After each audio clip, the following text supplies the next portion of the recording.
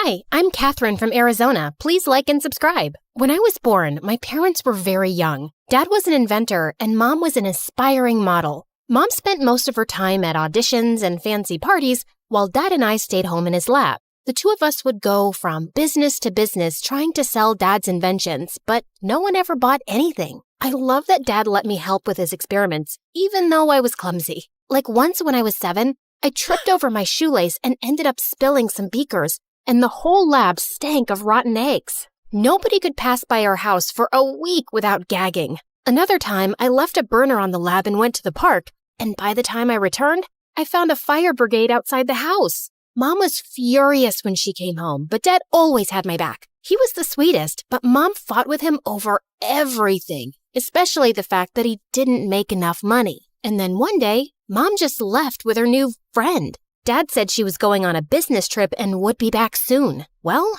Mom never came back, and Dad did his best to keep me happy. Once when I was 9, we were at the supermarket and Dad picked up the last bag of marshmallows when suddenly a lady started yelling at him. "Hey, I was about to take that. Give that to me." "Ma'am, I picked them up first." "So what? I saw them first. Don't you have any manners? It's ladies first." Dad gave the bag to her, but I was furious. He was just too nice, and I had to protect him. Plus, there were marshmallows on the line. I acted nice and offered the lady some gum. And seconds later, the witch started to scream. It was a spicy gum that made your mouth feel like it's on fire for 10 hours. One of my favorite inventions. Dad and I kept working together, and by the time I was 12, we had developed something spectacular. He sold our invention to a huge corporation, and overnight, we became millionaires. We moved into a huge house, and Dad started his own company. But I couldn't help noticing that sometimes he was really sad. "What's wrong, Dad?" "Nothing, honey. I'm totally fine." Then one day, a magazine named him the city's most eligible bachelor, and suddenly, he was going on dates every weekend. I was jealous. For so long, it had been just the two of us. But Dad seemed happier. Dad had always homeschooled me, but now he was too busy. So I started school for the first time in 9th grade. We had a test in science class soon, and I turned in my exam in 5 minutes and got all the answers right. My teacher, Mr. Johnson, swore I cheated. I didn't cheat. I studied the chapter last night. I stood up and recited everything from the chapter word for word. Mr. Johnson was stunned and immediately apologized. After that, he was much nicer to me and even asked me to assist in class. Soon, I was even tutoring kids after school, and people called me a genius. Everyone loved me, except for a kid named Gabe. Gabe and I had competed against each other on the school's debate team. Every time I came in first, and he came in second. Later that year, Gabe and I competed in the science fair. The teachers were really impressed with Gabe's project. That is, until they saw mine. I won first place, and Gabe came in second. "You think you're so awesome, don't you? Well, you're not. Things are just easy for spoiled brats like you." "Excuse me?" "You heard me. You're a billionaire's daughter. You have everything handed to you. People only love you because of your money. Your dad probably buys you the first prize every time." I didn't want to admit it, but his words did hurt. I knew Dad gave a lot of donations to my school. Did everyone just like me because of my father? A few nights later, Dad brought home a pretty blonde woman. "Catherine, this is Layla. She's my new friend." The next thing I knew, Layla had moved into our house. Dad was head over heels for her. He showered her with gifts and followed her around like a lovesick puppy. Ew, can you two get a room? Layla was the worst. First, she threw out all my favorite foods. She painted my room bright pink, and on one occasion, she dragged me out of the lab to take me to her stylist. "You're such a pretty girl. Don't hide your face with all that hair and baggy clothes." "Wow, honey, you look like a clown. Layla is the worst." "Don't be rude. She's just trying to help." "She's ruining everything." After a while, I hardly recognized our house anymore, and Dad spent all his free time taking Layla shopping and on romantic getaways. I didn't trust her one bit. She was probably just after his money. But it didn't matter what I thought, because soon, Dad and Layla were married. A few months later, while Dad was away on a business trip, I woke up at night to get water when I found Layla talking outside with a man in a hoodie. The two argued for a while, then she hugged and kissed him. I saw her coming back in and ran upstairs. What? The next morning, Dad was back and I found him with Layla in the kitchen. "Good morning. I made your favorite pancakes." What's the matter, honey? Is something wrong? Yes, it is. I saw Layla with a strange man last night. She kissed him. What? Kat, are you sure you're okay? I was out like a light last night. It was probably just a dream, silly. I felt like an idiot. Layla just lied to Dad's face, and he was too love-struck to believe me. A few weeks later, Dad went on another business trip, and at 2 a.m. in the morning, I heard a strange man whispering with Layla in her bedroom. I was pissed. I grabbed my cell phone. This time, I'd get evidence. I crept towards their room. The door was closed, but I could hear the man's voice through the walls. I pressed record and sent the audio to Dad. The next morning when Dad returned, he and Layla confronted me. Are you spying on Layla? Dad, she's cheating on you. I sent you the evidence. I left the television on, Kat. That's what you heard. I love your dad. I'd never cheat on him. That wasn't the television. It was another man. I swear. She's a liar. I am so disappointed in you, Catherine. She's done nothing but be nice to you, and you've treated her horribly. You need to accept that Layla and I are together, and your lies won't change that. Dad grounded me for a week. After that, I didn't say a word about Layla's late-night excursions. If Dad wanted to be with a cheater, so be it. I focused on school and preparing for the next big debate competition, but I noticed that Gabe wasn't there. He wasn't my favorite person, but I started to worry when a few weeks passed and none of the teachers or students knew why he was absent. Then I remembered that Gabe worked at a local deli after school. One afternoon, I decided to stop by the deli. I saw Gabe at the counter looking like he hadn't slept in days. Gabe, are you okay? What are you doing here? I was just worried about you. I brought you the homework you missed from class. Why are you being nice to me? No one's ever nice to me. You might be my nemesis, but I still care. Suddenly, Gabe burst into tears. He told me about how his mom was sick and he was working day and night to pay for a special surgery she needed. I'm scared I won't be able to raise enough money in time. I can give you the money. I don't want your charity. It's not charity. Consider it an investment. Competing with you keeps me on my toes. Gabe accepted the money, and a week later, he ran up to me and gave me the biggest hug. Whoa, I can hardly breathe, buddy. Mom's surgery was a success, and it's all thanks to you. Also, I'm sorry, Catherine. It's not true that you win everything because you're rich. You're just better than me, and I know that. Soon, Gabe and I started spending all our time together. We studied together every day, texted late into the night, and sent each other our favorite MSA videos. I was happy being at his place anyway because I wanted to avoid Dad and Layla as much as I could. One day as we were walking home, he was unusually quiet. What's wrong? You look like you swallowed a lemon. I don't know how to say this, but I was thinking, just contemplating if maybe you would consider or like to, Just spit it out, man. Do you want to go with me to the winter dance? Oh, I don't know. That might not be such a good idea.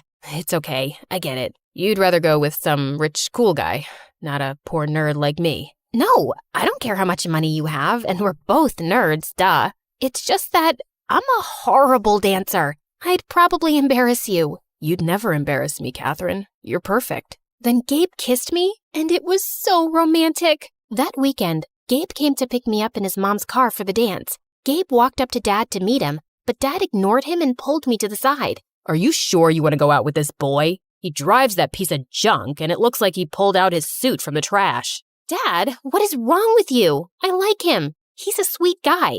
And since when do you care about how much money someone has? You were never this way before. Not until you met Layla. Don't drag Layla into this. You're my daughter, and you deserve better than a poor loser. You're being impossible. Let's go, Gabe.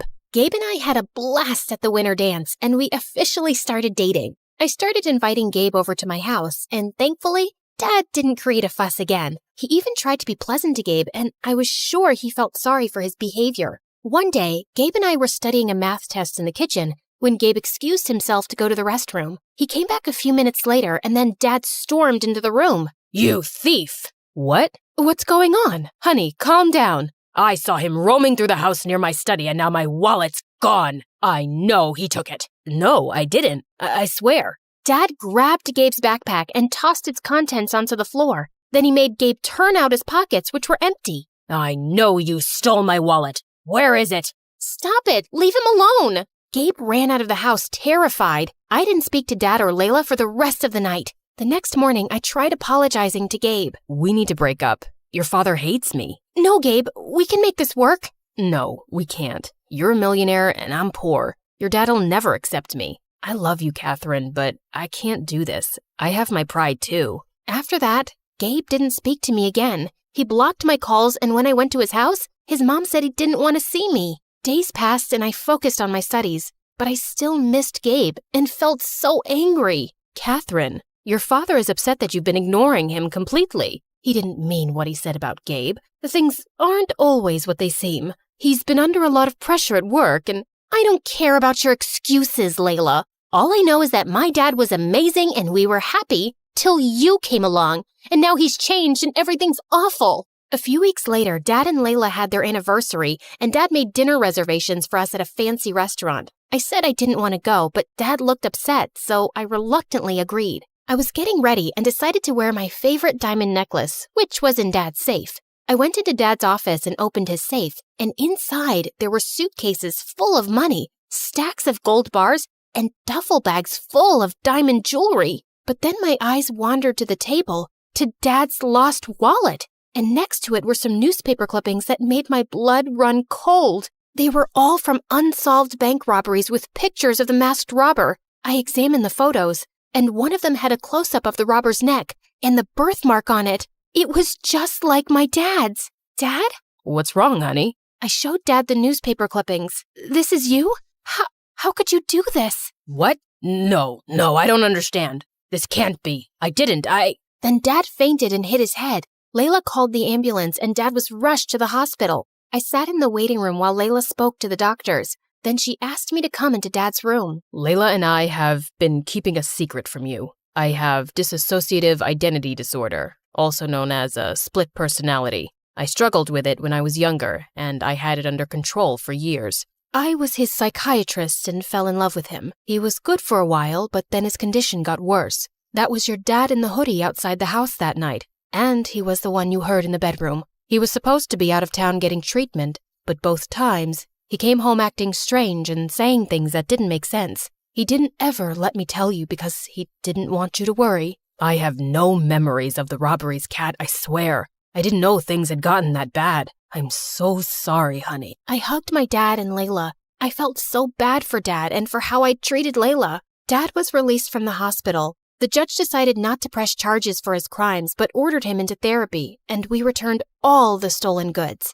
Layla and I supported Dad through his treatment, and a few months later, the doctors released him from the psychiatric facility. And over this time, Layla and I grew closer. One day, when I got home from school, I opened the door to see Gabe and my father standing inside. Layla told me I chased your friend away, and I've apologized for how I treated him. I'm sorry for the pain I've caused you both. I would never stand in the way of your happiness, Kat. Thank you, Dad. Gabe rushed over to me and kissed me. And from then on, he never let me go.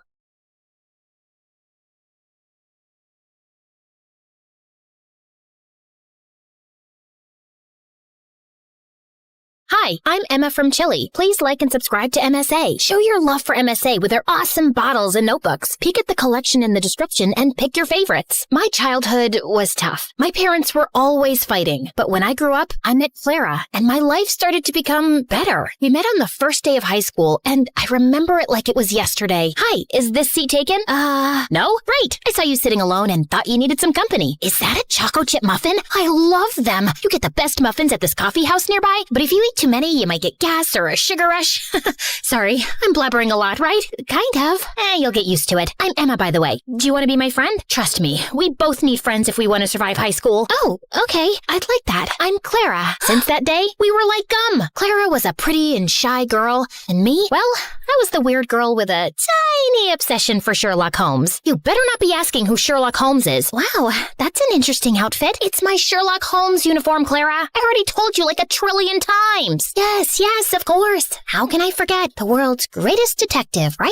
The best, the biggest, the most Wait, are you teasing me? Wow, you figured it out. Guess you are good at detecting things. It's elementary, dear Watson. What? Oh, never mind. But despite my weirdy personality, Clara always stuck by my side until one day everything started to break. I was coming back from school and saw Mom going crazy in rage. She was screaming at Dad, throwing his stuff outside, while Dad just looked like a deer in the headlights trying to stop her. Let go of my hand. That's it. I can't live with someone who scams others. We're done. Get out of my house. Please, not in front of Emma. Why? She should know what kind of father she has. Tell her how you scammed people into investing money in your little Ponzi schemes. Tell her that you're a liar and a crook. Go on. A mouse got your tongue? Mom kept screaming at Dad, and I just couldn't take it, so I ran away to my room and locked my door. Mom followed me and was still screaming, but I just lay on my bed, trying not to cry. And later that night, she came into my room. I know you feel horrible, darling, but it's for the best. Your father was a good guy, but now he prefers money over his own family.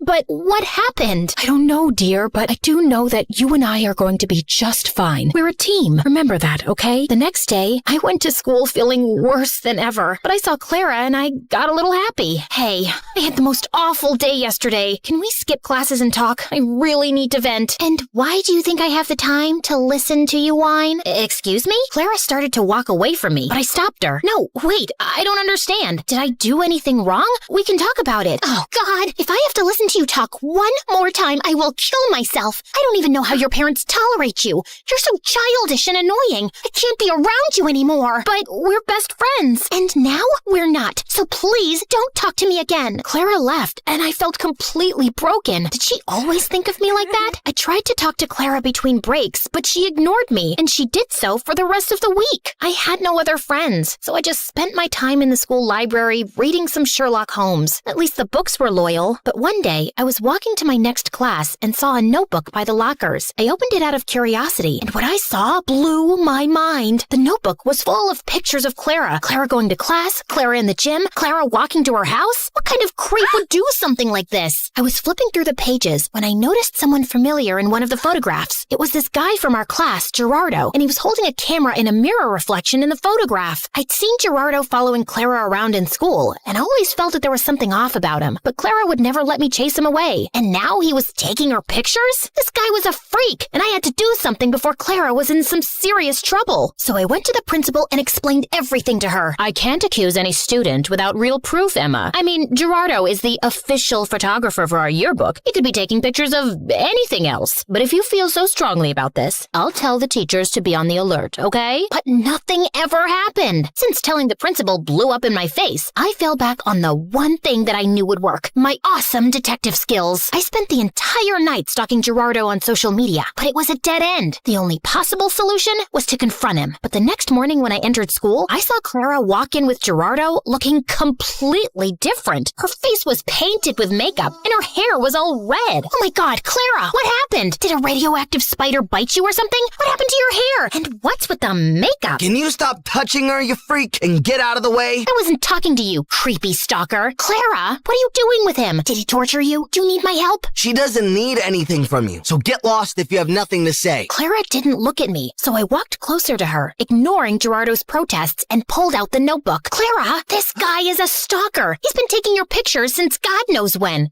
Look, he's even in one of these pictures. Can you see that tiny little reflection in the background? Clara ripped the notebook out of my hands and finally looked at me, angry. What part of I don't want to be your friend didn't you understand? I don't care about your little detective games, okay? It's not a game. This guy is creepy and weird, and my boyfriend? He's my boyfriend, okay? Now stop insulting him with your dumb games and get out of my face. Clara stormed off before I could ask any questions, but Gerardo stayed, smiling at me. Thank you for finding my notebook. I was worried about losing my favorite photos of my girlfriend. Listen, I don't know how you brainwashed her, but she's not like that. I didn't do anything to her. I just offered her a quick way to earn money. What did you make her do? Why don't you ask her? He left with a victorious grin on his face, and I started to feel really worried about Clara. The next day, after the end of the school day, I was determined to save Clara any way I could, so I decided to follow Gerardo like a shadow. After a while, I saw him slipping through the school back gate and entering a scary dark alley. I hid behind a pillar and saw him wait there, and moments later, a bunch of guys came in on their motorcycles, each scarier than the next. How you feeling about tomorrow, boss? Pretty good. You have the motorcycle I asked for? Yeah, it's in Clara's house. Perfect. I taught Clara everything she needs needs to know about riding motorcycles, and I've told her to meet us right here tomorrow. I'm telling you, Clara's so ready for this race. She's gonna nail it. And what if she doesn't? Then we train her more till she can. But don't worry, I can feel that money is ours already. Everyone started cheering in celebration, so I got out of there before they saw me. I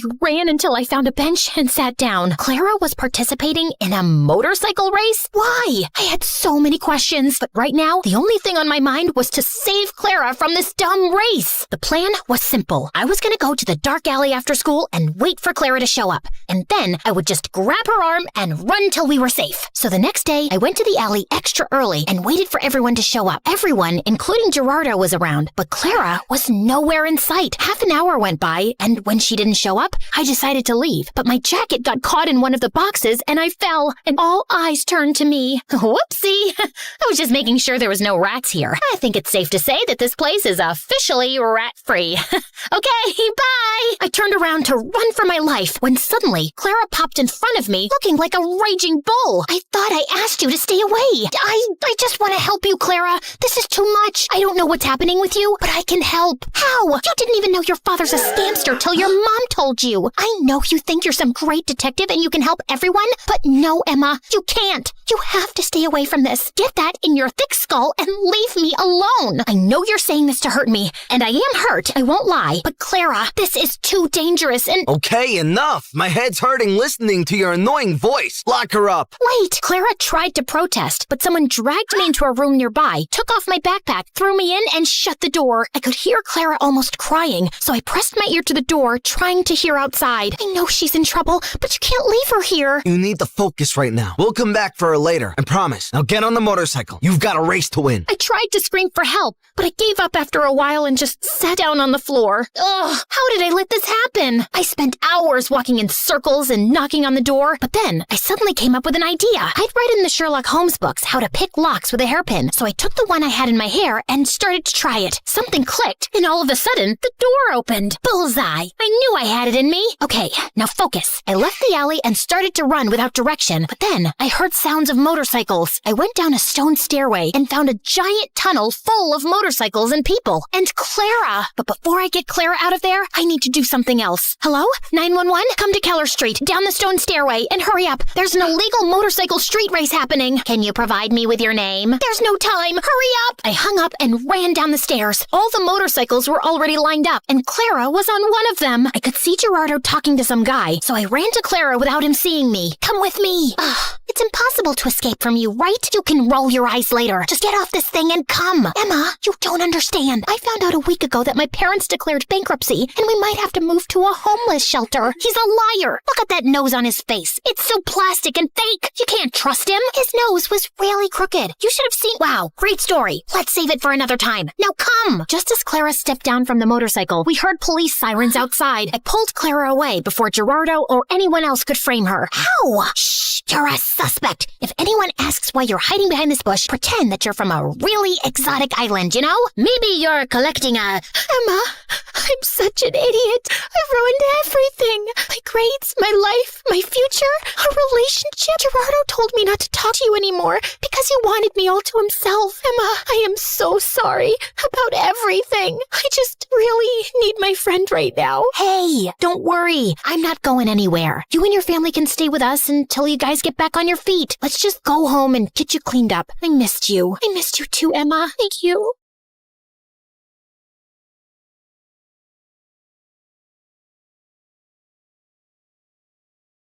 Hi, my name is Ashley, and I live next to the worst family on earth. They're the biggest snobs ever. They drive around in the fanciest cars and clothes and look down on everyone else. And they have a son named Jack, who's an absolute troll. But before I continue, please like and subscribe. If you do, you might see a shooting star tonight. When I was 6, I was playing with my favorite doll, and Jack ran up to me, snatched it out of my hands, and threw it into the street. A car ran over it and smashed it into pieces. Another day at school, Jack stole a bunch of cookies out of the cookie jar and blamed it on me. Ashley took the cookies. No, I didn't. She hid them in her desk.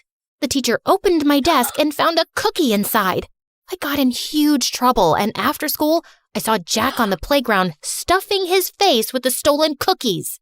When Jack wasn't terrorizing me, his parents were trying to get my family kicked out of the neighborhood. Our house was the smallest on the block, and even I had to admit, it was a really ugly green. And my parents were a little weird sometimes. My dad loved to sunbathe on the front lawn, and every morning, my mom made this strange sound to call all the stray cats in the neighborhood to feed them. She'd also sing to the birds and make birdhouses all day. Our house looked like a zoo, and the neighbors hated it. Their yard is unacceptable. It looks like an overgrown swamp. Their house gives me a migraine every time I look at it. Mommy, my eyes hurt. You have to do something, officer. And can someone please tell that man to put a shirt on? Jack's parents threw fancy parties every week, but me and my family were never invited. We only lived in the neighborhood because we inherited the house from my grandfather, who used to be a famous investigative reporter. I wanted to grow up and be just like my grandfather. When I was 12, I joined the school newspaper, and when my teacher's cat, Mr. Whiskers, went missing, it took me less than 2 days to find him on the roof of the school auditorium. Though I suspected Jack had something to do with it. In high school, Jack was the richest and most popular kid. I, on the other hand, only had one friend, my cousin Bethany. Bethany moved into town a week before we started 10th grade. But Bethany was obsessed with being popular and would do anything to get Jack and his rich friends to like her. Jack's friend Sadie was the ringleader of the rich kids, and she made Jack look like a saint. Bethany adored Sadie. She'd carry Sadie and her minions' books, do their homework, and follow them around. She'd even let them copy her answers during tests. They'd smile in Bethany's face and laugh at her behind her back. Why do you let them treat you like that? They're just joking around. Those girls aren't your friends, Bethany. They're jerks. Bethany never listened. She wanted to be popular so bad she couldn't see the truth. One day, my mother dragged me out of bed at 5 a.m. on a Saturday morning to volunteer at a soup kitchen. It's important to give back to those less fortunate. But do we have to do it so early? As I was serving food, I looked up to see a familiar face. Jack? Ashley? What are you doing here? Jack's face turned white, and he just ran out of the soup kitchen. The next day, I saw Jack at school in science class. The teacher partnered us up for a big project, and we met in the library after school. Why were you getting soup at the soup kitchen? Did you fall on your head or something? Why would I ever go to a place like that? You don't have to lie to me. I'm not lying. I'm just trying to help. No one asked you for help. The next day, Bethany and I were walking to class, and we ran into Jack in the hallway, and Jack gave me the meanest, coldest stare ever. What's up with you and Jack? I saw you two whispering in the library. Are you guys dating? Is it a secret romance? Oh, Jack's so cute and so rich. I'm so mad you didn't tell me. Jack and I aren't dating. Then what's going on? Can you keep a secret? Of course. I told Bethany about how I saw Jack at the soup kitchen and his weird behavior afterwards. But all Bethany cared about was that I had the attention of such a rich, popular boy. But I had an itch to investigate. So later that afternoon, I stopped by Jack's house to check things out. But I heard Jack's parents yelling inside. I heard someone coming, so I hid in the bushes. Then the door swung open and Jack rushed out. He darted down the street before I could say a word. Jack missed our study session the next day. Then he started missing all his classes. I started to worry, so I called and texted him, but he didn't answer. A few weeks later, I went by his house again, but when I knocked on the door, a strange woman answered. There was another family living in Jack's house. The wheels in my head started spinning. I started asking around to see if anyone knew what happened to Jack. Sadie said Jack and his family were vacationing in the south of France? Or was it the Hamptons or Tahiti? It was probably all three. Jack is so lucky. I wish I was rich. There was even talk about why he'd moved. Jack's dad bought a new mansion that's twice the size of the old one. Twice the size? He's richer than I thought. The explanation seemed reasonable, so I let it go. During summer break, I was heading home one day after running some errands when I saw a boy in an oversized hoodie playing guitar on the sidewalk. He played a sad song that was so beautiful, it made my heart sink. When the song ended, some people dropped money in the can beside him. I walked over to put in some money too, when a suspicious-looking guy crept up and snatched the boy's can. Then the thief ran toward me. Without thinking, I stuck my foot out and tripped him. Give that back, or I'll turn your face into scrambled eggs. I took a martial arts stance that I saw in a movie once. It worked because the thief dropped the money and ran. I picked it up and turned to the boy whose hood had come off. It was Jack. Jack? Are you okay? Jack shook his head and broke down into tears. He told me that his parents broke up, then his dad sold their house, stole his mom's money, and fled the country. Now Jack and his mom were broke and living in a shelter. I felt so bad for Jack. No one deserved that, not even a rich jerk like him. So I invited Jack and his mother to my parents' house. Ashley, why is this woman in our house? They're in trouble, Mom. They need our help. Jack's mom apologized for the way she treated my parents. My parents forgave her and invited them to stay in our guest room for as long as they needed.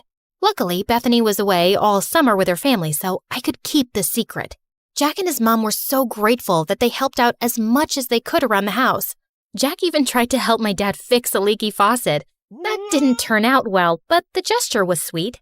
I tutored Jack to help him catch up on the work he'd missed at school. It was odd having Jack in my house at first, especially when I saw him walk out of the shower with a towel around his waist. A few weeks later, Jack's mom got a job and they moved out. I hated to admit it, but I missed having him around. On the last day of summer, Jack sent me a text asking me to meet him. What's all this? I wanted to thank you. It's not much, but it's the best I could do. Jack opened the basket and pulled out my favorite foods, chili dogs and Brussels sprouts. You and your family are the strangest people I've ever met. What's that supposed to mean? It's a good thing. No one's ever been so kind to me, and I love how you and your parents live your lives without caring what others think. It's inspiring. How do you do it? I don't know. It's just how I was raised. I wish I was as strong as you. I looked at the biceps bulging out of his shirt. I think you might have me beat. School's gonna be so tough. I'm supposed to be the rich kid with the fancy car and the millionaire parents and… You're not that guy anymore. And to be honest, you were a real jerk before. I like the new you way better. Since we're being honest, I have to admit something. What? I think I have a crush on you. Really? And I'm pretty sure you have a crush on me too. Then Jack pulled me close and kissed me. We talked for hours that night, and he even played me some songs. I saw Bethany at school the next morning after summer break. Jack passed us in the hall and he winked at me, and I couldn't stop smiling. What was that? I don't know. Jack's always been weird. Then why are you blushing? I didn't tell Bethany about me and Jack. We were taking things slow. One day, Jack and I were walking home from school when Sadie and her rich friends pulled up in a fancy car. Hey, Jack, where's your ride? I don't… You're trading it in for a new one, huh? Always trying to one-up me, Jack. We all get it. You're the richest, but I'm a close second. Yeah, my new car is gonna be great. It's twice as expensive as the last one. Jack, what are you doing? Ditch that loser and hang out with us. Plus, we have to decide what color we're gonna wear to the winter dance. I'm not going to the winter dance with you. Then who are you going with? Tell me you're not gonna take that freak instead of me. If you're referring to this amazing girl standing beside me, then yeah, I am. Sadie was pissed and drove off. I appreciate the compliment, but you can't keep lying. About what? Your father's not buying you a new car. I know that. Then why lie about it? Why not? It's not hurting anyone. The truth always comes out, no matter how hard you try to hide it. Let's talk about something else. What time should I pick you up for the dance? I think I'll pass. I'm allergic to liars. Jack and I didn't talk after that. I'd see him at school bragging to his friends about the money he didn't have, lying about the huge fancy house he just moved into, and making fun of the poor kids. He was a rich, self-centered jerk again. I couldn't believe I fell for this guy. Jack called and texted me after school, but I ignored him and binge-watched MSA videos. What's with the frown? It'll give you wrinkles. I don't get why Jack has to lie about being rich. Some people will do anything to keep up appearances. Lie, cheat, sometimes even steal. But it's not right. Of course it's not right. Doing the right thing isn't always easy. I decided to go to the dance alone. Bethany and I were supposed to go together, but she wasn't returning my calls. When I arrived at the dance, I saw Bethany hanging out with Sadie and her crew, following them around holding their drinks. Hey, Bethany, I've been trying to reach you. Sorry, I gotta go. Bethany was acting strange. She could barely look me in the eye. Then Jack walked up to me, and before he could say a word, everyone's cell phone started going off. I looked at my phone and saw a video of Jack's mom working as a maid. You're not rich, Jack. You're a poor loser. Then all of Jack's rich friends laughed at him. And don't try to deny it. Bethany told us everything. She even made this video. It's true. Ashley told me that she saw Jack begging for food at the soup kitchen. Shut up, Bethany. No one asked you to speak. Be a good little puppy and stand over there. I felt furious at Bethany. I'm so sorry, Jack. I never meant... It's okay. It's not your fault. I should have stopped pretending a long time ago. Sadie, you're right. I'm poor, but I don't care what you or anyone else thinks of me. You've never been my real friends anyway. All you've ever cared about is my money. Well, now it's gone and it sucks. But I found something way more valuable. Then Jack took my hand. Oh, geez. If you say you've fallen in love with that freak, I'm gonna throw up. I'd had enough. I walked over to her and accidentally spilled my drink all over her dress. Oh, sorry about that. But you know, the punch does bring out your eyes. You want to get out of here? Yes, please. As Jack and I walked out the door, Bethany ran up to us. Ashley, it wasn't personal. We're still friends, right? Maybe I can fix things with you and Sadie. If you did her homework for a week, then you're pathetic, Bethany. And you deserve someone like Sadie. Jack and I left the party and went to the beach.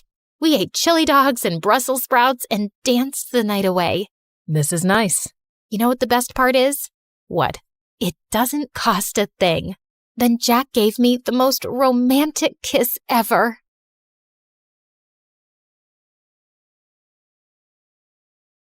Hi, I'm Clara, and I'm a story hunter. I see a story in everything, and I won't stop until I find it. But before we get into it, please like and subscribe to MSA. My parents thought they'd never have kids, but 10 years after their marriage, they had me. While Mom was over the moon, Dad always seemed annoyed when I tried getting his attention. Daddy, look, I found a ladybug in the park. Isn't she cute?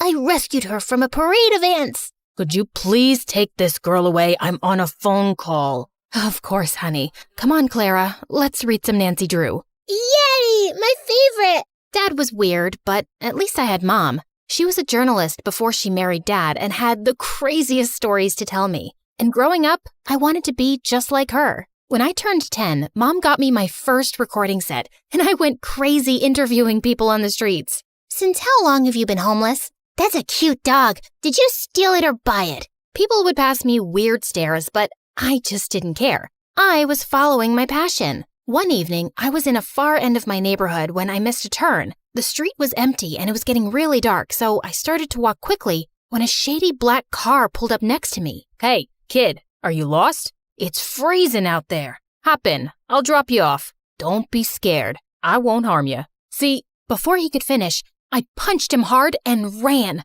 I thought I was successful, but seconds later the car stopped again and the guy got out, and I was shocked to see he was the frickin' mayor. He wasn't hurt, but this was so embarrassing. I apologized and he dropped me back home, but someone on the street had made a video of me punching the mayor and it went viral. I was the joke of the town, and Dad was furious. You've crossed all limits. You hit the mayor. It was a reflex, Dad.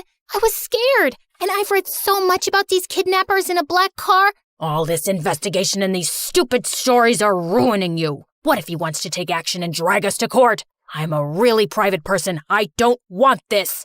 Jeez, relax, Dad. He won't. He knows it was just a mistake. Why are you getting so worked up? That's it. You're grounded. And no more story hunting. But why? Mom, say something. But as always, Mom said nothing, and I was done for.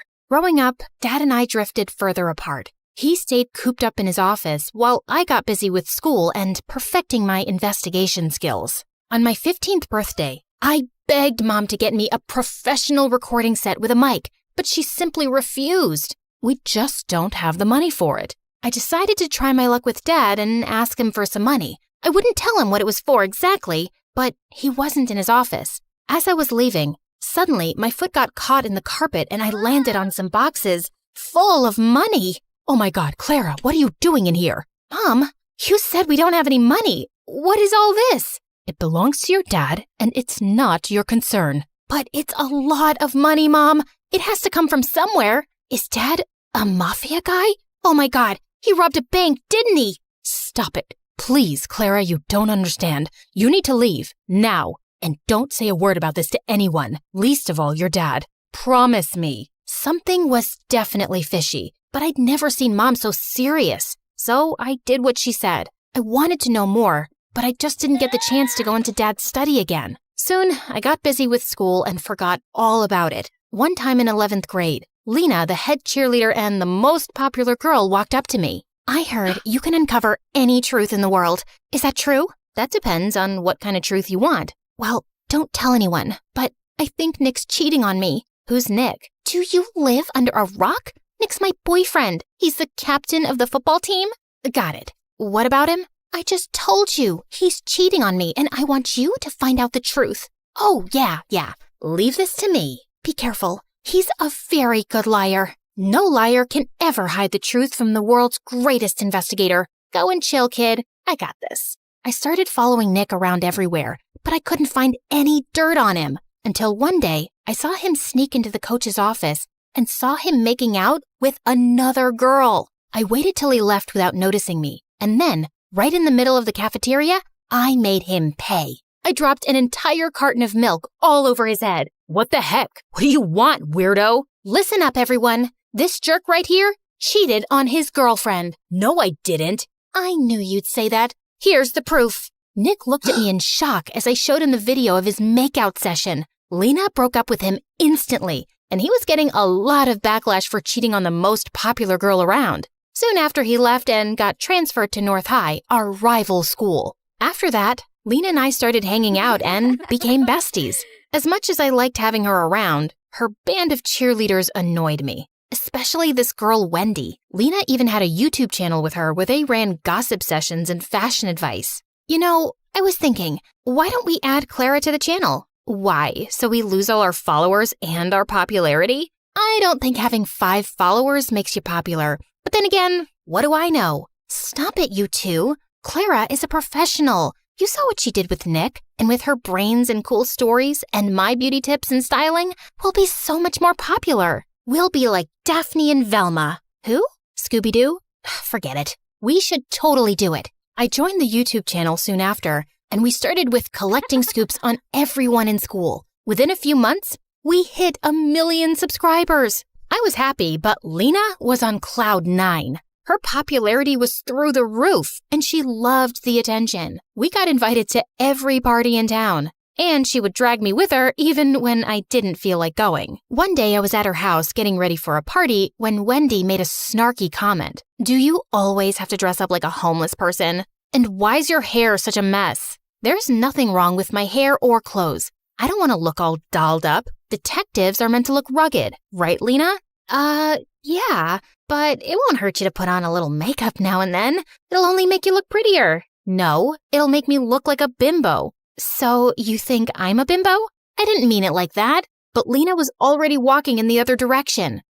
Good job, Sherlock. I wanted to apologize to Lena, but she kept ignoring me at the party and at school the next day. I got that she was mad at me, but it wasn't like she supported me in front of Wendy either. I decided to give her some time and continue doing my bit for the channel. The next day after lunch, I was passing by when I saw Wendy terrorizing the school topper and making him do her assignments. But as I took my camera out, Lena walked up to me and knocked it out of my hand. What are you doing? She's our friend. Nope, she's your friend. She doesn't even like me. Why can't you guys just try to get along? For me? I know you think we're bimbos, but that's the least you can do as my best friend. Oh, you're so dramatic. Okay, fine. I'll let this go. Just this once. And I don't think you're a bimbo. I'm sorry. Stop talking and meet me for boba tea later. Deal? Deal. And just like that, we were back to being besties. And I tried to tolerate Wendy better, even though she still got on my nerves. Soon after, the entire school was buzzing over the senior day prank wars with North High. and Lena was determined to crush the rival school, mainly because Nick was their new student body president. We need to ace this. They should never see us coming. How about we break into the school? You can't be serious, Wendy. You guys will get caught. Not with these masks, we won't. And why are you so negative? I'm being practical. It's the dumbest plan on earth. Back me up, Lena. Actually, I like it. No one will ever know. Now, are you in or out? Out. You know my dad. He would ground me for life if I got caught. You know what, Clara? I've been there for all your dumb investigations. I even got you in on the channel. And now, if you can't support me, then you're not a good friend. Hey, that's not fair. It's my channel too. I made it popular. Really? Wow. Tell me why she's here again. Oh my God, I can't deal with you guys right now. I'm going. Lena turned to leave. I didn't want her to be mad again, so I reluctantly tagged along. But just as we reached there, all the cheerleaders took out spray cans and started trashing lockers and vandalizing the walls. I tried to stop them when Lena banged into me and I went flying into a statue, crashing it to pieces. Those statues are like thousands of dollars. I told you this was a dumb idea. Oh my God, what are we supposed to do? We don't have time. Run! As I made my way home, my heart couldn't stop racing. I'd just made the most terrible mistake of my life, and I prayed no one would find out about it. But the next day at school, I felt numb when the principal called me into his office, with both Dad and Nick waiting for me there, along with a few other people from North High. Clara, where were you last night? I was... Vandalizing property, right? Are you really that dumb not to know that every school has security cameras? The school authorities checked last night's footage, and guess what they found? Nick flashed the phone in my face with footage of me crashing into the statue and breaking it. Everyone else had a mask on, but me. How could I be so stupid? But it was a mistake. Was it? And who are these other girls with you? Do you have a name? I wanted to punch Nick in the face. He knew I wouldn't rat Lena out, even though I was mad at her for putting me into this mess. Now, either you pay for the damages, or you get expelled for a month, or you give me the names of all the other girls involved, and I'll think about reducing your punishment. I can't. I'm sorry, Dad. Expel her. There's no way I'm paying that money. With that, Dad simply got up and left, leaving me in tears. How could he do this to me? I knew it was my fault, but he was my father. Wasn't he supposed to look after me or something? That evening at home, I had the worst argument with Dad, while Mom just stood in a corner like a stone. Were you at that school for some dumb story? You're such a nuisance. I can't believe you're my kid. I can't believe you're my dad either. What father gets his own child expelled over a few bucks? You never supported me, and you always acted like my existence bothers you. And it's not like you're so perfect yourself. What do you even do, Dad? How do you really make money? How dare you talk to me like that in my own house? I don't have to take this. Mom, are you just going to stand there and say nothing? This suspension will go down on my record. How can you be such a coward? What is she gonna say? Listen to me, kid. You better stop throwing tantrums and do as I say, or you'll be out of here. I wanted to scream in Dad's face, and I felt angrier at Mom for being quiet. That night, I felt the most alone I'd ever been. The worst part about this was I couldn't talk to Lena either, even though she'd tried calling me 1,000 times. That night, I slept with the worst headache of my life. And the next morning, I woke up to loud noises and Lena shaking me like a mad person. Wake up, dummy. Wake up. Fine, I'm up. What is that noise? Get dressed and come out. Your mom needs you. It's your dad. He's been arrested. Arrested? For what? Just come down. I rushed downstairs, and I was shocked to see our entire yard was surrounded by police cars and reporters shoving cameras in my face, asking a million questions all at once. How does it feel to be the daughter of a lying thief? Did you know about your father's crimes this entire time? Oh my God, what was happening? Just then, I spotted Mom talking to one of the reporters. Mom, what's happening? And why is Lena saying that Dad's been arrested? What Mom told me next shook my entire world. Your father is a criminal, Clara. He was laundering money from his company to fake accounts abroad. I just knew it. That's what all the money was for, right? Yes. I didn't say anything because I wanted to protect your dad. But what's the point of saving his sorry butt when he couldn't even stand up and protect his daughter? So I told the police everything. I even gave them evidence. I don't want to live like a coward. Mom, I'm so proud of you, and I'm sorry for calling you that. It's okay. I know it was a lot for you. Now, let's start afresh. Talking about a fresh start, can we be friends again? I miss you, and I'm sorry for dragging you into this mess. Looks like you did me a favor there. If not for you, I wouldn't have been expelled, and Mom would have never taken the step forward. So, thank you. So that means we're cool? Well, will you treat me to boba tea later? And keep that Wendy away from me? You got it.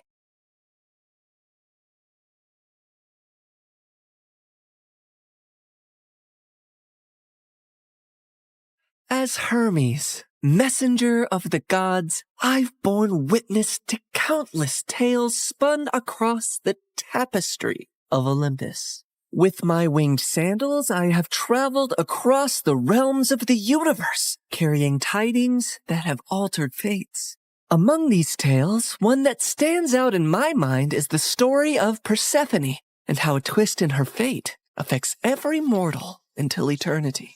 You see, Demeter is the goddess of harvest, and she could turn the earth green with her touch. She made countless flowers bloom and coaxed bountiful crops from the soil. With her presiding over the planet, no living creature ever went hungry. She took great joy in her role, but her heart belonged entirely to her daughter Persephone, the Maiden of Spring.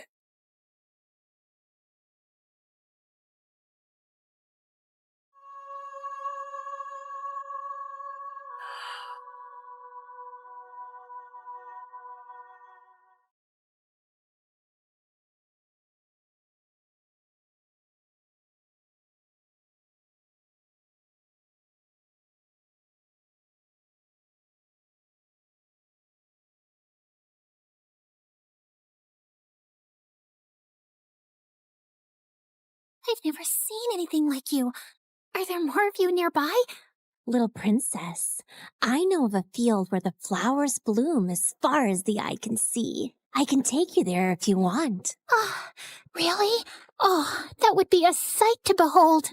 Then come with me, sweet child.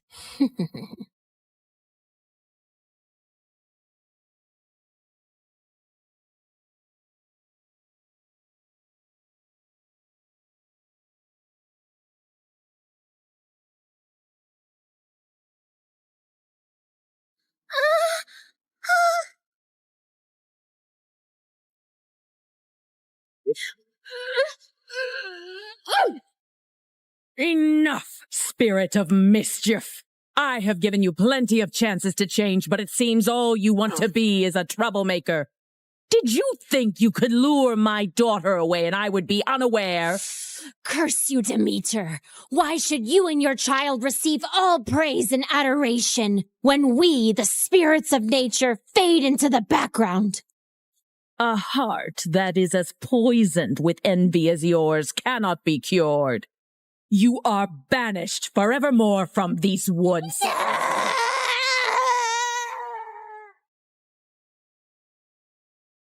Did you forget that you are not allowed to venture into the forest alone? I'm so sorry, Mother. I only wished to see the magical flowers. And you shall see many wonders, my child, but always within the safety of my reach. The world holds great beauty, but also grave danger. Come now, it's almost dawn. Let us go out into the meadows and make our own magical flowers bloom. That sounds perfect, Mother. Demeter always wanted to keep Persephone close to her. But as her daughter grew older, she turned into a beautiful young goddess who attracted the attention of many young suitors. Anytime a god smitten by Persephone's beauty sought her hand in marriage, Demeter sternly turned them away. I cannot marry her off, Hecate. She is too delicate for the harsh world outside. Huh? These gods who come after her, they only see her beauty, not her gentle soul. They cannot care for her as I do. Demeter, you must be mindful of what Persephone wants too, or she might grow to resent her cage. A cage? Is that what you would call it? She has everything here that she could possibly desire.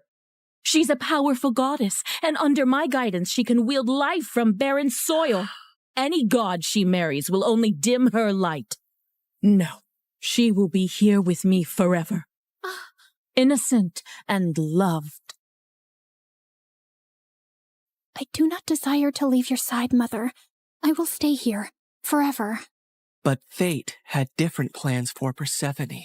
On a rare trip to Earth's surface, the Lord of the Underworld, Hades, was wandering through a grove of trees when his gaze fell upon a scene that held him transfixed.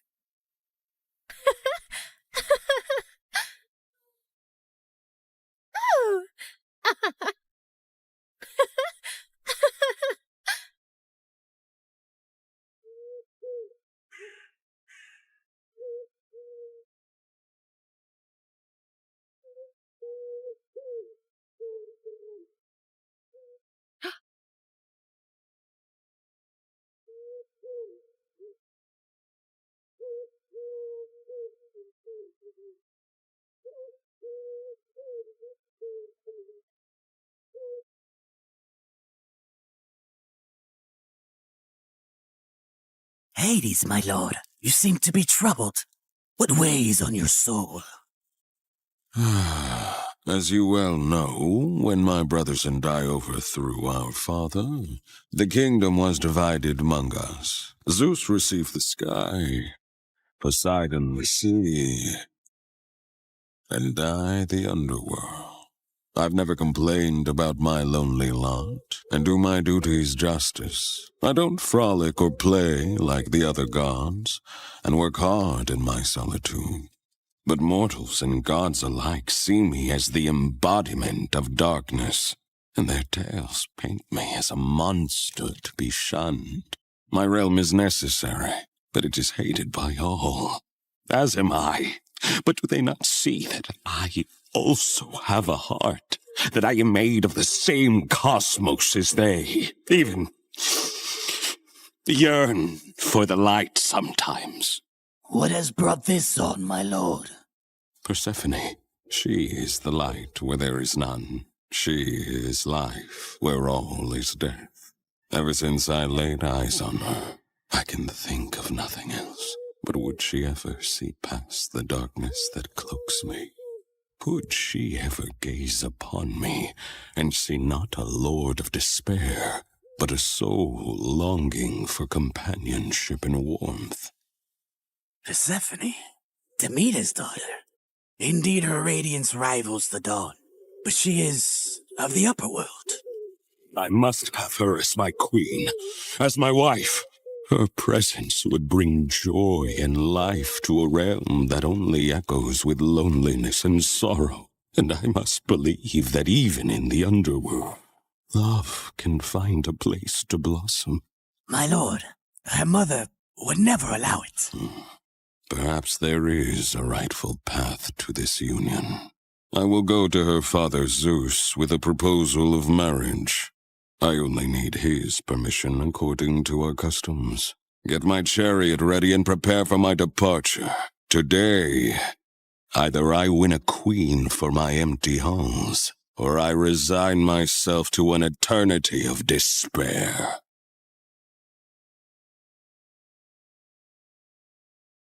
The next day, when Persephone had wandered far from her companions in a field and was kneeling down to admire Narcissus, suddenly the earth beneath her shook.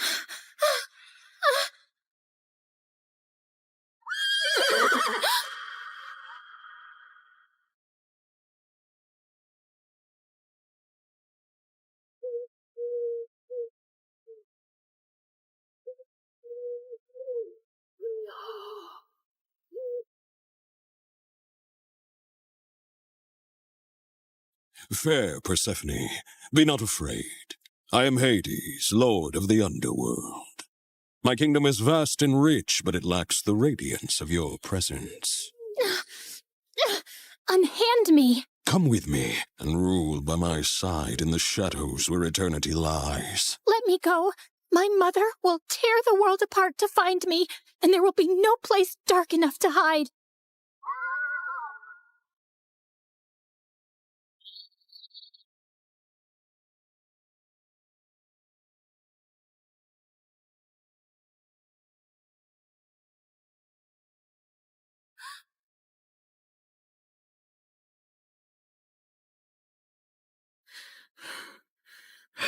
Where is Persephone? Something has happened to her. I can feel it. Leave everything and search for her, now! Demeter's grief upon discovering her daughter's disappearance was immense, and as she roamed the earth searching for Persephone, she had neglected her duties. And so, the crops and trees began to suffer. My daughter! My heart! In her desperation, she sought the counsel of her old friend, Hecate. Hecate, you who see into the shadows, help me find my daughter. You must seek Helios, Demeter. His all-seeing gaze pierces through deceit and darkness. Taking the advice to heart, Demeter ascended to the chariot of the sun, where Helios guided the day. Helios, please, you must tell me where my Persephone has gone.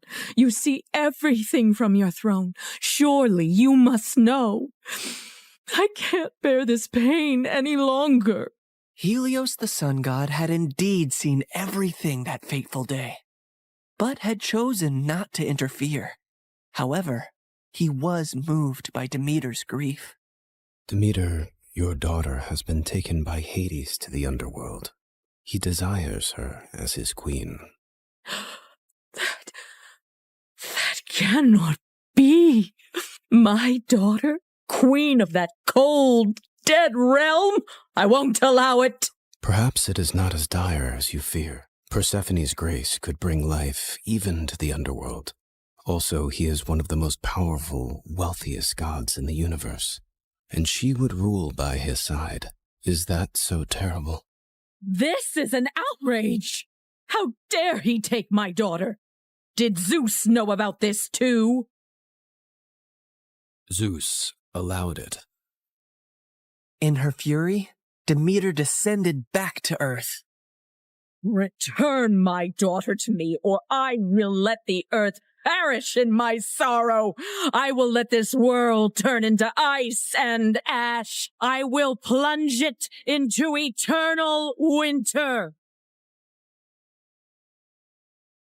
Meanwhile, in the underworld, Persephone wept in despair and lashed out at Hades any time he tried to speak to her. To rule the underworld by your side? I want nothing to do with you. You've stolen me away from the sun, from my mother. I understand your anger, Persephone. I only hope, with time, you will see me and my world differently. Until then, I will respect your wishes. As enraged and heartbroken as Persephone was, she eventually got tired of her despair and ventured out of her chambers to observe Hades and her new home.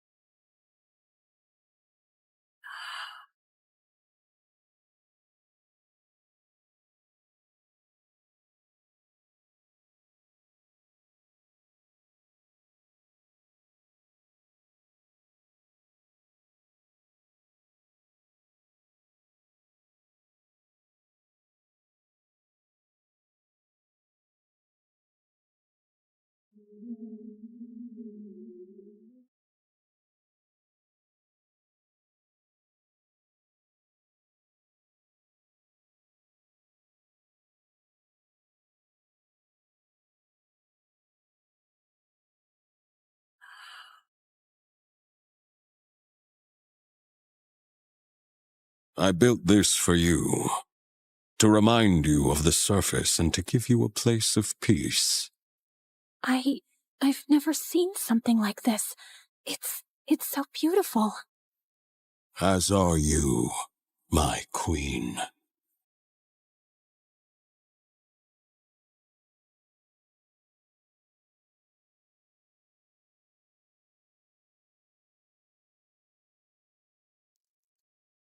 Each realm has its supreme ruler, Persephone.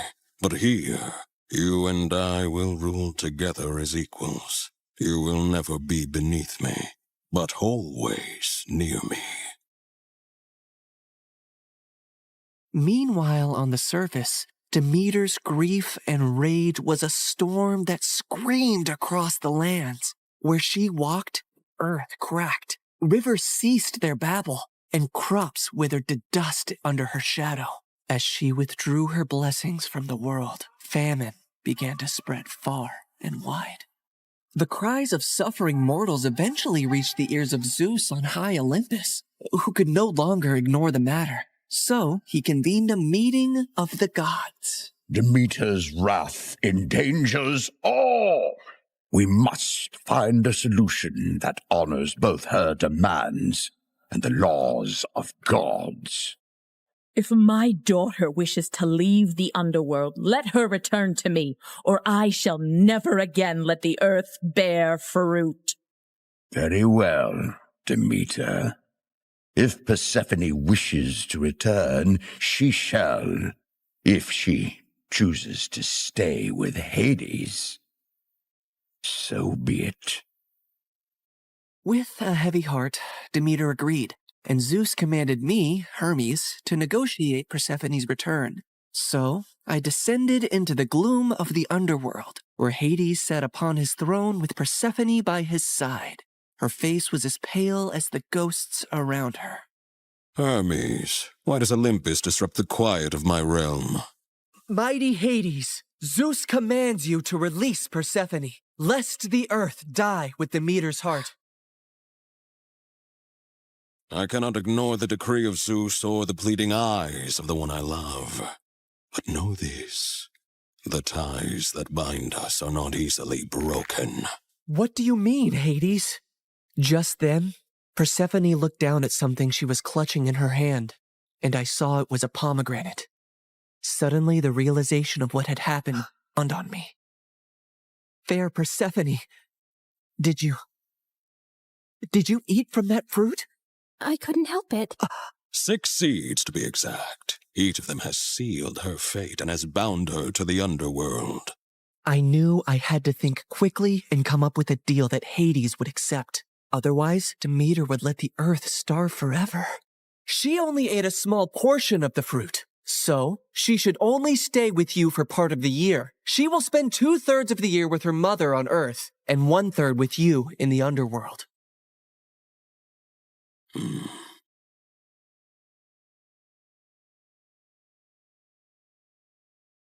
Go now to your mother, but feel compassion kindly in your heart towards me, and do not feel sorrow upon your return. For while you are here, you shall rule as my equal, and have the greatest rights and honor among the gods, as well as my undying devotion. Persephone assured him she would return on the agreed time, and he arranged his chariot for her to depart.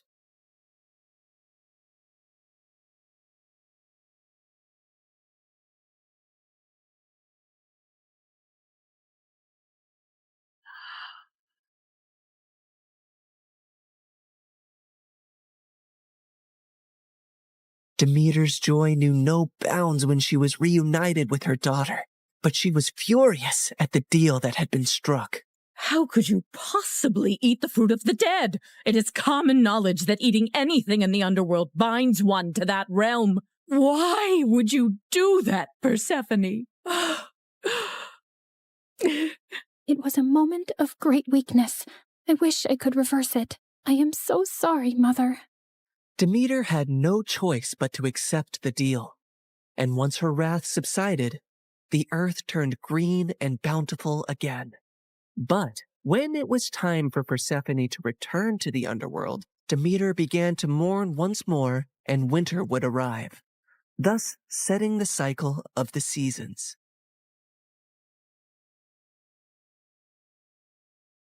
My daughter, my soul, your return brings life to this world.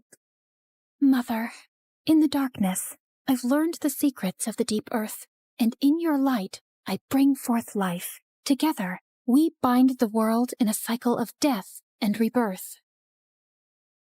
And so, in this tale of compromise, the dance of the seasons has found its rhythm. An enduring love story was also set into motion. For even eons later, Hades and Persephone are often mentioned as Greek mythology's most happily married couple.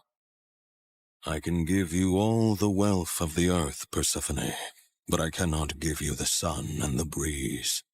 I know you long for them when you are here. You have given me more than I ever expected to experience in my life, Hades. You have given me respect, power, and a love that is genuine and rare. With you, I feel the most like myself. With you, I feel free. So you do not regret your decision to eat the pomegranate seeds? Never, my love.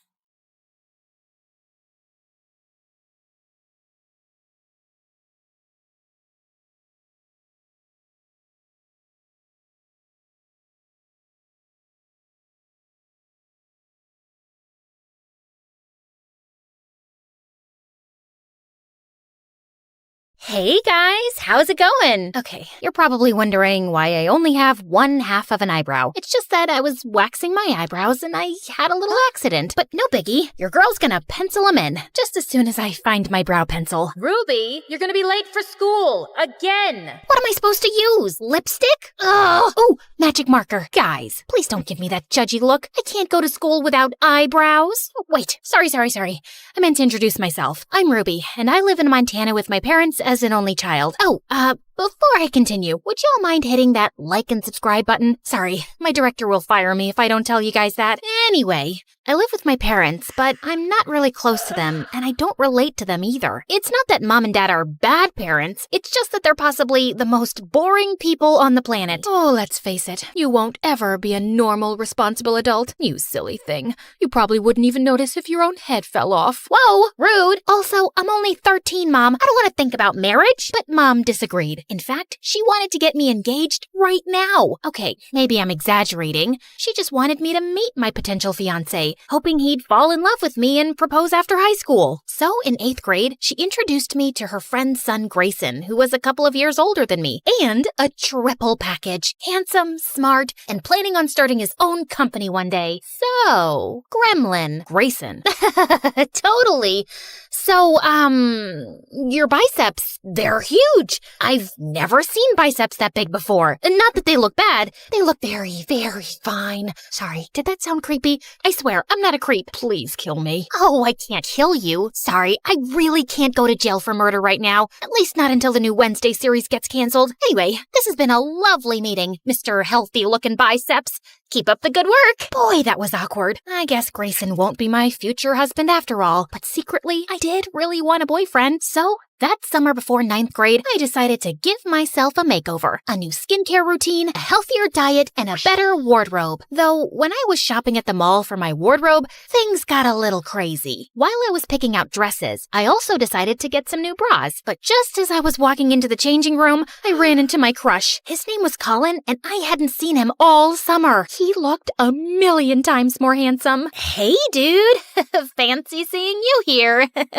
These aren't mine. They're for my mom. Your mom likes bras with unicorns on them? No. I mean, what's wrong with unicorns? Do you have a problem with them? Because that's just racist. I ran off before Colin could answer. That didn't exactly go well. And when I got home, things just got worse. I found out Mom's friend's son Grayson was gonna start volunteering for her company. Remember that handsome snob with the enormous biceps? He wasn't exactly thrilled that we'd be seeing each other all the time at the house and at social gatherings. Pfft, As if I was excited about it. Ignore stupid handsome Grayson. Back to my glow-up makeover. Not to brag, but I looked like a knockout the first week of 9th grade, and everyone showered me with compliments, including Mom and Dad. Finally, you cleaned yourself up a little. Look, sweetie, our ugly duckling has turned into a swan. Mom! She looked beautiful before, and she looks beautiful now. I don't get what the big deal is. She just caked on 10 layers of makeup to make herself look like a Barbie doll and put on flashy clothes. I just rolled my eyes hearing that. Of course the jerk had nothing nice to say about me. Well, his opinion didn't matter, because the following week at school, guess who finally noticed me? My longtime crush, Colin. Even after our embarrassing unicorn bra encounter, he asked me out to a movie, and a couple weeks later, we started dating. Talk about the perfect start to a girl's teenagehood and high school career. Colin writes me good morning texts and takes Instagram selfies with me.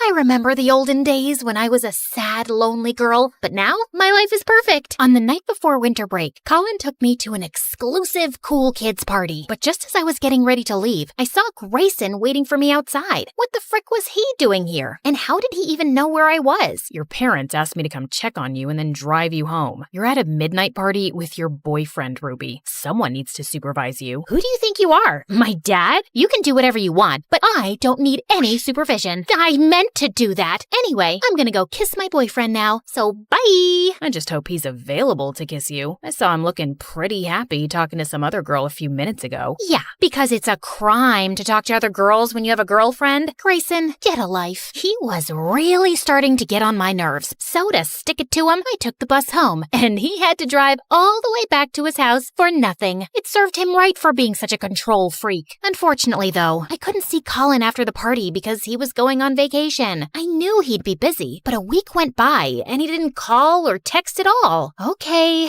no reason to panic. Couples need space. I totally get it. I had other stuff going on in my life. I went to a yoga class, read books, painted my nails. Finally, when we got back to school, I searched everywhere for Colin. I didn't have much luck until I wandered into the school garden to find him kissing another girl. Ahem! Oh, Ruby. Sorry, I meant to tell you. I'm getting back with my ex-girlfriend. We've sort of been on a break, which is why I asked you out, because I was still getting over this precious girl. So I was just your rebound?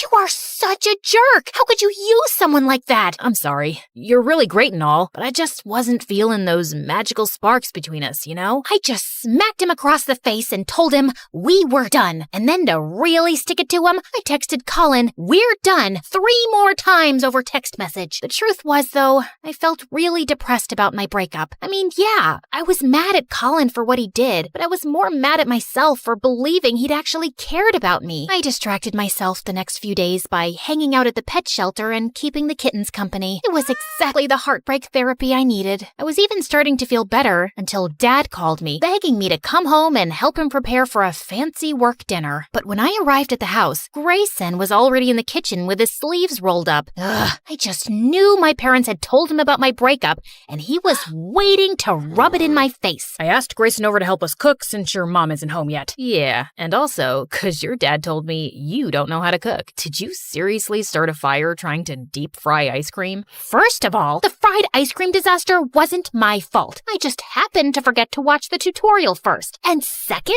I've had a really hard couple of days, and I don't have the energy to handle you right now. So just go away and don't talk to me for the rest of the night. But you can hang out in my room if you want and use my computer if you're bored. May I recommend MSA videos? Watch them on YouTube, though, not TikTok, because TikTok's bad for your attention span. But anyway, see ya. Unfortunately, Dad didn't let me get rid of the idiot that easily. And as expected, Grayson took full advantage of getting to boss me around and talk to me like I was an idiot. Go salt the water. Don't put sugar, put salt. You're not allowed to touch the knife. I don't trust you around a knife. I felt just about ready to punch him until Grayson came up behind me and guided my hands in rolling the dough with his big, strong arms. It even made my heart rate go fast. I guess it was a good form of cardio exercise. Nice job. You know, you actually don't suck at this. Mom was quite late, but when she finally came, she was with her boss, and his arm was around her. What was that about? Then at the dinner table, Mom and Dad's boss made an announcement announcement. Excuse me, may I have everyone's attention? I would like to introduce my new co-owner of the company. Audrey, darling, congratulations. That also brings me to my other news. The two of us have decided to restart our business in Australia,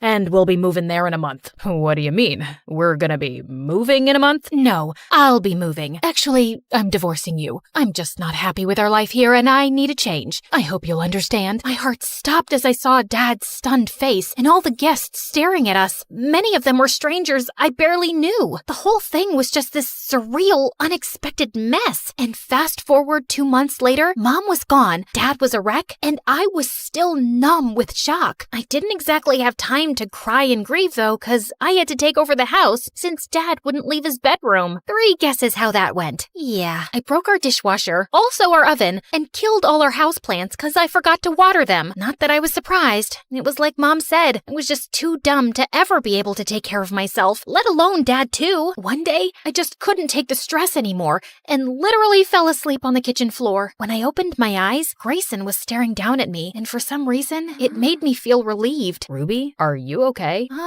No, I'm not. You know, you don't have to do this all by yourself. I can help you. I'm here for you. I don't want your help. You don't have to suddenly be nice to me now just because you feel sorry for me. I know you hate me. Who said I hated you? I don't hate you at all. All those times I insulted you, I was just teasing. But I'm sorry. I guess I just don't know how to act around a girl I think is cute. Wait, Grayson thought I was cute? No, that wasn't possible. Perfect, handsome, and smart guys like him don't think girls like me were cute. Well, okay, with my glow up, I'm a little bit cute, like Ariana Grande, K-pop cute, but my cuteness was all I had going for me. I didn't have any other good qualities. So yeah, I didn't believe Grayson's words for a second. But for some reason, he stuck around for several days after that and basically forced me to rest and take care of myself. One night, I was even having cramps and he made me tea. Thanks for all this. I really appreciate it. Just one follow-up question. You said I was cute the other day, right? Yeah, what about it? What do you see in me, man? I mean, I know I kinda got pretty after my makeover. Again, with you and your dumb makeover that I never even cared for. Ruby,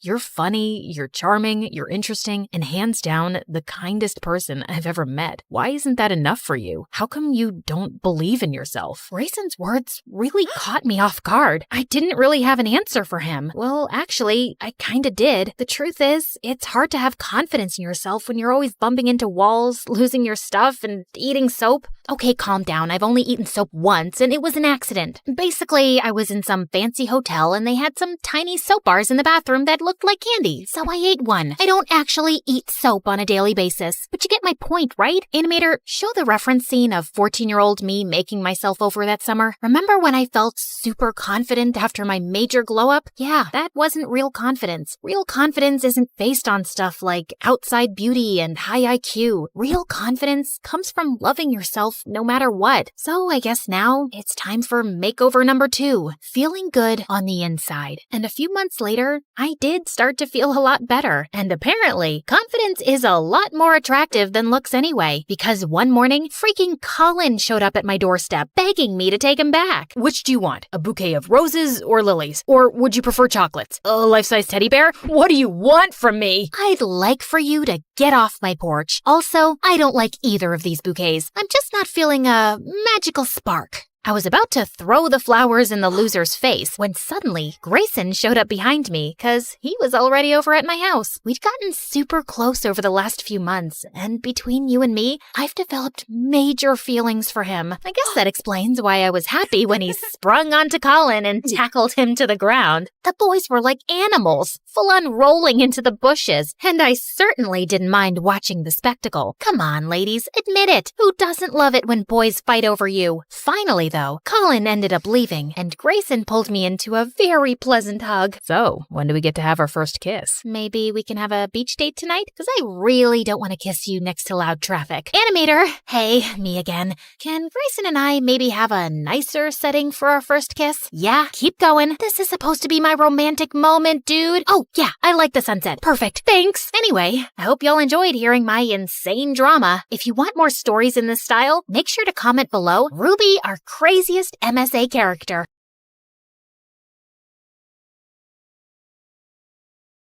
Hi, I'm Allison from a small village in France. Please like and subscribe. I lived in a small cottage with my single mother who worked as an artist. Life was tough since we had little money, so when I turned 5, Mom decided to move back to her home city, and it had a freaking palace. Whoa, is that a real palace, Mommy? I want to see what it looks like from the inside. I want to meet the king.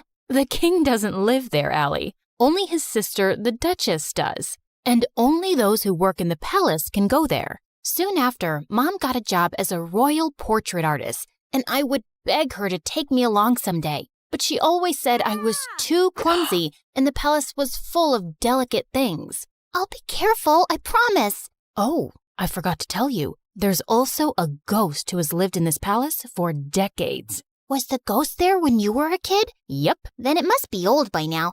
I can easily outrun it. Of course, I didn't believe her. If anything, it made me more curious about the palace. When I was 9, Mom was called by the Duchess to make her portrait, and this time, I followed her. Somehow, I managed to sneak inside without getting noticed. And boy, was it pretty! As I wandered around, I slipped into a nearby room full of toys and blingy things. I'd never seen anything like that before, and it was so fascinating that I grabbed a few of them. But when I reached home, I felt guilty and scared. If anyone at the palace found out, Mom could lose her job, and this was stealing. I'll bring you guys back someday when I work at the palace. Till then, you can hide here. My passion for working in the palace grew stronger as time passed. I begged Mom to teach me how to paint so I could become a royal painter just like her. And by the time I was 17, I was better than her. One day while I was painting, Mom came home with some big news. The king is coming to town after 17 years, and they want paintings for the whole palace. We started working day and night, finishing all 20 paintings in under a week. But a day before the delivery, Mom slipped and sprained her ankle. I'll ask someone from the palace to pick them up. No, I can take them. I promise. I won't break a thing. Whoa! Are you sure? We can't lose the job. Yes, Mom. You can count on me. I managed to convince Mom and then left for the palace. I also took the stuff I'd taken all those years back. I could finally put that back. When I entered the palace, it was exactly as I'd remembered. Wow, how dull. This place could really use some color. I was so lost looking around that I tripped over a giant statue's foot, and the paintings flew in the air. Just then, I heard someone scream, and when I looked back and saw a girl, I almost passed out. It was like I was looking in a mirror. I touched her to make sure she was real, and she slapped my hand away. Don't you touch me, you peasant. Don't you know who I am? My doppelganger? We look exactly the same. No, we don't. I'm a princess, and you look like a street rat. If I look like a street rat, so do you, because we have the same face. Wait a minute. Is that gold? Oh my God, you're a thief. The girl started screaming again, and I was surrounded by palace security within seconds. Just as they held me, I bit one of the guards and ran till I reached home. When I told Mom what had happened, she looked at me in shock, and minutes later, the king arrived with the Duchess. Oh, my sweet daughter, it is you. You're what? Mom, what's happening? My mind went blank when the king told me how years ago the nanny had taken me out for a walk, but we both never returned. Your mother and I searched everywhere for you, but we failed. She was heartbroken and no longer wanted to be here, so we left the palace. But today, when the security guards told me of an intruder who looks just like the princess, I just had to come and see for myself. Mom, is that true? I'm not your daughter? It's true, Allie. I found you on my doorstep with a note and some money, but I had no idea you were a princess. Why didn't you ever tell me I'm not yours? Because I fell in love with you the moment I saw you. Now you were my daughter. I am so sorry, Allie. It was just all too much to process, and I ran off. I was a princess, and I had a twin sister. I was living a lie for 17 years? I was walking along the road trying to clear my head when a big sports car pulled up next to me, and a handsome guy got out. Cherry, what are you doing here? It's not safe. Cherry? Do I look like a stupid fruit? Leave me alone. I called you pumpkin before, but you hated that too. What the heck's your problem, dude? This is not a good time. I was saving this as a surprise. But here, will this make you come with me? Holy moly! That diamond was bigger than my fist! Calm down, Allie. Okay, you've got the wrong girl. Whoa! Sorry, I'll have to carry you back home if you don't listen. I punched him in the nose as the guy screamed like a little boy and then ran for my life. This was officially the worst day ever. The next day, the royal staff packed all my stuff and I was moved to the castle. My royal chambers were bigger than my whole house, and everything was beautiful, except it didn't feel like home. Mom wasn't there, and even though I was mad at her, I missed her. I was unpacking when my sister walked in. I know you think you're suddenly a princess now too, but don't let this get to your head. Remember, I rule. Charlotte, dear, don't be so rude to your sister. You should be happy she's back. Okay, Amber. Allison, Darling, we're starting with your royal lessons from tomorrow. Be ready at 4 a.m. sharp. Good luck with that. It's not easy being a princess. She wasn't kidding. It was a mad schedule. Mornings were for horse riding, then music in the afternoon, and martial arts in the evening. My body was super sore and I was exhausted, but within a few weeks, I'd grown tougher and learned a lot. One evening during martial arts practice, someone walked up to me. It was the diamond guy. I thought they were just rumors, but you are prettier than Charlotte. We look exactly the same, like identical. Can't you see that, or did the punch make you blind? Feisty. I'm Prince Arnold, by the way, Charlotte's fiancé. Isn't she too young to get married? Are you jealous? What?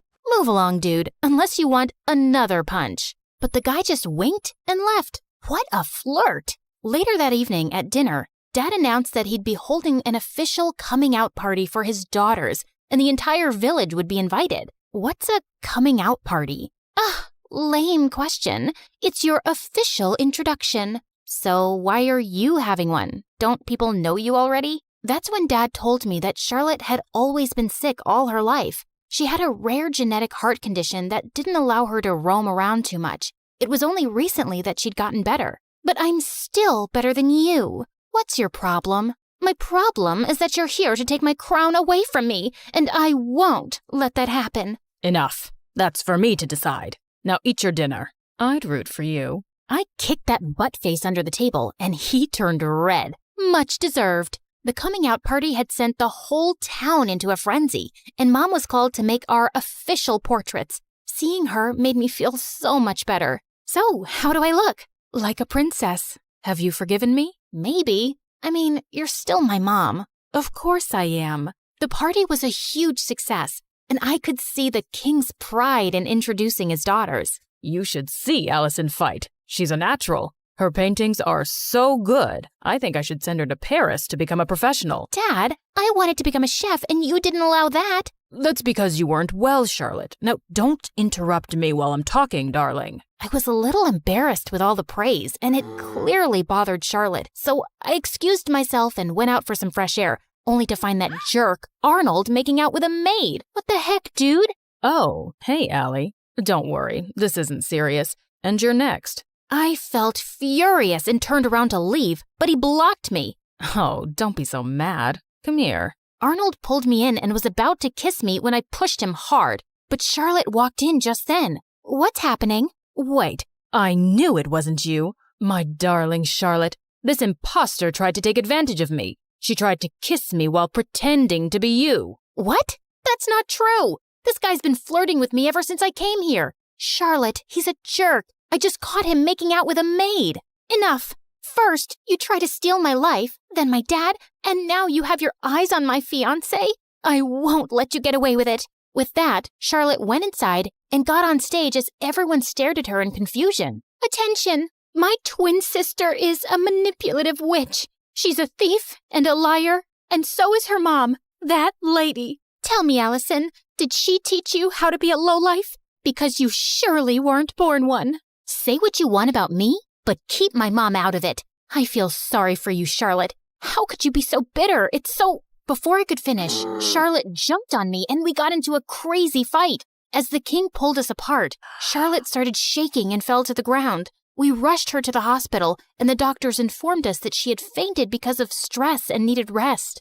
I wanted to visit her, but the Duchess stopped me. I think it's best that you stay away. You've done enough damage. Brother, she's not good for Charlotte's health. We might not get along, but she's my sister. She's right, Allison. I think it's best if you give each other some space. Maybe you can stay with your mom for some time. It will only be temporary, love, and I'll have you back as soon as possible. I think we dumped too much on Charlotte, and she needs to get better. Of course, I understood, but I was actually happy to get away from everything for a while, especially since Charlotte and I were on the front page of every newspaper the next day. People called us the Crazy Royals. We were a joke. I was packing my stuff when the Duchess walked in. You're finally going back to where you belong. I knew you'd never fit in here, and it was a mistake to bring filth into the palace. I know I didn't grow up here, but I'm still a princess by birth. So please, mind your manners and never talk to me this way again. Don't forget your place. That's exactly what I'm doing. I pushed her aside and left for my old home. Mom was ecstatic to see me, and to be honest, I felt happier than I'd been in weeks. A few days later, once Charlotte was better, the king announced her engagement to Arnold to give people something else to talk about. Dad invited me, but I decided not to go to the ceremony. I just wanted to stay away and avoid any more drama. On the engagement day, Mom had gone out for something when Charlotte came over. What are you doing here? Don't you have an engagement to get to?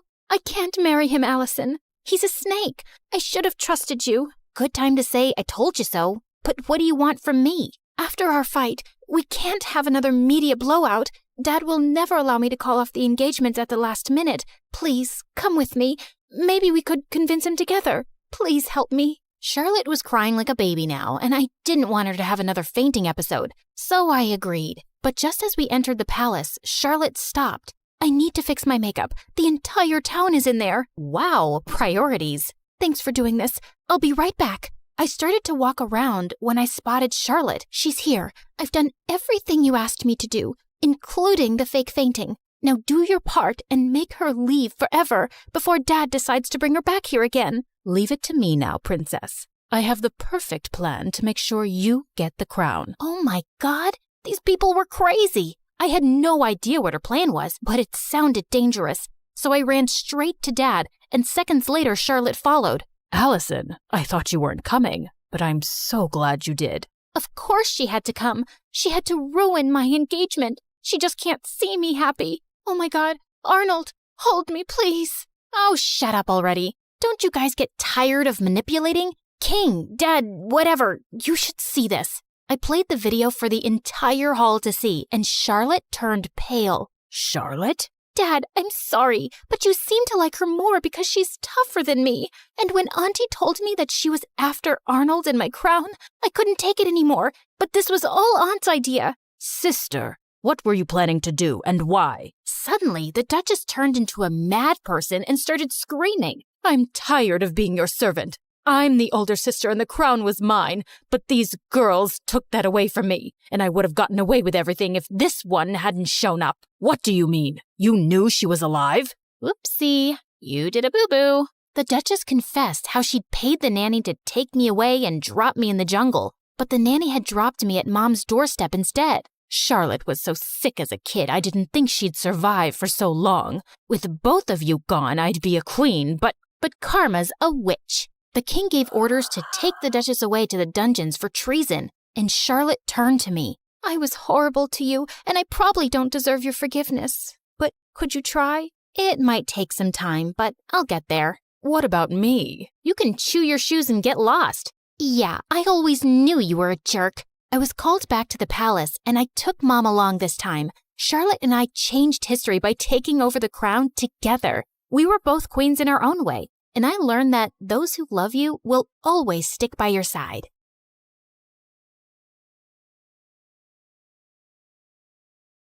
Lots of little kids say they want to be an astronaut when they grow up, but I was one of the only ones who actually did it. Hi everyone, I'm Marisol from Dallas. Please like and subscribe. Okay, so I wasn't technically an astronaut yet, but I was getting close. I've gone to space camp every summer since I was little. While the other kids were doing basic algebra, I was solving complex calculus equations just like the engineers at NASA. My heroes were Valentina Tereshkova and Sally Ride, two of the first women to go to space. I wanted to follow in her footsteps and inspire other girls one day. My parents thought I was strange for only eating freeze-dried space food, but I didn't care. Maybe I wasn't an astronaut yet, but no one could say I wasn't living the lifestyle. I had to hide the food, though, because my little brother was always chasing our cat around the house and squirting her with space ketchup. Rodrigo, that only works when there's no gravity. My dad didn't approve of my dream to go to space. He wanted me to aim for somewhere more practical, like a courthouse or a hospital. But being a lawyer or a doctor just wasn't my dream. One day at school, I saw some students gathering around the bulletin board. I pushed through to see what they were looking at. It was a flyer for Space Cadet Tryouts? My heart leapt into my throat. This was exactly the opportunity I'd been searching for. The tryouts were this weekend at the Space Center in Houston. Now I just had to convince my dad to let me go. Absolutely not. It's out of the question. But Dad, an opportunity like this might only come along once in a lifetime. You need to focus on your studies. I have straight A's. You have chores to do. So if I get all my chores done before the weekend, you'll let me go? I could tell my dad was trying to think of another reason to say no, but I didn't give him a chance. Thanks, Dad. I mowed the lawn, trimmed the hedges, and vacuumed and scrubbed the floors faster than I ever had before. The house was spotless. But every time I told Dad I was finished, he just gave me a longer list of chores. Oh, so annoying. If he thought I was going to let a little housework stand in my way, he was sorely mistaken. Finally, I'd finished everything. My dad looked up from his newspaper and handed me another piece of paper. Dad, come on. I've done everything you've asked. This is getting ridiculous. Look at what you're holding. It was a bus ticket to Houston. This doesn't mean I approve, but a deal's a deal. Oh, thank you. That Saturday, as the bus approached the Space Center, I watched the launch pad come into view on the horizon. It was incredible. A piece of history right in front of my eyes. And there was Mission Control. Once we got inside, I got into my uniform and glanced around at the other cadets. There were about 100 of us. Most of them were boys. They looked tough, disciplined, almost like soldiers. But I was tough too, in my own way. I made my way towards one of the girls. Hey, is it okay if I sit here? Go for it. I'm Marisol, Jessa. This place is so cool. I can't believe I'm really here. No offense, but I'm not here to make friends. Sorry, I won't bug you anymore. Just then, an intimidating-looking officer approached, and a hushed silence fell on the cadets. My name is Commander McLean. I'll be your training officer. Out of everyone in this room, only 10 will make the cut for Phase 2 of training. If you fail, you'll be leaving at noon. That made me a little nervous. It would be so embarrassing if I came all this way just to leave before lunchtime. Of the 10 who make the cut, only 1 will be chosen for the mission. Here at NASA, we only take the best of the best. And before I knew it, we were completing an obstacle course. A lot of the cadets had an advantage over me because they were taller and stronger. But I was smarter. I noticed on the climbing wall that the ropes were frayed. Most of the cadets grabbed the ropes to scale the wall, but I used the handholds instead. While I climbed, I glanced back to see the ropes break, and a bunch of cadets crashed to the mat below. A boy was climbing right beside me, and he winked at me. Who did he think he was? If he thought that was going to distract me, he was wrong. I hit the ground running. The other cadets were coming up fast. Whoa, Jessa was way ahead of the rest of us. I pushed myself as hard as I could, and I finished right behind her. Congratulations. You just made it to Phase 2. I stopped myself from jumping and cheering loudly, but on the inside, I was throwing a party. I glanced around to check out who else made it to Phase 2. Some really tall and athletic cadets were still here, which wasn't surprising, and the boy who had winked at me. I was so excited and really wanted to chat with Jessa, or someone anyway. Here I was, in a room with 9 other people who shared my passion for space exploration. But maybe Jessa was right. They were my competitors, and I needed to be serious if I was going to be the top performer. Forget about everyone else and just focus on training Marisol. After lunch, the same boy winked at me again. I could feel myself blushing, but I was annoyed. I'm not here to make friends. Okay. Our next training exercises made the obstacle course look like a piece of cake. We had to master all kinds of skills, like working the life support systems, orbital mechanics, and space medicine. Thankfully, all my time practicing calculus equations gave me a huge leg up here. The next exercise was the one I'd been most excited to try. Zero gravity training. We floated around the chamber like it was a sea without water. It was amazing. Be aware, your bodies are not yet used to the effects of zero-G. Most of you will get space motion sickness. Sure enough, when I looked over at the boy who'd winked at me, His face turned green and he threw up. I didn't mean to, but it made me laugh. I caught the boy's eye and he grinned at me. Jessa was floating around like this was just another walk in the park to her. She was the only one who didn't get sick. During our next break, I decided to explore the Starship Gallery. There were a bunch of spacecraft and even a real moon rock on display. I thought I was alone, but then I noticed the boy checking out the lunar module. It's incredible, isn't it? I'm Nick. It really is. I'm Marisol. It's so wild to actually be here. I've been dreaming of this since I was 2. My bedroom is covered in planets and stars and model rockets. I'm embarrassing myself, aren't I?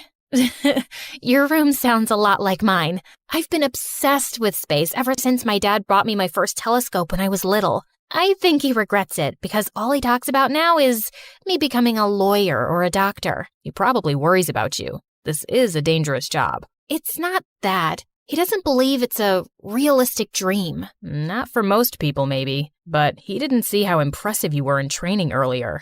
It's nice to talk to someone who cares about space like I do. I felt Nick's fingertips touch mine. It gave me butterflies. Surrounded by all the spacecraft, in the dark with the little starlights on the wall, it was almost like we were really in space. Nick leaned in to kiss me, but at the last second I turned my head. I'm sorry. I really do want to, but I can't. This is my dream.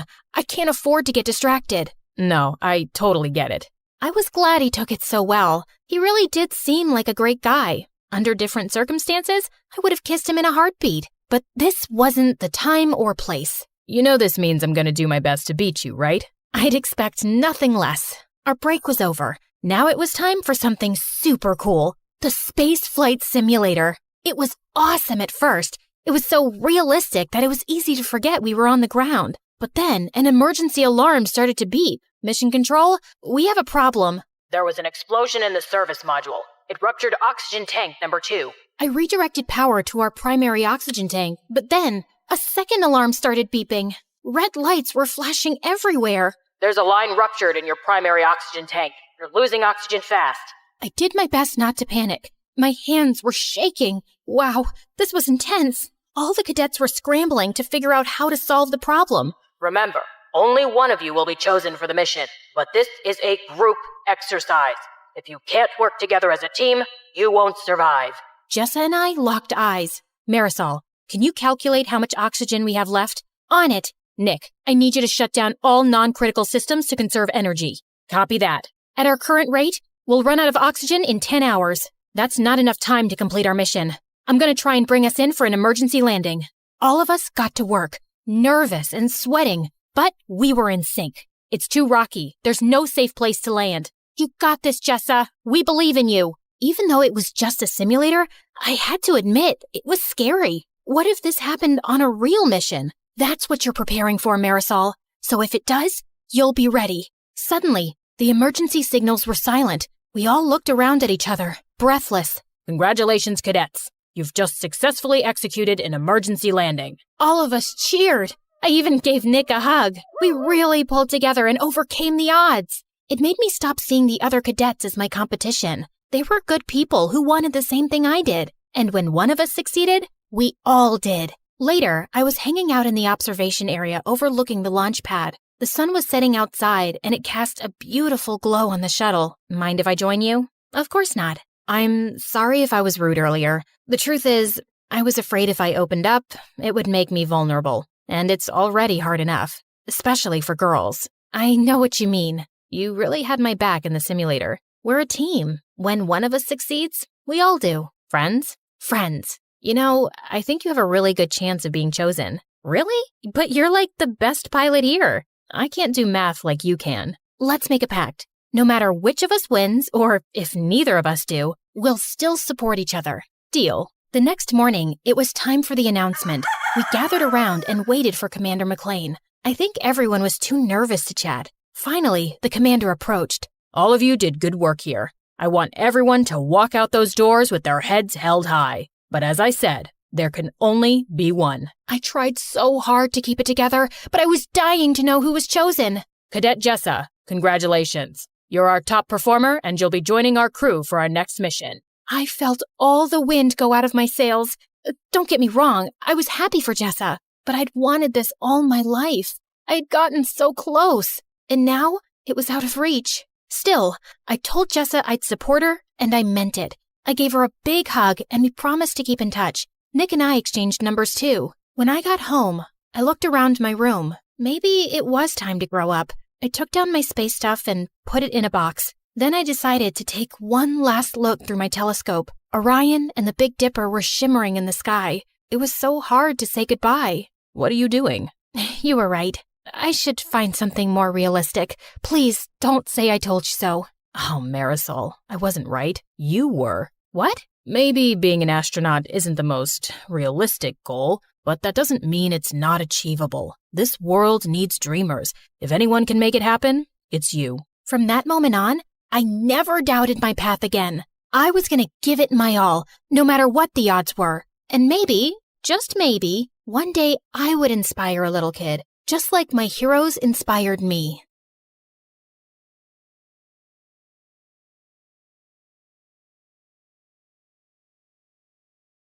I used to think silence was peaceful. Then my mom fell into a coma, and silence became the loudest sound in the world. Everything just kept piling up. And worse, it was just the two of us. No rich dad, no secret inheritance, no billionaire auntie waiting to adopt me and fix my life.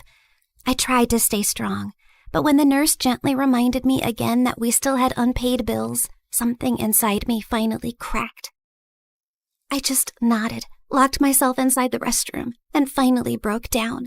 I had already sold almost everything I loved. My iPad, my sweatshirts, even the tiny cute things that used to make me happy. What else was I supposed to give? My hair? Both of my kidneys? I had almost lost hope. Please, I'll do anything. I'll study harder. I'll stop complaining about homework. Okay, maybe not completely, but I'll try. I won't even call the mean girls at school ugly goblins anymore. Just, please, I need a miracle. Just then, I heard a calm woman's voice speak. If you want a miracle, then look up. Wait, like treasure? You are reading it right. A special treasure awaits you. Is this a prank or something? Hello? I slowly turned around, expecting a hidden speaker or a hospital ghost with good acoustics. But there was nothing. I did not just hear a bathroom wall answer me. The wall did not answer you. I did. This is stress. People cry too hard and start hearing things, so this is totally normal, right? Just then, an arrow beneath the message suddenly started glowing. First I'm hearing things, and now I'm seeing things. What's happening? Believe your own eyes. Only that which you see is true. What is unseen is but an illusion. Okay. Let's say I believe you for 3 seconds. So, are we talking about gold? Money? Something that I could sell for millions? Because I don't need some riddles right now. I need some miracle, or at least some actual cash. Or some treasure valuable enough to change your fate. Whether it becomes salvation or disaster depends on who finds it first. And right now, you're already running out of time. Out of desperation to save my mom, I eventually gave in. I followed her out of the restroom, through the hallway, and toward the exit while she narrated every tiny step like a freaking GPS. Continue forward, and please do not look suspicious. Proceed to the exit. Step over the small crack. Avoid the wet spot. Lift your foot slightly higher. There is an unpleasant object 2 centimeters ahead. I stepped down, and my whole body froze. Oh, my apologies. I meant there was an unpleasant object 2 centimeters ahead. Too late. Soon, we reached a narrow alley between 2 old buildings. Miss, are you sure this is the right way? The path continues forward. Though I understand your hesitation, narrow passages often awaken the mind's instinct for danger. However, if treasure were always placed in bright, comfortable places, far few people would learn anything from searching for it. So, that's a yes? Oh, that pretty summarizes what I've said. So, yes. I finally stepped into the alley, and thankfully it was only normal scary and not dangerous and life-threatening scary. Just then, everything went silent all at once. Even the dramatic pigeon on the street shut up. Miss Lady Voice? Hello? Are you still here with me? Don't worry. I'm here. Just keep walking. Do not turn back yet. Step back and just breathe slowly. I only asked if you were there. And I answered with additional guidance. The alley stretched longer than it should have. Soon warm wind rushed past me, and when I looked back, the alley was gone, and I was now standing in an open field under a bright blue sky. Holy yummy cheese balls! Did I just teleport to another place? I also noticed a small glowing orb floating in front of me, shining softly like a tiny star. Yes, you have arrived in Mondstadt, the city of freedom, a land of wind, songs, nights, and many stories carried through time. I realized that the glowing orb pulsed when the voice lady continued yapping. So that meant her voice now had some sort of a body? So you mean I'm not somewhere in Europe and not dreaming? Yes, this is not Europe, nor is it a dream. A world with its own laws, gods, stories, wounds, and miracles. Why am I exactly in this unfamiliar land? I just want my mom to wake up. Then keep walking, Sabrina. The treasure hunt begins here. Fine. If this treasure can really give me a miracle, then lead the way. Watch out! Explosive encounter highly likely nearby. Explosive what? Just then, a loud boom suddenly echoed from somewhere near the trees, and a tiny red figure then burst out from behind a bush. Ta-da! Klee is here! Spark Knight of the Knights of Favonius. She is known throughout for her enthusiasm, remarkable explosive talent, and a long history of incidents that are best described as energetic. Sorry about that. Klee was only doing a little fish blasting. Well, maybe not a little, but the fish tastes so good, so Klee thinks being grounded for a day is worth it. Anyway, are you here for the treasure hunt? You know about that? Uh-huh. Miss Nicole told Klee. She said a dear traveler named Sabrina would arrive. Wait, you can hear her too? And she actually has a name? Of course, Miss Nicole is the best. And she talks inside heads because she can't talk with her mouth. Mom says she's very smart and very nice, but also talks a lot. Alice said that? Yep. I see. Klee skipped closer and grabbed my hand like we've been friends for 10 years. Can Klee come play with her today, Miss Nicole? Please? Yes, you are allowed. As far as Alice is concerned, nothing is more important than a request from her beloved daughter. Yay! But why does Sabrina look so sad? Did someone make you cry? Was it a bad guy? Klee can blow them up! Only a little. Well, maybe not a little, but Klee will try. I'm not sad. You are. I know crying faces. Jean makes that face when Klee accidentally causes big disasters. My mom is really sick. She's in a coma right now. That's why I need to find the treasure so I can buy her medicines and pay the bills. Klee gave me a soft smile and squeezed my hand. Mom always says love can travel very far, even farther than my best bombs. So your mom's love must still be with you too, even if she's sleeping. Thanks, Klee. You're welcome. And don't worry, we're going to find that treasure, help your mom, and only blow up the bad guys. Maybe we can do the first two without the third one? Klee will try very hard. Just then, Nicole's panicked voice suddenly filled my head. Watch out! Hilly Charles incoming! Hilly what? Literally 6 seconds later, masked monsters burst out of the bushes, and Klee pulled out her bombs like this was a normal Tuesday. Jumpy, jumpy, go! Boing, boing, boom! Yeah! Oh my god, am I gonna die? Stay calm. Step back. Duck! Now! Before I could fully lose it, golden light bloomed beneath us. Moment of birth. A glowing flower platform rose from the ground, blocking the monsters just in time. Then a calm boy appeared above us and landed lightly. Mr. Albedo, you came! Klee knew you would. I heard explosions nearby and thought it would be wise to investigate. Finding Klee here confirms my hypothesis. Sabrina, this is Mr. Albedo. He's like my big brother, and he's super smart. Nicole quickly explained that Albedo was the chief alchemist of the Knights of Favonius, and that his knowledge of ancient mechanisms would be very useful for our treasure hunt. Klee is my little spark knight. I need to keep her safe and sound. Besides, investigating the unknown is certainly my thing, so count me in. Well, I guess the more the merrier. After that, Nicole led us to Thousand Winds Temple. an ancient ruin full of broken pillars, weird symbols, traps, slimes, and things that clearly wanted me flattened. But somehow, because of Nicole's directions, Albedo's magic, and Klee's little bombs, we made it through.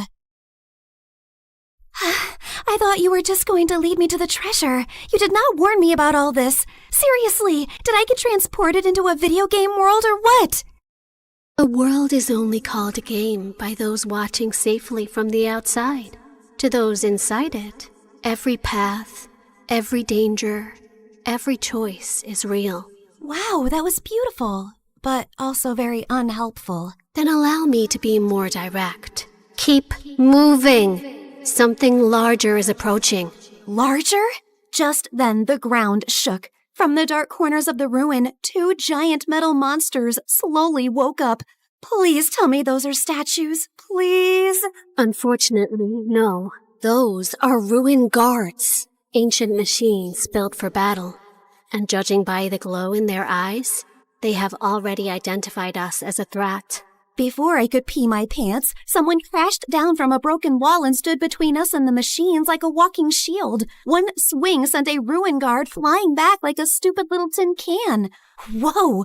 This guy looked like he could punch a mountain and the mountain would apologize. Uncle Varka, you came!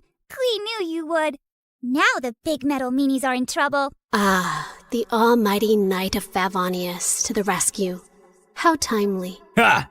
Miss Nicole! Didn't expect to find you leading children into ancient ruins. And I didn't expect you to enter by jumping from a wall. Yet, here you are. Fair enough. When the coast was finally clear, Albedo calmly stepped toward the broken machines and found a small glowing fragment inside them. The moment he lifted it, the air around us shimmered. The first clue has awakened. First clue? Nicole's glowing orb rose into the air, stretched like a flower opening, and became a beautiful woman. Well, there you are. I was wondering how long you planned to stay as a floating light. Wait, you're Miss Voice Lady? You actually had a physical form this whole time?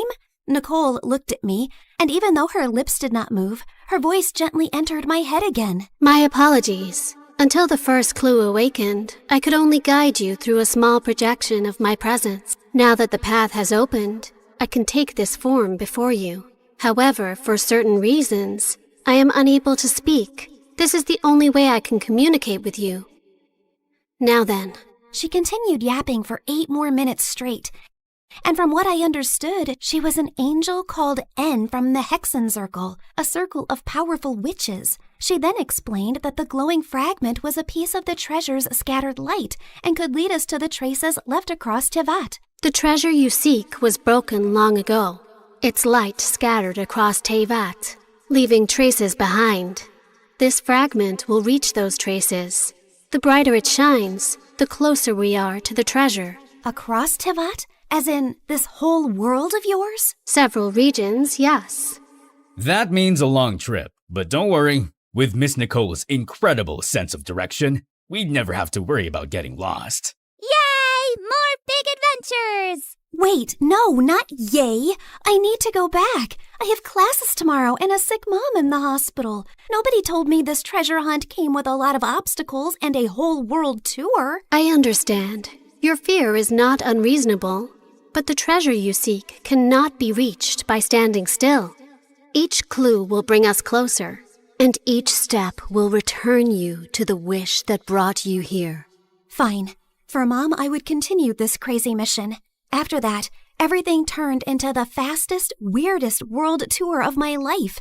The mute angel continued her directions like an unmutable treasure hunt navigation guide, dragging us across a giant magical map, jumping from one region to another, while I tried my best to stay alive and understand what was actually happening.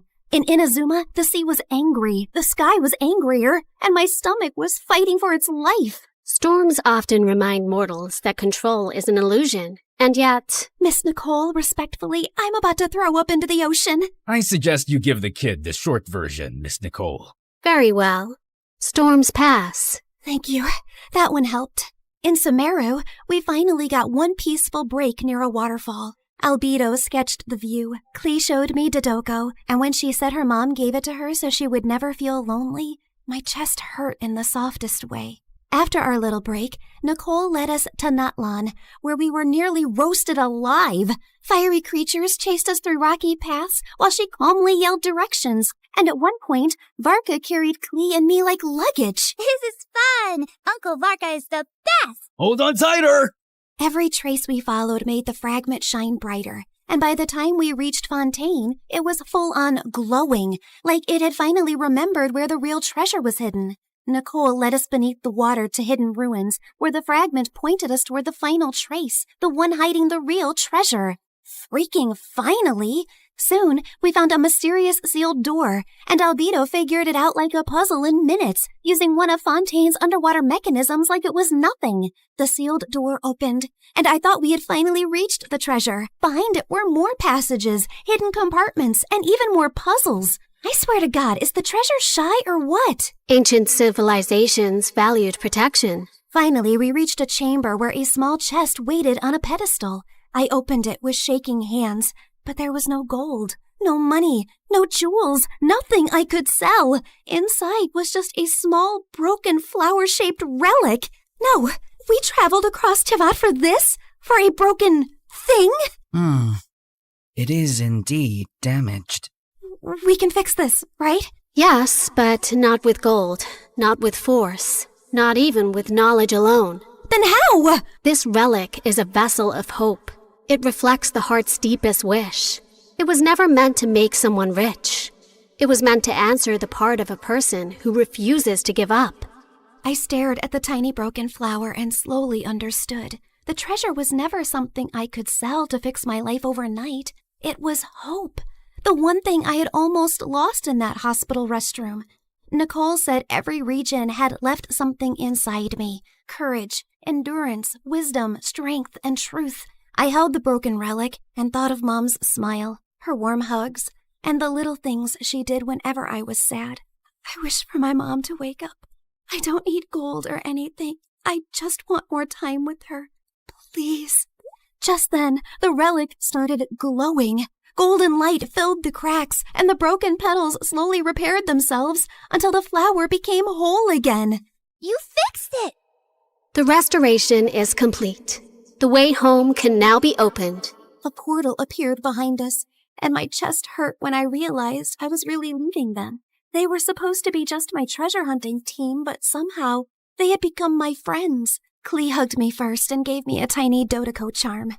So you won't forget Klee. Fear doesn't mean you're weak. It means what you're fighting for matters. Always remember that, kid. If fate allows us to meet again, perhaps we could continue this conversation over dessert. You asked for a miracle, but you were the one who kept walking toward it. Remember that, too. After a tearful goodbye with them, I finally stepped into the light. When I opened my eyes again, I was back in the hospital restroom. I thought it had all been a dream until I felt Klee's Dodoku charm in my pocket. So it was real. Everything was real. I ran back to Mom's room. The bills were still there. Mom was still sleeping. But I felt different. Scared, yes, but not empty and hopeless anymore. One day, my seatmate was secretly playing some online game called Genshin Impact. And the second I saw her screen, my soul almost left my body. The characters looked way too familiar. And then it hit me. So I was in a game? That night, I downloaded the game beside Mom's hospital bed. And when Nicole's banner finally appeared, I pulled for her. Not gonna lie, I really miss her voice and her endless yapping about lore and random facts. Step into the world of Genshin Impact, the open-world action RPG where you explore, battle, and uncover the secrets of Tivat across PC, mobile, and console, all seamlessly connected. Experience exciting new adventures in Luna 7 Truth Amongst the Pages of Piranha, featuring powerful new weapons, fun minigames, and exciting rewards to enjoy. Uncover a brand new story chapter in Sumeru. Meet new Wishbanner characters like Nicole, Prune, and Lowen. One afternoon while I was studying beside Mom, her fingers finally moved. Mom? Hey, sweetie. Mommy, you're awake. You're really awake. I missed you so much. And for the first time in a long time, The silence in the room did not feel scary. It felt peaceful at last.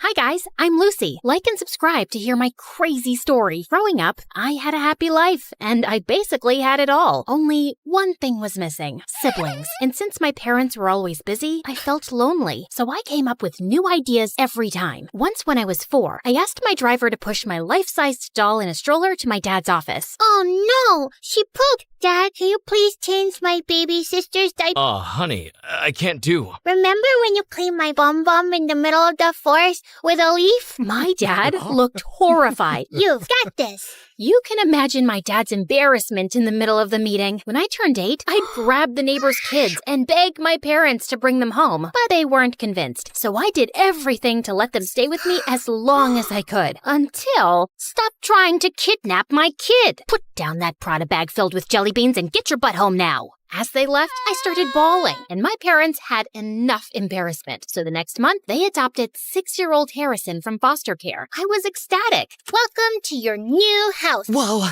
it's so big. Is it an orphanage? He was so cute, but he didn't play with the toys our parents bought for him. Instead, he picked up the cans from the bin and played with those. He also kept wearing the same clothes until they got worn out. My heart just swelled. So I stepped up and decided everything for him since then. But outside the house, his innocence quickly made him a target for bullies. Like in primary school, this one kid, Finn, kept picking on him. Once, when he made Harrison wipe up his shoes dipped in dog poop, hey, gross! I went full demon mode on this kid and sent him packing. But the teacher caught me giving him a black eye. Lucy Godot Raffaelli, my office now. I was in deep trouble, and I got detention for 3 weeks, and Mom had me doing chores for twice as long. But it was all worth it. Finn never messed with Harrison again. But when Harrison turned 12, he bought ponies for all the pretty girls to get their attention. This one's for you. Her name is Chestnut, and she loves carrot-flavored ice cream.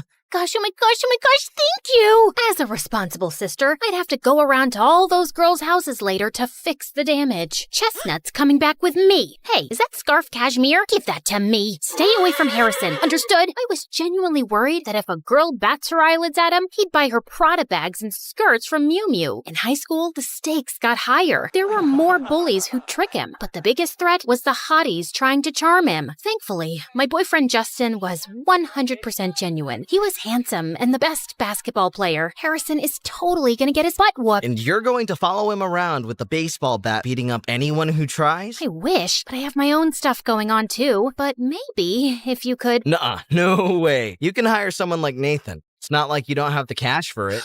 I was kidding, Lucy. I sprinted off looking for Nathan. Oh, meet Nathan, the editor of our school paper. He's your typical dork, but don't underestimate him. This guy knows his work best. I remember in middle school, someone was smearing boogers on all the walls, and it turned out it was our cruelest teacher, Mr. Wobblebottom, and Nathan caught him in the act. Say cheese! So that meant if I wanted the inside scoop on any girls digging their claws into Harrison, he was the guy to ask. But when I went to the school newspaper office to find him, I didn't see him. I saw this muscled blonde guy with a nose piercing. Then I realized that it was Nathan. Wow, talk about a glow up. Puberty did him wonders. If it isn't the queen bee, what are you doing here? I wanted you to keep me updated on any girls getting close to Harrison, and I'm willing to pay anything. I slid an envelope bursting with cash across the table. But Nathan just laughed. An info for an info. Tell me more about Justin. Justin? Why? Guys want to be him, girls want to be with him, so you feed me the info on his lifestyle, and I'll help spy on your little brother. Deal? I wanted to smack Nathan so bad,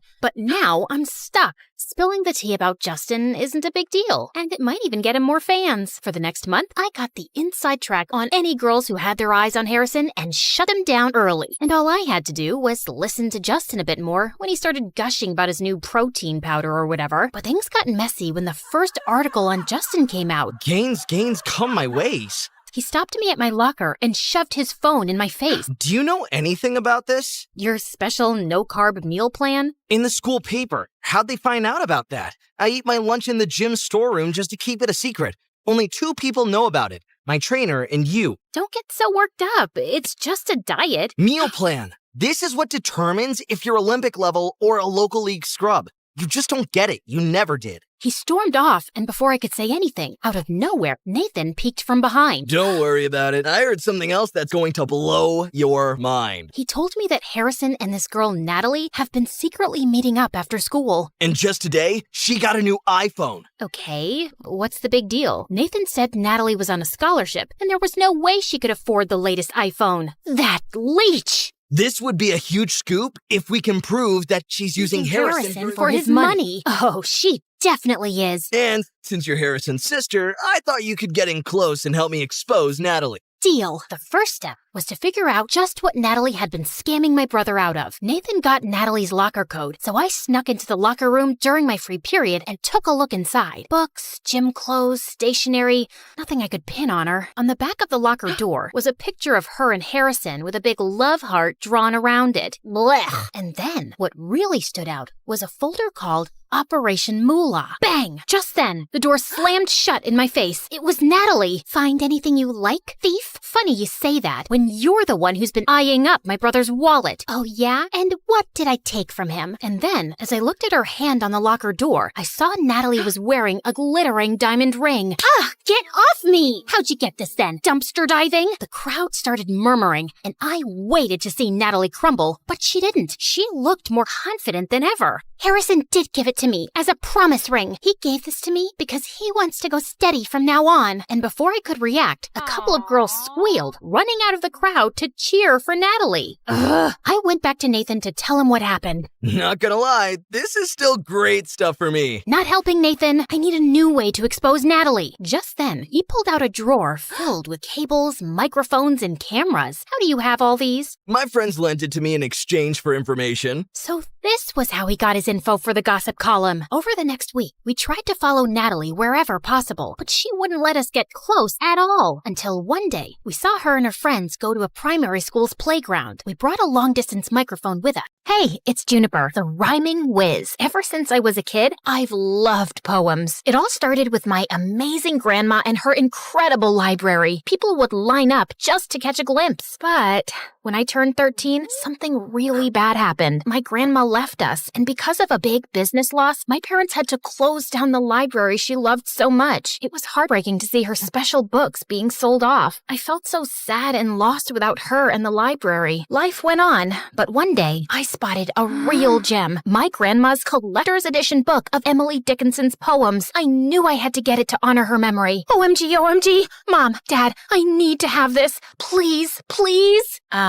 It's pretty expensive. I know you want this because it once belonged to your grandma, but honey, we can't afford this. And you're just 16. Do something fun, like some TikTok dances. Isn't poetry like watching grass grow? I knew Mom and Dad would never understand my love for poetry, so I decided to take matters into my own hands. I took every job I could, from mowing lawns like a boss to delivering newspapers. I was working hard. One day, while I was sweating like crazy, Mrs. Peterson, our neighbor, approached me with an offer I just couldn't refuse, to babysit her toddler son, Tim. But I was a bit unsure. While Tim was as cute as a button, his older brother Jim was a handful. We were in the same class, and that dude had a special talent for getting into sticky situations with his failed magic tricks. But beggars can't be choosers, so I accepted the job. So there I was, babysitting like a pro, changing Tim's diapers and trying to keep Jim out of trouble. And one day, Jim called for help, all tangled up in chains while attempting a magic trick. I helped him out of the tangled mess, all the while laughing my heart out.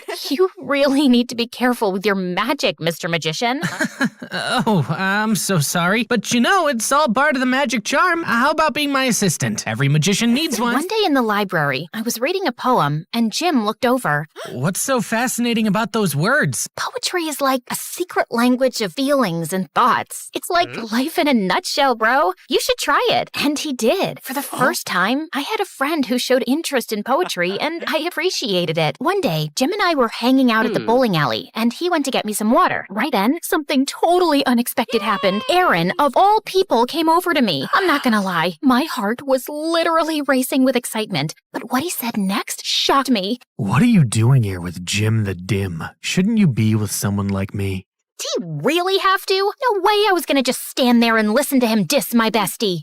Hey, don't call my friend that. Just look. He's so dumb. He couldn't even figure out how to get water without making a total fool of himself. What an idiot. Whatever. At least he's not a jerk like you. Bug off, Aaron. Once Jim finally returned with a water bottle, he could tell something was up just by looking at my face. Hey, what's going on here? Is he bothering you? Back off, loser. Can't you see we're having a little chat here? She is my friend. If you're bothering her, you're bothering me too. That's right. We're a team, so just back off and let us enjoy. Aaron's face turned redder than a chili pepper at a hot sauce convention as he walked away, and I realized he's definitely not the guy I thought he was. I mean, sure, he's hot, but I should have known better. The dude's got a black belt in meanness.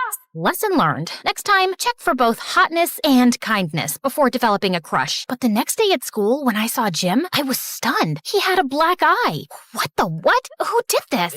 It's nothing. I fell from... Don't you dare give me that fell from the stairs. Spill the beans. What happened? I got into a fight with Aaron. He did that? Oh, I am so gonna teach that jerk a lesson. Saying that, I ran to the parking lot where I knew Aaron always hung out with his goonies, and the moment I saw him, I threw a punch at him that left him stunned. You'll regret this, Juniper. I'll make you pay. How? By hitting a girl? You're worse than I thought you were, Aaron. Back off, Jim. It's between Juniper and me now. So, Junie, you think you're tough? Yes, she is. Want to see how tough she is? Let's settle this with a rap battle. Yeah, I know you've been preparing for it. So, Aaron, are you up for the challenge? 'Cause Juniper destroyed you here, and she's gonna destroy you there, too.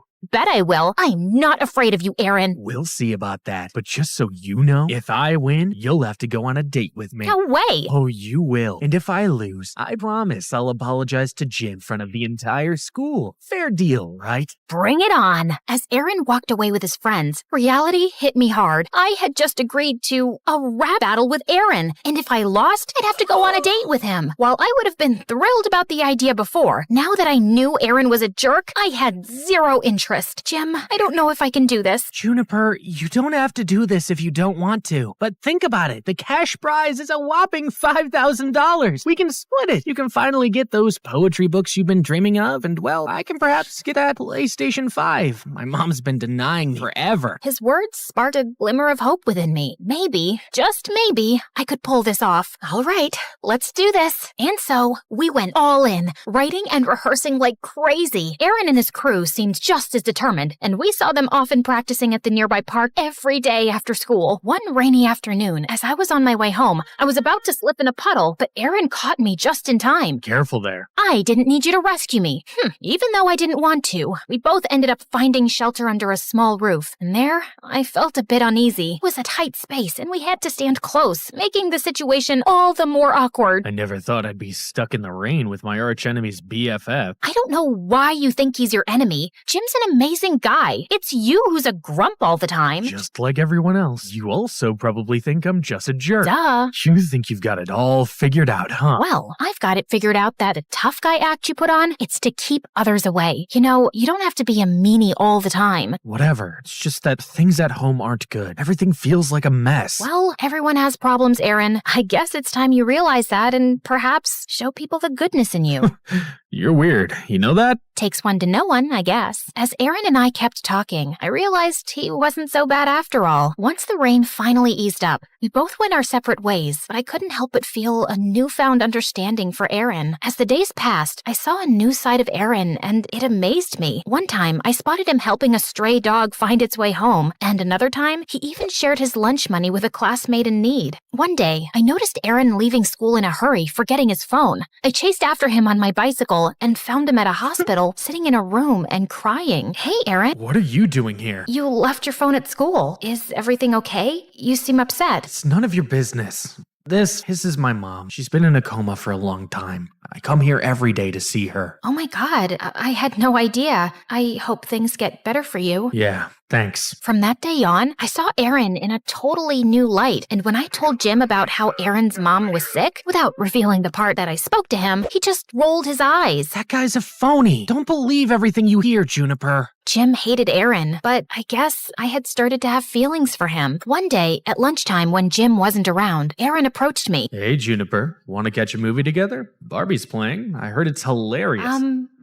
Sure. Why not? But just as friends, right? But Barbie? Are you sure? Absolutely. I know you'll love it. If you love it, I'm sure I'll love it. I'm talking too much. See ya. Day of the movie arrived, and I had come up with a plan to watch Barbie with Aaron without Jim knowing. I told Jim I was feeling sick and needed to rest, which wasn't entirely a lie because I felt butterflies in my stomach at the thought of spending time with Aaron. At the cinema, Aaron and I laughed our hearts out at the silly scenes in Barbie.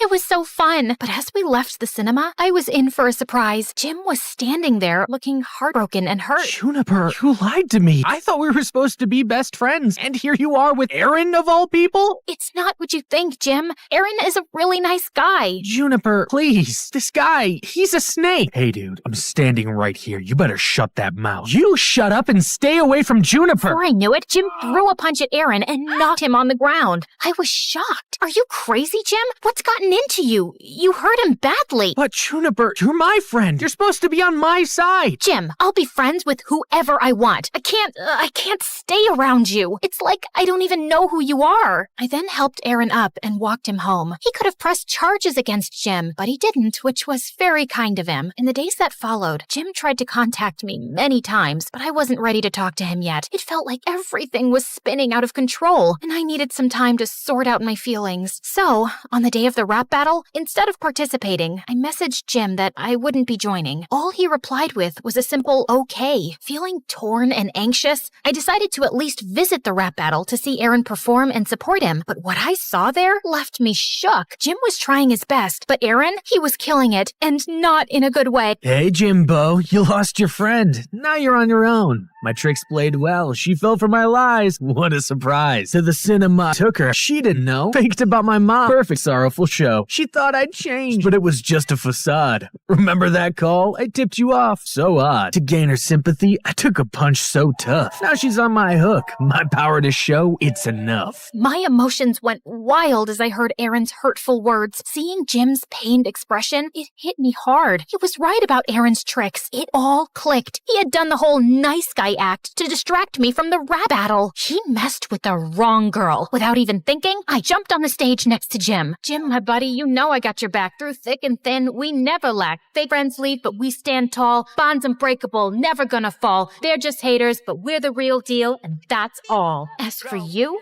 Aaron, you're a fake, always playing games. Lies, manipulation, it's all the same. Emily Dickinson said, tell the truth but tell it slant, but your lies won't fool me. They won't enchant. With Jim, I stand firm. Your tricks won't grant. Hearing this, Jim jumped up and down and hugged me tight. I knew you'd come. I had to. Now come on, let's win this thing. Jim and I were doing amazing. We were spitting verses in the mic like we were on fire. In the end, it was us against Aaron and his gang, and I decided to bring my A-game and finish him once and for all. But before I could speak, Jim took the mic and left me totally blown. You call my friend naive, but let me retort. She's like a rainbow, shining bright, never short. Like twinkle, twinkle, little star, she'll reach for the sky, while you're stuck in the dark, telling lie after lie. Life's a journey, not a devious scheme. In the little engine that could, she follows her dream. She'll rise and shine while you're left in the dark, with no true friends, no real spark. The rap battle ended. Jim dropped the mic, leaving Aaron speechless. OMG, how did you do that? Learned from you, Juniper. In the end, we totally nailed it and won the cash prize. As Aaron tried to get off the stage, I quickly called out his name. Hey, Aaron, remember the deal? Apologize to Jim in front of everyone. Come on, yeah, come back on stage. Aaron's face turned red as a tomato, and like a kid who was punished, he took the mic and apologized to Jim. Now that was a mic drop. Once we left the venue, Jim took me straight to the bookshop where my grandma's book was. Get that poetry book you've always wanted. But it's not just my money. We both won. You get part 2. No, I wanted to win just for you, Juniper. OMG, you're the best friend ever, Jim. Remember, true friends got your back, no matter what. Fake people and lies can't break real friendship. Trust your buddies.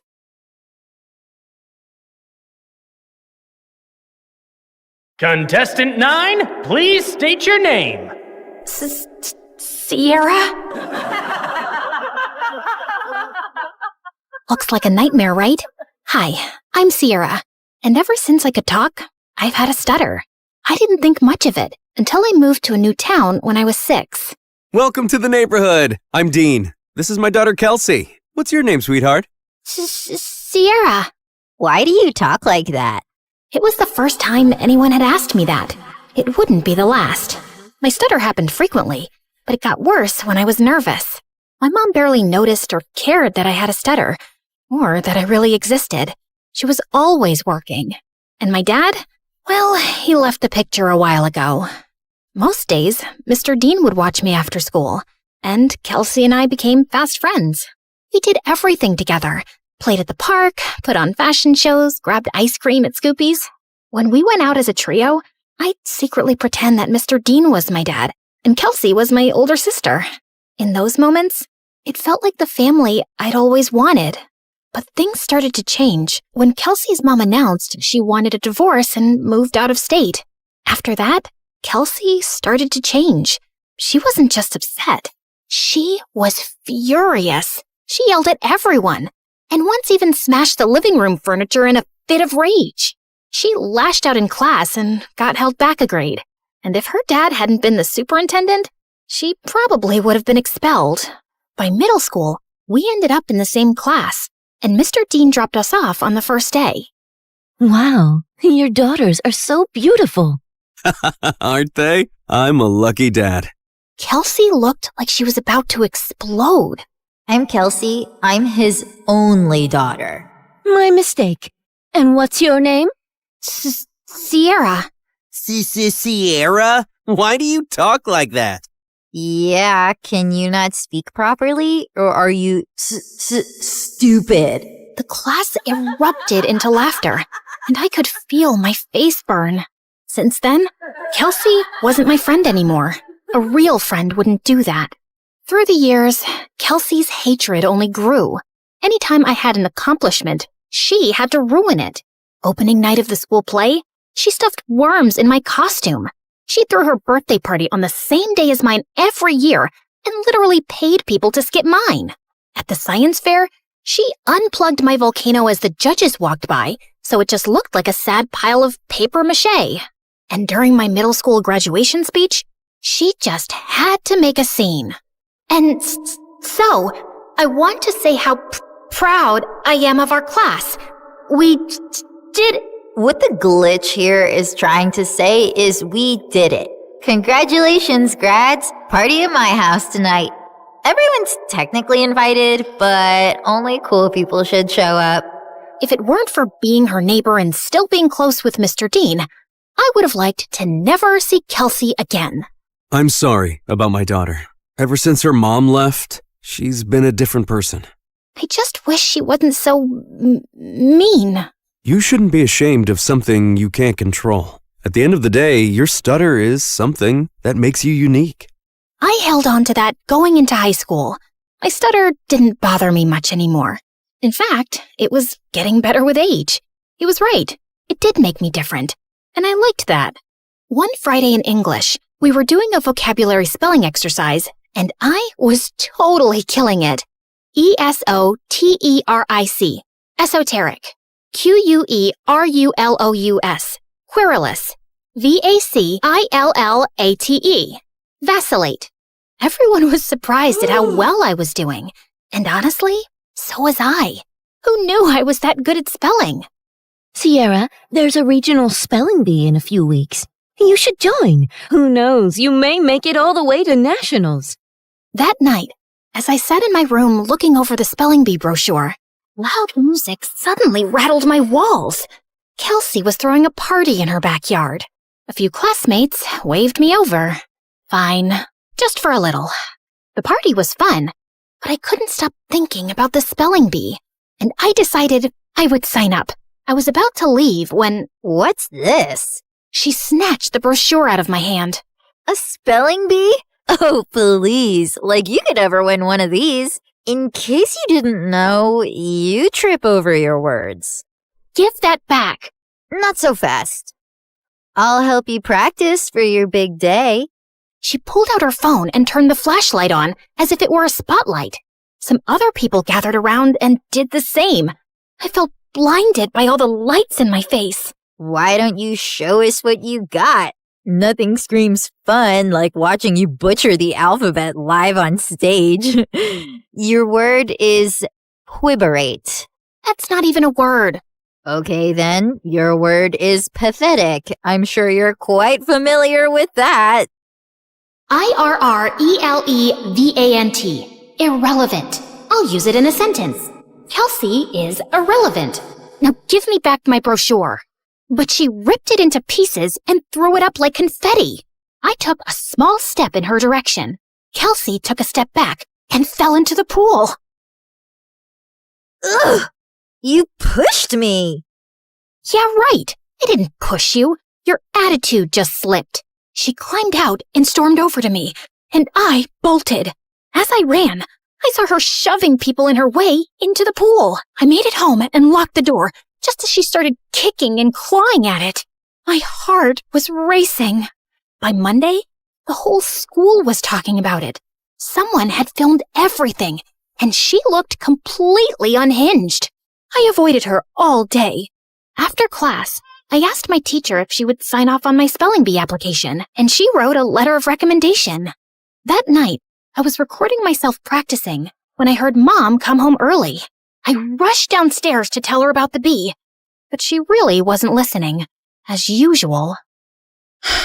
Sierra, that's great and all, but I'm working and I don't need any distractions tonight. And the Mother of the Year award goes to... Feeling annoyed, I went back upstairs and found Kelsey sneaking through my bedroom window. What are you doing here? Get out! Relax, Miss Broken Record. I'm just here to apologize. Apologize? Yeah. I saw the video from the party over the weekend. I looked crazy. It wasn't okay how I was treating you, so I'm sorry, okay? Thanks? I'm not really sure what to make of this. Yeah, well, we used to be friends or whatever. I think it's time to put the bad blood between us to bed, right? Trust doesn't just snap back into place, not after everything that's happened between us. I understand. I intend to prove it to you. Do you mind getting me some water? Climbing up the vines was harder than I thought. Uh-huh. Sure. This certainly wasn't on my bingo card for how the night would go. I brought her water, which she downed in one gulp. Thanks. I'll see you tomorrow. Maybe we can sit together at lunch? Maybe. Also, never sneak into my room again. Then she climbed out the window. What a strange interaction. But maybe we really were turning over a new leaf.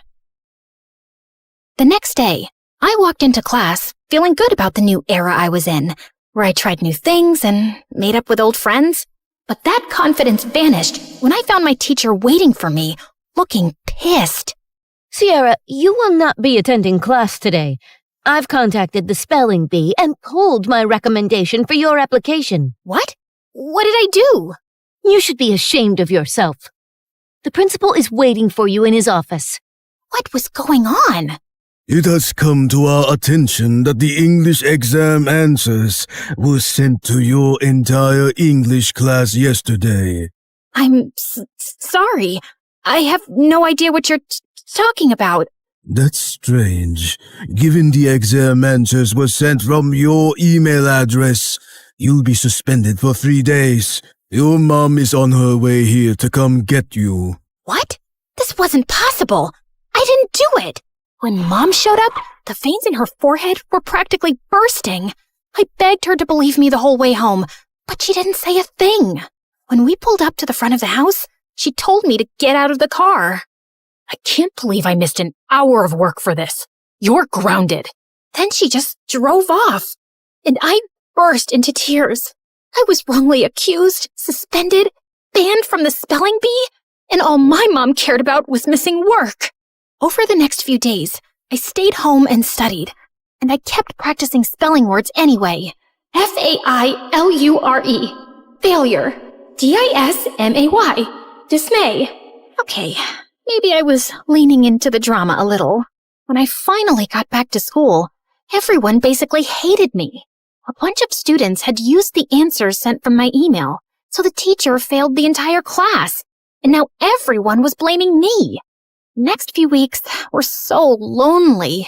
I walked straight out of school one day and went to get an ice cream cone from Scoopy's, and Mr. Dean happened to be passing by. I told him everything that happened. Let's go talk to the principal right now. It was nice to have one person who actually listened and seemed to care. Back in the office, Mr. Dean demanded answers. It was sent from her email account. My hands were tied. Steve, you're talking like you weren't the biggest troublemaker back in school. Honestly, I'm shocked you became a principal. Mr. Dean insisted on seeing the email with the timestamp. It was around the time I was practicing spelling. Wait, I had recorded myself doing that. I pulled out my phone to prove it. We watched me spelling, then leaving when Mom got home. Then Kelsey climbed through my window and went for the laptop, but I walked in. Once she sent me away for water, she sat down and typed out the email. She did this.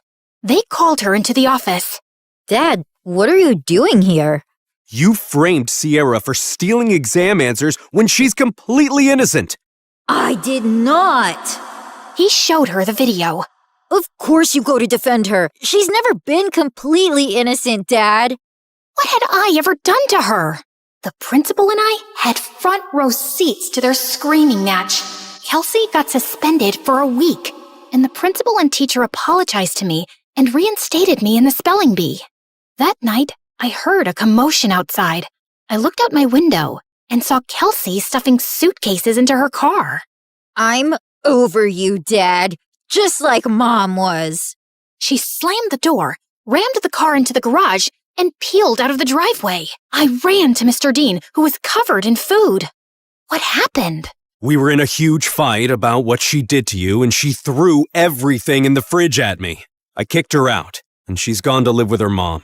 As much as I wanted to jump with joy at the thought of never seeing Kelsey again, I didn't want things to be like this. Mr. Dean looked crushed as he walked back inside, and I followed him to help clean up the mess. At school, word got out about what Kelsey did, and people started being nice again. Things weren't just back to normal, they were better. I gave an incredible anti-bullying speech at a school assembly that got a standing ovation. I started a support club where victims of bullying could share their stories. And at every free moment, I was practicing for the spelling bee, often with Mr. Dean's help. He still seemed down about being alone, but when I was around, he cheered up. He drilled practice words with me every day until regionals. And on that day, he was there in the audience. My mom wasn't. I got second place and was qualified for nationals in a month. Afterward, the top contestants did a group photo shoot. I was smiling for the camera when someone put an arm around my shoulder. I looked up. It was the guy who won first. You were a great competitor out there today. Congratulations. His accent, his eyes. Suddenly, I forgot how to breathe. Thanks. Where do you come from? Where do you come from? Sierra, are you kidding me? Is that how you speak, or did I just fluster you? Oh, no. I just have a stutter. It's adorable. I'm Leon, and I'd love to get your number. We should talk more, since we'll be seeing one another for nationals next month. Yes, please. We exchanged numbers, and I practically floated back to Mr. Dean. It felt like the best day of my life. When we got home, Mom was on the porch, arms crossed. She rolled her eyes when she saw us together. And where have you two been? The spelling bee, Mom. Remember? I won second place. She did amazing. You should have seen her. I'm sure, but I was too busy with the logistics of moving. Moving? Work wants me to relocate to California within the next couple of weeks. Mom, no! I have nationals next month. Well, that's too bad. Work comes first. You know that. Work always comes first for you, Mom. It's never me. Oh, stop being so dramatic. What if she stays with me until the end of the school year? What? I have Kelsey's empty bedroom. She can compete in nationals, finish out the year, and then move out to California. Please, Mom. Fine. Within a week, Mom was gone, and I had moved into Kelsey's old room. Mr. Dean cared in a way my mom never had, and this new life felt good. And to top it off, Leon reached out. He was a foreign exchange student from Spain living in New York, and we hit it off instantly, texting all night, every night. We had so much in common, and he was so easy to talk to. I had a major crush. One night, I even felt bold enough to tell him. I was losing sleep, slipping in school. and didn't care. I had never felt like this about someone in my life. Leon and I even planned our first date the night before nationals. That weekend, I was behind on prep, but I was more excited to see Leon than I was to compete. We planned to meet at a park, and I spent hours getting ready. I waited for him at the park. He was 5 minutes late, then 15, then 30. After 2 hours, unanswered calls, and 20 unread texts, I gave up and walked home. I got in bed and cried. Had something happened? Had I been stood up? I barely slept that night. The next morning, I was exhausted. Mr. Dean and I headed to the B. I checked in and looked for Leon. Nothing. When it was time to go on stage, I scanned the crowd. No Leon. But then backstage, I heard whispered voices. I turned and saw Leon talking to someone behind him. No, I can't keep doing this. Leon, come on. It's not that hard. He pulled away, and I gasped. Their heads snapped towards me. Kelsey laughed, while Leon froze like a deer in headlights. Was this all just a setup to mess with me? Sierra, wait! My ears started ringing, and I don't remember anything else that happened until... Contestant 9? Contestant 9, please step forward! A contestant sitting next to me tapped on my shoulder, and I walked up to the mic, trying to steady myself. Sierra? Why do you talk like that?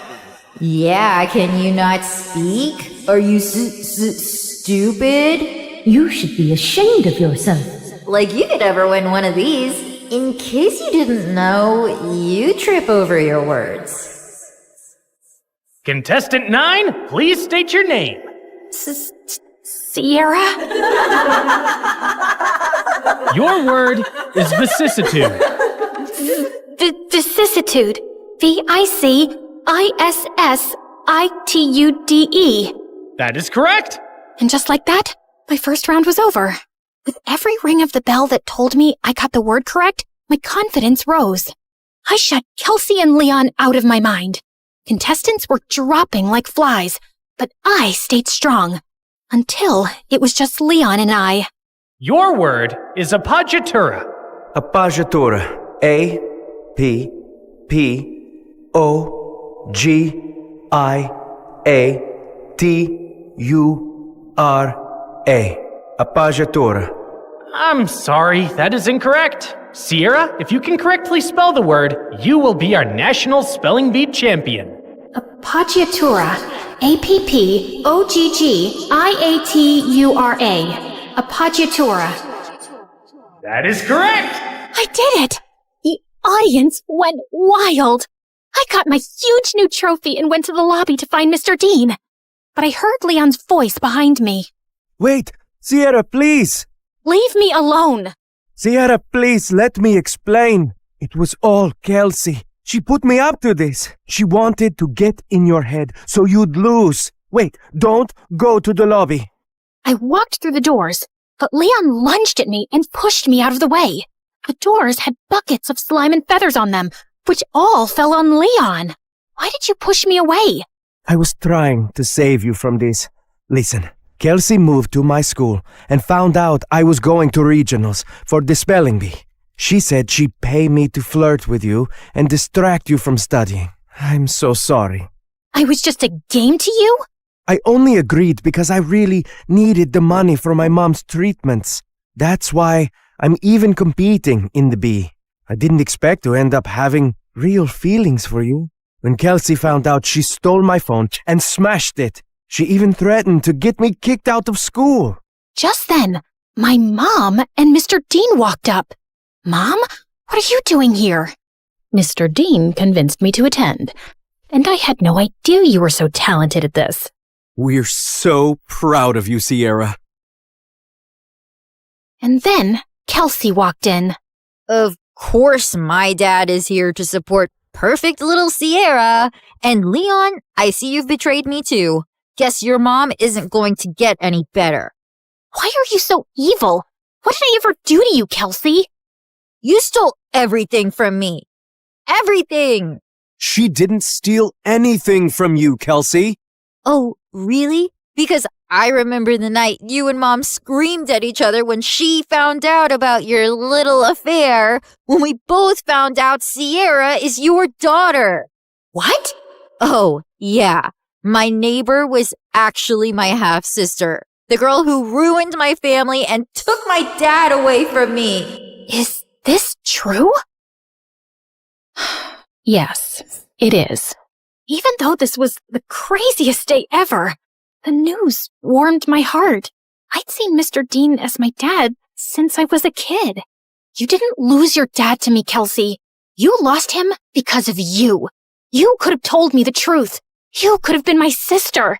But you chose to be a liar, a bully, and a sad little lowlife who only feels powerful when someone else is hurting. I may stutter, but I never had to hurt people to be heard. And why didn't you guys tell me sooner? I'm sorry. He didn't know until I told him once we moved in next door. I wanted to tell you right away, but then my wife left me and Kelsey took the news really hard and started lashing out. We thought it would be best for you to not know. For your sake, and Kelsey's. I was planning on telling you. I figured since we live together now, it was the right time. You live together now? She screamed, grabbed my trophy, and hurled it through the convention center's windows. She got arrested for property damage and spent some time in juvie before going to live with her mom. I told my mom I wanted to stay with Mr. Dean for the rest of high school, and thankfully, she allowed it. I gave the prize money to Leon to help his sick mom, but I refused to date him even after all his apologies. My self-worth wouldn't allow me to be with someone who thought it was okay to play with my feelings for any reason. I'm so proud of you, Sierra. Thanks, Dad.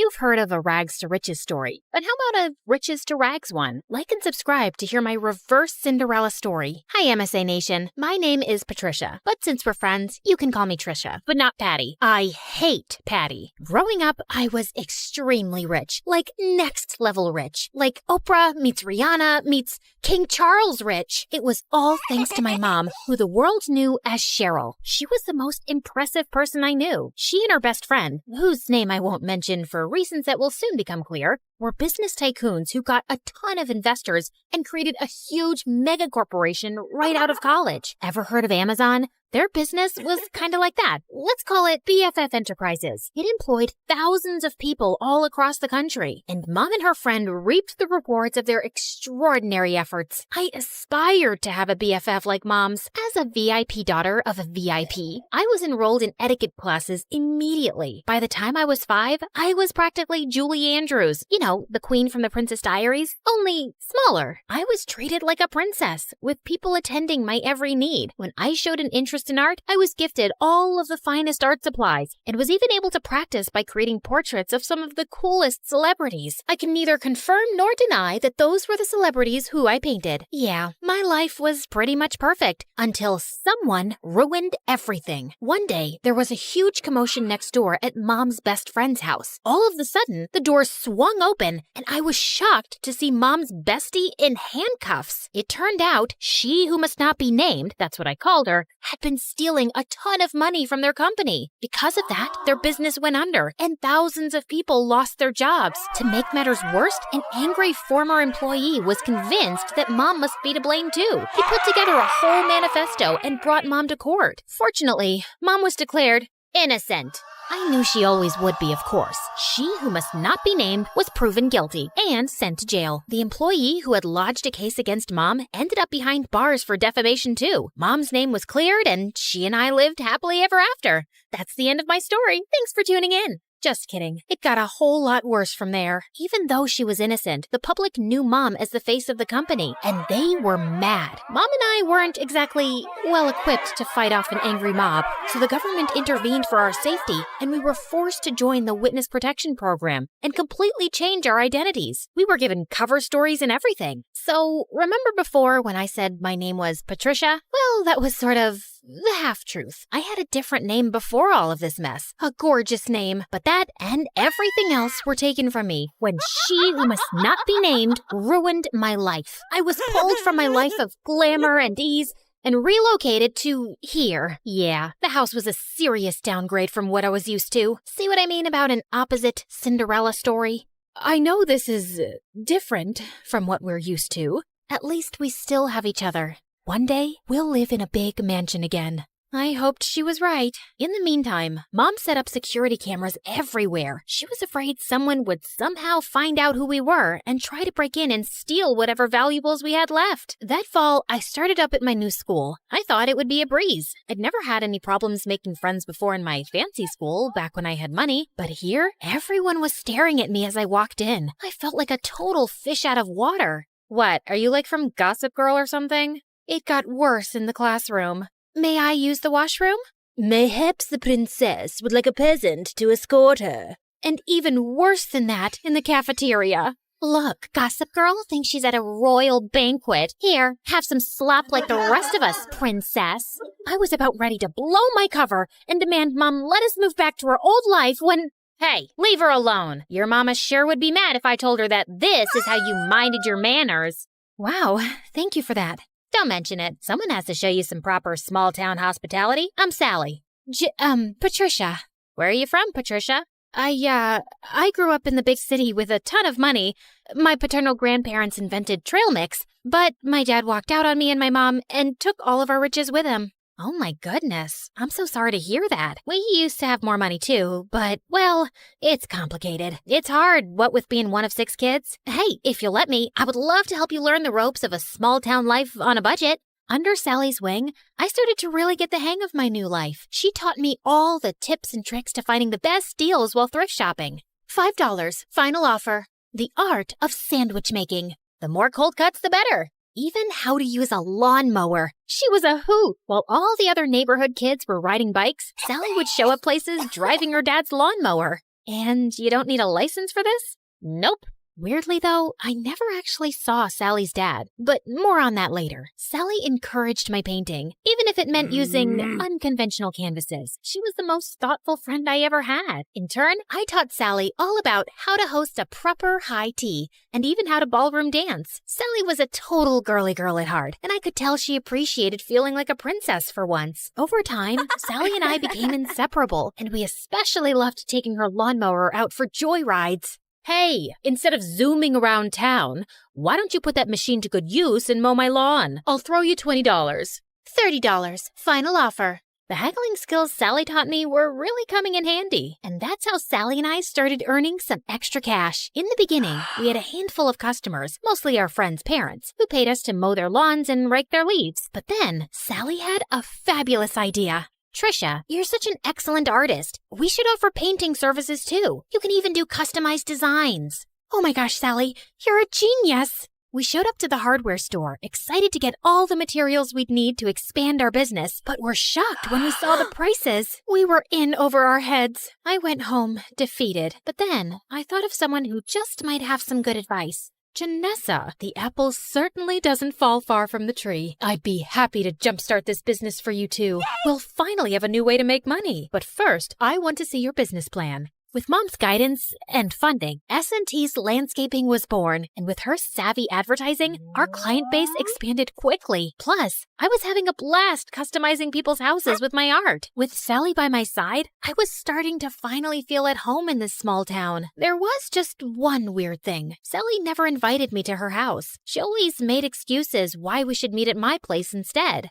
Oh shoot, I totally forgot. My crazy Uncle Louie's at my house this week. He always brings all 17 of his pet chickens. We should probably just hang out at your house. I fell for it when she told me about Aunt Linda and her 6 boa constrictors, but 17 pet chickens? Yeah, right. One day, curiosity got the better of me. When Sally told me she was heading home after school, I pretended I was going to my place, but I followed her instead. What could she possibly be hiding? I followed Sally to the outskirts of town, the bad neighborhood. Whoa, Sally lives here? The trailer barely looked big enough to hold a twin bed. How could Sally and her 5 siblings and her parents even fit in there? Just then, I lost my balance and fell to the ground with a huge thud. Trisha? Sally, I can explain. I thought Sally was going to start screaming at me, but instead, she started crying. I'm sorry I never showed you my home. It's just, well, I was embarrassed of this ugly trailer. My dad used to have an excellent job, and we had a big house and a big yard, but Dad lost his job a few years ago and ended up in jail. Ugh! If it wasn't for BFF Enterprises, we would never be in this mess. He was just trying to stand up to their evil owners, and instead Cheryl hired her cronies to make it look like Dad was lying and put him away. It felt like my stomach had dropped out of my butt. Sally's dad was the angry former employee who'd made a case against Mom. Thank goodness Sally had no idea who Mom and I actually were, thanks to our aliases and dye jobs. But why was she blaming Mom when it was really her dad who put us in this mess? I knew I shouldn't say anything or risk Sally getting suspicious, so I ran home before I put my foot in my mouth. Trisha, wait! Was it something I said?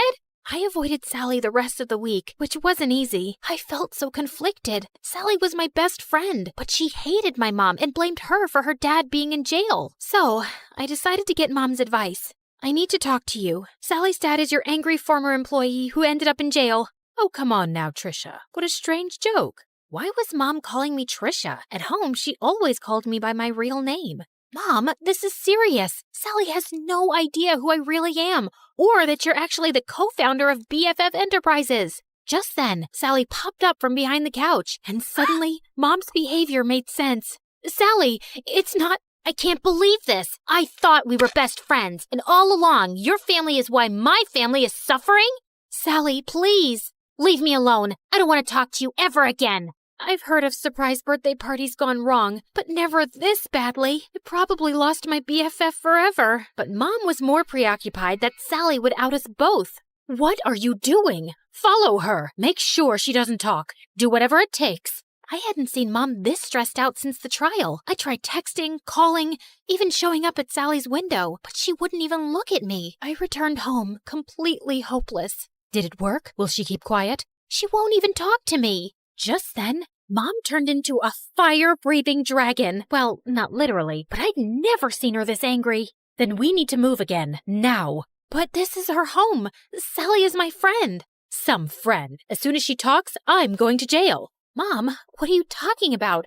Why would you go to jail? The judge said you were innocent. Of course he did. I bribed him. My business partner and I were both stealing funds from the investors because we deserved more. But unlike me, she was dumb enough to get caught and unwilling to do whatever it took to stay out of jail. And Sally's dad figured it all out and tried to get me behind bars too. But I showed him I am not to be messed with. I couldn't believe it. I was so blinded by all of her generosity over the years. I'd never even once suspected that she could have done anything criminal. And I felt so awful for Sally and her family. They didn't deserve this. But then again, how could I choose between my mom and my best friend? What Mom said next, though, made everything totally clear. You got us into this mess. Now you have to get us out. Me? I'm just a kid. You're the one who was so greedy that you stole money and ruined your company and all of your employees' lives. You even let your own best friend take the fall. You cared so much about money, you forgot about what really matters, friendship. Trisha, come back here. My name isn't Trisha, Mom. It's Janissa. So, let me reintroduce myself. Hi, MSA Nation. My name is actually Janissa. Pretty, right? Okay, back to the action. I grabbed the security cameras on my way out and headed straight to the police station. It had our conversation and Mom's confession recorded. The police took my mom away, and because I had just turned 18 recently, they let me take care of myself. And that night, the story was all over the news. I knew I'd done the right thing, but I'd never felt lonelier. The next morning, I woke up to a knock at the door. Sally, you have to believe me. I didn't know about my mom. She told me everything for the first time yesterday. I can't believe you did that for me, Patricia. Well, I had to. It was the right thing. I mean, sure, I probably could have bounced from town to town with Mom for years, pretending to be someone I'm not, but I don't want to be like Mom, throwing my friends under the bus and not caring about hurting other people. I would choose friendship over luxury 1,000,000 times. And by the way, my real name is Janissa. It took months, but after campaigning tirelessly, we finally got Sally's dad out of jail and back home where he belonged. With Mom behind bars, I was finally free to come out of hiding. Even though I was totally free to move back to the city, I decided to stay put in this small town. After all, this had become my home. I even asked Sally's family to move in with me. Plus, Sally's dad was able to take over the landscaping business. With him in charge, business is booming. Everyone is just so thrilled that he's back home where he belongs. We did have a company name change, though. I'm just so happy to have my best friend by my side.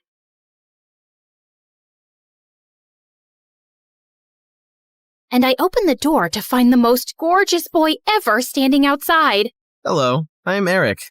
We got some of your mail. I came to return it. I just stared at him, dumbstruck, feeling acutely aware of how terrible I looked. Just then, Meredith pushed me out of the way. Hey, thanks. You're such a lifesaver. Haven't seen you around before. I just moved into the house across the street. The big white one with the quadruplets? Yeah, they're my brothers. What? No, they can't be related to you. They're very unattractive. Meredith, can't you ever sugarcoat anything? I am sugarcoating. Did I call them ugly ogres? I am so sorry. It's okay. People have this reaction often. I'll see you girls around. He flashed his beautiful smile at us and then left. Wow, Eric stole his brother's luck, the schoolboy's luck, the neighborhood boy's luck, and his mother's and his father's luck, and the whole town's. I agree. He's beautiful. I hope he's smart and funny and kind too. I'm sure he is. I'd never believed in love at first sight till I met Eric. Okay, maybe love is an exaggeration, but I was crushing on him hard. Freddie, how does this purple dress look on me? Claire, what the? You can't just come in without knocking? What if I wasn't wearing a towel? Well, you are. So unclench your butt. Now, what do you think about the dress? Hey, Freddie, I want your opinion on this red dress. Oh, hi, Claire. I didn't know you were here. Have some respect for my privacy. What are you talking about? Actually, I don't care. Now tell me, I look hot, right? Of course I look hot. I could wear a potato sack and I'd look hot. I can do hot in my sleep. What's the dress for? The party at Eric's place? What, did you think you're the only one who got invited? The red's a bit much for a casual housewarming party, no? Yeah, you're right. It's more of a second date dress. Thanks, I'll look for something else. And your dress looks lovely. I am not your sister, and you can't treat me like this. I am a man. Okay, thanks for the newsflash. Come on, Claire, let's go before Freddie has a heart attack.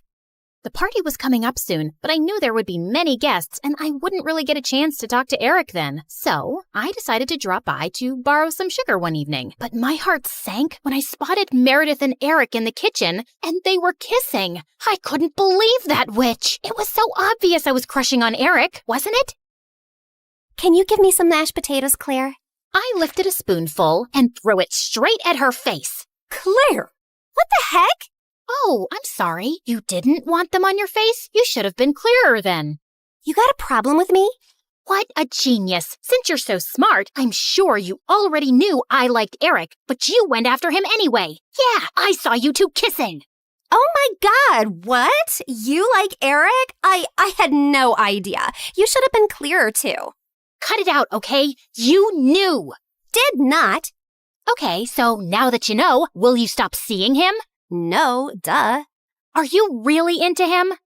Not really. I barely know him, but he's cute and rich and he likes me. You did see that he was kissing me back, right? I flung another dollop of mashed potato straight in her eye and stormed off. Fine, that jerk could have Eric. I wasn't even going to go to the party now. But on the night of the party, when I heard music floating from across the street, I couldn't help myself. Eric had just known Meredith for 2 days. This battle wasn't over yet. I knew I looked smoking hot as I marched up to Eric and Meredith in her stupid red dress. She looked furious to see me before she turned sickly sweet. Oh, hi. I thought you were unwell and not coming, honey. How are you doing now, honey? I'm good, honey. How are you, honey? I'm great, honey. Do you like my honey, honey? What honey? Honey? The honey, honey. I see no honey. Honey? What's happening here? Don't worry about it. Let's go get some honey, honey. We don't have any honey, Meredith. Honey! You ruined it. You should have ended the sentence with honey. Don't mind her, Eric. You already know she's rude. And she has a vile temper. She once tried stealing money from an old lady and kicked her hard when she resisted. Oh, so that's how it's gonna be, huh? Eric, did you know that Claire is so dumb? I told her when we were kids that if she ate bluebells, her eyes would turn blue like mine. She ate a bunch and then pooped her pants in school. Didn't Meredith tell you she used to fart in the neighbor's jacuzzi just because they said they liked me more than her? It went on for a month. Oh, how about the time you dropped Mom's toothbrush in the toilet and just put it right back? Imagine someone being so awful to their own mother. Meredith has a boyfriend who works in a mental institution, and he steals the patient's clothes from there for her. Imagine doing that to sick people. Claire keeps acting like she doesn't know her best friend is in love with her, and she keeps using him for his money. What? Are you talking about Fred? I've never used him, and he's not in love with me. Oh, please. A blind person can see Freddie's been in love with you since day one. Shut up. You shut up. How about you shut the heck up? Not till you shut up first. I pushed Meredith out of my way, but I ended up pushing a little too hard, and she crashed straight into the punch bowl. She got up and charged me, and we landed straight on the food table. As Eric was trying to pull us apart, Freddie suddenly ran in. Claire, Meredith, stop! Your mom, she isn't okay. You gotta come now. We ran outside to see Mom unconscious and being wheeled into an ambulance. Since Freddie's dad was a neurosurgeon, he took Mom's case and ran tests for weeks to discover that she had some inflammation in her brain for unknown reasons, which had sent her into a coma. Freddie's dad decided to enter her name in a clinical trial for rare brain diseases since she met all the criteria. But what's it going to cost us? We take one pro bono case for the trial, but there will still be other hospital expenses. And you girls will have to figure out something soon. Do you have any relatives? We had to contact our grandparents, but to our surprise, Mom didn't even have their numbers saved in her phone. All we had was a framed picture with their names signed at the back. Freddie offered to hire a private investigator, and within a week, he said they'd been found and were flying over to see us. But I couldn't help noticing as they got out of the cab that they didn't look rich at all. Those paupers are our grandparents? They're definitely the people from the picture. Why do Grandma's shoes look like something out of a museum? And Grandpa's coat is missing 3 buttons.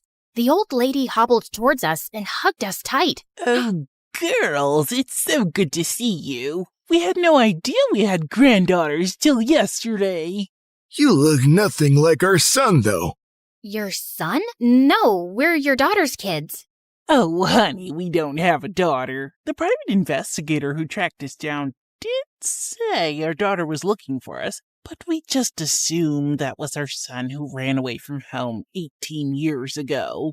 He was always saying he'd change into a woman one day. What? Our mom used to be a man? No, this is crazy. Look at this picture. Does this woman look anything like your son? Our son is ugly, and I remember this woman. Alfred, you remember this beautiful lady came to stay at our motel many years ago? She disappeared suddenly one night, and the next day some mafia men turned up looking for her. Ah, yes. Those men kept turning up for weeks. They seemed like bad news. I'm happy to hear the lady is okay. So, you're not her parents? Then why does she have this picture of you guys? She took it from the motel. I don't know why. I'm so tired, dear. Can I rest for a little while?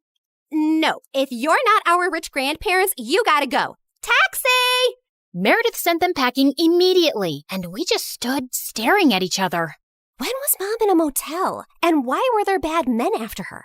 She told us all our lives these random people are our grandparents. What else has she been lying about?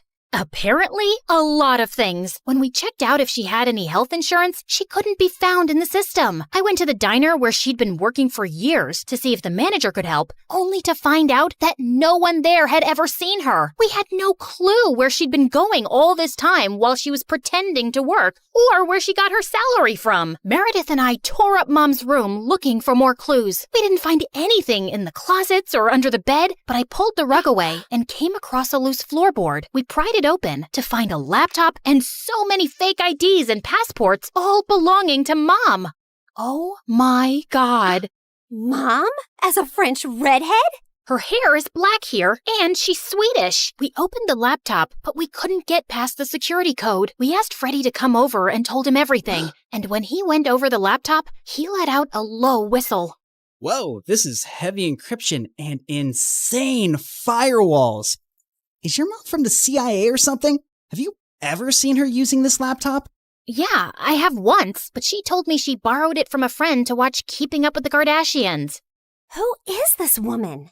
We really had no idea, except that her hair dye started fading soon, and we discovered she was a natural blonde. We still desperately needed the money and contemplated selling the house, but we couldn't even find any documents for it. For the first time in my life, I felt overwhelmed and completely out of ideas. Then one night, as Meredith and I were sitting on the porch, Freddie joined us, looking grim. I need to tell you guys something about the clinical trial. There's only a 50% chance that your mom will get the drug that could make her well. What do you mean? Doesn't everyone get the drug? No, half the patients get a placebo drug. Oh god, I did something really wrong. I checked the files of everyone on the clinical trial, and your mom has been assigned the placebo drug. She's not gonna get the treatment. So that's it? We're just gonna sit back and watch, knowing there's no chance of her getting better? Make your dad give her the drug! I can't. Dad would lose his medical license if anyone thought he interfered with the trial. Then why did you even tell us, Freddie? Freddie looked at me silently. He told us because he and his dad can't do anything, but we can. Whatever you plan, I can't be part of it, but you have to do it soon. The trial starts next week. Thank you, Freddie. You don't know what this means to us. Of course. I'd do anything for you, Claire.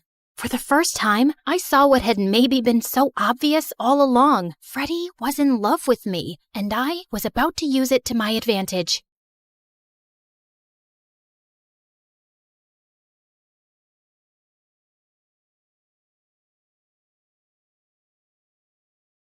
People call me the queen of entertainment, a famous pop icon, a musical superstar. You can take your pick. As for me, I like to be called the queen of hearts. Hi, I'm Ariana Grande. I was born in 1993 in Florida to overachiever parents who were super successful in their careers. Right since I was a toddler, I loved to sing. Mom would sing me lullabies and I'd sing along with her. You have a beautiful voice, my baby, just like an angel. I'm not so sure. I didn't get selected for the school choir. Don't let that dishearten you, sweetheart, and have confidence in your talent. I'm sure you're meant for greater things. Although I loved singing, I was also fascinated by theater and acting. I performed on stage for the first time when I was 8 in a musical named Annie. Are you nervous, Ari? No, not at all. In fact, I can't wait to set the stage on fire. And I did just that. That musical was a great success, and it marked the beginning of my musical theater journey. After that, I performed in so many other local productions like Beauty and the Beast and The Wizard of Oz. Life was going smoothly, but then my parents got separated. I felt devastated for a while, but thank God I had my pet dogs to keep me going through that tough phase. Just so you know, I have 10 rescue pups. One of them is named Sirius Black. Yeah, I'm quite obsessed with Harry Potter. But then, aren't we all? So by the time I turned 14, I decided I'd acted enough and now wanted to make a career in singing. I packed my bags and moved to Los Angeles to meet my managers. Guys, I think I want to make an R&B album. That's a hell of a goal, but who do you think's gonna buy a 14-year-old's R&B album? Well, that kind of made sense. So I went back to Florida and decided to focus on theater for the time being. Then when I was 15, I got chosen from among thousands of girls to play one of the main characters in a Broadway musical called 13, for which I later bagged a prestigious award. By this time, I had moved to New York, so I was missing school a lot. Mom, I want to continue performing, but what about studies? I want to finish high school at least. Don't worry, sweetheart. Your school has agreed to send study materials so you don't miss out on your studies. That was pretty cool. I was studying and focusing on my career, even though I was miles away from home. Then in 2009, I bagged the role of an adorable goofball named Kat Valentine in the famous Nickelodeon TV show named Victorious. Since the show was set in a performing arts school, it gave me an opportunity to showcase my acting as well as my singing abilities on a national platform. Thanks to the show, I was suddenly a teen idol. So, Ariana, what's next? Are you looking at a career in Hollywood? To be honest, acting is fun, but music has always been first and foremost with me. I was determined to give singing a shot, so I kept uploading my videos on YouTube where I sang covers of songs by Adele, Mariah Carey, and Whitney Houston. Meanwhile, the second season of Victorious premiered in 2011 to 6.2 million viewers, becoming the highest rated episode of the show. Victorious ran for 3 seasons until it was finally wrapped up in 2013. 2013. Then one day, I got the most unexpected call. Hello, Ariana. I'm Monte Lipman, CEO of Republic Records.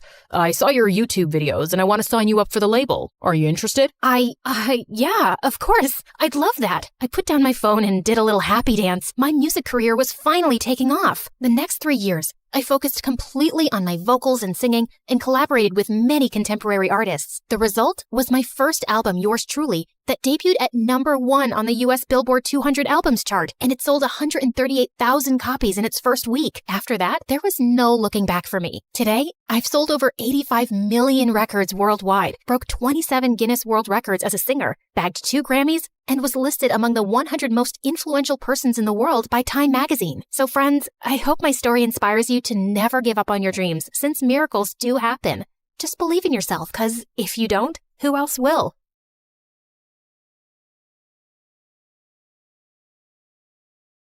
Hi everyone, I'm Gina from China. Or so I thought. Please like and subscribe. I was only a newborn when my adoptive dad found me outside a Shaolin temple in China one night. He was a martial arts teacher and the owner of the Shaolin temple. He tried to find out who my parents were, but when nothing turned up, he decided to take me in and raise me like his own daughter. I knew nothing of my real family, but the only clue I had was a very unique-looking necklace they'd left with me. Growing up, I was weaker than the other kids, but Dad was always there to look after me and trained me hard so I'd become stronger. But the kids at the temple were the worst, and they always made fun of me. Their nasty comments would make me really upset. What happened, Gina? What's wrong? Everyone says you're not my father and I should go back to where I came from, Dad. Oh, honey, you should not let their words get to your heart. You are my daughter, and you're super strong. But I'm so small. No, you're not. Look at that ant. It may seem small, but see how she's lifting a sugar cube? The same way, your strength should come from your mind and not your body alone. Dad's words always encouraged me, and I started focusing on myself. By the time I turned 8, I had a sudden growth spurt, and suddenly I was taller than most kids my age. With time, even my martial arts skills improved a lot, and I started winning many competitions. But the kids at the temple would feel jealous and try to mess with me all the time. This went on until I was 17, and then one day, something weird happened. I was in the market when I crashed into someone, and all my groceries fell to the floor. Hey, watch where you're going and say sorry. But he just ran off into the alley, and I went after him and pinned him down. Oh God, stop! Are you gonna kill me? What were you trying to do, huh? He told me his name was Drake, and he was a super famous singer from the US. And now he was running away from some crazy fans who were chasing him. I left my hotel in disguise to take a walk around the city, but my fans somehow recognized me. I'm totally lost. Please, help me get back. I decided to help him, but he didn't even know the name of his hotel. What? But you have your phone, right? Call someone. I left it at the hotel. Gosh, he was such a handful. Take me with you. What? I can't do that. No outsiders were allowed inside the temple, but this guy kept begging me, and I decided to sneak him in. You have to stay all quiet in here, okay? Ugh. I sneaked in my share of the food, and he ate like he was starving for days and didn't leave any for me. That's it. You're gonna have to leave tomorrow morning, or you're saying all this because you have no idea how popular I am. Otherwise, you'd have never wanted to let me go, baby girl. Huh? Who did he think he was? Suddenly, he grabbed my phone and started showing me all these pictures of himself online, and that's when I noticed something very strange. A woman in one of those photos was wearing the exact same necklace as mine, and she looked so much like me. Who is she? You want to know her and not me? Ah, fine. She's a family friend, but why? Could I really have some connection with this lady? But what were the chances? The next day, I woke up to loud noises in the temple and saw Drake was being taken by his security people. Turns out, one of the girls from the temple knew him and reported it to his managers. I didn't even get to say goodbye. But ever since that day, I kept wondering about who my real parents were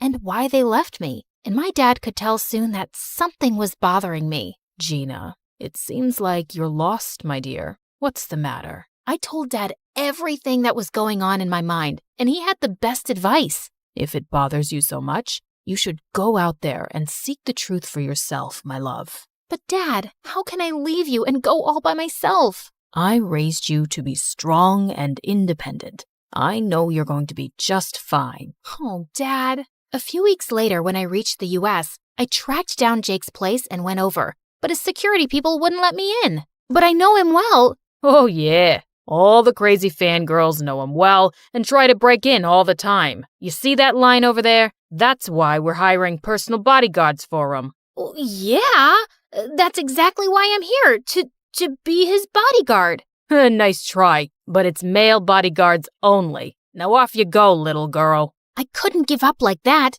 Only Drake could lead me to that woman, and I had to find a way to get to him. So I bought some makeup and wigs from a nearby shop and disguised myself as a guy. Later, when I went to audition for the job, everyone was fascinated by my smooth martial arts skills, and they hired me in an instant. They even gave me a room to stay at Drake's mansion. On my very first day, Drake's manager told me that he was running late for a photo shoot and asked me to go wake him up. But when I reached his room, I saw a girl trying to click pictures of him while he was asleep. You, get away from him. I pulled the sheets from under their butts and they both fell to the floor. What? Are you nuts? You broke my butt. Before she could record more, I took her phone and threw it out the window and she jumped onto me.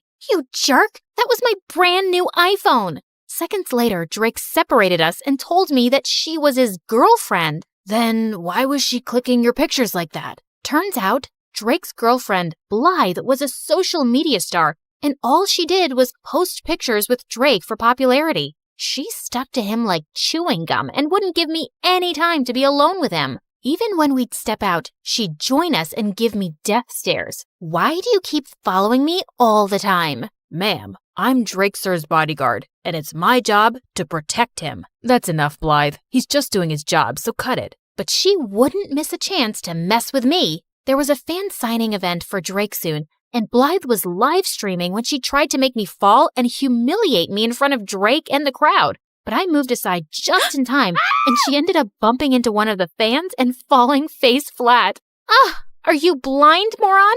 Can't you see? When the fans saw her rude behavior, they got real mad, and Blythe ran out of there to save her butt. But some of the anti-fans started throwing rotten eggs and tomatoes at Drake. I ran towards him and shielded him from all the nasty stuff and took him inside safely. When all the chaos was over, I realized I smelled gross, and I immediately ran to the washroom. But the moment I started washing my clothes, I heard a loud scream and Blythe came running towards me. You moron!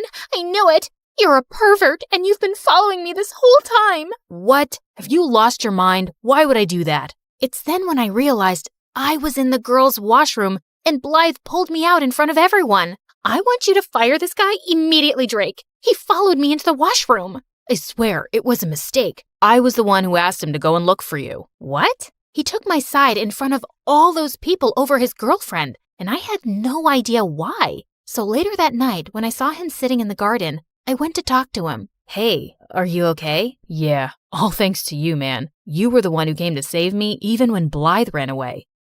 That's just my job. He then signaled me to sit down, and I did as he asked. Why did you take my side today? 'Cause I knew Blythe was lying. I've known her ever since we were kids, and I know when she doesn't like anyone, she makes a huge fuss about it. But still, she's your girlfriend. Sometimes, I wish she wasn't. I always saw her as a friend, but one day, she asked me out. I said no, but my mom and Blythe's mom are best friends, and Mom said I couldn't break Blythe's heart. But you should have told your mom you didn't love Blythe. I did, but she didn't listen. Like she never listens to me about wanting to quit music for a while. But I thought you loved creating music. I do love music, but I just want to do it at my own pace. But my mom keeps pushing me into advertisements and other projects all the time. Then you should tell her to stop. If you don't like something, you don't have to do it, Drake. You're right, man. I'm just sick of everyone trying to use me for their own benefit. I can't even talk to any of them about this. But I'm so glad I found a friend like you, whom I can trust. Those words pierced my heart. I was staying by his side and lying to him for my own benefit, too. Just then, I spotted a mouse running on the ground towards me, and I just squealed loudly and jumped onto Drake's lap. Oh my God, what's wrong? I don't know why I thought something was about to attack you, and I was just protecting you with my body, like a human shield. Just my training, you know? Okay. And is the girly scream part of the training too? Yeah, totally. It's like a war cry to scare the enemy. It's gotta be shrill.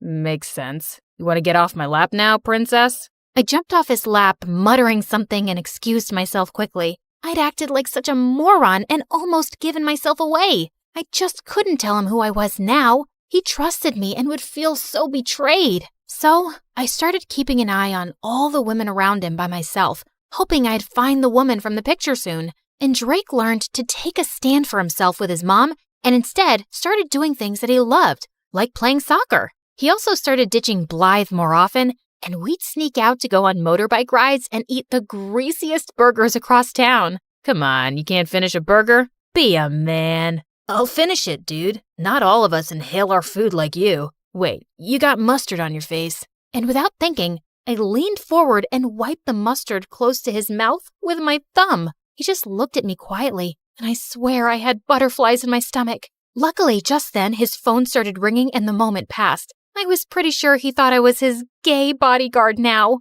A few days later, Blythe followed us to the match and offered to take everyone out for drinks. I quickly sneaked into the shower room first so no one would know my real identity. But just as I was done taking off my makeup and wig, I turned around and saw Drake standing there, and I let out a loud scream. Suddenly, I could hear some footsteps approaching, and Drake pulled me into one of the shower stalls. What the? Stay quiet, or someone's gonna see you. He was so close to me, and my heart was racing. But seeing how Drake didn't look shocked one bit, I could tell he already knew who I was. How long have you known? Almost since the start. What do you think I am, an idiot? Why didn't you say something then? I wanted to see what you were really up to, or how long you'd keep up the act. It's been fun, liar. Drake, I'm sorry. I never wanted to lie to you. I was just trying to find the woman with the same necklace as mine. Huh? What necklace? I told him everything, and when I noticed that the person outside had left, I stepped out to show him the necklace. But I was shocked to see that all the stuff I'd taken off while removing my makeup was gone, along with my necklace. I looked for it everywhere, but I couldn't find it. Calm down, Gina. It must be here somewhere. And I know who the woman in that picture was. But before he could tell me, Blythe barged in with the cops who wanted to arrest me for fraud. Fraud? That's a lie. Oh, come on. You pretended to be a guy and stole expensive things, including my mom's necklace. I've called her. She'll be here any minute, officers, and you can ask her. But arrest that fraud first. Your mom's necklace? What are you talking about? I didn't steal it. It's mine. Gina's right. She didn't steal anything and she didn't lie to anyone. I knew who she was all along. And Blythe, I'm breaking up with you. Blythe looked ready to explode. But just then, Blythe's mom entered and took the necklace from her hand. Where did you get this from? It's mine. She turned to me, and that's when I saw she was the same lady from the picture, and she was wearing the same necklace. I told her everything about myself, and at first she looked stunned, but then she broke into tears. Oh, honey, my daughter, I can't believe it's you. You're alive. She then told me how she got pregnant before marriage, but her super rich family was against her giving birth here and ruining their reputation, so she fled to China. Soon after I gave birth to you, my parents found me, and the doctors told me you had passed away because you were too weak. But now I know. They lied to me. So you didn't abandon me? Ugh, stop with your act. She's a liar, Mom, and this necklace must be a fake. Blythe, I know it's a lot to take in, but it's not a lie. She's indeed your sister. I can tell just by looking at her. Ugh! Blythe stormed out of there in anger, and the lady turned towards me. I'm so sorry that you had to live like this for all these years, but I'm so glad that you found your way to me. Please, give me a chance to make up for all these years. I can't do that. What? All my life? I wanted to know the truth about who I was, and now that I've discovered it, my heart is at peace. But this isn't where I belong. I have a life and a loving dad back in China, but I promise I'll visit often and get to know you more. Oh, dear. Does this mean I'm losing my favorite bodyguard? Pretty much. But you've got a friend for life. Just a friend? No chance you'd say yes if I asked you out? I'll have to think about it.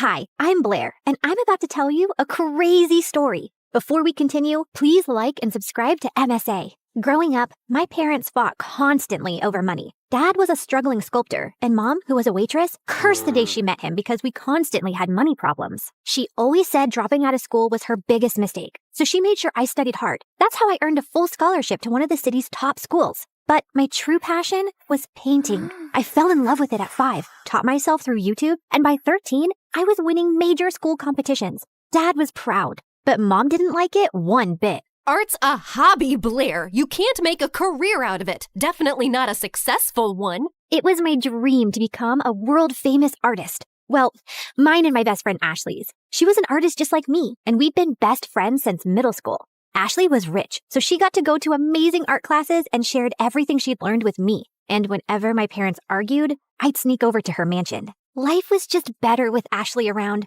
except for her annoying twin brother Dexter. He mocked our art, hid our supplies, and chased us with his paintball gun. Whenever we complained to Ashley's parents, Dexter would just put on his innocent face and get away with it. Even at school, everyone adored him for his sense of humor. Ashley absolutely hated him, and I could see why. Like on their 15th birthday, Ashley spent hours getting ready, and she looked beautiful. But the moment Dexter walked in, everyone gathered around him, completely ignoring Ashley. Look at him, smiling like he owns the world. I will never understand what people see in him. Probably his athletic body. I mean, if you look at it from an artistic point of view, Dexter's pretty much perfect for a portrait. What? I mean, so what if he's good looking? You've got a great personality.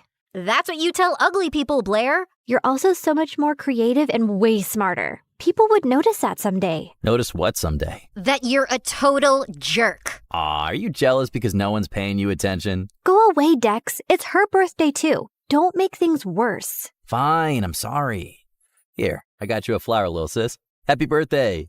But as soon as Ashley took it, the flower squirted water all over her face, ruining her makeup, and Dexter ran away laughing.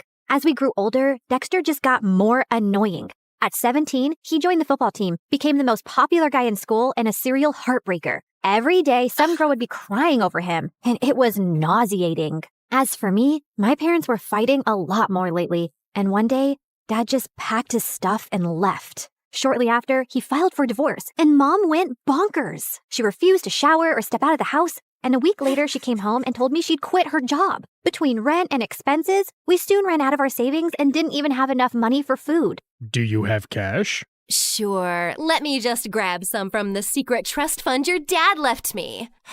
No, I don't have cash, you moron. Just run the card again. I've already tried 3 times. It's not working. Pay or leave.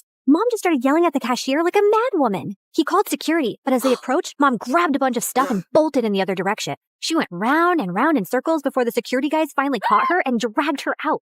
Since Mom was acting all kinds of crazy, I took up a part-time job at a cafe to help out. But between work and school, my life was miserable, and Ashley wasn't helping. What do you mean you're not coming for the concert? We booked this months ago. Things were different back then. Now I have to work. Ask someone to cover your shift. We're short-staffed, and I need the money. But Hank's gonna be there, and I need your help talking to him. You're not getting out of this. Ashley kept pushing me, but I kept refusing, and eventually she gave up. The next morning, she told me Hank had asked her out, and I was happy for her. College applications were looming, and I desperately wanted to get into NYU's art program, where Ashley was applying to. It was expensive, and I needed a strong portfolio for a scholarship. I couldn't risk my mom finding out, so I stayed late after my shifts at the cafe to work on my portfolio. One day, while I was heading back home, it started raining heavily. It was already late, so I couldn't get the bus, and was waiting for a cab when someone walked up to me with an umbrella. Dexter, what are you doing here? I was just across the road running some errands, and by errands, I mean date that didn't go too well.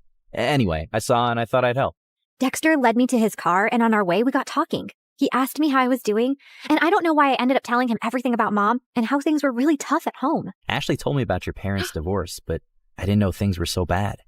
If you need anyone to talk to, I'm here. Something about the way he said it made my heart melt. And after that day, Dexter and I got closer. He would wait for me at the cafe and then walk me home. We'd debate over classic movies, argue over music, and bond over our favorite MSA videos. The more time we spent together, the more I saw a different side of Dexter. One that was kind, funny, and surprisingly thoughtful. And before long, I started having feelings for him. You know, I've always had a bit of a crush on you. Really?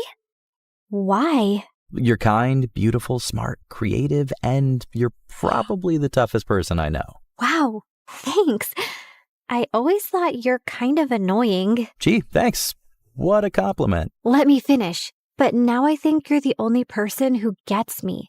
You've shown me what it's like to really connect with someone, Dex. I guess what I'm saying is... That you like me? I like you too. And then Dexter kissed me, and it was perfect. I wasn't sure how Ashley would take it, but before we can even gather the courage to tell her, we found her crying in the school garden the next day. Hank dumped me. He says my nostrils are too big and that my face reminds him of his dead cat. What kind of reason is that? The kind that's a lie. Hank's a total player. Why would you ever fall for him, you dumb... Ow! I mean, I'm sorry you're hurting, but don't weep over that idiot. You're stronger than that.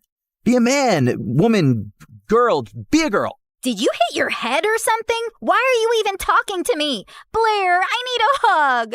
The next few days were a mess. Ashley was hung up on Hank and dragged me along for endless shopping sprees and salon visits to distract herself, and I didn't think it was a good time to tell her about me and Dex, who I wasn't even getting to spend any time with. She was also home all the time, so Dexter started sneaking into my room late at night. This is not fair. You're totally ignoring me. I know, but she's miserable, and she needs me. Hey, Han, remember when you needed her, but she was too busy falling in love? Anyway, my football team's having a party tomorrow night, and I'd love for you to come.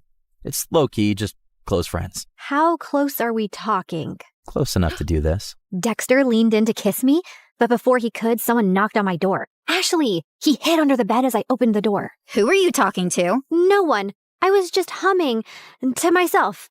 La la la. See? You tell me, what's up? No time long see. You're being weird. Anywho, I need your help. I've heard the football team is having a party tomorrow and Hank's gonna be there. I need him to know that I've moved on and this party is perfect for that. I have the invites. You're coming with me. No excuses. But I have to work on my portfolio. I promise I'll help you after the party. Please say yes. Ashley looked desperate that I couldn't refuse. Dexter was furious, though. He didn't answer my calls or reply to my texts. Even at the party, he ignored me. But I could see he kept looking my way. Ashley had hired some guy to be her fake boyfriend, so she left for the dance floor with him while I waited for Dexter. I was near the pool when I almost slipped, but someone held on to me. Careful there, sweet cakes. You'll hurt yourself. Blair, right? I'm Hank. I know. Great. Then let's skip the introductions and dance. I don't want to. Come on. She said no. I turned around and saw Dexter looking furious. And who are you? Her boyfriend? Yes, now back off! Or what? You'll hit me, pretty boy? You bet I will. Dexter punched Hank right in his face and he stumbled backward. Hank charged at Dexter and the two got into a fight. Everyone gathered around and I caught sight of Ashley's face in the crowd. She looked furious. I ran over to her, but I slipped and fell in the pool. I don't remember much after that, but when I opened my eyes, I was in a room with Dexter and Ashley staring at me. What happened? You passed out. You don't know how to swim? I didn't exactly grow up with a pool in my backyard, so no, I don't. You're bleeding. That's no big deal. Yeah, no big deal. Just like it's not a big deal to hide from your best friend that you're dating her idiot brother. How could you not tell me? I don't know, okay? I freaked out. You've always hated Dexter, and then you'd just broken up with Hank, so I didn't want to rub my relationship in your face. You don't have to treat me like I'm a child who doesn't have a handle on her emotions. Anyway, you've chosen Dexter. Although I can't understand why him out of all the boys on the planet. But you did, and you're my best friend. So I'll accept it on one condition. Never, never make out in front of me, or I'll projectile vomit all over you. Deal? Deal. After that, things went smoothly. Dexter and I could now date openly, which made me really popular. One of his friends asked me to create a portrait for her dad. He loved it so much that he gave me a lot of commissioned work. Soon, I was making enough to quit my job at the cafe, and life became a lot easier. I even finished my art portfolio and was working on some last-minute changes one night when Mom barged in. You're applying to an art college? Why didn't you tell me? Who told you? Doesn't matter. Have you forgotten how much we've struggled because of Dad? And who will even pay for this college? I don't have that kind of money. I'll get a scholarship, Mom. I made a portfolio. Look. No, art school is too expensive and not worth it. You'll join a community college and stay close to me. Now give me that. Mom snatched the portfolio from me and left. I followed her, but she locked herself in her room. No matter how much I begged, she wouldn't open the door. Mom didn't get out of her room the whole day, and since submission was only 2 days away, I had no choice but to give up on my dream. I was talking to Ashley and Dexter about it when he came up with a brilliant idea. Dad knows the dean personally. How about I talk to him and get you a personal interview? And we can ask my friend whose dad bought paintings from you to let us borrow those. It could be your portfolio. That'll work. It should. I'm not letting you give up on your dreams, Blair. What about Mom? She just has to make peace with it. I know you love her, but what she's asking of you is not fair. She's acting like the kid in this relationship.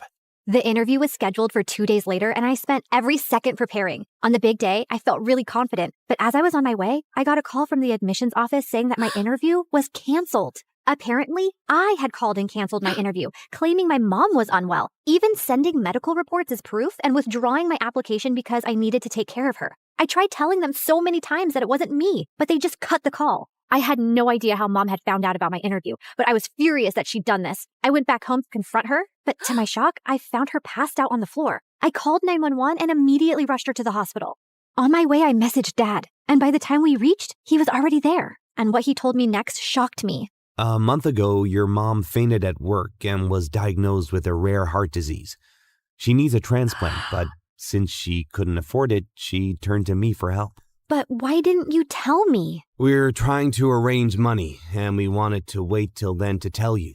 She didn't want to worry you. And here I thought she was lying when she submitted those documents. What documents? I explained about NYU and my interview with the dean. I don't think your mom's behind this. She was skeptical, but after seeing your portfolio, she was impressed.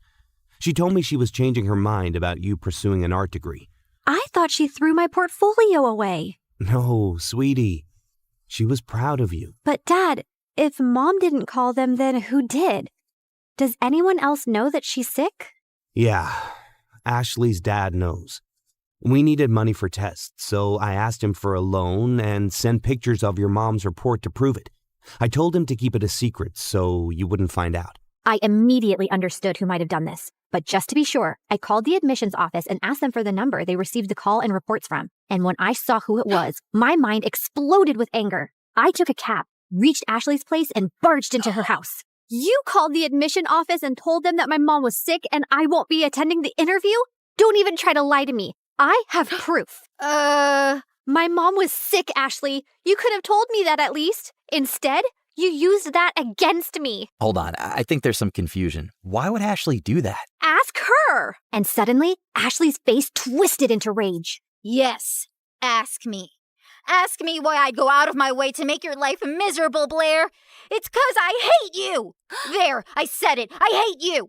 First, you were my best friend, and you chose to date the person I hate most, my doofus brother. It was bad enough my parents always chose him over me, but even you?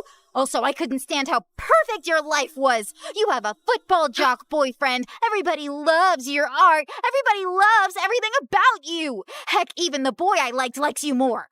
I didn't want to go to college and be second to you again.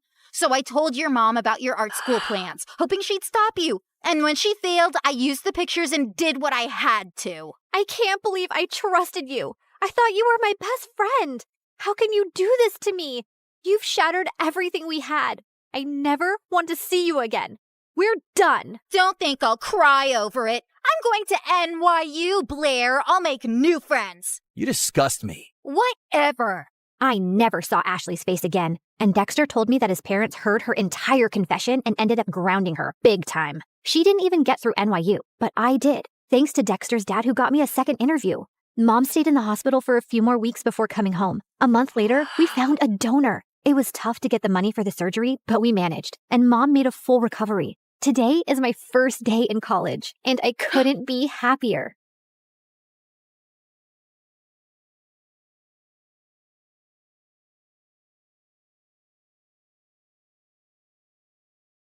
Hi, I'm Carly. This is my crazy story. Before I continue, please like and subscribe. I was born to a single mom who worked very hard to raise me and my twin sister Blake. Blake was born with a rare condition that impacted her kidneys, and she was always sick. Since Mom was busy juggling things at home and work, it was my duty to look after Blake. You can't eat milk with your hands. Drink it. Blake, don't chew on your gross shoes. Even Mom was extra paranoid about Blake, and she hardly paid attention to me. Like this one time when I was 6, Mom had to leave for some urgent overnight office trip, and she dropped us off at the neighbor's place. These are Blake's medicines. You know she drinks chocolate milk before sleeping, and I've also packed her favorite pink night clothes. Wait, where's my stuff? The bag's too small to carry both your things, but hey, I packed your toothbrush. You'll be okay, right? I wanted to say no, but Mom already looked tense, so I nodded and she left. Everything was going great, but right before bedtime, I went to get milk for Blake, and I heard a huge thud. I rushed to see Blake crying on the floor with a bleeding nose. Apparently, Blake was jumping on the bed with the neighbor's son, and he thought it would be fun to push her off of it. Thankfully, the injury wasn't big, but when Mom found out, she went ballistic on me. Carly, I trusted you to look after her. And I did. I was just getting her milk, like you asked me to. And she's okay, Mom. Everyone falls sometimes. Your sister isn't like everyone else. After that day, Mom banned both me and Blake from participating in any extracurriculars at school or playing in the park afterwards like other kids. I was always stuck at home with Blake, so I never really got a chance to make new friends. And those at school joined clubs and got busier. I missed having a normal life, but Blake needed me more. Mom got more paranoid with time and took special care preparing food for Blake. I knew how tired she was, so I'd get by with frozen meals. And over time, I started taking comfort in junk food,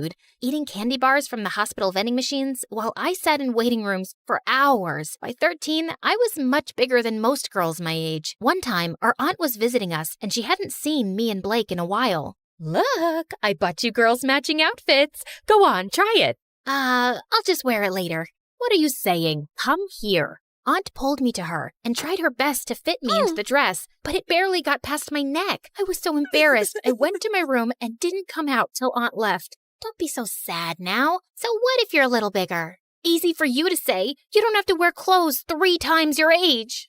You're thinking too much. Here, I got you these. Blake's health improved as we got older, and by 16, she was much better and put on medication to manage her condition. Soon after, Mom got married, and a year later, she delivered my twin brothers, Jake and Jonah. I was happy for Mom, but I could tell Blake wasn't adjusting so well. Oh, I want to pluck out my ears. They cry so much. I know for a fact Jonah hates me. He farted and gave me the stink eye. That one's a devil. I knew Blake didn't mean that. She just missed Mom since she was busier than ever. And I tried my best to make Blake comfortable, but she was constantly throwing tantrums and hardly ever helped me take care of the boys. Oh, Jonah pooped his pants again. Quick, hand me a nappy. Right. What's that? Forget it. Can you just warm up the milk? Actually, I don't feel so well. I'm getting a headache in my stomach. A stomach in my headache. You get the point, right? And when I asked Mom to hire a babysitter, she just gave me a lecture on money and expenses. My grades were getting affected too, and I was an overall mess. I knew it had something to do with my eating habits, so I started taking care of my health. I went for runs, ate better, and over time, I could see the results. One day I was jogging when I saw someone taking my picture, hiding in a bush. I caught him by the collar and dragged him out. What do you think you're doing? I just thought you were pretty. I'm good at taking pictures. Here, have a look. Wow, that's me? Yeah, whatever. But you should be asking me first rather than acting like a creep. I get it. I'm sorry. Can I make it up to you with some coffee? Fine, but I want a copy. Deal. Eli and I went to a coffee place close by and hit it off instantly, and soon we became good friends. He was into filmmaking and would always have his camera around his neck. Watching him, I got interested and tried my hand at handling a camera too, and it was love at first sight. Okay, so that's how you focus. Now look at that sunset. Beautiful, isn't it? Yeah, you know so much about the camera. It's really fascinating. I've always wanted to make movies, you know? And I love the ocean too. I'll tell you a secret. I'm part mermaid. Oh yeah? Prove it. Eli got up from the rock he was sitting on and started doing an awkward dance, flapping his arms like fins. Okay, I believe you. Well, good, because I was afraid I'd have to splash you with my tail. Really? That was on your mind? Well, that and something else. With that, Eli jumped down and pulled me in for the most magical kiss. Eli and I started dating soon after, and I decided to make him finally meet Blake. So the next time he invited me out, Blake tagged along, but the moment she saw him, she burst out laughing. Oh my God! Where did you get that shirt from? Your grandpa's closet? Actually, yeah, he has a really good shirt collection. Do you like it? I can get you one. Ew, no thank you. I'd rather wear a tent than slip into something so cringe. Come on, Blake, that's not very nice. What? I'm kidding. I'm sure Ebola can handle a few harmless jokes. Eli. Blake made it painfully obvious that she didn't want Eli around, and even though Eli kept his cool, I knew she made him uncomfortable. Then one time, Eli invited me and Blake to the launch of his dad's new restaurant. I appreciated the effort he was making with her, and I hoped she would too. But I was so wrong, because minutes into the event, Blake threw a massive tantrum over pickles. What do you mean you're out of pickles? Pluck them from a tree or something. Could you please keep it down, Blake? Everyone is staring. So, you care about all these fancy people, but not your sister? No one understands me. I just had a very big lobster, and I feel like throwing up. You know pickles calm me down. This is such bad customer service. Hey, you have pickles, and you, and you. And then she started taking pickles off of everyone's plate till Eli intervened and dragged us outside. What's the matter with you, Blake? What? It's not my fault your party sucks. At least I brought some entertainment to it. Blake, let me handle this. Eli, I'm really sorry for the mess, but what? Your sister's not normal. And you are? You're so boring, if someone stole your identity, they'd give it up because it sucks. You really need to watch your tongue. And you need to watch your hands around my sister. Guys, please. Before I could say another word, Blake started hyperventilating and fainted. We immediately took her to the hospital, where the doctors told me that she passed out from anxiety and high blood pressure. Thankfully, she was out of danger. I'm really sorry about Blake, but that girl's out of control. You've got to draw a line somewhere. You saw what happened, Eli. You can't just scream at her like that. She's my sister. I can't be around her, Carly. This is going to be a problem. I wanted to stop Eli, but there was nothing more I could say. Blake was my sister, and she came first. I didn't meet Eli for a few days, and a week later, he told me that one of his movies that I'd helped him with had gotten selected for a local film festival. He wanted me to come, but Blake was still recovering, and I couldn't leave her alone. But when he came back, he told me something shocking. Everyone loved the movie, Carly. One of the biggest film schools in New York wants to take us both in on full scholarship. How amazing is that? I don't know what to say, but I don't think Mom would let me go to New York, Eli. You're a great filmmaker, Carly, and you should give it a fair shot. And think about it. You could finally live your life on your terms. God knows you need it. I was numb for a second, and then I felt like someone gave me new wings. It did sound like an amazing opportunity. All I had to do was convince Mom, but when I told her, she looked at me like I'd asked her for her kidneys. Have you gone crazy? You can't move to New York. Your life is here with me and Blake. I applied to this marine biology course on behalf of both of you, and you guys got in on scholarship. This was always the plan, and it's the right one. But that's not what I want to do. I want to make movies. I'm really good at this. Everyone says that. Everyone or Eli? Who's Eli? Just this dumb boy she's dating. I'm sure he's the one who's filled your head with this sawdust. How can you even think about leaving me? I just want to do what I want for once. Can't you give me a few years from my own life? Oh, stop being so dramatic. And not another word about this movie business, Carly. You'll stay here with us. Is that clear? Mom left, and I turned to Blake angrily. You couldn't take my side for once? What did I do? Oh, you mean telling Mom about Eli? I don't think she even noticed. I left the room angrily and didn't speak to Mom or Blake for the next few days. I thought I could confide in Eli, but suddenly he was acting really cold. Every time I tried to talk to him, he would turn the other way, till one day I finally cornered him after class. Am I imagining things, or are you ignoring me? Neither. I'm just busy. So, I told my mom I want to make movies, and she went bonkers, but look, Carly, you and your family have issues, and I don't want to get in the middle of it. Do whatever they say. But you told me to live my life. You said... Yeah, I did. And now I'm saying I don't care. You'd choose your clown sister over everything. I've seen that. So good luck, but I don't think I can be with you anymore. Eli, wait. Tell your sister she won.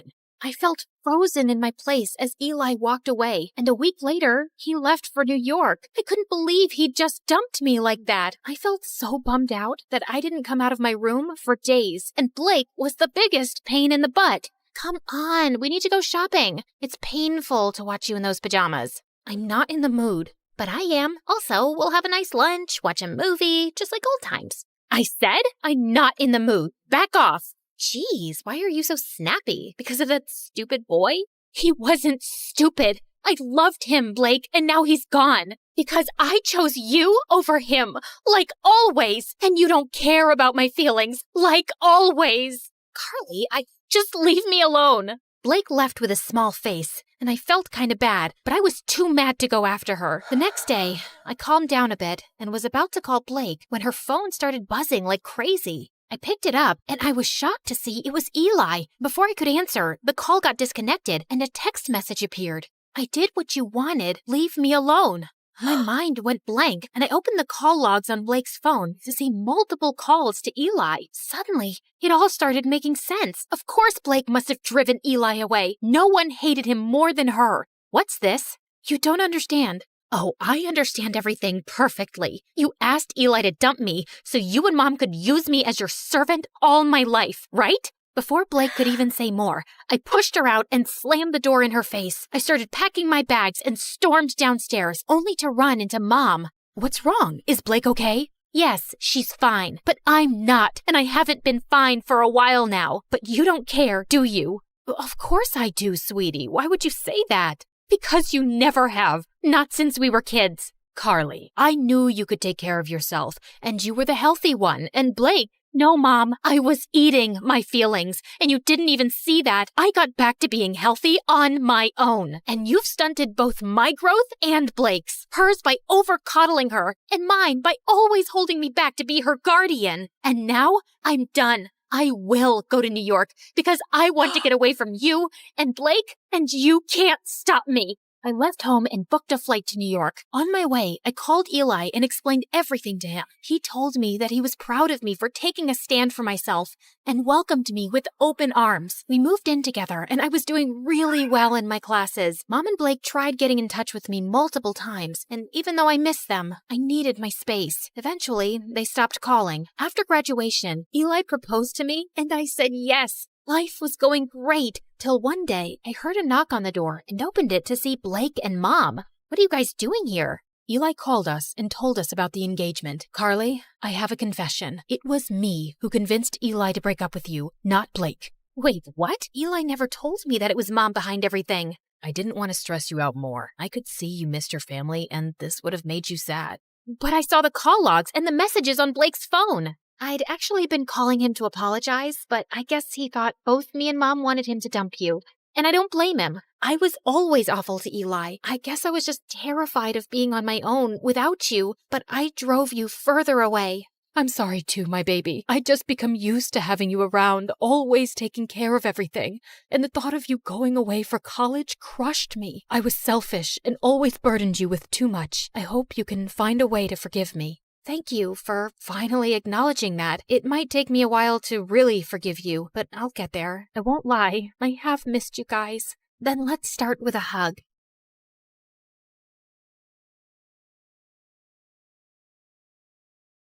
Your mom, she isn't okay. There will still be other hospital expenses, and you girls will have to figure out something soon. Do you have any relatives? Of course. I'd do anything for you, Claire. Can you tell me where the trial patient files are? When we visited Mom next at the hospital, I was able to slip away and retrieve Mom's file and another patient's who was receiving the drug. That night, Meredith and I used every Photoshop skill we had to make duplicate copies, complete with the hospital's seal and everyone's signatures to ensure that Mom was the patient chosen for the treatment. And the next day, I slipped the files back in. I knew what I'd done was wrong, and I'd broken at least 5 different laws. But as I walked away, I didn't feel like a criminal at all.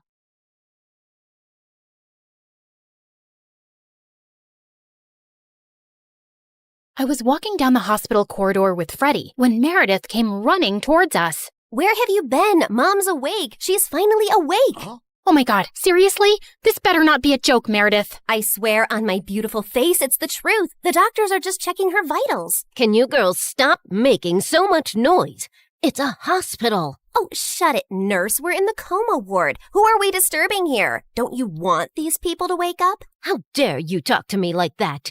This is preposterous. That's not even a real word. Remind me to buy you a dictionary. How did you become a nurse? Jeez. You ran down to Mom's room to find her fighting off the doctors. She jumped onto her bed like an animal and started screaming at them. Where am I? Are you doing a science experiment on me? You will not touch the daughter of Vladimir. I learned how to catch fish with my bare hands when I was 3 and tackled a bear when I was 5. You think you are any match for me? Ma'am, we mean no harm. We're your doctors. How are you old enough to be a doctor? You have a pimples like a teenager. I'm fully qualified. Shut up, little boy. Tell me where I am before I take your eyeballs out and play bubbles with them. Mom? Mom turned and stared at me with wild eyes. Let's get out of here before she attacks us. For once, I agree with Meredith. Who are you? And what did you just call me? Hey guys, the last time you saw me, I was walking down a hospital corridor after switching the clinical trial files. That was 2 years ago, so let me get you up to speed on everything that's happened since then. Mom entered the clinical trial, and her tests started showing signs of progress, but she didn't come out of her coma anytime soon. Freddie tried to help us, but Meredith and I had to learn to manage on our own, and it turns out there's a lot you can steal from a hospital. We never had to buy toilet paper or cleaning supplies again, and we always had endless cups of pudding and Jell-O. Meredith, is that diaper cream you're putting on your face? A girl's gotta moisturize. It's very hydrating. My face is as soft as a baby's butt. What did you score today? More useful things like new bed sheets, pads, towels, and batteries for our TV remote.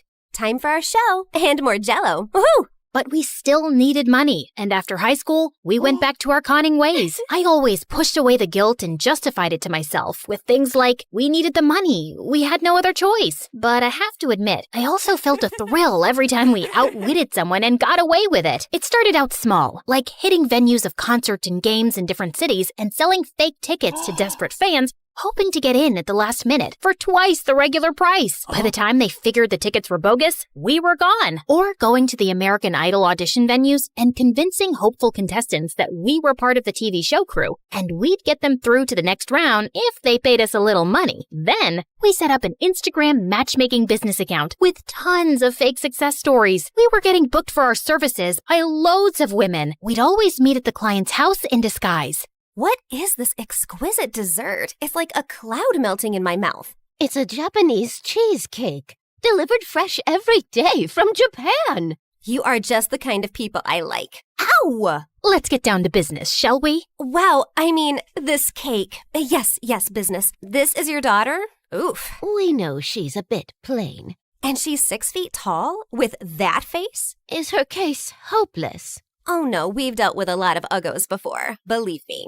Ow! What my partner means is there's someone for everyone out there, and we're experts at making those two people meet. We'll need a small advance, and we'll bring you a portfolio of suitable bachelors in a week. You'll be the mother of the bride soon, watching your little giraffe walk down the aisle. Sounds good, right? Make that check to cash, please. Can you also pack the rest of this cake? We'd take the advance, keep in touch for a few weeks saying we were gathering options, and then disappear. Of course, people soon started commenting on our page, calling us frauds and reporting our account, but we made a good amount while it lasted. We tried out a wedding planner service next. That's a gorgeous cake, but it's so expensive.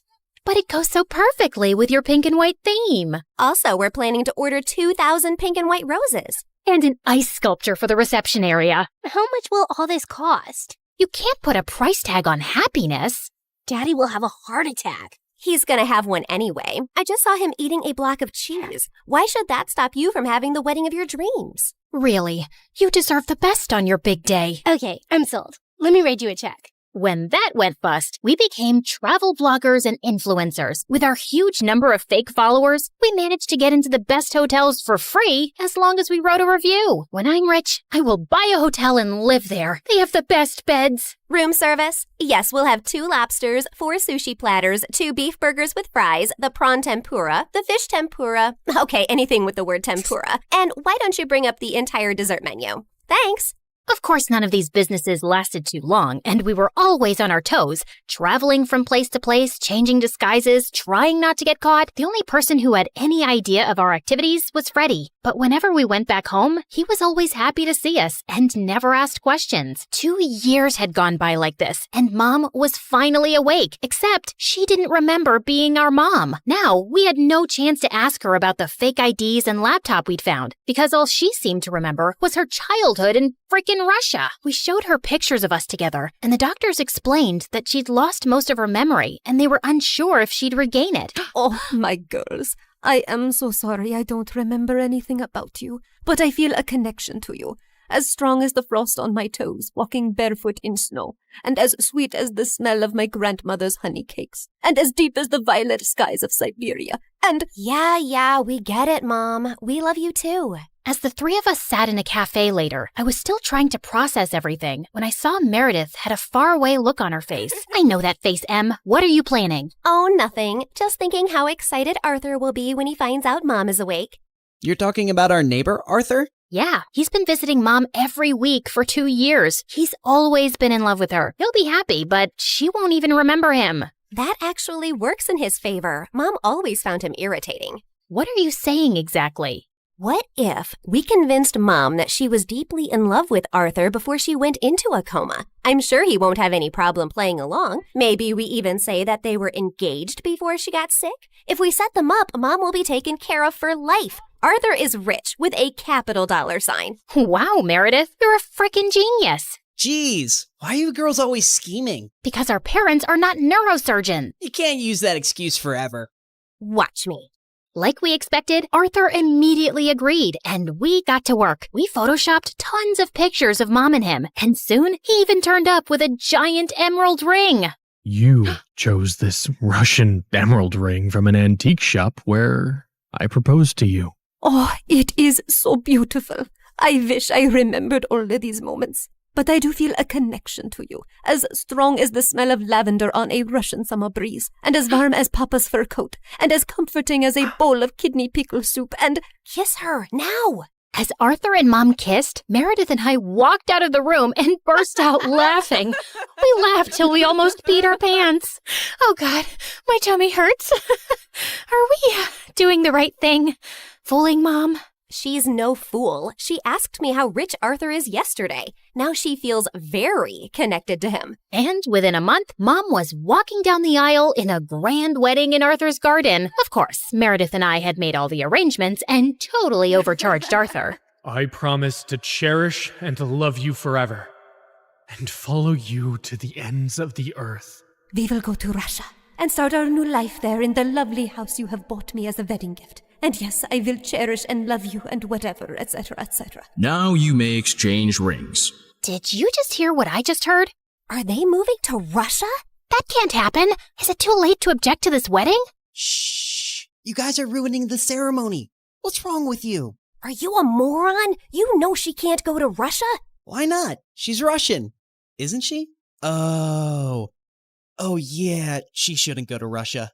Hold it, everyone! Sorry, Mom, but you can't go to Russia. Oh, sweetie, I will take you girls with me, don't worry. We're taking them with us? No one's going to Russia. Can we, discuss this later? You're ruining the moment. Arthur, shh! Listen, Mom, we need to talk. As I got up to talk to Mom, I tripped on my dress and crashed into this big cage holding 100 pigeons, and they all started flying off. This was supposed to be for after the ceremony!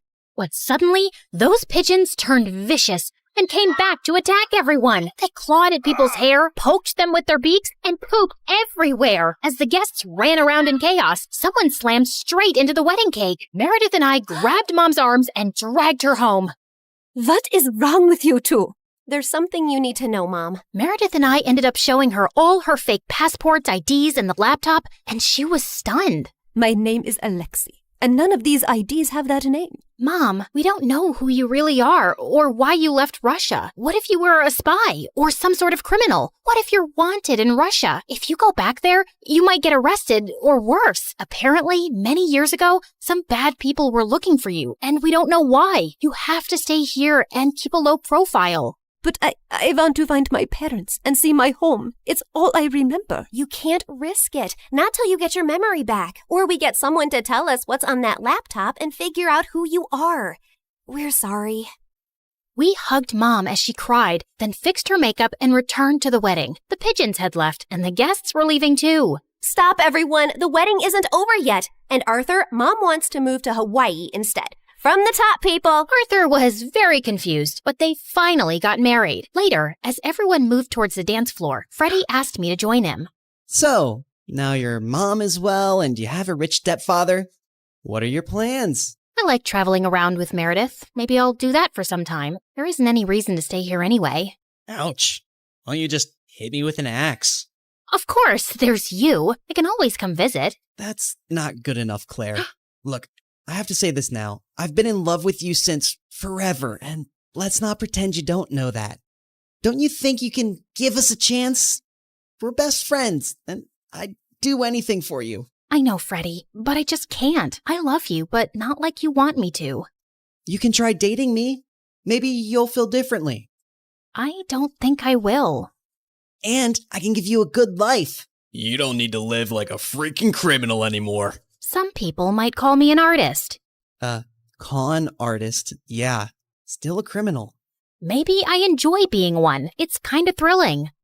I don't really believe that. You don't want to believe that. We're too different, Freddie. You're going to be a neurosurgeon like your parents, and she'll find a nice girlfriend and then marry her and live in a nice neighborhood, and you'll be content. I'm not sure that's the life I want. It sounds boring. I wish I'd said something else when I saw Freddie's hurt face, but there was no easy way to let him down. He kissed me gently on the cheek and walked away, and I felt a lump in my throat. Mom moved to Hawaii with Arthur, and Meredith and I went down a crazy path over the next few years. There wasn't a scam, fraud, or con we didn't attempt. We never stuck to the same thing for too long, in case the police picked up a pattern, but word got around in underground circles about 2 female con artists, and we actually started getting hired for our services. People were always less likely to suspect 2 pretty, innocent-looking girls than someone who looks like a thug. And working with these thugs, we learned how to forge signatures, create counterfeit money, make fake checks, and steal credit card information. I'd always been bad with computers, but Meredith even showed a great knack for hacking. We made good money, partied with rich people, traveled first class, and stayed in amazing hotels. But for me, the glitz and glamour gradually started to fade. I was getting tired living out of suitcases, always wearing disguises and looking over my shoulder. I had no real friends, and even if I met someone I thought I could like, I knew I couldn't be in a real relationship. I was almost thinking of talking to Meredith about quitting the con artist life, when one day she burst into our New York hotel room looking beyond excited. You won't believe the job we just got. It's gonna pay us $250,000.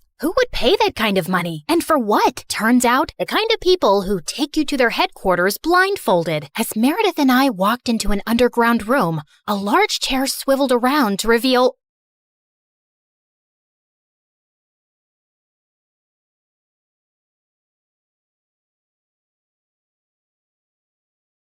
I woke up in the middle of the night feeling extra thirsty and almost passed out when I saw the time. It was 3 a.m., the devil's hour. I tried to go back to sleep, but I just couldn't. Come on, girl. Ghosts aren't real, but dehydration is. So hold yourself together and get your ice-cold water. I silently prayed as I went down to the kitchen. Suddenly, I caught someone moving in the shadows. Holy Mother of God! Was it the devil?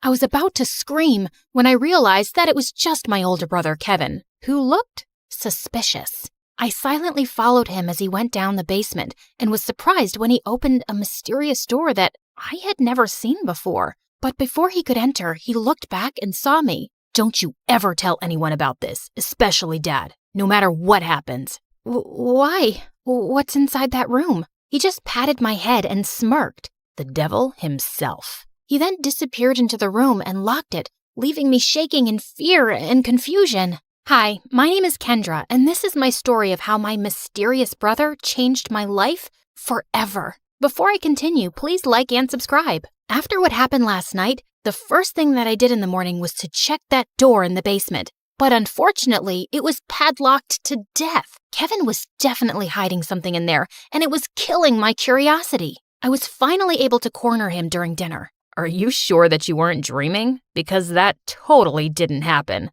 That night was really weird, so he could be right. Our conversation was cut off when Dad joined us. Son, it's time for you to take over the company. We will be holding a gala next weekend to introduce you to everyone. They're all so excited to meet you. But Dad… No buts. You're graduating in a few months, so prepare yourself. I don't want any problems. Understood? Of course my brother couldn't say no to him. He was always Dad's favorite, his golden boy, the perfect son. While me, I was just a stranger to him. If Mom was still alive, things would probably be different. Later that night, when I was about to sleep, I almost screamed when I saw Kevin leaning against my door. Can I help you? What makes you feel alive, Kendra? Huh? What's with you? Why are you being so weird? The less you know, the better. Good night, Peanut. Peanut? Where did that come from? That was the weirdest and longest interaction we've ever had. He was a year older than me, and we had never been close growing up. His time was spent in his room reading, in the piano corner perfecting his sonatas, or with Dad talking about business while playing chess. We also didn't see each other often at school because he was always with his best friend Cedric or surrounded by their crazy fangirls. The next morning, I woke up to Dad screaming from the library. I dashed to check what it was and found out that one of our maids found a letter under Kevin's pillow. I read it and froze. Kevin left. He didn't say where he went and when he was coming back. All the note said was, "Do not wait for him." I would expect something like this from you, but not my son. Kevin is a responsible young man. Well, the note says otherwise. The gala is this weekend. I need your brother to be there no matter what it takes. We tried looking for Kevin everywhere, but no one knew where he was. Even the police couldn't find him, and it was driving Dad crazy. One night, he just walked up to me and started inspecting my face. You would do. You were going to be him. Be who? Kevin. In case your brother is still on this stupid little adventure on the night of the gala, you will pretend to be him. But Dad, I don't think I can… Kendra, you are a capable young lady. Of course you can. You'll be saving our company from humiliation. I know I have not been very vocal about your accomplishments, but I do notice. Will you do this for me, sweetheart? I had never heard Dad talk to me that way, and it felt really good. So I found myself giving in. Besides, it would only be for just one night, right? I just needed to hide my hair under a wig and dress up like Kevin and just smile and avoid conversation as much as possible. Simple. When the big day finally came, I was a nervous wreck. There were too many important people, and Dad kept reminding me not to mess up. Luckily, the party was a success, and I thought my little mission was finally over until Dad came up to me. You did well. Now we just have to make sure that your brother will not fail his classes so he could graduate. You'll need to attend school as him. But how about me as Kendra and my grades? I'll call the school and tell them that I sent you out of the country for an emergency. Anything you fail, you can take for a summer class. But no buts. This was already decided. And remember, no one should ever know about this. But Kevin and I were just too different. After carefully thinking about it, I finally decided to do it. It was my chance to impress Dad. I just needed to do one little thing, which was to learn everything about my brother to make it believable. I checked his room, but I didn't find anything useful. I had to ask for help from the person closest to him, Cedric. But there was one problem. At school or whenever he visited my brother, I would usually lock myself in my room because every time our eyes met, I felt like passing out. The guy looked like a demigod, and I just couldn't handle him. But this time, I had no choice, and I knew exactly where to find him at school, the music room. As I peeked into the room, I saw him playing the violin, and I was instantly mesmerized. Just then, he stopped playing and smiled at me. Just avoid his eyes, and you'll be fine. Did it tickle your soul? Huh? The rhythm, the passion, the climax. Sorry, but I'm not into music. I stepped back, and he started walking towards me. How about this? Did it tickle your soul? I suddenly became mute. This is the first time you talked to me, and I'm surprised. What brings you here, Cupcake? Cupcake? I got a grip of myself and slapped his hand away. First of all, I'm not food. And second, I'm not here to talk about souls and music with you. It's about my brother. Suddenly, his face turned serious. I had already talked to your dad about it. Kevin ran away and he didn't want us to find him, and there's nothing we can do about it. I know, but I need your help with something. I told him about Dad's demands, and he suddenly laughed.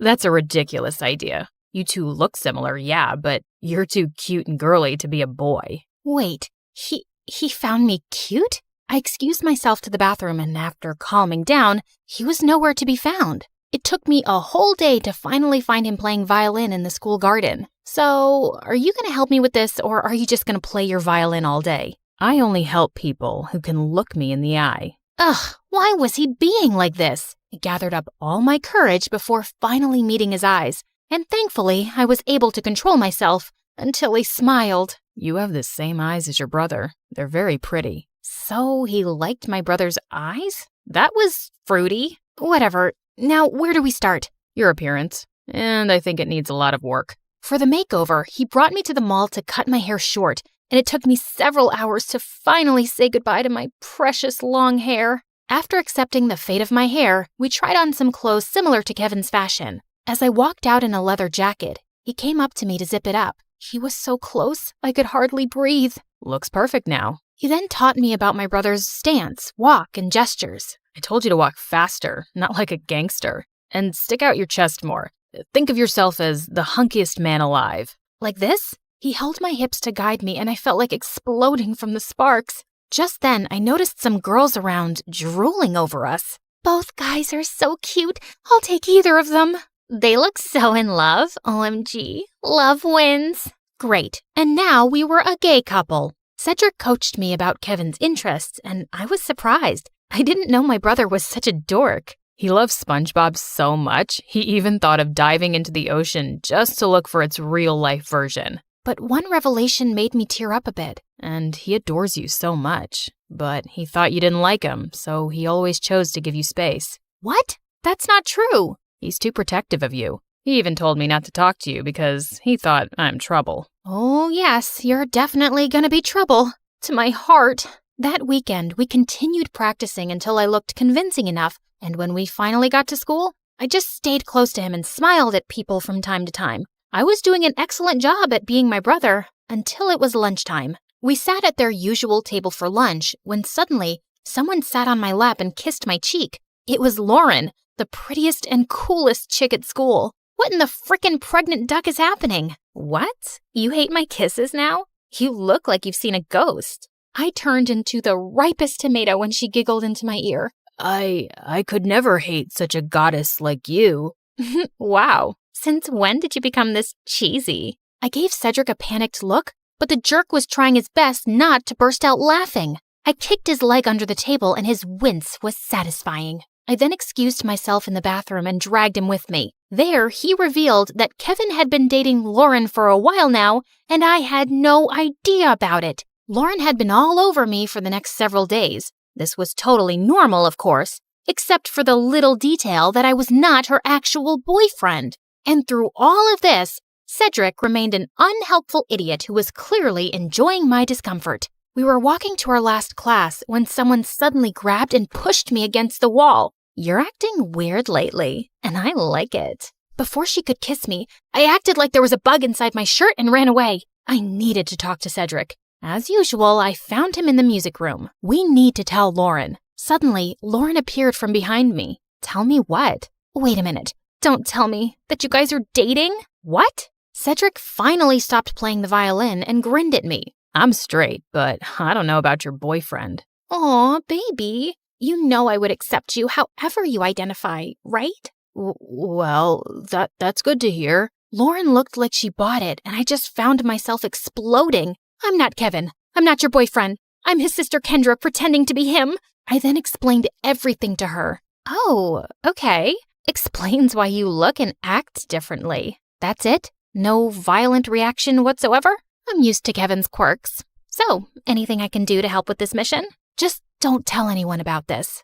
Got it, baby. Despite knowing the truth, she still kissed me on the cheek and it made Cedric laugh. I started hanging out with both of them since then. They would talk fondly about my brother and share things about him that I didn't know. It made me realize that he wasn't as boring as I thought he was. One day, Cedric dragged me to the music room and asked me to listen to his new composition. It was a wrong move to come with him, because the way his fingers moved and his handsome face played with the painfully sweet tune screamed danger to my heart. I calmed myself down and hyped him up when he was done. You really like playing the violin, don't you? I like to touch people's hearts with classical music. How about you? What makes you happy, Kendra? I'm curious. I ended up telling him about my passion, which was fashion designing. I used to draw my designs every day, but when Dad saw it, he burned all of them. He found it lame and useless to his company. I'm sorry to say this, but your dad is the biggest jerk in the world. He treats you and Kevin as assets to his company, and never as a son and daughter. You're right, but it just made me crave for his love and approval. Someday, I hope you'll be able to find the courage to do what you need to do. You have me now, you know. I'll take care of you. He leaned in closer, and I thought he was going to kiss me, but to my surprise, he pulled away and walked back to the platform to play again. What was that all about? After the incident in the music room, I started thinking that maybe Cedric liked me too, until one day I heard him talking to Lauren in an empty classroom. You like Kendra, don't you? What are you talking about? She's off limits. And besides, she's just like the little sister I never had. Those words were enough for me to accept the truth, that Cedric will just be my dream. To distract myself, I invited Lauren for a sleepover, and as she was trying on some of my favorite clothes, I couldn't help but admire how beautiful she was. Just then, I found her smirking at me through the mirror. Are you falling in love with me now? What? No, I wish I was as pretty as you. Oh, honey, you are prettier than me, and not to mention cute. She ended up knocking on my drawers, spilling some things. There was one thing that suddenly caught my attention. A peanut. What was it doing there? Suddenly, I remembered Kevin calling me a peanut before he ran away. Why don't we crack it open? Maybe he left a secret message or something. And he actually did. I'm finally alive. Wait a minute. That night before he left, he asked me what makes me feel alive. Lauren and I then came up with a mission to find the answer to that question. Your brother is too mysterious sometimes. Maybe Cedric knows something. But unfortunately, he was useless. One day, Dad suddenly called me and started asking about Lauren. I learned that she's dating your brother. Her parents and I are talking about a very important business deal. We will have dinner with them tomorrow night. Make sure to be extra attentive to her. I thought it wouldn't be much of a problem until they suddenly decided to marry us off with Dad knowing that I was Kendra. He was crazier than I thought. Do you think Kevin will be home by then? I don't know if he's ever coming back. I can't believe you dated an idiot. Watch your words, honey. That's my idiot. Well, we need to find your idiot ASAP. The next day, we met up with Cedric in a cafe to talk about finding my brother. We don't even know what makes him feel alive. Shouldn't we just wait for him to come back? Our parents are talking about marriage, for Pete's sake. We're running out of time. Do you know what my parents would do if they found out they were being played? Out of panic, I remembered something again. The mysterious door in the basement. I told them about it, and we waited for Dad to be out before destroying the padlocked door, only to find out that it was actually a dark room where Kevin developed all his photographs, and it was connected to his room. And all those pictures were related to an island that only meant one thing. Kevin was staying on one of them. It makes sense now that he always disappears on weekends. I also found a camera in his bag one time, but I never saw it again. And why didn't you both tell me about this earlier? You're both idiots. And with that, the three of us were off to an adventure to get my brother back. As we traveled, I kept on flirting with Lauren to avoid Cedric. And for a moment, I thought I saw his deadly glare through the rearview mirror. Was he jealous? I wished. In a span of 2 days, we had already visited 7 islands, but there was no luck. Just when we were about to give up, we suddenly spotted someone resting on a hammock. It was Kevin. He looked shocked to see us. Suddenly, he glared at Cedric. Dude, you told them? Wait, you knew? Let me explain. No, you knew. And you kept silent while I was going crazy trying to find a way to bring back my brother so I could get me back. Kendra was equally furious. Babe, I can explain. Shut it, Kevin. You're not my favorite person right now. Kendra. Later. I need to speak to my brother. I walked away and Kevin followed me. Now start explaining the reason I'm sacrificing my identity. I'm sorry, Peanut. I didn't mean for you to be tangled up in my mess. I felt stuck and suffocated because of Dad's expectations. I always knew I would have to take over the company someday, but I didn't know it would be this soon. I thought I would have enough time to still do what I love, to enjoy every island and see its beauty through my lens. But suddenly, I didn't even have a year, so I panicked and I ran away. I'm such a coward. It didn't take a second for me to melt. No, that's the bravest thing I've seen you do. All our lives, I've only ever seen you nod to Dad's every demand. I'm proud of this version of you. I convinced him to come back, but he ended up convincing me to ditch Dad and come with him. After everything that happened, I just realized one thing. Dad wasn't worth it. So I agreed. Lauren is amazing, you know. She didn't deserve to be left without a word. I know, Peanut. I guess I have a lot of making up to do. Good luck, Walnut. Later that day, he spent his time making it up to Lauren and talking to Cedric, while I was left alone doodling some cute dresses on the sand. My brother then came up to me and asked me something. Are you mad at Cedric? I asked him not to tell anyone. Keeping this from you must have been very hard for him. I understand, but you like him, don't you? What? No, I mean... Don't worry. I finally gave him the go signal. You two can kiss or whatever. As soon as he left, Cedric walked up to me with an earth-shattering smile. Can we talk? I couldn't look at him in the eye again. About us. I've always fancied you, you know. More than violins. I felt like melting at his confession. I told him about the reason why I'd been avoiding him all these years, and he responded to it by finally kissing me on the lips. Thank God I didn't pass out. So, did it tickle your soul this time? Yes. Finally.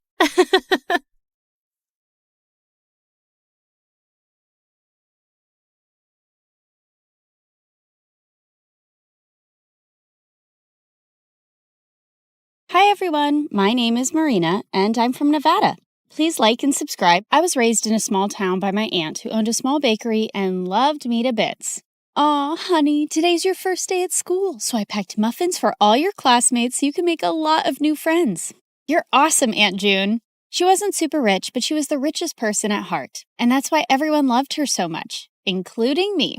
I always wanted to be just like her, so I'd help her out at the bakery. Marina, I'm going to go out for a bit. Can you put the pink icing on the cupcakes? Sure thing. Later, when the customer came to pick up her order, it turned out I'd caused a disaster. This was supposed to be for a gender reveal party, but you put yellow icing on the cake. Ugh!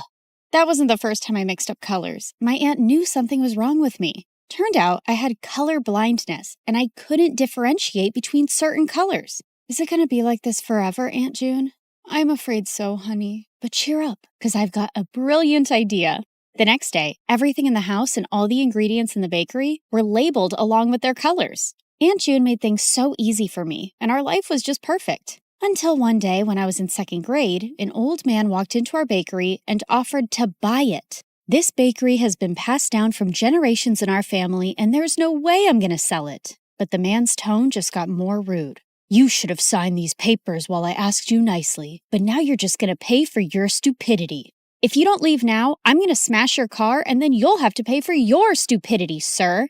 The old man left at my warning, but the next week, another man was back with some papers that claimed that the bakery didn't belong to my aunt because her parents never signed the deal in her name, and now we had to move out. My aunt looked around for help, but the legalities were too complicated and no one was ready to help. So eventually we had to give away our bakery and move to the city. Thankfully, Aunt had enough savings to rent a small place and she started working in a small grocery store. And while I was trying to adjust to this new life, I saw a kid my age in the front yard one day choking on something. I immediately ran to help him, but the moment the food stuck in his throat came out, I was shocked. Why were you eating a doll's head? I wasn't. He pushed me back and ran into his house next to ours. Turns out he was the landlady's kid, Timmy, and he was so weird. Whenever I'd try to go close to him, he'd just run away. Even when I joined school, I saw some kids throwing popcorn at him, but he wouldn't budge. Hey, why won't you say anything? Why do you let those kids bully you? But instead of answering me, he just ran out of there, and I decided I wasn't going to bother with this guy anymore. But later that night, I was in my room when I heard someone crying. I looked out of my window and saw it was Timmy crying in his room. So I climbed onto the tree outside my window and jumped into his room. And he freaked out. What are you doing here? Look, I don't know the deal with you, but if there's some issue, you really need to talk about it. At first he hesitated, but then he broke down. I miss my dad. Ever since Mom and he got divorced, I haven't seen him, and the kids at school always make fun of me because of that. I hate it here. Hey, it's gonna be all right. I told him things were gonna be easy only if he fought back and didn't let those kids get to him. And it seemed like my advice worked. The next day, I saw Timmy was surrounded by a bunch of kids. I heard the cupcakes we gave you last time had Barbie heads in them. We're so sorry for that. Here, take these. They have cockroaches. And to my shock, Timmy pushed the bad guy away. Get away from me. And don't trouble me anymore or I'm going to tell the principal about you. The other kids ran away scared, and Tim turned to me with a bright smile. Did you see that? I wasn't scared and what you said worked. After that day, we started getting along and became the bestest of friends. And Tim grew up to be really protective of me. He'd keep me away from all the bad guys and trouble in school. Then on my 16th birthday, I told him I was going to start working to support my aunt. But he had a weird reaction. No, you can't do that. Your aunt wants you to study and make a life for yourself. You shouldn't be waiting tables. And if you need money, you can always tell me. Tim was a genuine friend, and I loved how he always cared for me. But now I really wanted to support my aunt, so I took the job without telling anyone. But the very first week of my shift, something weird happened. I ended up making a mistake because of my color blindness, and the customer went bonkers on me. I want to see the manager right now and get you fired. But I told you it was a genuine mistake. But he kept shouting and started pulling my hand when one of his friends got up and stopped him. Let go of her hand and apologize to her right now. Dude, you want me to apologize to this low-life waitress? As soon as he said that, the guy landed a punch on the bad guy's face and my jaw dropped. Holy jeez! The manager immediately threw all of them out, but after my shift was over, I saw the guy who stood up for me was still sitting in the alleyway and his hands were bruised. I immediately got some ice for him. Excuse me, sir, you can use this. But for some reason, he looked really mad at me. Who do you think you are trying to act all nice, huh? Just leave me alone. I could see his eyes were red, like he'd been crying, and I thought it was best to leave him alone. But to my complete shock, I saw the same guy in my class the next day. The teacher introduced him as a new student, James. While the girls were drooling over his handsome looks, he kept staring at me the entire time, and the moment class was over, he came up to me. I don't want you spreading any rumors about me from last night. Do you get that? Before I could even reply, he just stormed away, and Timmy came running to me. What happened? Was that guy bothering you? I didn't want Timmy knowing about my job or anything about how I knew James, so I brushed it off and went ahead to prepare for my chemistry practicals. But turns out, James was already there. Minutes into the practical, I realized some of the labels on the chemicals were missing, so I asked James to help me differentiate, but he didn't even look at me. That jerk. I continued guessing and mixing the chemicals, but suddenly they caught fire, and I almost got hurt when James jumped in and pushed me out of the way. I quickly got up and put out the fire. What are you, nuts? Did you want to die? Suddenly, my eyes went to the burn on his hand, and I rushed him to the nurse's room and gave him first aid myself. Seems like you're always helping people who are hurt. Yeah, especially those who get hurt because of me, and with you, it's every single time. And that's when this tough guy finally let out a smile. You don't look so bad when you smile. I know. I don't want the chicks going crazy over me, so I keep it under check. This guy had multiple personalities. As time went by, we started spending more time together because we had similar projects, and James turned out to be a really fun person to hang out with. He'd often walk me to my work after school, and we'd enjoy all sorts of treats on our way. And even though he was a little mysterious, he was growing on me by the day. But there was someone who just hated our closeness. What's going on between you and that new guy? He's bad news. Stay away from him, Marina. What are you talking about? And how do you know he's bad? Oh, come on. Haven't you seen? He's always covered in bruises. Just stay away from him, okay? Well, I could understand Tim's concern, and there were things I wanted to know about James, too. A few days later, we were at a friend's party playing Truth or Dare when I was given a dare to kiss James. My heart raced with excitement, but I saw Timmy looking at me with furious eyes. I wanted to run out of there, but thankfully, James got up and left first, and I let out a loud sigh. But later, when I went out, he was waiting for me. Was it that bad, huh? The idea of kissing me so you sighed with such relief when I left? No, it's not like that. It's just that there's only so much I know about you, and I didn't... Suddenly, he pulled me close and looked deep into my eyes. What do you want to know about me, Marina? Well, why did you cry that night in the alleyway? And is there something that you keep from me? My mom is really sick, and she was admitted to the ICU that day, and I couldn't help but... Shh, it's okay. You don't have to say anymore. With that, I pulled him in for a kiss, and he whispered into my ears, I love you, Marina. Gosh, I loved him too. But the very next day at school, my fairy tale came to an end when I received a message from James's phone. Here's my parting gift to you, Marina. There were several pictures of me kissing him and me working as a waitress with ugly captions, and he shared them with everyone in the school. What in the world? I tried to call James about what was going on, but he wouldn't answer it. And I felt so embarrassed and furious about everything, but then Timmy came to me. Hey, are you all right? I thought he'd question me about the pictures, but he just took me home and comforted me. I don't believe what's going on, and I can't even reach James. He left, Marina, and he's never coming back. He then showed me the newspaper articles of how James was the grandson of the same businessman who took away my aunt's bakery. I heard his grandfather sent him here as a punishment because he used to be a jerk at his old school, but looks like he's still going around messing with people's feelings. Gosh, there was no way I was going to forgive a jerk like him, but I wasn't going to cry over him either. I blocked him everywhere and decided to shift to another city for my college, along with my aunt. And after graduation, I joined a top law firm and helped my aunt open a nice bakery in the city itself. For the opening day, we sent out invites to everyone across the city, and it all went so well. After we were done with the day, we were about to close up when Timmy took me to the roof and proposed to me. I love you, Marina. I have always loved you and... Oh, Timmy, please stop. I liked him too, but he was my friend and I could never see him any other way. What is it now? Don't tell me you still love that moron. Timmy, what are you saying? You know I hate him. Then why won't you say yes to me? I tried to explain to him, but he wouldn't listen. And suddenly he pulled me in and tried to kiss me. God, Timmy, just stop. Just then, I saw a man pull him away and punch him hard. James, what in the world are you doing here? How dare you touch her, you filthy. I pulled him away before he could hurt Timmy anymore and slapped him hard in the face. Who do you think you are walking into my life again? Didn't you already mess around enough last time? Marina, what are you saying? I never messed around with you. Oh, really? Then why did you leave, and what about those texts and pictures? What?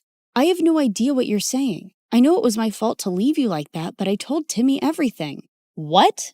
What do you mean? That night after you left the party, I received a call that my mom had passed away. My grandfather wanted me to return home. Timmy was right there, and I asked him to inform you. What? I even tried to contact you, but you had me blocked everywhere. And when I called Timmy, he said you hated me and you were with him now. Timmy, what is he saying? Did you hide this from me and lie to him? Yeah, I hid the truth. I didn't want you to be with a jerk like him when I've loved you all my life. So I lied. For you. But those messages from your phone and those posts. I have no idea, Marina. I lost my phone the same night. You didn't lose it, moron. I stole it and sent those messages and those pictures. Timmy, I can't believe you. You son of a witch. No, James, just let him go. He's a jerk and doesn't even deserve that. Oh, Marina, please don't cry. I'm here. I'm here for you now.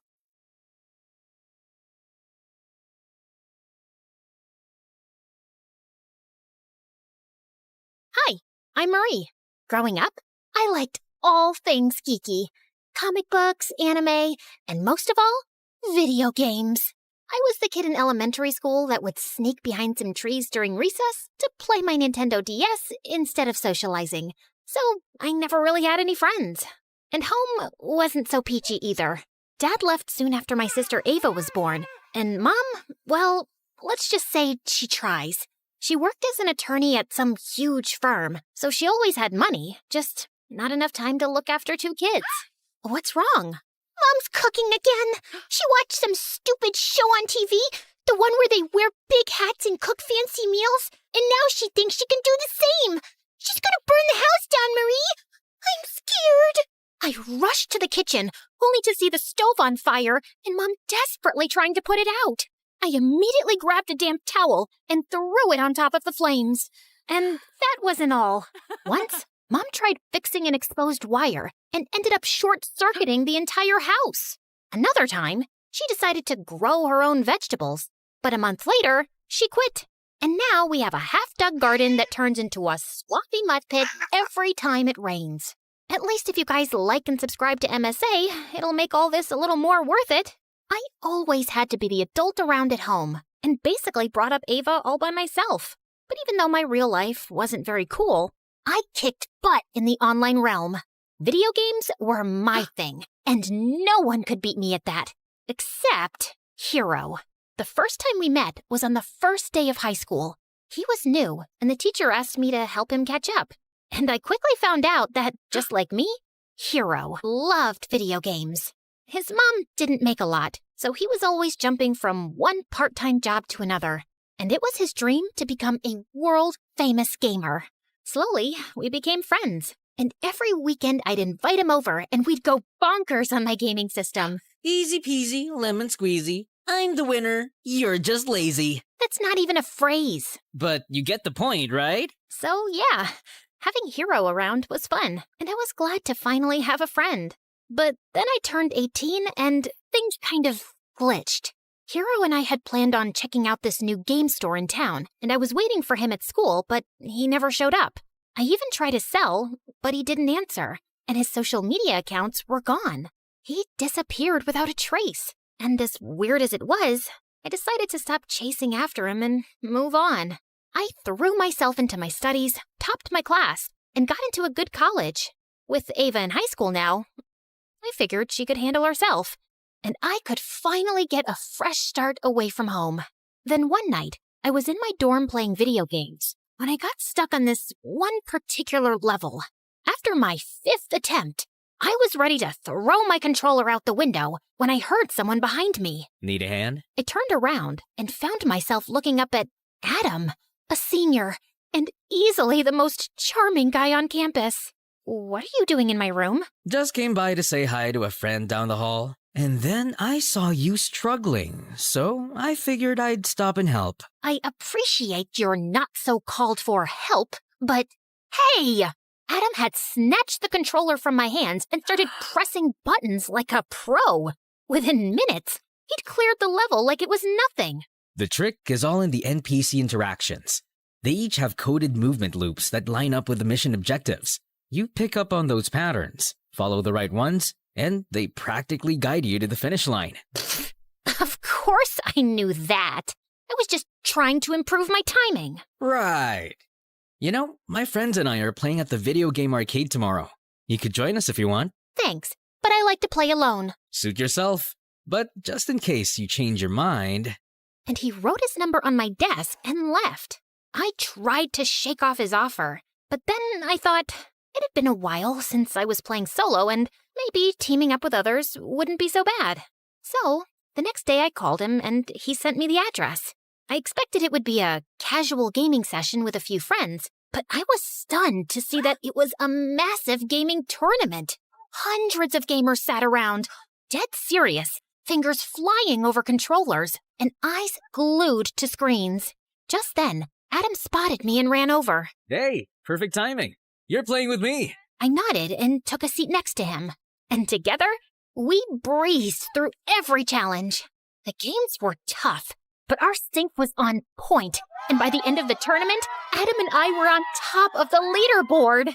That was incredible. I knew you had skills, but this is next level.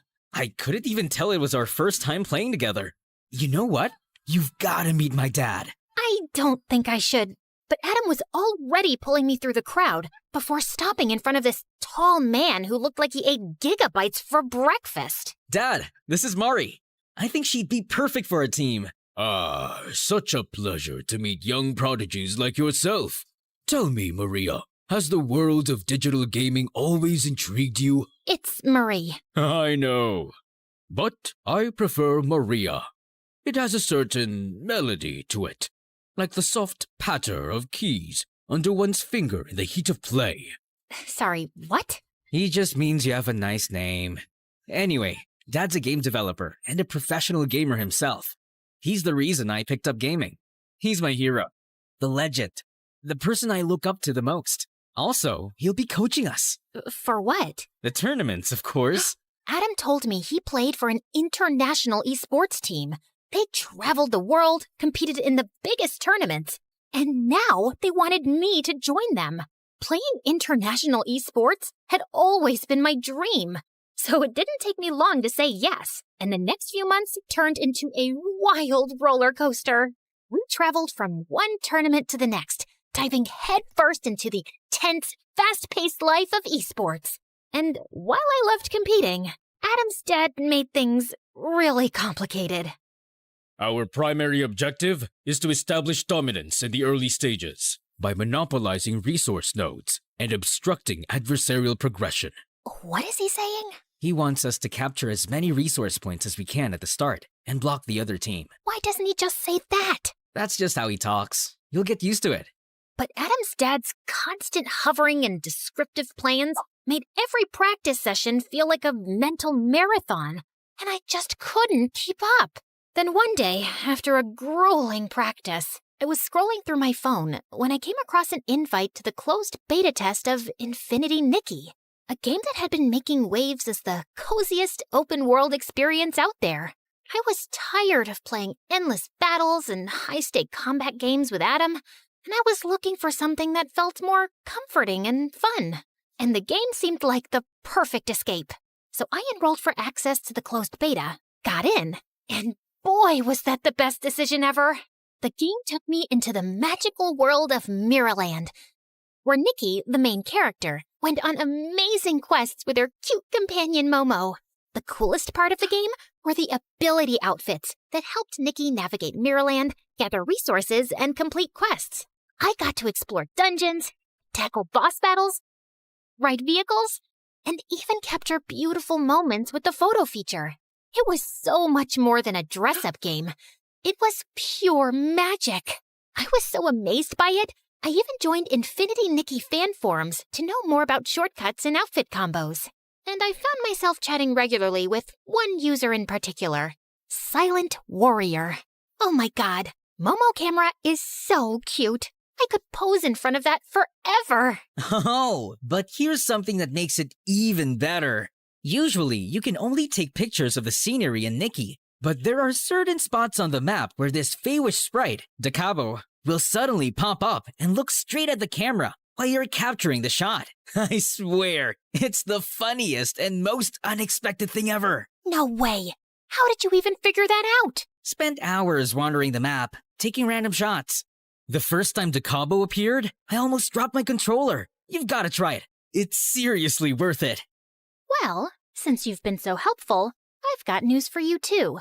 December 6th is actually Nikki's birthday, and to celebrate that special day, all Infinity Nikki players will be getting this stunning new dress called Starlit Celebration, absolutely free of charge. I mean, talk about a sweet deal. But you have to log into the game before December 19th to redeem it, so tell all your friends to download it now. I've already told mine. It felt like I'd found someone who spoke my gaming language, and I really wanted to meet him. So, naturally, a week later, I was one of the top players invited to play Infinity Nikki live at an exclusive arena. I walked in feeling excited, and I was at the snack bar getting a soda when another hand reached for the same can.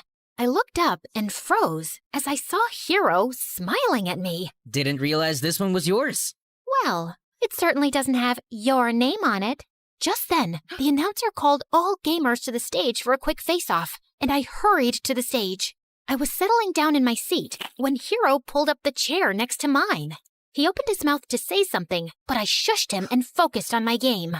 I entered the breezy meadow, collected a bunch of daisies, and was just enjoying my walk through the vibrant flowers when Momo told me that there was a Whimstar nearby.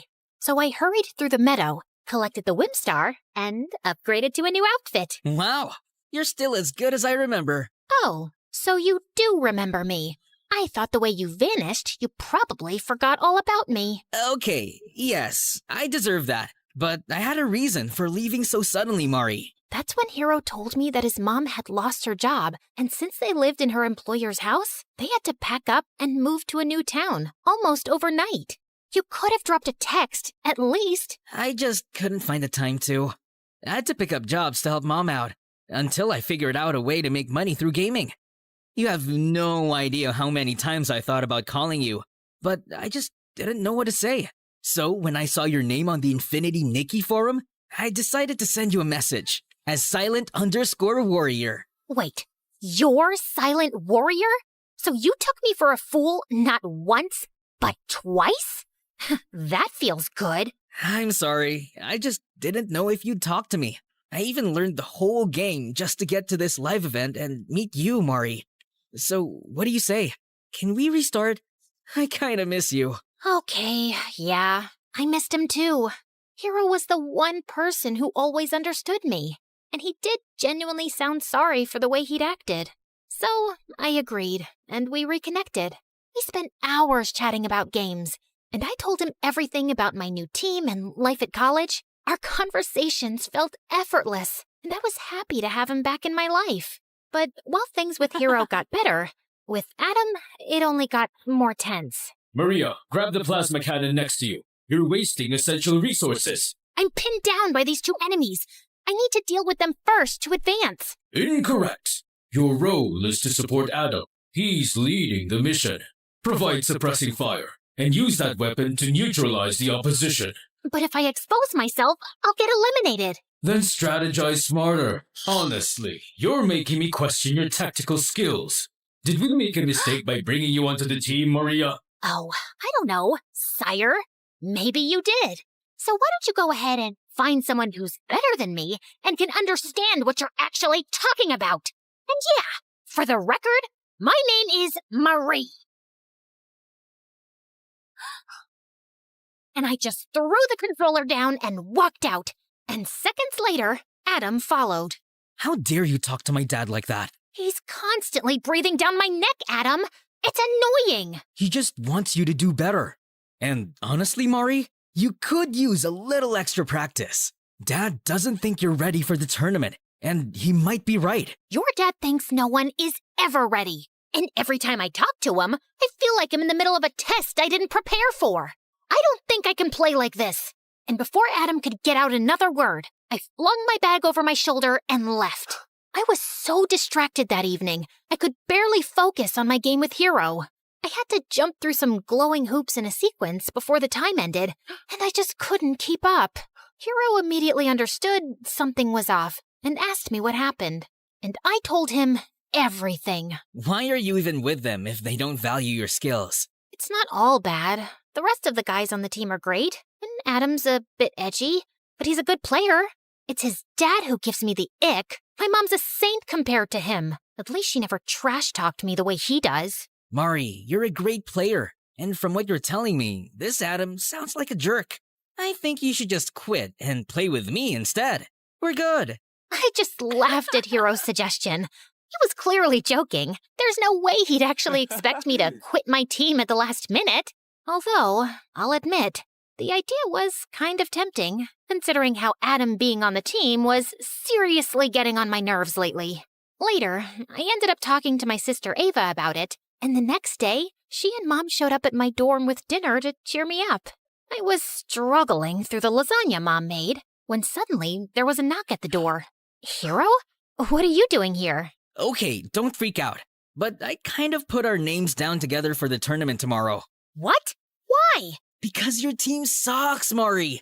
Adam and his dad are dragging you down, and it's obvious you're not happy. But playing Infinity Nikki with you these past few days made me realize how amazing we are together. If we team up, we actually have a chance of winning. And I found out from my sources, and the prize money on this tournament is insane. Hero, Planning to ditch me at the last minute? I saw Adam standing behind Hero with a hard expression on his face. You're taking this the wrong way. Oh, am I? Wasn't he just telling you to leave us and join him? My dad gave you the opportunity to be a great gamer, and you tossed that aside to play Infinity Nikki with him? It's that same dress-up game you keep raving about, right? It's more than a dress-up game, Adam. It teaches you about friendship, care, and warmth. And it tests your skills and presence of mind. You have to strategize your way through each puzzle. It's not easy. Sounds like a pretty easy game to me. Really? Then why don't you and I go head-to-head? First one to complete his quest wins. And Mari joins the winner's team. That's the stupidest thing I've ever heard. Why?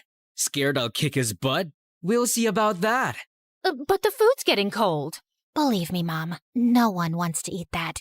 And this is way too entertaining. Adam shoved me aside and took over my gaming system while Hero pulled out his laptop. And they both dove into the game. Hero skillfully switched between Nikki's ability outfits, jumping between platforms with precise timing. The puzzles were tough. Rotating tiles that moved unpredictably, hidden traps waiting to catch him off guard, narrow pathways requiring precision, and lasers that could slice through in an instant. But Hero kept his pace steady. Adam, on the other hand, was clearly struggling. The caged greed towered over him, and he just couldn't figure out how to break through its defenses. While Hero completed his challenges with absolute ease. This is not fair. I was just getting the hang of the game. Besides, you already knew the shortcuts and how to switch between the ability outfits. Fine. Then how about we do a dress-up contest? Mari can rate which dress combo looks nicer. Does that sound fair to you? Huh. I breathe fashion. Bring it on. The combat started, and just like before, Hero nailed this one too. He carefully curated a stunning look. A bright yellow playsuit called the Sunny Agenda, paired with a set of elegant stockings and white high-top sneakers. He finished the outfit with a sleek ponytail and the sweetest headband, creating a perfectly coordinated ensemble. I was just watching him work in awe when Adam jumped up. That's how you do it, baby! Adam, why have you paired the red shimmery gown with the green shimmer jacket? And what's up with these blue glitter stockings? So, it's all glitter, and I know girls like glitter a lot. Yeah, if you're 5 and dressing up your doll, your outfit has no synchrony, Adam. Everything looks great individually, but together, it looks like Nikki fell into a pool of glitter. It doesn't make any sense. And that's why I vote for Hero. Hero smiled at me proudly, and I was about to shake hands with him when Adam jumped in between. You're a cheat. Obviously, you'll vote for Hero because you like him. Hero won because he's good, and he genuinely made an effort to learn the game. Yeah, right, liar. What's your problem, dude? I beat you in 2 games straight, and you're still crying like a baby. Be a man and just admit you suck. What did you just say to me? And with that, Adam launched himself at Hero, grabbed his laptop, and threw it across the room. Hero lost his mind, swung back, and the two of them got into a fight. I tried to stop them, but they kept swinging at each other. And then Hero pushed Adam, and he went flying into the table with all the food. Oh my God, I made that with my own 2 hands. It took me hours to get the flavor on point. And somehow it still sucked. What did you just say to me? Ah! Shut it! All of you! What is wrong with y'all? And Mom, I love you, and I'm happy you're here, but you've got to stop cooking. As for you two, I'm not teaming up with either of you. I've decided to go solo. What? Oh, don't look surprised, Adam. After the way you and your dad have pushed us around, it's a miracle I stayed as long as I did. But I'm a gamer with ethics, so I stuck it out for my team when it mattered. And Hero, these past few days have been fun, but you can't just show up and expect me to jump on your team. You didn't even know about this tournament until I mentioned it. And now you want to participate for the prize money? I get that it's a big opportunity, but I can't make decisions like that on a whim. Maybe someday we'll team up again, but for now, I need to do this my own way. And I totally respect your decision. I don't. It's a stupid decision, and I'm not letting you get away that easily. Adam grabbed my hand, but I twisted his arm around in one swift motion, and he winced in pain. Guess I picked up a thing or two from your so-called combat games. Maybe you could learn a little something from Infinity Nikki and handle defeat with a little grace, instead of throwing a tantrum every time things don't go your way. Wait till my dad hears about this. You and your dad can both eat slugs for all I care. Now get out and don't come back. Adam left that night, but I knew he wasn't going to stay quiet. Not that I cared. I'd already made up my mind to pull my name from that stupid tournament. I didn't want to be part of something that sucked the joy out of the one thing I loved. It was time to take back my happiness, to focus on what made me feel alive again. And for the first time in weeks, I felt free. It's showtime, baby.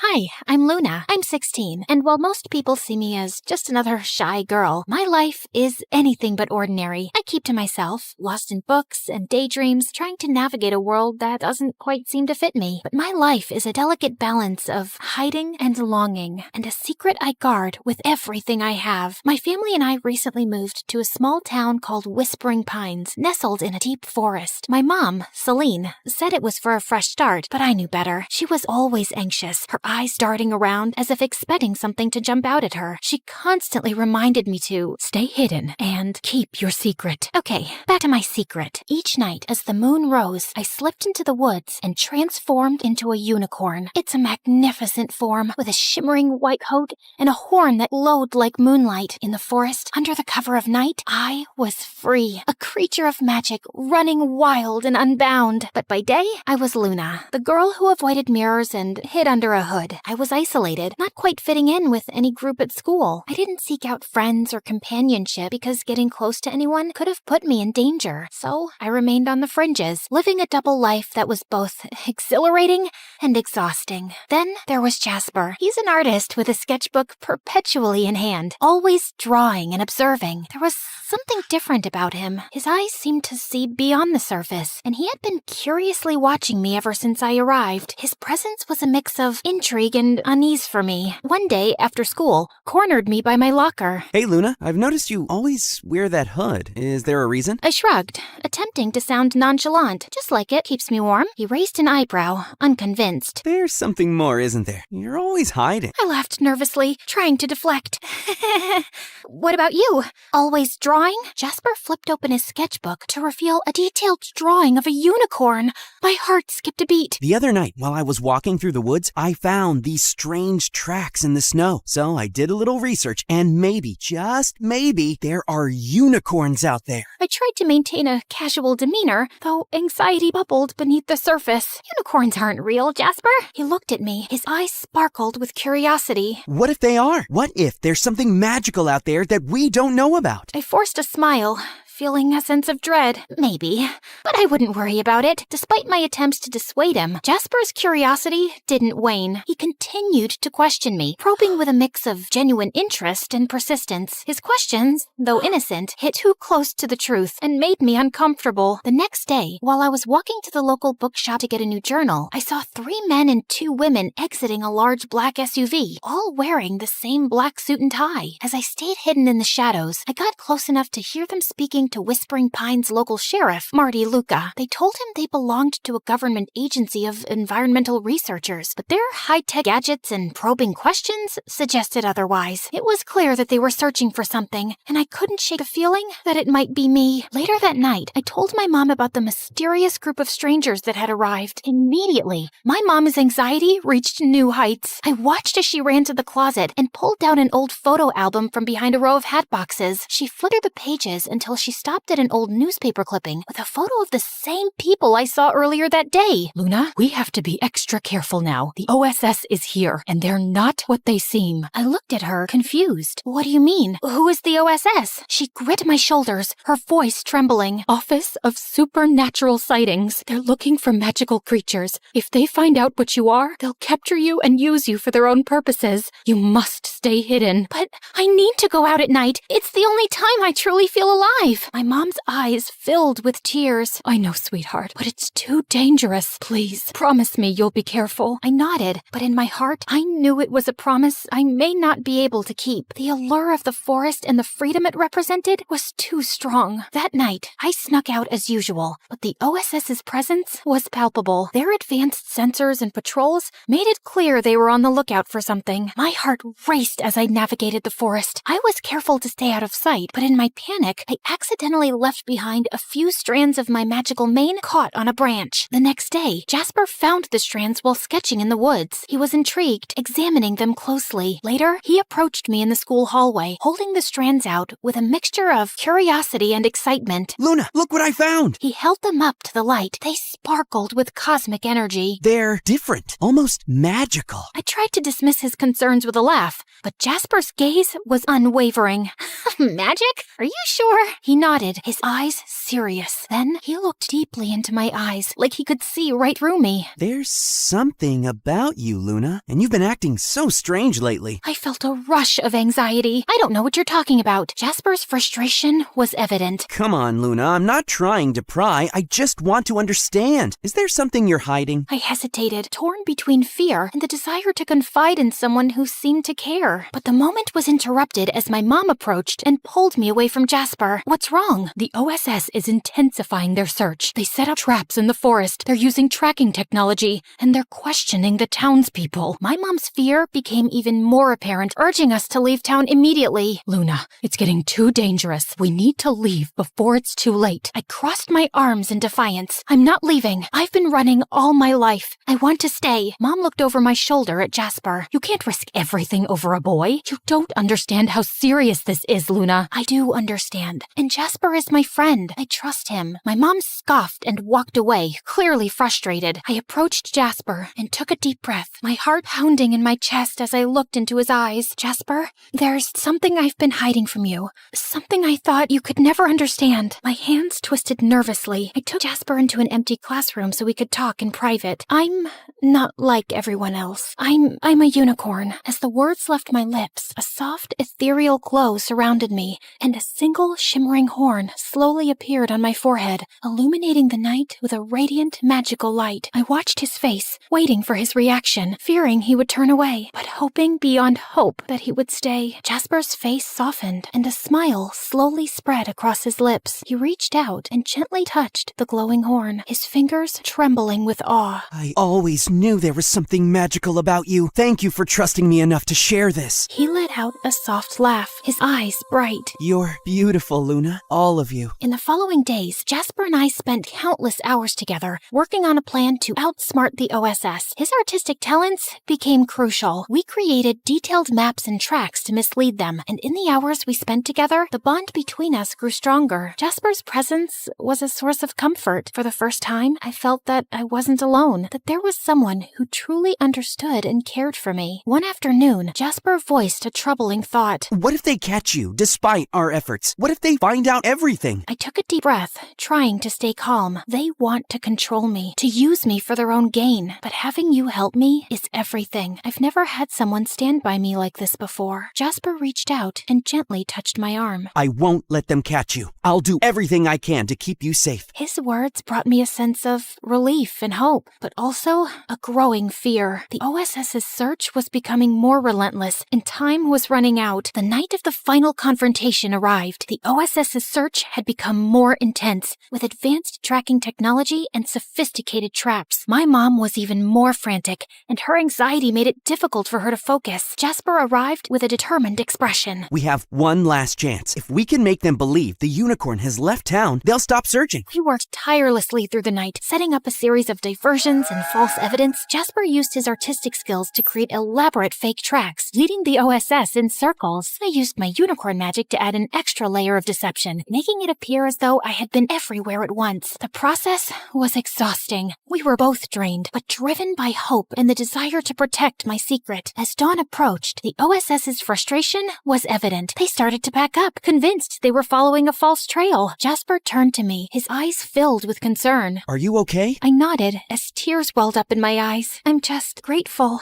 Thank you, Jasper, for everything. He smiled, though there was a hint of sadness in his eyes. I'd do it again, in a heartbeat. You deserve to be free. As the OSS retreated, I felt a sense of peace I hadn't known in a long time. The weight of my secret was lighter, and I was comforted by the knowledge that I wasn't alone. Jasper had been a beacon of hope in my darkest moments. With the OSS gone, my mom's fear slowly subsided, though the threat of their return lingered in the air. As the weeks passed, the town returned to a semblance of normalcy. I continued my life as Luna during the day, but the nights were still mine. Jasper and I maintained our secret secret meetings, and our friendship grew deeper with each passing day. He became a confidant, someone who understood both my human and unicorn sides. Then, one evening, as we walked through the forest together, Jasper turned to me. Luna, what do you want for the future? I thought for a moment, the weight of my dual existence heavy on my shoulders. I want to find a place where I can be both Luna and the unicorn, a place where I don't have to hide. Jasper smiled, his eyes shining with determination. We'll find it together. We continued our walk in companionable silence as the moon cast a gentle glow on the path ahead. There was still uncertainty, but there was also hope. Jasper's presence was a reminder that I wasn't alone, that there was someone who cared about me and believed in my future. In the days that followed, Jasper and I continued to navigate the challenges of keeping my secret while building a life in a small town. We shared our dreams, fears, and hopes, and our friendship deepened. Jasper's sketches were a chronicle of our journey, capturing the magic and struggles of our shared experiences. One night, as we sat together by a small stream in the forest, Jasper asked, Luna, what's the most important thing you've learned through all of this? I reflected on the journey, the challenges, and the moments of connection. I've learned that even in the darkest times, there's always a light. It might come from unexpected places, like a friend who believes in you, and sometimes the magic we seek is within ourselves. Jasper nodded, his gaze thoughtful. I think you're right, and I believe that with your strength and our friendship, we can face whatever comes our way. We sat together in the moonlight, the stream's gentle murmur, a soothing backdrop to our conversation. The future remained uncertain, but with Jasper by my side, I was ready to face whatever challenges lay ahead.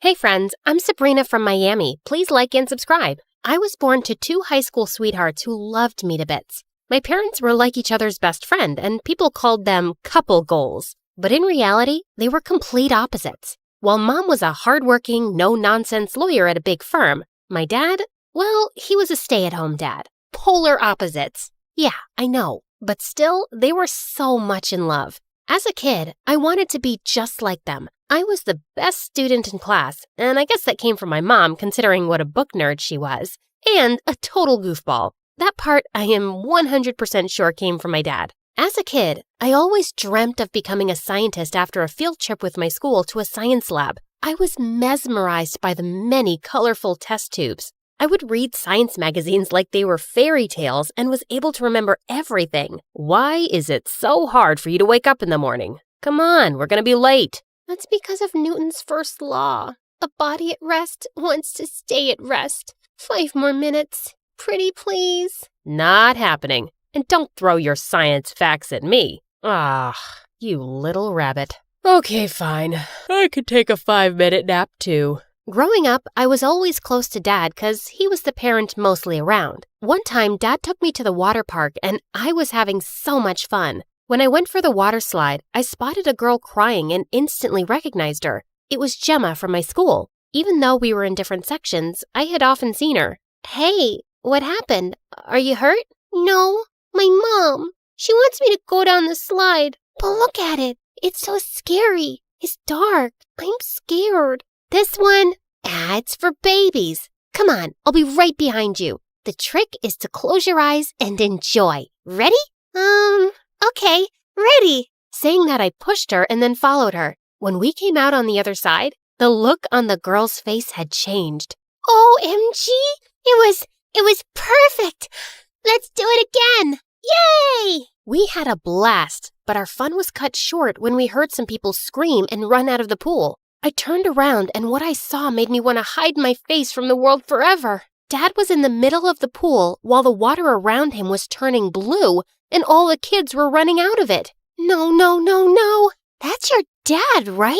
I'm not with him. Yeah, I'd say the same thing if my dad did that. You see, my dad was adorable, but he could be pretty annoying at times. I guess that was the reason why Mom was always saying that she had to raise 2 kids instead of 1. Well, Gemma and I became pretty good friends, and the fact that she kept the whole pool thing a secret made me like her even more. While I was happy to finally have an awesome friend, things at home were going south. I started to notice that Mom and Dad were always at odds. One moment they would be smiling at each other, and the next they'd be arguing like kids. They'd bicker over the smallest things, like who would take the trash out, who squeezed the toothpaste from the middle, who left the dishes dirty and whatnot. One time, they started a huge fight over air conditioning. Yeah, it's frickin' freezing. Where's the remote control? Do you have any idea how much last month's bill was? So, now you're gonna throw the I'm the one who brings the money in thing at me. Mom?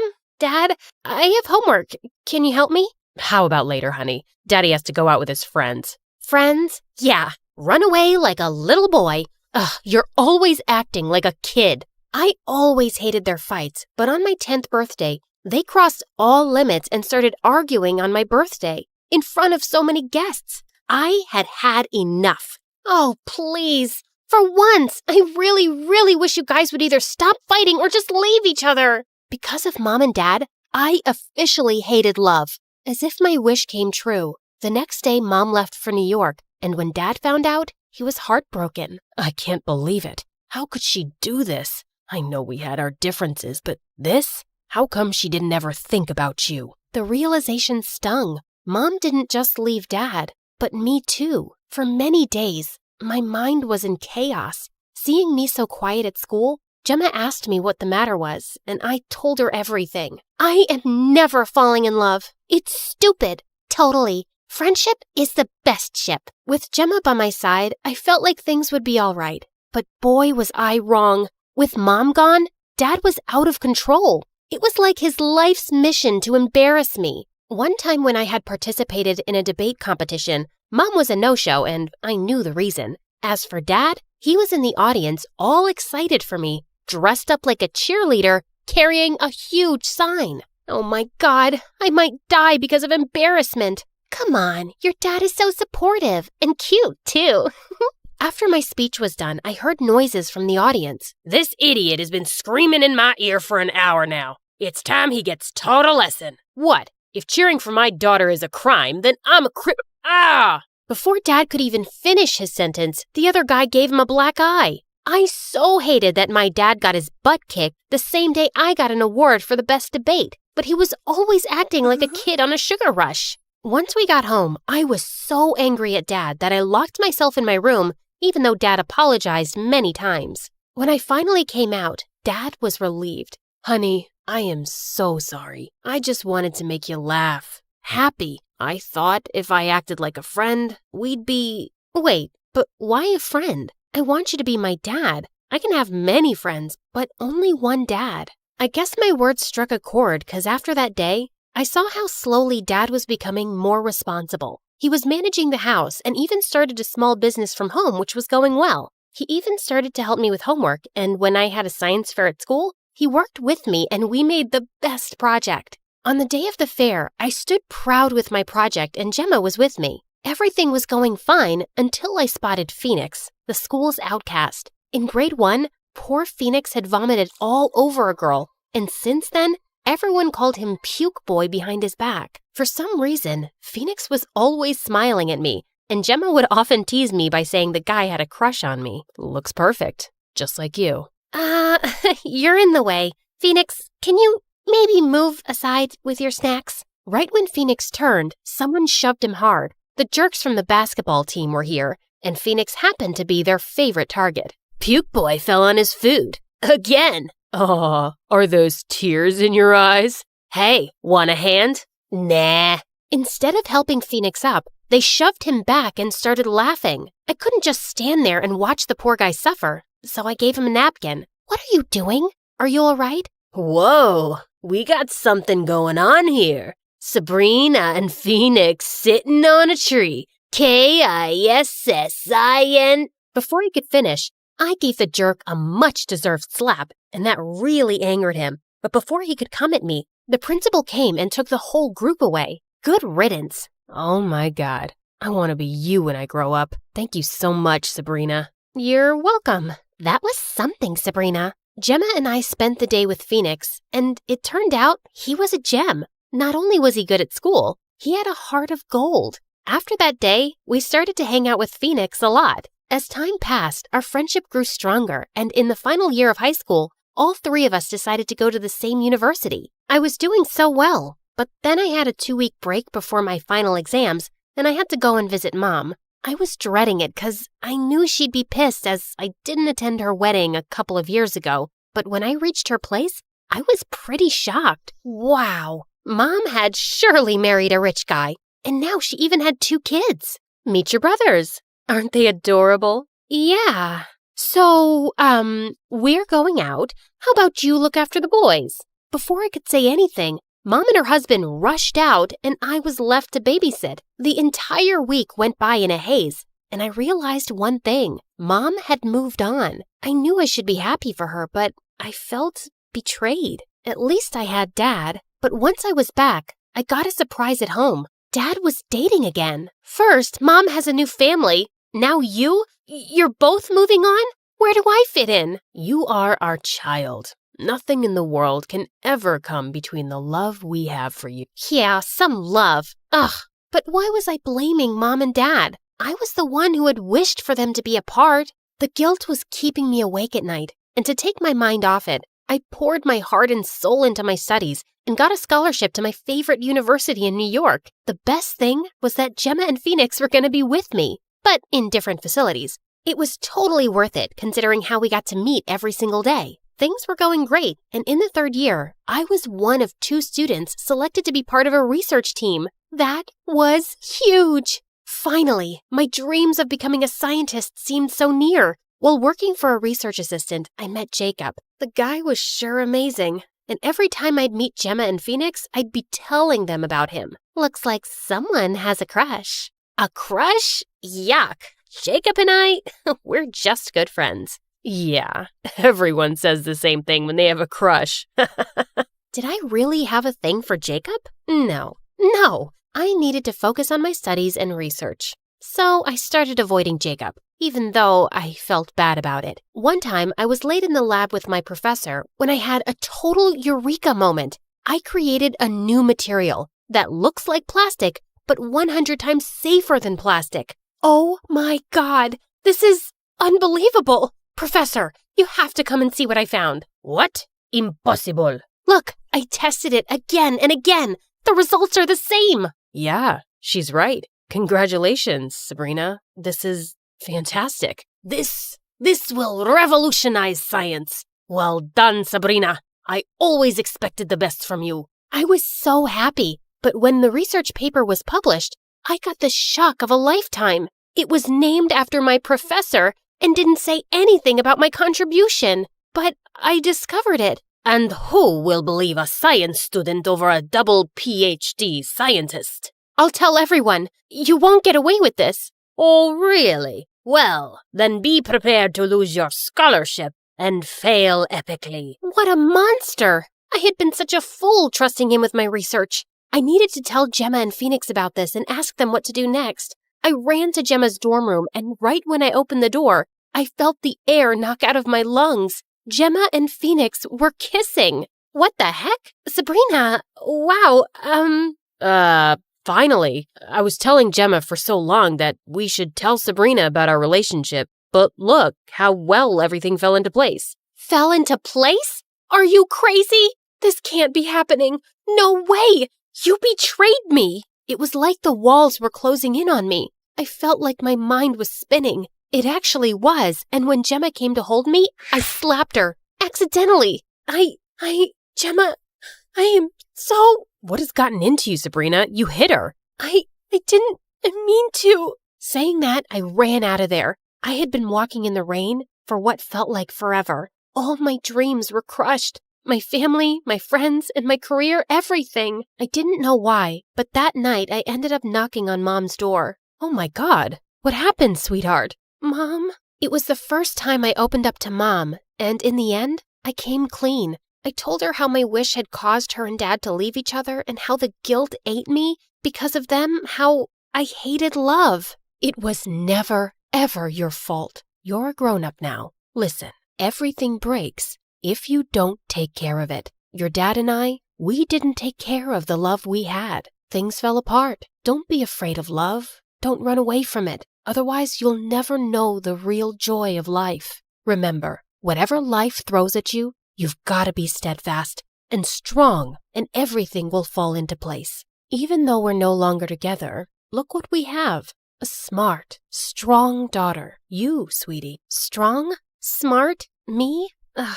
And then I told Mom what my professor did and what a fool I was for trusting him. Well, Mom, boy, was she pissed. She then brought in the big guns. She sued my professor. Perks of having a lawyer mom. On the day of the hearing, it was the first time I saw Mom in action, and boy, was she fierce. Jacob was also there to support me, and in the end, the judge ruled in my favor. I was so happy, but the victory didn't feel complete without my friends, and I knew what I had to do. Today is my wedding day. Gemma, my bridesmaid, and Phoenix, the best man, look absolutely amazing. I am so happy that they're part of my big day. It was all because I had finally accepted my fears and came clean to them all those years ago. I had told them how I was afraid that our trio would break up because of them dating, but it was Gemma who assured me that taking a chance at love was totally worth it. And I finally gained the courage to tell Jacob how much I liked him, and he felt the same way. As I'm about to say I do,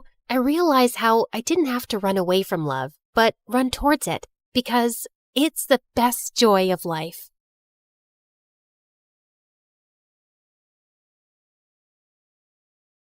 Hi there, I'm Ellie, and I've got a story that'll make you laugh, cry, maybe even question your own sanity. But hey, don't we all need that from time to time? So like and subscribe and strap in, because this roller coaster is about to take off. You see, I was born with a slight anger problem, the kind that made me want to karate chop a stuffed animal when I was just 5. Yep, I had anger issues. On a sunny day at the park, 5-year-old me just wanted to have fun on the swings and slides, but things took a different turn. I'm gonna slide like a penguin. Move it. I'm going first. Hey, no cutting. That's not nice. Do I look like I care? The bully pushed past me, smirking. Feeling furious, I climbed the ladder fast with my juice box in hand. You'll be sorry, mister. I squeezed the box hard, squirting juice straight into the bully's eyes. Then I slapped him and pushed him down the slide, and his nose started bleeding. He started crying like a baby, and his dad came running over. What is wrong with you? Behaving like a monster? You should be ashamed of yourself. I picked up a pebble and threw it at him, but it missed him by an inch.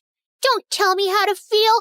You should be thanking me for teaching your awful kid a lesson. I threw another pebble at him and then ran away. Mom and Dad yelled at me all the way back home. I cried and said sorry. Then I jumped onto my parents and smothered them with kisses till they forgave me. Yeah, I think I'm a kind person in general. I mean, as long as I'm not angry. Fast forward to 1st grade, and there I was, little Ellie, eager to make friends at school. One day during recess, I spotted a group of girls playing hopscotch, and I approached them. Hey you, I think we should be friends. No thanks, I already have friends. Well, that didn't go as planned, but I wasn't giving up so easily. Oh yeah? Well, you haven't met a friend like me. I started shouting and spinning with my arms spread out like a wild little windmill. I even threw my sandwich on the ground. I'm fun, I'm cool, and I'll bring snacks to share. So why wouldn't you want to be my friend? Say yes, or you'll regret it. Say it. The girl hesitated, then let out a sigh. Okay, fine, I'll be your friend. Please, just stop yelling at me.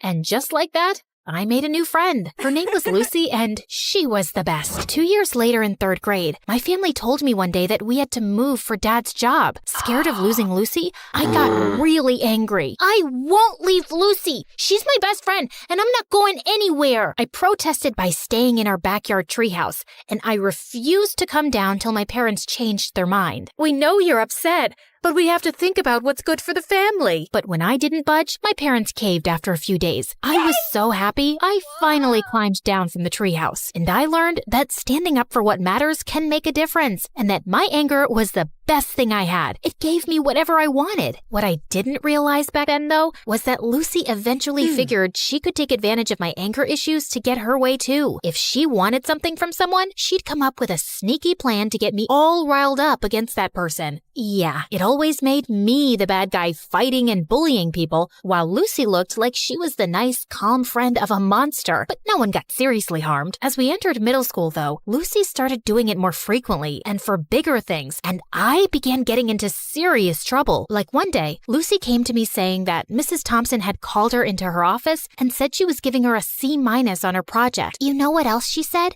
She told me that I should get myself a better friend because you're distracting me with all your fights and affecting my grades while you get good grades yourself. She even said that you hang out with me just so you can feel better than me. Can you imagine? What? That's not true. Of course I know that. Listen, in today's lesson, I'm gonna confront her about this psychological manipulation. And if she sneezes a lot, it means she's nervous that I've told you everything she said. You know all the teachers fear you, but Mrs. Thompson is always sneezing because of her allergies. Yes, but sneezing a lot means she's nervous and she's hiding something. She told us that once, but I guess you forgot. Lucky you have me to remind you. When it was Mrs. Thompson's class, Lucy gifted her a red nose, and seconds later when she confronted her about the manipulation, Mrs. Thompson started sneezing like crazy, and I felt furious. How could you? I thought you were a nice teacher, but you're just like the rest. And with that, I pushed her hard. She fell down and screamed in pain. While everyone's attention was focused on me, Lucy sneaked into Mrs. Thompson's laptop and changed her own grade on the project. Mrs. Thompson broke her arm, and I got suspended for 3 weeks. My parents were furious with me and insisted that I tell them exactly what happened. When I did, Mom said that Lucy was the manipulative witch here. I yelled at her and didn't talk to her for days. How could she say that about my BFF? Days later, I visited Lucy, and her mom opened the door and looked at me like I was some cockroach. Ugh, you again. What do you want? I heard what happened with Mrs. Thompson. Why can't you be a normal human being? Poor Lucy, she almost failed her project because of you. What? Yeah, you're crazy and you're affecting my child. She'll end up failing all her classes because of you. Why does everyone keep saying that? Because it's true. Hey, listen, you silly woman. I was about to scream at her when Lucy showed up and pulled me inside her bedroom. Please, Ellie, you can't talk to Mom like that no matter what she says. But I'm a good friend and I forgive you. Now calm down, girl, and take the Snickers bar. I know it's your favorite candy. Lucy had clearly been spreading lies about me, but I was too blind to see it back then. And when I returned to school, things were a bit different. A new girl, Isabella, had joined our class. She was rich, pretty, and quickly became popular. Lucy seemed annoyed by her existence, but she seems like a cool girl to me. Till one day, Lucy and I saw Isabella walking out of the bathroom, and I noticed a marker in her hand. Lucy went in to use the bathroom as I waited in the hallway, but moments later, she came out, dragging me back into the bathroom with her. OMG, you gotta see this. You won't believe what Isabella wrote about you on the door. It's totally her handwriting. I'm so done with this annoying psycho Ellie. She's always bullying everyone. I want a peaceful, calm school that I can brag about to my rich friends. I offer $1,000 to anyone who can get rid of her. DM me on this Instagram account if you're interested. What a stupid, ugly witch. Furious, I stormed over to Isabella. How dare you write that about me on the bathroom door? I saw you with that marker, so don't you dare lie to me. Ellie, seriously? I had a marker, but I was working on an art project. I didn't write anything about you. Oh, yeah? Well, Lucy seems to think it's in your handwriting, and Lucy said that? Okay, you should stop listening to that friend of yours. She's just using you like a puppet. Can't you see it? For some reason, Isabella's words struck a chord with me, like she just said something out loud that I kinda already knew. But I quickly brushed my thoughts away. You don't know anything. Just leave me alone. But Isabella didn't leave me alone. She'd always make an effort to talk to me and waved at me with a smile. I started warming up to her, and we got closer. But that drove Lucy crazy. One day during lunch, I was sitting with Isabella, laughing and chatting, when Lucy stomped over angrily. Ellie, how could you ditch me for Isabella? After all we've been through together? Just calm down, will you? I'm not ditching you, just spending time with Isabella. We can all be friends, you know. Are you for real? How dare you replace me? And with that, she pounced on me. I didn't want to fight her, so I just pushed her away, but she grabbed my hair again. Luckily, someone called a teacher, and Lucy got detention for 2 weeks. And I swear, those were the best 2 weeks of my life. Things were calm and peaceful, and I didn't have a single fight with anyone. Isabella even convinced me to start getting therapy for my anger issues, and I felt really good about it. Then one day, Isabella told me something. Hey, Ellie, yesterday when I got back from school, I was shocked to find Lucy in my house. I asked her what she was doing there, but before she could reply, her mom showed up. She's our maid. I swear I had no idea. She said she'd brought Lucy over to help her clean the kitchen before Christmas. Oh, yeah, I know that her mom works as a maid for you, but we never talk about it, because I don't want to embarrass her or anything. But I don't have a good feeling about her suddenly being in your house. She might be up to something fishy. So we decided to keep an eye on Lucy that afternoon, and we watched from a safe distance as Lucy's mom gave her instructions to clean. But just a few moments later, after her mom left, we heard a loud crash, followed by Lucy's scream. We rushed to find Lucy lying on the floor with a broken shelf and scattered kitchenware around her. We tried to help her up, but she screamed in pain and couldn't move. Just then, Lucy's mom and Isabella's parents came running too. Oh my God, what happened? Oh, Mom, I was just reaching for something on the shelf, but it was unstable. It just all came crashing down on me. Lucy's mom turned to Isabella's parents furiously. This is all your fault. You knew this shelf was broken and you never bothered to fix it.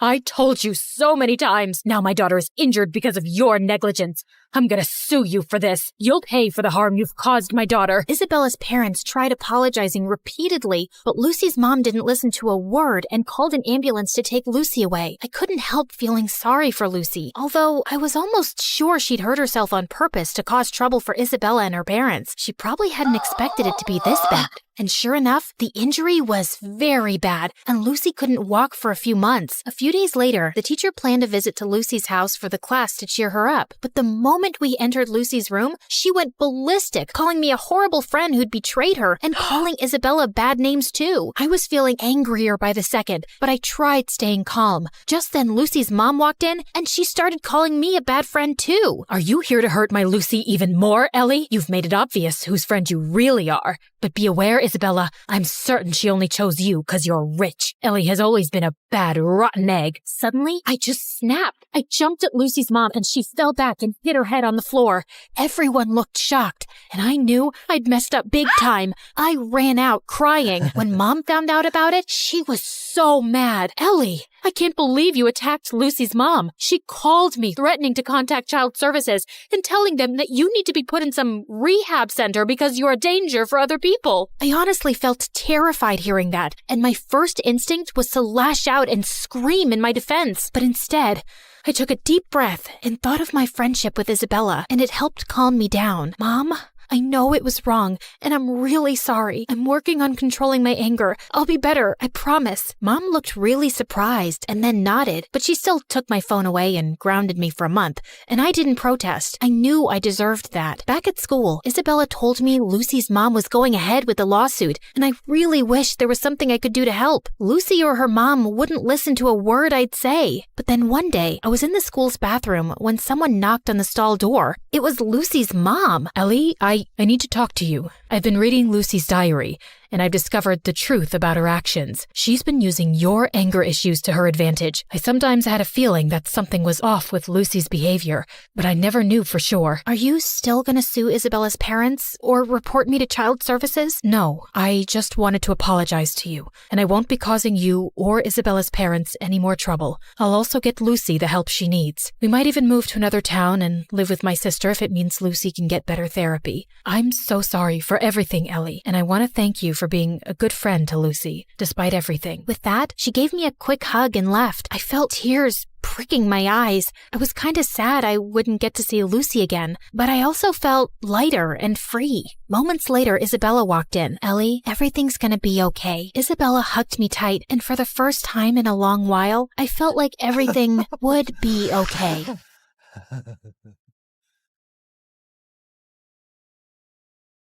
A large chair swiveled around to reveal a tiny, skinny guy. What? You think all mafia bosses are tall, fat, bald, and wear gold rings? Sorry to disappoint you with my looks, but trust me, I am every bit as ruthless.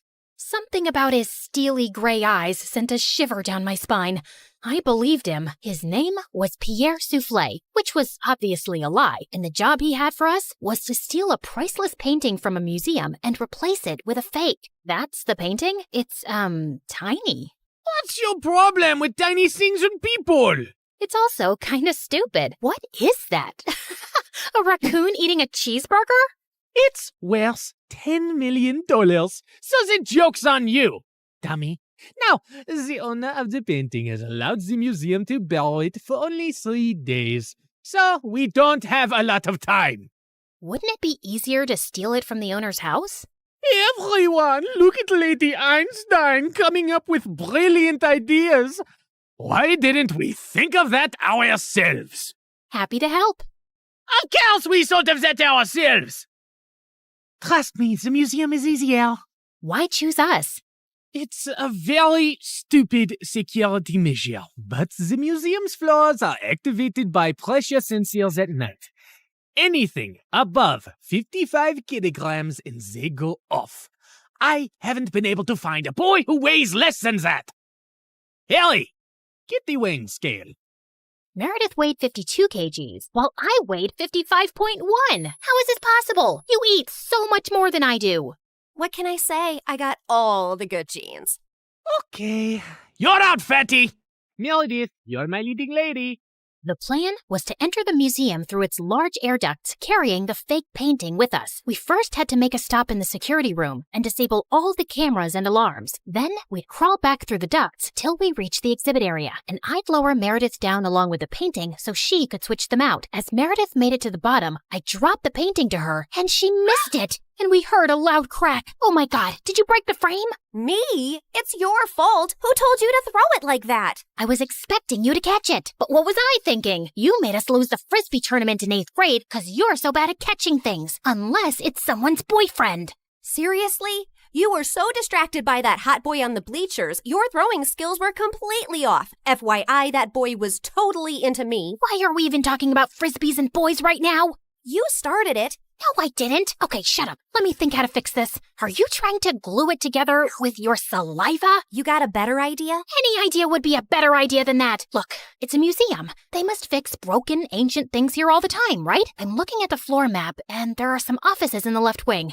I'll go get some glue. It took me an hour to find glue and return to our spot. And I found Meredith eating a bowl of ramen. Where did you get that? I brought a packet of instant ramen with me, and you were taking forever, so I went to make it in the staff kitchen. There was someone's chicken sandwich in the fridge, so I used the meat from that. And there was also some tofu, and I added a dash of oyster sauce. I'm so happy you chose this moment in your life to become a gourmet chef. Just send the painting back up so I can fix it. Tried to fill in the crack as best I could, then sent it back down to Meredith, who took the real one off and put the fake one on the wall. But just as she started walking back, the whole floor lit up suddenly, and a blaring sound went off. Oh my God, what's happening? I don't know. Is the painting heavier than the fake one? Just hurry up. We gotta get out now. They pulled up Meredith and the real painting and closed the opening in the ceiling seconds before security burst in. We crawled down the ducts and out of the building as fast as we could. We ran a few blocks down where Pierre's van was waiting for us, and we sped away.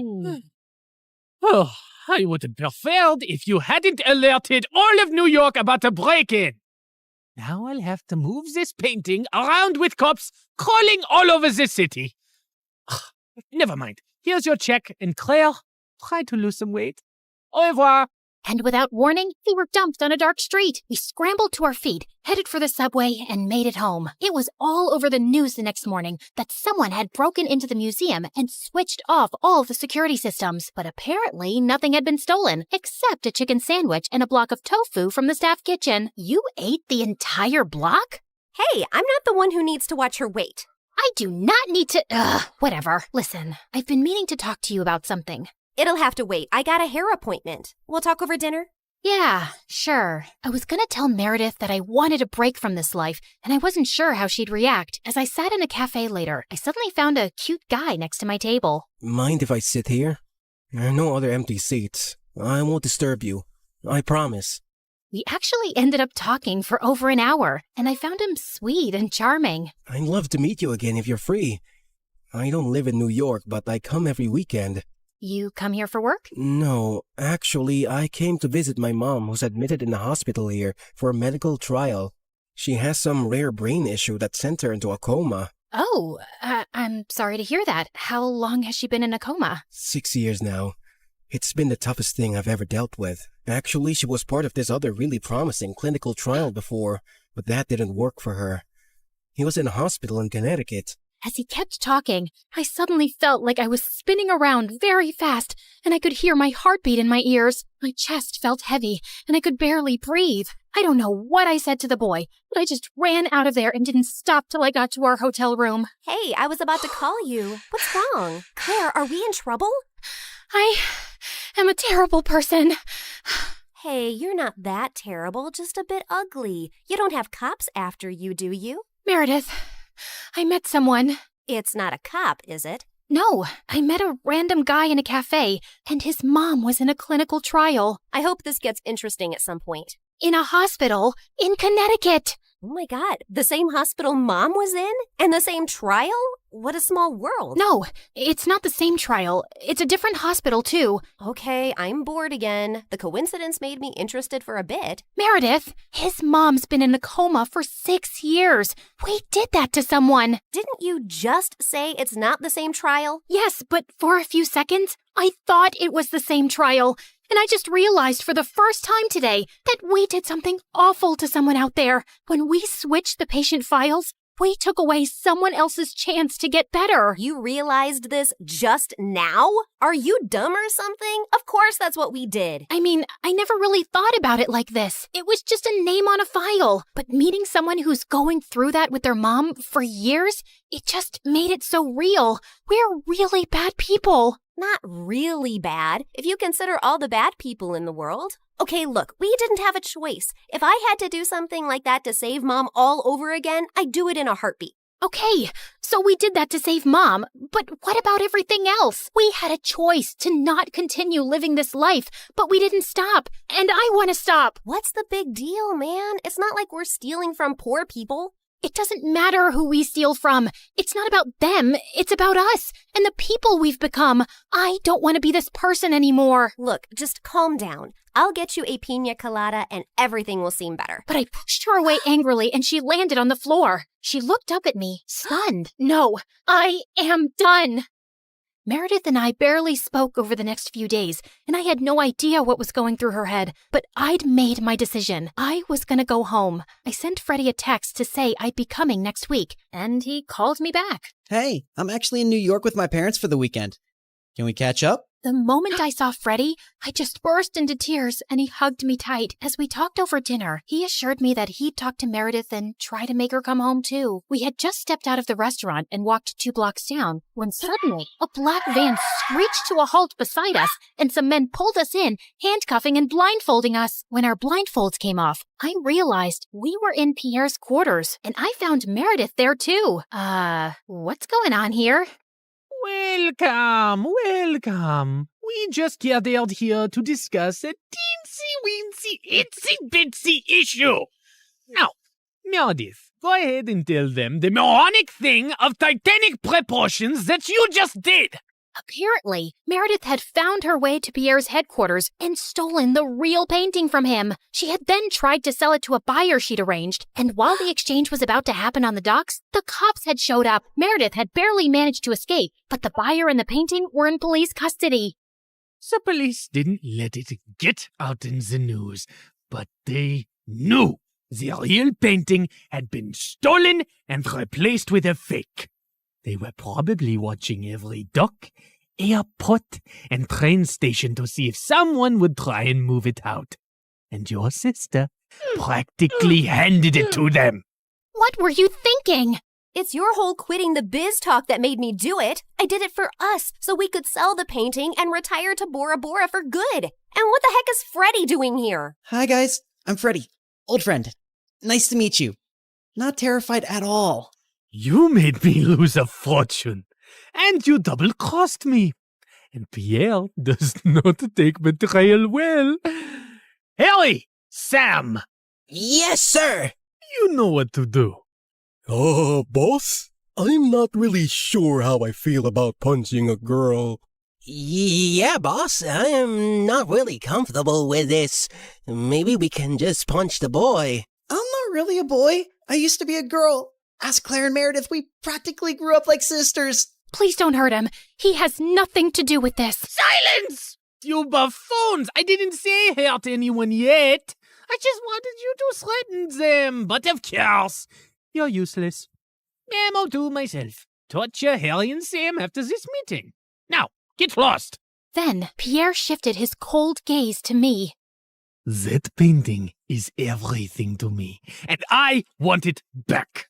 And now the only way we can get it is from the owner himself. You, Claire, will be executing this mission. The heir of that painting is a young, charming millionaire. And you will get to know him, become his girlfriend, kiss, cuddle, yada yada. You need to earn his trust completely, so he lets you into his life and his home. Then, when the time is right, you'll steal the painting from a high-security vault inside his house and bring it back to me.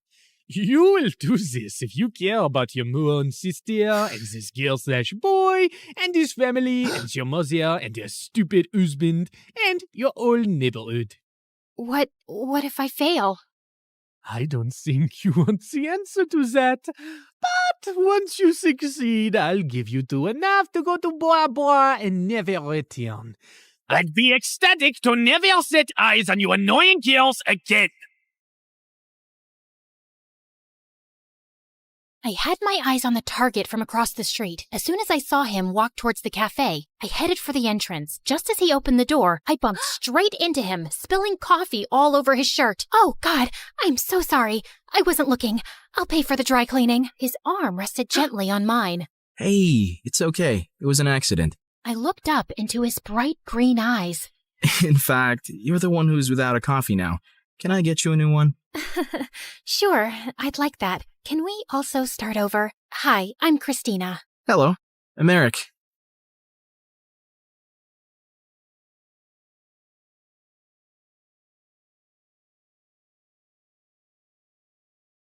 Hi, I'm Hope from Honolulu. Please like and subscribe to 4Eve. My parents always said I was born beautiful. I received so many compliments and modeling offers for baby products that they launched my modeling career when I was just 3. But I never really knew my parents. When I was 6, they started a clothing line named after me and got really busy with it. So they mostly left my older sister Leilani in charge, and she hated me. You promised we'd play with the dolls. You can't always be the center of the universe. I have to take this call. Fashion Kids magazine wants you again. She'd always lie and say we'd do one thing, but we'd do another thing instead, and I'd suffer. You said after my fashion show, we'd go home. I'm tired. Just sign a few more autographs and don't be so ungrateful. Sometimes I wondered if she was so mean to me because she was jealous of my fame. Once when I was 12, I was at a signing event and I escaped from the crowd. I stumbled into an alley where a girl my age was looking through the trash with her mom. I offered them some snacks from my bag, and their reaction was so wonderful. Just then, Leilani found me and dragged me away. And later, when we were on a video call with our parents, she told them what had happened. Hope, it's not okay to sneak off like that. And that poor family could have robbed you. Or taken a lock of your hair to sell on eBay. No, they were nice, and I liked helping them. Nonsense. You're too busy and famous to be doing anything else. Anyway, we heard your sister booked you on a morning show for the launch of your new toy line. Little Hope dolls. They're gonna sell like hotcakes. Sometimes it felt like my parents just used me for money. In fact, I felt people were friends with me for the same selfish reasons. But I never gave up on the idea of using my wealth for good. When I turned 14, I held my first fundraising event for homeless people, and it was a big success. But my second fundraiser turned into a complete nightmare, because the day after it, my face was all over the news with the words, "Teen Thief." Hope, they're saying you kept all the funds for your business. What? Why would they think I took all that money? The news is saying they got an anonymous tip. This can't be good for your career. It's all over social media. They're calling it the biggest scandal of the year. You need to stop all this charity nonsense. We need to work on saving your reputation so you won't lose out on any modeling contracts. I didn't care if I never modeled again. I didn't understand how anyone could think I'd steal charity money. I was too embarrassed to even leave the mansion. Soon after, I was about to join a new high school, and I went to Leilani with an odd request. Help me make a disguise for high school. You're my makeup artist. If anyone can do it, it's you. Look, it's hard for me to trust people. They'll probably use me for my money and fame or spread more lies. I'd rather just go as a regular kid so I can be active in the school's charity clubs. You don't think you could just go as yourself? Doubtful. I always become the center of attention without meaning to. And because of that scandal, the charity clubs might not trust me. I just want to fade into the background and do the things I care about. Please. To my shock, she agreed to the makeover. She gave me cute short hair as part of my disguise. I decided to keep my disguise a secret from my parents. They were not happy about my short hair, but my agent had advised me to take a break from modeling and stay out of the public eye anyway till the scandal died down. At home, I was Hope, the supermodel on a break. But at school, I was Minnie, the humanitarian. I joined the charity club, and the volunteer work I was doing felt amazing, and I was making friends pretty easily. But one day at school, I was lifting a heavy box of canned food donations when I suddenly threw out my back. Whoa, are you okay? I suddenly noticed there were two really cute guys watching me struggle to stand up straight. Guess I'm an old lady who's not used to heavy lifting. Ouch. Let's take you to the school nurse, Granny. I'm Kai. And I'm Crane. Here, let me take your bag. What was in that box? Canned stuff for a food drive. Crane immediately dropped my bag to the floor. You're part of a food drive? Not gonna help you. What? Come on, Nan. Let's just take her to the nurse. She's hurt.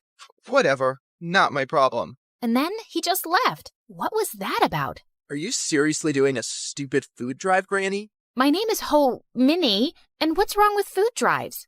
Minnie? Minnie. Everything about them is wrong, Minnie. If the poor just got off their butts and worked, they wouldn't be poor. Why should we treat them like babies and take money from people who do work? Wow. Sometimes it's hard for people to find work or earn enough, and they need help. Maybe lame losers do. Well, Minnie, here you are. Kai winked at me as he left. What a jerk. But I wasn't going to let his arrogant opinion stop me. I organized a school dance to raise funds for the food drive, and it was a hit. But just as I was dancing with some friends, Kai and Crane busted through the gym doors with crowns on their heads. To the rich, stand with the rich. What are you doing, Kai?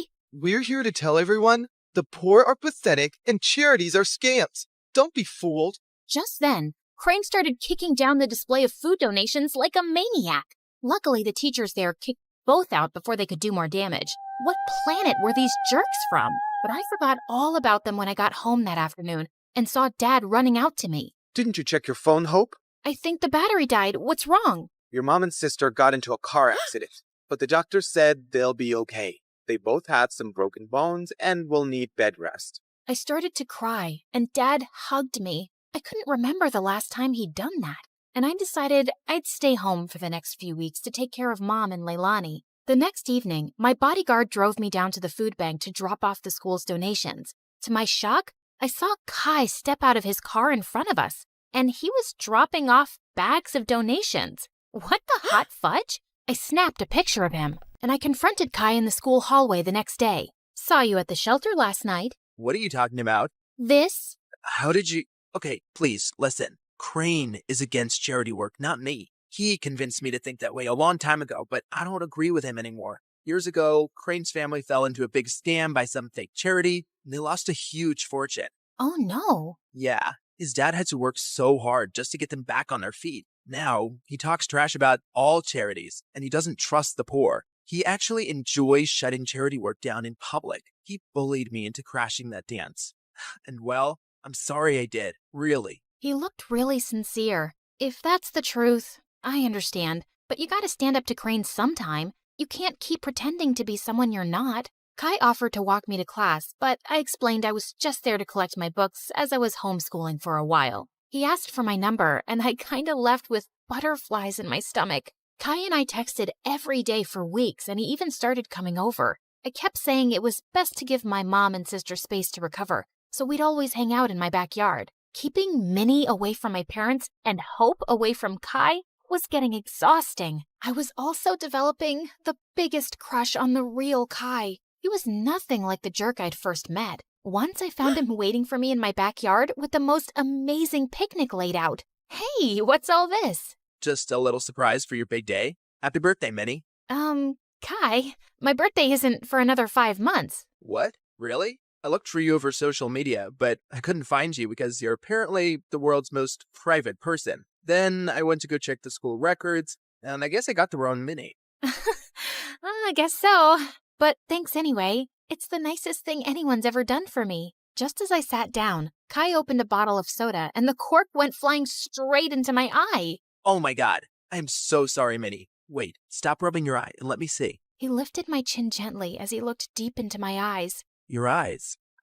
They're... Yes? They're what? They're not the same color. What? Suddenly I realized that my contact lens had fallen out. Oh, my lens must have popped out when I rubbed my eye. I wear them for my eyesight because I'm as blind as a bat. I see. But why would you wear those green lenses and hide your lovely blue eyes? His face was so close, and I didn't have an answer to his question, so I just kissed him. He looked really surprised, but then he kissed me back, and it felt wonderful. Soon after, Kai and I hosted a fundraising car wash for a soup kitchen, but suddenly a car honked at us angrily. Well, what do we have here? Crane, listen, buddy. I know how you feel about this stuff, but I'm asking you to back off. I want to do this. What? Support lying, dirty thieves? Did you forget what happened to my family? Of course not. But that was one bad experience. Not all charities are scams. It's this witch. Winnie's brainwashed you. It's Minnie, and Kai is free to do whatever he wants, but you need to leave. Just then, Crane went red. He threw a punch at Kai, but Kai blocked it brilliantly and stepped back. Crane, walk away right now. You better watch yourself, Winnie, or you'll end up like that stupid teen thief model who raised funds for her business. She got what she deserved. She's a forgotten fraud now, a nobody. Suddenly, I froze in my spot. Was it possible that Crane had started that rumor? He was crazy enough to do it. And what if Kai had been involved back then too? Crane drove off angrily, and Kai turned to me. This may be the end of my friendship with Crane, but I feel relieved. I'm proud of how you stood up to him. Kai smiled at me warmly, but now I felt guarded. Did I fall for someone who might have framed me? Later that evening, as he drove me home, Kai suddenly took my hand. Minnie, I love who you are and who you've helped me become. Will you be my girlfriend? Kai, no, I can't. What? Why? I thought you felt the same way. You kissed me. And maybe that was a mistake. I'm sorry, but I can't be with you. Not only did I feel paranoid about trusting him, he had no idea I was Hope. I hated lies, and now I hated lying. Things were a mess. Kai begged to see me and kept messaging me, but I just ignored him until he gave up. One afternoon, I was fluffing Leilani's pillows when she asked me something unexpected. Hope, how are you? Not bad. Why? Nothing. I just noticed that you looked a bit sad these days. I kinda lost someone I cared about. Wait, Leilani, why are you crying? Oh, Hope, I just need to tell you something. I can't keep it in any longer, especially after you've taken such good care of me. And to my shock, she confessed how she was the one who had started the rumor that I'd stolen the charity funds. I know it was really wrong, and I'm sorry, but I just got so resentful. I was left in charge of you, and you always came first. And you were always in the limelight, while I never even got thanks for anything I did. I got carried away. Leilani, how could you? I really regret it. That's why I agreed to your makeover request, because I didn't want to stand in your way again. I know how good-hearted you really are. Do you know what you've done?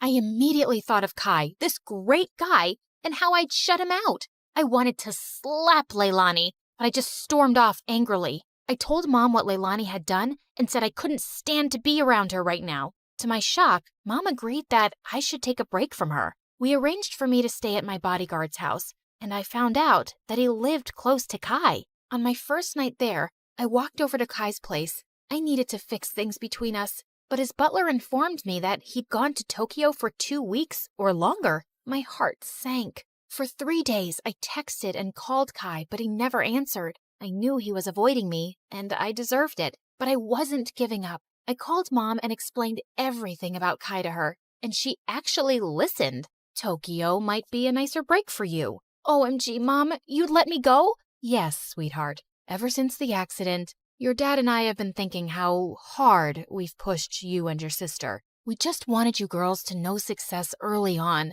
but we've realized there are more important things than success and money, like happiness and family. You've been amazing during our recovery, honey, and you really deserve to go. Thanks, Mom. I love you. And the next day, I was on a flight to Tokyo with my bodyguard and checked into the same hotel as Kai. Just as I stepped onto the elevator, I was shocked to see Kai inside. He looked awkwardly at me. Hi, can I help you with something? I suddenly realized he couldn't recognize me without my disguise. Kai, you're the reason I'm here. I came to tell you the truth. I'm Minnie. Minnie? Minnie from Honolulu? Yes, except my real name is Hope. What? I told him everything. My trust issues and my disguise and what my sister did, how awful I felt for abandoning him, and how I tried calling him. I'm using a different phone here, and I understand why you wanted to hide yourself, Hope.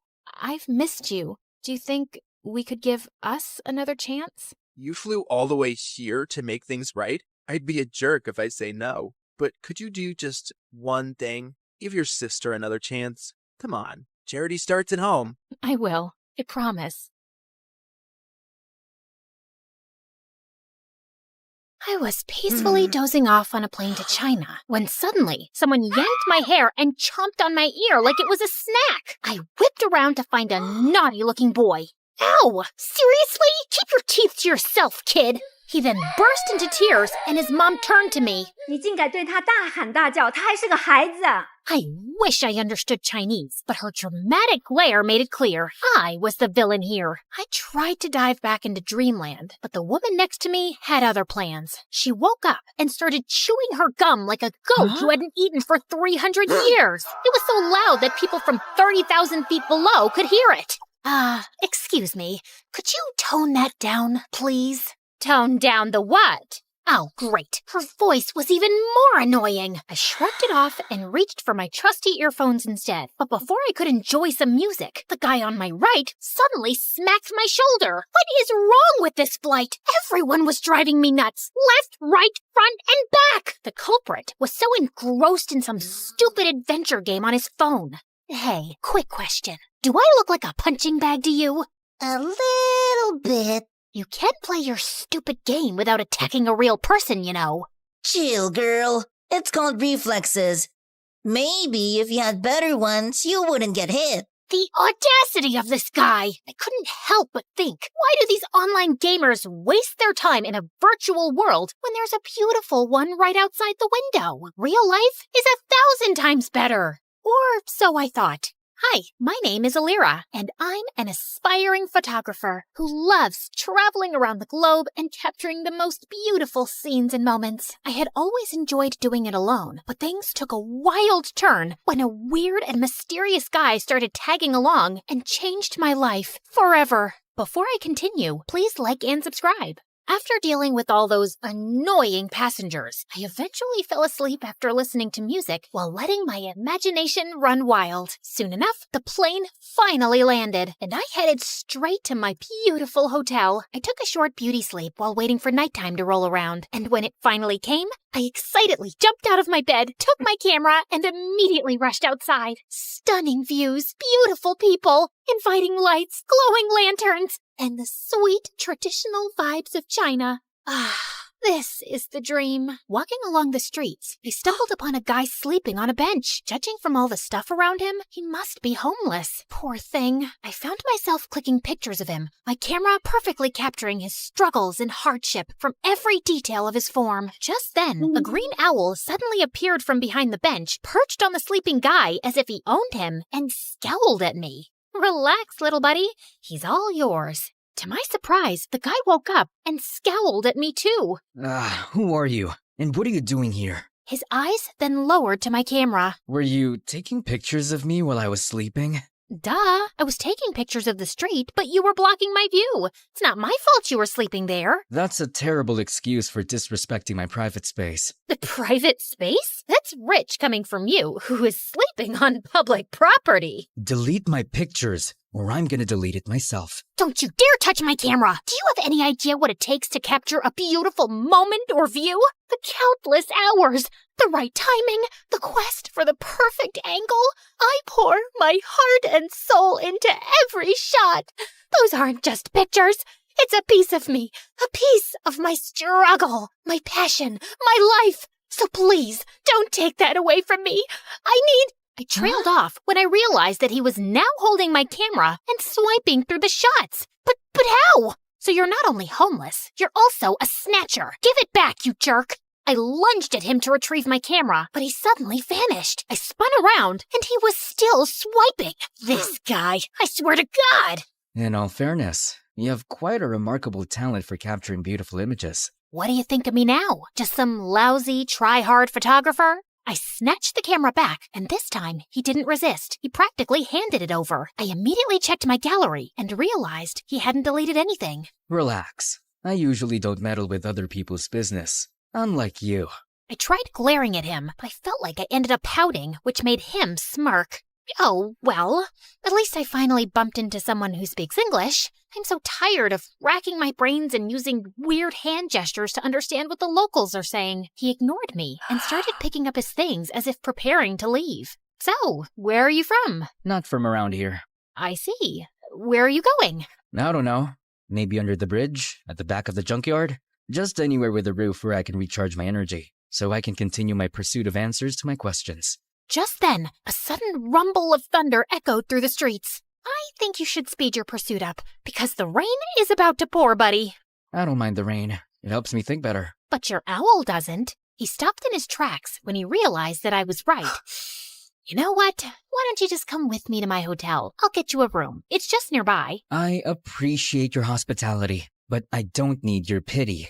Oh, look. Mr. Grumpy Bench Guy is being such a drama queen. Fine. But the moment the rain stops, we're out. Another thunder rumbled as we started walking away. When we reached my hotel, the receptionist immediately greeted me with a question. 给你朋友另一个房间? As I scrambled for my translation book, Hatham suddenly swooped in. Shida, Ching. Did you just speak Chinese? I speak multiple languages. I have a constant hunger for endless knowledge. So, you're a polyglot. So cool. That's literally my dream. But learning another language is so difficult for me. What's your secret? Oh, I use this splendid application on my phone, Duolingo. Oh, I have heard about it, but I never tried it. It has a fun and engaging approach to learning a language. It's like casually playing a game, which is a pretty good motivation for the learning process. Okay, that sold me. I immediately downloaded the app and was greeted by a cute green owl named Duo, who looked very familiar. I turned to his pet, who was sitting on his shoulder. Whoa! Duo looks exactly like your owl. They have the same name too. Just a little warning. Duo's nice and helpful, but he can be a little persistent sometimes. But it's also for your own good. Well, he seems to be a cute little guide. I went straight to my first lesson, and I was already liking it. Shui means water. Shui? Gosh, I am so thirsty. I need some shui. Okay, got it. Okay, so this is my room, and yours will be that one. I was talking to him, but he seemed preoccupied with something over my shoulder. I turned around and realized that he was looking at my collection of postcards on the wall. To my surprise, he suddenly barged inside. Where did you get these photographs?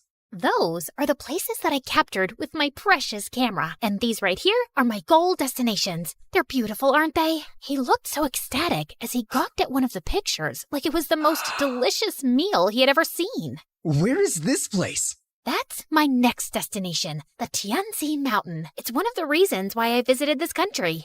Take me with you. Consider yourself lucky, my friend, because I'm going there tomorrow. I always preferred traveling alone, but maybe it was time for me to try it with a travel buddy this time, at least for a day, and just for fun. The next day, we traveled to the mountains, and when we got there, Hatham's calm demeanor instantly changed to ecstatic. The stone forest. An image of a familiar place seemed to have flashed right before his eyes. The stone, what now? He ignored me and started navigating the place, running around like he owned it. Dude, wait up! We rode a cable car, crossed a river, and jumped from one stone to another, and after an hour, I felt like collapsing. Slow down, Spider-Man. I'm not a marathon runner with endless stamina, you know. Jeez. When I finally caught up, I found him standing in front of a mysterious and ancient-looking monument. He fiddled with a rock against it, but nothing happened, and he looked super frustrated. Hello? I would really appreciate it if you would tell me what's going on. What is that thing? And what are you trying to do with it? This is a totem, and I need an electroelement to activate it. What do you mean, electroelement? Electroelement. Something, anything that produces lightning. Oh, you mean electricity? Huh? Lucky for you, I've got something here. What is that? You don't know what a taser is? It's my go-to for self-defense. Zaps people with electricity or whatever you call it. Interesting. He immediately took it from me and tried it on the totem. After a few sparks, it suddenly got triggered and a glowing symbol appeared on top of it. Holy cheeky bananas! Is that a hologram or something? He found 2 more totems, and after doing the same thing to each of them, a strong streak of light came from above, forming a pillar. What in the world is happening? Is this some kind of secret experiment from the government? And what's your deal with all of this? I've been traveling from place to place looking for these runes. Since I'm not from around here, I don't know where to go. I need to activate these beacons in 6 places scattered around the world. With your knowledge and resources, things are going to get easier for me now. But for what? Why are you doing all of this out-of-this-world stuff? We need to go. Dude, you didn't answer my question. Sometimes, the journey to find answers is more important than the answers themselves. Whatever you say, Plato. After activating the first beacon, we embarked on a thrilling and action-packed adventure of a lifetime. After Tianzi Mountain, we rushed straight to Huanglong River, which Hatham kept calling Luhua Pool Liu. There, we had to light up some fire totems. There were 5 of them, but according to him, only 3 needed to be activated. Of course, those 3 we needed were surrounded by water. Great, right? Hatham was all business, using his fancy tricks to get those waterlogged totems blazing, while I just snapped pictures of these outrageous moments. Our next stop was the breathtaking Matterhorn in Switzerland, aka Dragonspine, according to my travel buddy, where we faced a puzzle with circular platforms and wall signs. The place was so cold that I had to huddle by fire torches just to keep myself from turning into a popsicle. I let Mr. Mysterious Smarty Pants solve the puzzle by himself while I continued my Duolingo sessions. You know I can't miss those streaks. With each beacon we activated, I felt a mixture of excitement and curiosity. What was this leading to? And why did it feel like the world had turned into one big adventurous playground? During our flight to our next destination, I found myself fully immersed in my new favorite app, Xin Chao Ten Toila Elira. You could take a break sometimes, you know? I need to learn the basics, at least for now, and I like how Duo keeps reminding me with his cute little expressions. When we finally reached Vietnam, I decided to try out what I learned by asking the locals about the directions. Xin Loi, Bang Ko Te Chung Toi Duang. The woman stared at me as if she was solving the most difficult math puzzle. Ko Te... Xin lỗi, nó ngàn con đít chỗ, chúng tôi viết đúng viết vinh, ha lồng đục trong. Được chứ, bạn chỉ cần đi thẳng, rồi đi qua cái cây khổng lồ kia, sau đó rẽ phải và đi bộ khoảng 200 mét sẽ thấy một khoảng đất trống. Okay, I guess it was too early for me to attempt a conversation. After learning the direction, Hatham continued walking towards the bay. Ugh, why is this guy so good at everything? You still have a long way to go, Elira. I literally just started. Just wait and see. I'll be leading the leaderboard with an unbeatable streak in no time. I commend your determination. Keep it up.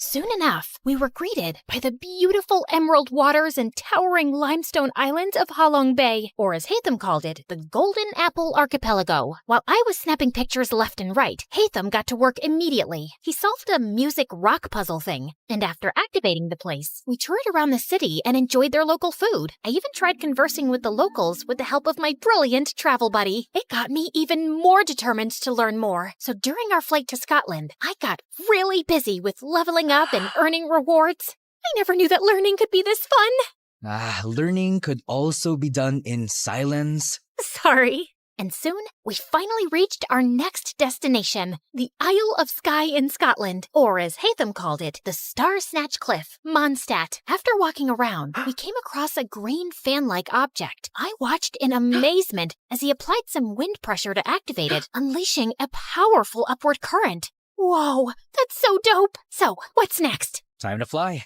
After taking a large cloth from his bag and holding onto it, he wrapped his arm around me, and we gracefully floated in the magical breeze. I never thought I would experience flying like this, not even in my wildest dreams. If this is a dream, I hope I can keep enjoying it and not wake up too soon.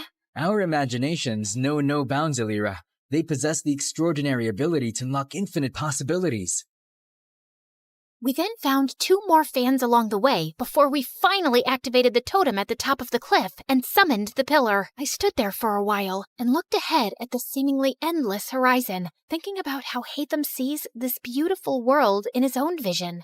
Finally, we were down to the last one, Deshra Desert Sumeru, or as we call it, the Great Pyramids of Egypt, my favorite. Hatham looked so nervous and excited while I was taking some pictures of the legendary structures. After hours of touring around, I followed him as we headed to the group of old, weathered columns. So, how do we solve this one? We need to hit the larger columns until you match them with the corresponding symbol on the smaller columns beside them. Match all 3 big ones to the smaller ones to summon the last pillar. Aye, aye, Captain. I grabbed a tree branch lying nearby and used it to help him hit the columns until we finally summoned the last pillar. All the pillars scattered across the world that we activated should be glowing now too. I dropped my jaw in amazement when their fusion created a swirling, glowing vortex or something. Is that a freaking portal? Yes, it's a portal back to my world, Elira. To your world? So there's indeed another world out there? Before he could answer me, the earth beneath us mildly shook, and a horrifying creature suddenly appeared right in front of us. Holy crunchy potatoes! Is that a transformer? Did Hatham summon that machine from their world? What if he was actually a bad guy who was set to ruin our world? Oh my gosh, what have I done? I wasn't ready to say goodbye to our beautiful Earth just yet. I have yet to discover the other wonders of... My paranoid voice trailed off when I realized that Hatham was gone. Just then, I felt a strong, glowing presence behind me. I slowly turned around and saw him and Duo transforming into something with dust particles and glowing green projections dancing around them. Everything then cleared away, revealing a strikingly handsome video game character and his adorable sidekick. Hatham, is that you? This is my true form, Elira. And my real name is Zal Hatham, a scholar from Sumeru, and our academia scribe. That machine in front of you is a primal construct, only found around the desert area of Sumeru. This machine enemy is often found guarding the temples and ruins, and I need to defeat it. So it's like the final boss in the game, and you're the brave hero. I suddenly felt bad for suspecting him as a bad guy. As the primal construct started charging toward them, 3 ethereal green mirrors popped in and hovered around Hatham, radiating a brilliant emerald light that almost blinded me. He then started fighting the monster, moving with grace and precision, consistently blending freestyle moves and rotational attacks with his sword and abilities. Watching them fight was mesmerizing, as if I had been transported into an epic video game. He unleashed a barrage of reflective attacks, boomerangs slicing through the air, slashes carving through steel. Each hit dealt a lot of serious physical damage. Soon enough, the terrifying machine was finally defeated. Dude, you were so cool! How did you do that? I don't need to fight. I only need to think. Everything else is connected. All I have to do is find the weakest link, deal with the causal factors, and everything else tends to resolve itself. Okay. Enough with your deep philosophical words, dude, and maybe start explaining everything to me properly. You know, I've been following you around like a dumb little kitten and catching up with your stamina. As a gratitude for helping me, you deserve to know the truth. My friend Kaveh and I were trying to open a domain, but something went wrong. It started malfunctioning. The rule is to hit these columns using a physical attack and never use any elemental attack. Kaveh didn't know this, so he used his elemental skill because he thought it was more efficient. It made a different reaction to the process, and instead of opening a domain, it opened a portal that connected to the human world. And before I knew it, it started sucking my friend. I tried to save him, but I was the one who got pulled inside instead. I got teleported here, which was a very different place, and I have been finding my way back for quite a long time. Thanks to my friend Duo here, who also got accidentally teleported for some reason. He's been my companion since the day I got here, and he's the one who has been helping me learn the different languages of humans. Now that makes sense. And no sense at the same time. I swear, I'm stuck in a fantasy adventure novel. Anyway, I'm glad that you finally made it. I appreciate all your help in this journey of mine, Elira. As much as I wanted to discover more about your interesting world, I need to return. Tevat needs me. Oh, well, traveling won't be the same anymore without you. I'm gonna miss you a little bit, I guess. Just play Genshin Impact, and I'm sure you will enjoy the magical beauty of our world, Tevat. We have 7 nations brimming with natural wonders that you would love to capture. You'll meet a diverse set of people with unique personalities and abilities like me. And together, we will fight exciting enemies. We'll share every adventure in this enchanting realm. I felt a lump in my throat as he extended his hand, but knowing that I would be seeing him again, I shook it with a smile. See you around, Elira. I watched them as they entered the portal, returning to their world. Come here, boy. Bam, bam. Eat that, monkey butt. All right, hate them? Time for some snacks. Ever since I started appreciating video games, I became the annoying passenger this time. These games opened my eyes to the existence of extraordinary places that remain hidden from our physical world, places that only exist in our minds, yet they possess the power to transport us on thrilling adventures. They hold captivating magic and beauty, offering a gateway to fictional worlds. Now, I embrace the opportunity to immerse myself in both realities, and because of it, I have never felt alone again. I was so into the game that I jerked when an incoming announcement sound chimed in. Ladies and gentlemen, this is your captain speaking. We will begin our final descent to Paris shortly. And now, it's time to explore the famous beauty of Paris. Bonjour, comment allez-vous? Wait, is it allez-vous? Allez-vous? Bonjour, comment allez-vous?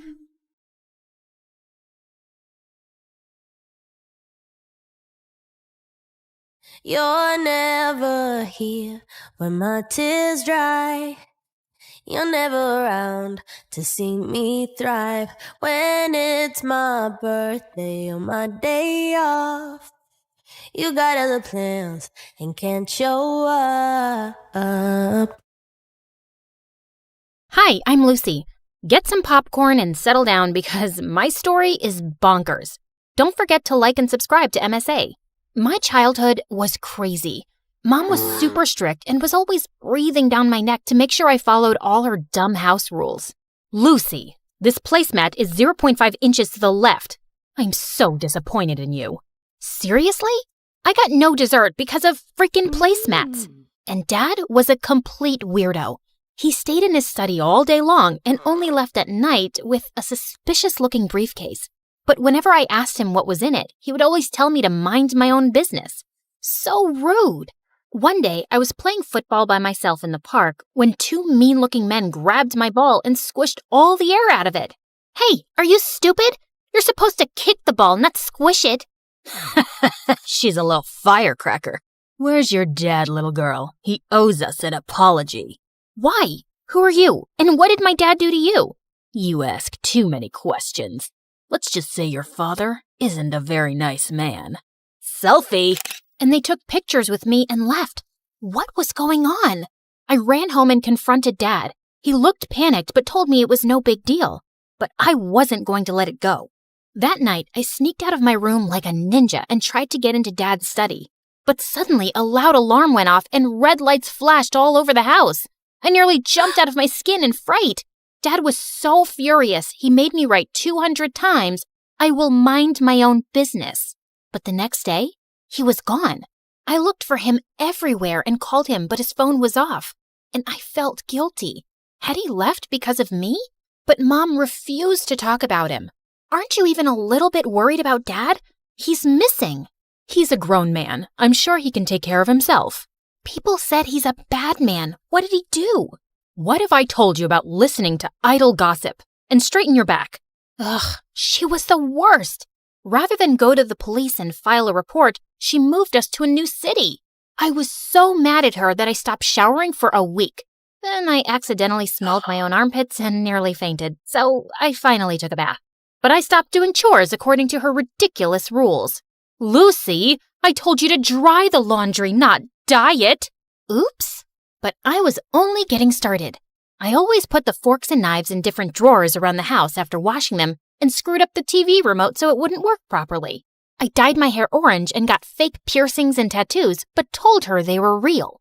She was so upset, she got me enrolled in an insanely strict school. They have uniforms and rules. I'm sure they'll knock some sense into you. Not if I knock them over first. St. Mary's was a mansion with super rich kids. The lawns were perfectly kept, and the halls were so clean they shone like diamonds. But I got in trouble on the very first day. I was putting my books in my locker when suddenly someone threw a hoodie in my face. Wear this. Your ugly face is gonna make me vomit. Then look somewhere else, creep. This is a respectable school. We don't want people like you, so you better clean up. She knocked the milkshake out of my hand and pushed me down in the mess. I saw red.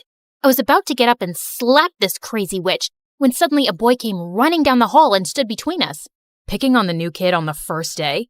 You're really desperate for attention, aren't you, Crystal? Mind your own business, Anthony. This is my school, not your dad's office. What I say goes. Maybe I should give him a call and we'll see who really runs this school.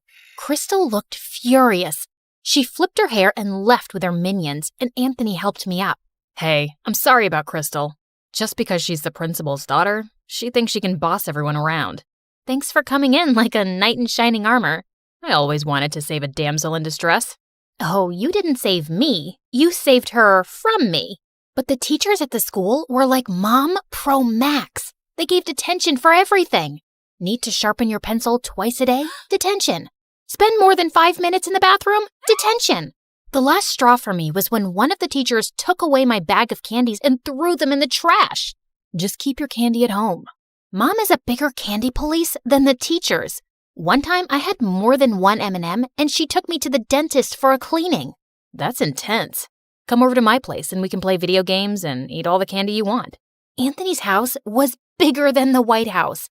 There were guards all over the place and a whole room dedicated to gaming consoles, snacks, and a freaking cotton candy machine. Fart in my face to wake me up because I must be dreaming. You are so weird. We played till our eyes hurt, and it was the best time I'd ever had in my life. Over a dinner of greasy burgers, I told him all about my parents, how we'd moved so suddenly, and how I'd never had a normal childhood, and how Dad left. I think Dad was a criminal or something. That's the only logical explanation. Is that why he disappeared? Maybe. This is the best burger I've ever had. Mom would freak out if she saw me eating this. That just shows your mom really cares about you. My dad builds bridges and has a whole list of rules that he needs to follow strictly or people's lives could be in danger.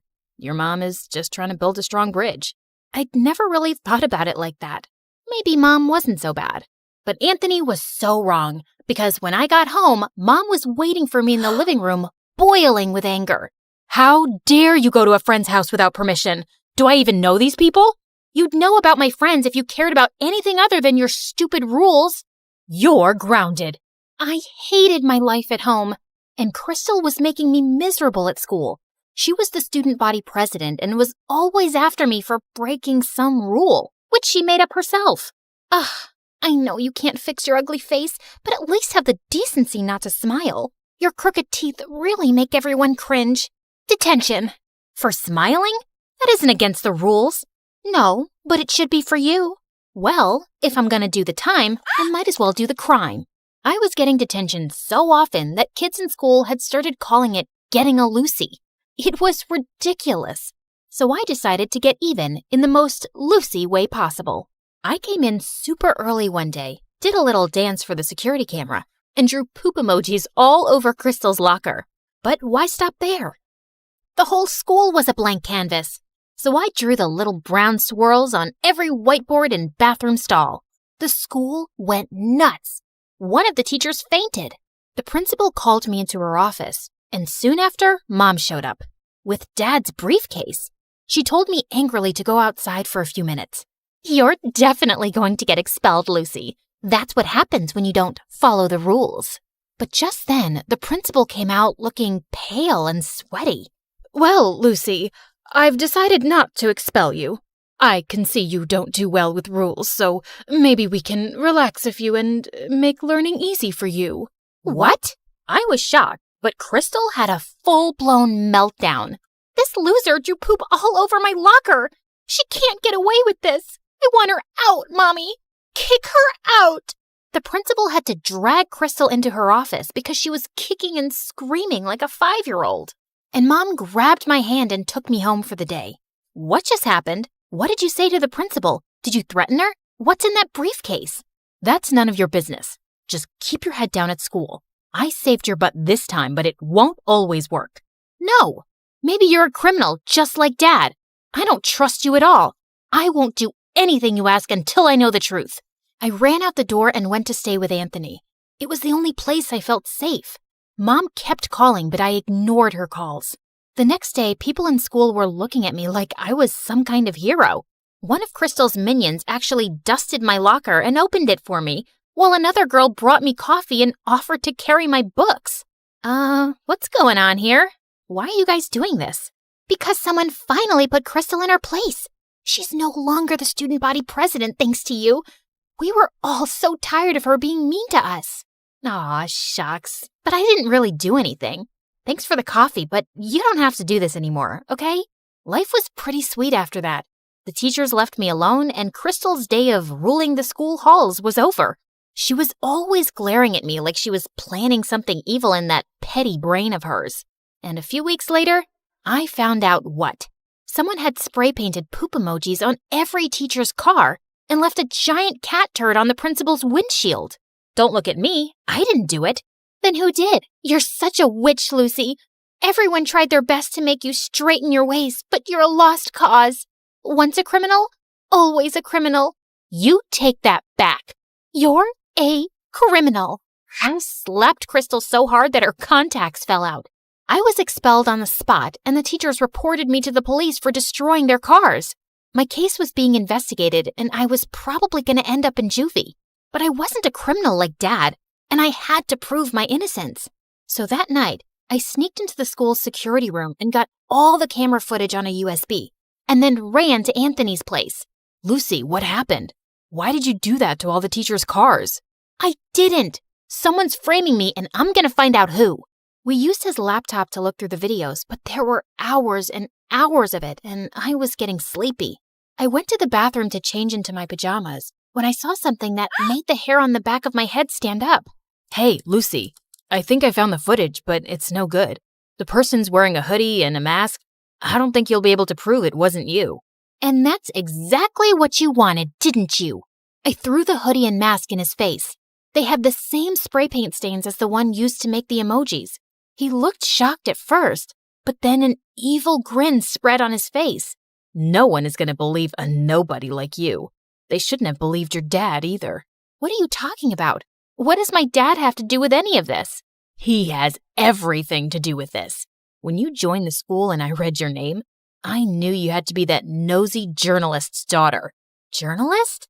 Stupid, naive Lucy. Doesn't even know anything about her own parents. Yes, he found some stupid evidence against my dad for fraud and ruined his reputation. He sent him to prison. And now I'm going to send his precious daughter to jail. Just then the door slammed open and the police rushed into the room. Anthony, you're under arrest for property damage. What? It was her. You have no proof it was me. Actually, you slipped up. I have a dashboard camera in my car, and that caught your face when you were ruining it. Lucy, are you okay? Suddenly, Mom came into the room, and I was so glad to see her. I gave her a bear hug. I was so scared, Mom. Anthony told me some weird stuff about Dad. He's a journalist? Yes, sweetie. He is a very brave man who exposes criminals and bad men in the government. People are always trying to harm him, so he had to leave the country. And that's why we moved, to keep you safe. But how did you know I was here? I know I'm gonna sound like a psycho stalker, but I got your phone tracked. You weren't picking up and I was worried about you. The minute I saw Anthony's last name, I realized who he was and I knew you were in danger. I am so glad you stalked me. I didn't realize you were living with so much stress. And tell me now, Mom, what's up with the briefcase and how'd you scare the principal? It has your father's research and proof that he's used to expose people. I told your principal I had dirt on her. Do you? Nah, but it scared her enough to let you stay on in school. But you don't have to go back there. We can find you a better school. That's okay. The kids aren't half bad there. But when can we see Dad? I was thinking we could visit him in the summer. Would you like that? I would love it, Mom.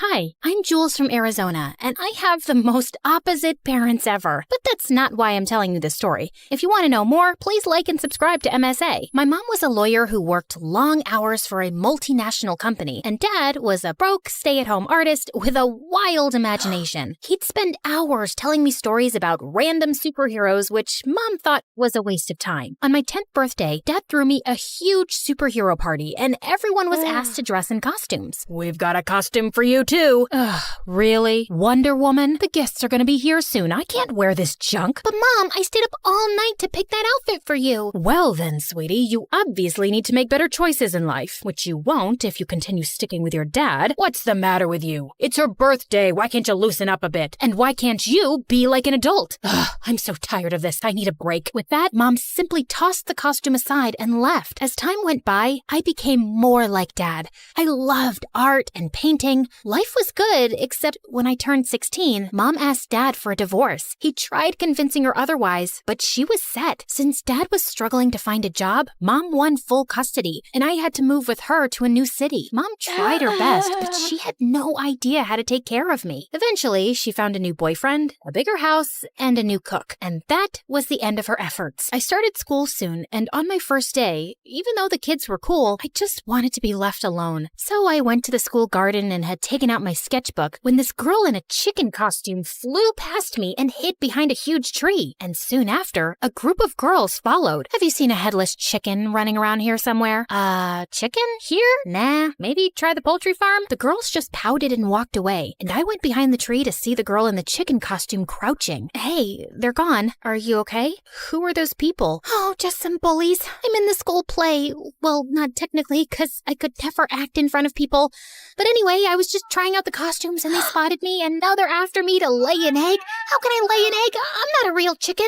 I'm Maggie, by the way. Jules, and I think your costume is cool. My dad and I dressed up as superheroes all the time. Maggie and I were quick to become friends. She was a bit introverted and hardly spoke to anyone in school, but when we were alone, Maggie was a totally different person. She would dance, sing, and had some of the best jokes to crack. It was fun to be around her, and with time, Maggie and I got closer. When we turned 17, I started getting a lot of attention from boys, but every time someone asked me out, Maggie would talk me out of it. Heck no, he applies too much gel on his eyebrows. Such a loser. I think his eyebrows are just naturally thick. Nope, he smells like horse poop. But he's so cute. Yeah, so? You deserve better. I didn't think much of it at the time. Maggie was only looking out for me. But then this new guy, Charlie, joined our school, and boy, was he a stunner. Charlie and I hit it off instantly and bonded over our love for art. We started hanging out, and when he asked me out, it was an easy yes for me. On our first date, Charlie decided to take me to this really fancy place downtown, and I was more than excited. We were having the best time when suddenly Maggie popped up out of nowhere. Oh, hey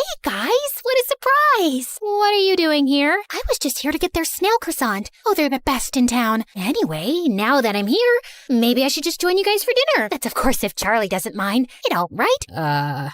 Perfect. You know, Charlie, I never thought Jules would find anyone. Not after she found out she farts when she's nervous. I do what? It's okay, babe. There's nothing to be ashamed of. We all have our ups and downs. You have more than what a normal person does. Like the time you pooped your pants because you ate too many burgers before a roller coaster ride. Or like that you shaved your head when it was too hot and... Okay, that's enough. She's just kidding. I don't do that. Tell him. Yes, I was just turning around to tell him. Didn't you see me turning around? Yes, tell him now. Like I was literally turning around and about to tell him. Stop telling me to tell him. It sounds like an order and that I have to obey you. Charlie, I was turning around to your side. You saw that, right? Just tell him, Maggie. Now you said my name, so it's officially an order. Fine. Yeah, I was totally kidding. I'm not. Oh, look at the time. My croissants must be ready. Enjoy your date. So nice to meet you. Maggie left soon after, but the damage was done. Charlie looked visibly disgusted, and the next day in school, he told everyone that I was a weirdo with a thing for shaved heads and farts. Everyone looked at me like a crazy person. It was so embarrassing, and I only had one person to blame, Maggie. But where the heck was she anyway? I tried calling her, but she didn't answer, so I searched the school for her and finally found her hiding in one of the bathrooms. What do you think you're doing? Oh, Jules! Hey! I was just cleaning some spider webs. What's up? What's up is that the whole school is laughing at me after what you said on the date. Why would you do that? Charlie is a knucklehead, okay? I said all those things because I wanted to see how he'd react, and look, he acted like a jerk. That's a sign. He doesn't deserve you. Stop it, Maggie. No one is ever good enough for me according to you. I'm so done with this. Just go and tell everyone that you made everything up. Maggie did end up telling Charlie that she lied, but obviously he didn't believe her, and no boy in school ever asked me out again. I was so mad at her. I refused to meet her or even take her calls. even though she kept apologizing. It was frustrating. I had no one to share my feelings with. So I picked up painting again to distract myself and even applied to a few prestigious art colleges. And one evening, I was wrapping up an application form when someone knocked on my door. Maggie, what do you want? I love your stairs. They're powerful and impressive and a step above the rest. Are you seriously gonna sulk all your life? I said I'm sorry. No, you didn't. Okay, then I'm saying it now. I'm sorry, Jules. I went a bit overboard, but honestly, I was just looking out for you. Can we start fresh? Pretty please? We're best friends. I'll think about it, but you better behave yourself. I promise. And Maggie stayed true to her word. A week later, I got accepted to one of the best colleges in the city, and Maggie volunteered to help me set up my room. We were almost done when this gorgeous girl walked in. Where do you think you're going? To my room? Wait, are you my new roommate? Nope, that'd be me. Oh, thank God. I thought I'd have to spend the next 2 years with this weirdo. I'm Alice, by the way. Jules. And I'm Maggie. Good to know. Alice was the professor's daughter and was hands down the prettiest girl I'd ever seen. Apart from being a great artist, she was also the lead singer in one of the college bands, and one night, she asked me if I wanted to join her at one of her performances. We got to talking, and Alice was really charming, fun, and intelligent. I loved being around Alice, except Maggie kept demanding me to hang out with her. We should catch the new Avengers movie. I kinda saw it last night with Alice. What about an MSA video marathon then? We haven't done one of those in a while. I don't think so. Alice and I have this project to work on, and Alice! I am tired of listening to her name. You just met the girl, and I like her. She's my friend. Sounds like more than friends to me. I didn't know what Maggie meant by that, but a few days later, I was at one of Alice's shows when Maggie walked in. You didn't tell me you were coming. Well, since you won't hang out with me, thought I'd come to you. Why? Are you not happy? Before I could say another word, the performance started, and as always, Alice blew my mind. Watching her on stage was always amazing, but something in my heart jumped when she blew a kiss at me while singing. Ew, that was so cringe. Stop blushing like a moron, Jules. And what's the whole hype about this Alice? She literally sings like a pregnant horse. I could do so much better than that. And with that, Maggie went on stage and pulled the plugs, and the crowd went silent. What do you think you're doing? Saving people from your horrible voice? Give that back. Alice tried to snatch the plug from Maggie's hand, but Maggie pushed her. Then Alice got up and she pulled Maggie's hair, and the two of them got into a huge fight. Before I could butt in, Alice shoved Maggie, and she tripped over something and ended up falling off the stage, unconscious. Alice and I took her to the hospital where the doctors told us she had a broken arm. Maggie got discharged the next day, but the doctors said that she needed to rest. Her parents requested if I could help her with her recovery since she was always happy around me, so I tried to drop in whenever I could, but every time I said I couldn't come over, she'd freak out or have a full-on panic attack, making me feel like I had to drop everything and go see her. Even Alice started noticing how stressed I was. Then one day, she told me about this great art exhibition in town, and I really wanted to see it. I told Maggie that I wasn't well, and surprisingly, she understood. Alice and I were having a great time, and the exhibition was out of this world. I've missed that smile, you know. Me too. Thanks for bringing me here. I don't remember the last time I felt so happy. Stick with me, and you'll always be happy. Alice brushed a strand of hair away from my face, and I felt my insides explode. She came closer, like she was about to kiss me, when suddenly someone screamed my name. I turned around to see Maggie staring at us furiously. So that's why you couldn't come over, huh? Because you wanted some time away from your girlfriend? I thought you were sick, so I brought you chicken soup. But then I saw this dumb art fair invite, and I knew you tricked me. You didn't leave me a choice. I'm sick of babysitting you. I have my own life too, and it doesn't revolve around you. So it revolves around Alice? I've seen how you two look at each other, and it's not just friendship. That's none of your business. Stay out of this, you witch. Enough. You can't talk to Alice like that. So you'll take her side over mine? With that, Maggie started crying like a banshee. She picked up expensive art pieces and started smashing them to the ground, one by one. I tried to stop her, but she ran around like a mad person before security finally caught up to her. The police were called, and Maggie and I were immediately taken in for questioning. Our parents were called, and it was a huge mess. Mom dropped me back off at my college, where Alice was already waiting for me. Are you okay? Look, Jules, you need to cut that girl loose. She's clearly obsessed with you. I don't know what's gotten into her. I mean, she's always been weird, but she's not a bad person. Then why did she spread that rumor about you in school? I had a friend who went to the same school as you and did some digging. They told me how she said something about you farting. Wait a minute, you asked around about me? Why? Because I wanted to know more about this stupid friend of yours. Then you should have asked me. Don't go sneaking around like that. I'm sorry. I just wanted to make sure you were okay. You should know better and stay away from someone so toxic. She's not wrong, Jules. Sometimes it's okay to let go in order to stay happy. As painful as my separation with your dad was, it ended up being a blessing because we're so much happier. Just be selfish for once and choose your own happiness. Oh my God. You all need to stop telling me what to do. I'm not some kid, okay? I can make my own decisions and do my own thing too. With that, I stormed off. I knew what Maggie did wasn't right, but I was so tired with everyone trying to make decisions for me. Maggie got out soon after, and she would send me gifts and bouquets to say how sorry she was, but I was done with her. Alice tried talking to me too, but soon after finals started and I got busy with my studies. I just needed some space from everyone. Then one day, I was buying groceries when I spotted Maggie in the line ahead of mine. She saw me too and immediately walked over. You've been avoiding me, but I don't blame you. I pushed your buttons too hard, and I deserve this, but I miss you, Jules. Maggie, you're a great person, but I think it's better if we don't stay in touch anymore. I'm finally happy in my space, and I want to keep it that way. I get it, but at least can we have coffee? One last time, for the sake of our friendship? I wanted to say no, but looking at Maggie's desperate face, I agreed. She led me to her car and started driving, but I noticed soon that we were not headed in the right direction. I asked her, and she told me that it was this new place a little outside the city. I felt uneasy and asked her to stop the car, but Maggie started speeding up. What the heck are you doing? You'll get us killed. You said you were my bestie forever, and then you dumped me for that stupid Alice. I loved you, Jules, you know that? What? Yes, I loved you, but you told me you were into guys. That's why we couldn't be together. I kept begging Maggie to slow down, but she just wouldn't listen. Panicked, I tried to take the wheel from her hand, but the car slid off the road and hit a tree. Within seconds, a crowd gathered around us and helped me and Maggie out. Thankfully, we weren't injured. Jules, I'm so sorry. Are you hurt? Get away from me, you freak! Don't you dare touch me! 15 minutes later, both our parents arrived. Maggie's parents apologized and begged me not to press charges, even though I really wanted to. Mom took me home, and this time, I decided to cut Maggie off for good. I got a restraining order from the court, and after that day, I never saw Maggie again. I went to therapy and started feeling a lot better. A few days later, Alice asked me to meet. We sat on the hood of her car watching the sunset. So, I've been thinking about you, and I feel like we have a spark.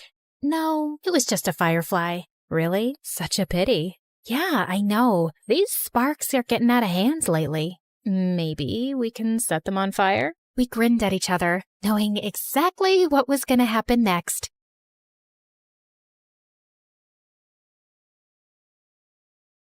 I turned the corner as fast as I could, but the scary men in dark suits were still behind me. I couldn't let them catch me. I had the fate of the world on my shoulders. Well, actually, it was around my neck in a butterfly locket that held the super secret code to a powerful weapon that had to be protected at all costs. Hi, my name is Grace, and I'm a super secret that's classified. Let's just say I have a special set of skills. But before I continue, please like and subscribe. I darted into the subway and raced down the stairs just as the train slid into the station. The men were right behind me, yelling for me to stop. Sorry, suckers. Better luck next time. I hopped on the train, raced down the aisle, and bumped into the most beautiful boy I'd ever seen. His face screamed perfection. He had the body of an action star, and his smile could melt the polar ice caps.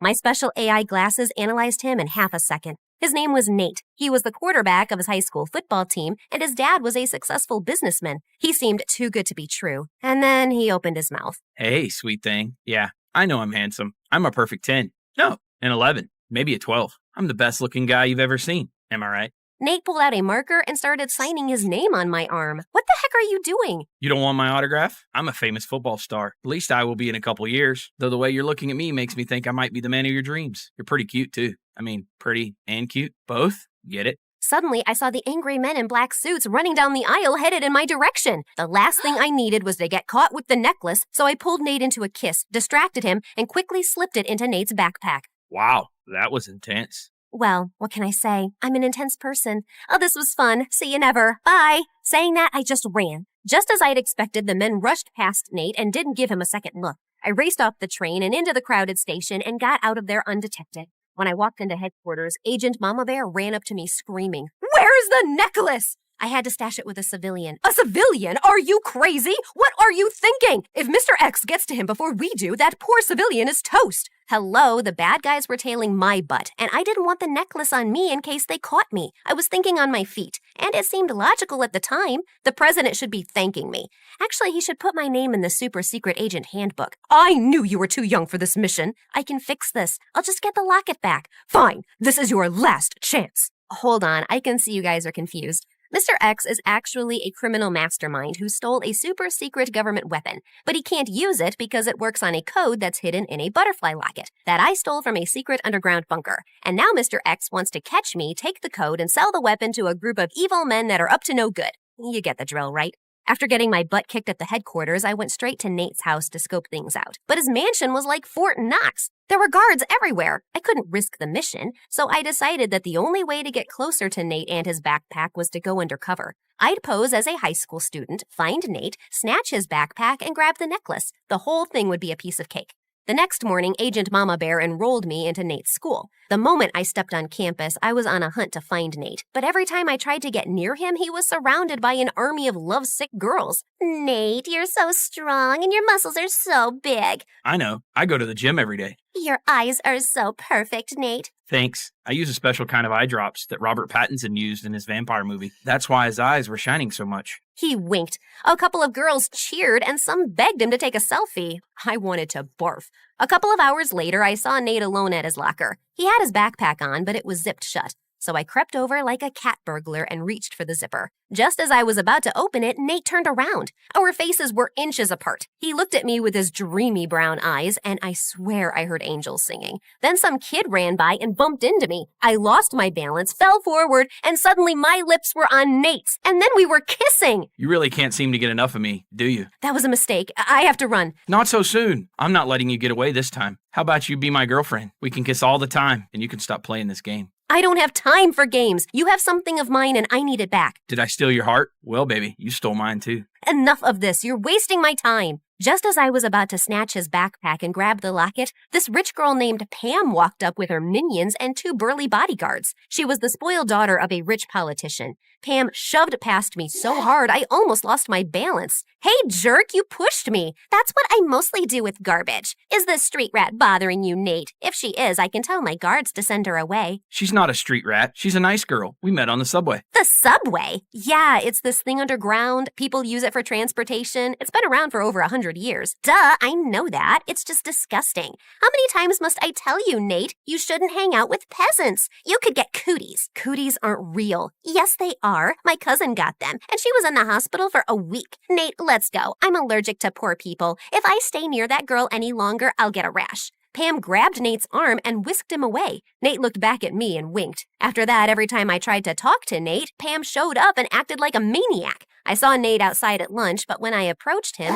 Pam started screaming and threw herself on the ground to get his attention. Nate, help! Monster ants are eating me alive! Of course, Nate fell for her act. He rushed to her side, picked her up, and held her in his arms like she was an overgrown baby. She was beyond annoying.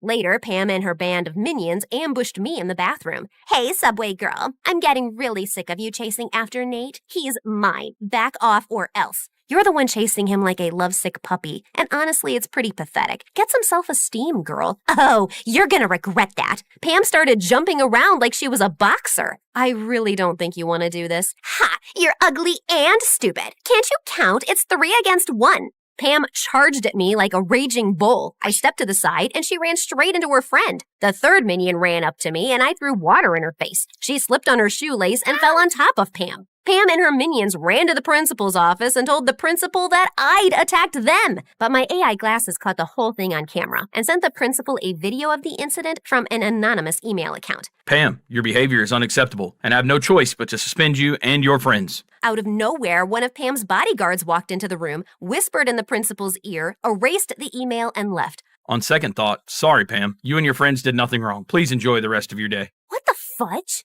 Then the principal sent me to detention. And by the time I got out, the school day was over and I couldn't find Nate anywhere. God, I needed that necklace desperately. I checked his social media and saw that he was out partying at Pam's mansion, at a nightclub, and raced around the city in a limousine. Pam's bodyguards were stuck to them like glue, and her driver was guarding Nate's backpack like a hawk. I couldn't go near it without raising an alarm. It was almost 3 o'clock in the morning when Pam's driver dropped Nate off at home. I was so tired from following them around all night that I could barely keep my eyes open. I parked my car to rest my eyes, but I must have drifted off to sleep because when I woke up it was morning and Agent Mama Bear was glaring at me from the passenger seat. I thought you were working. Ah!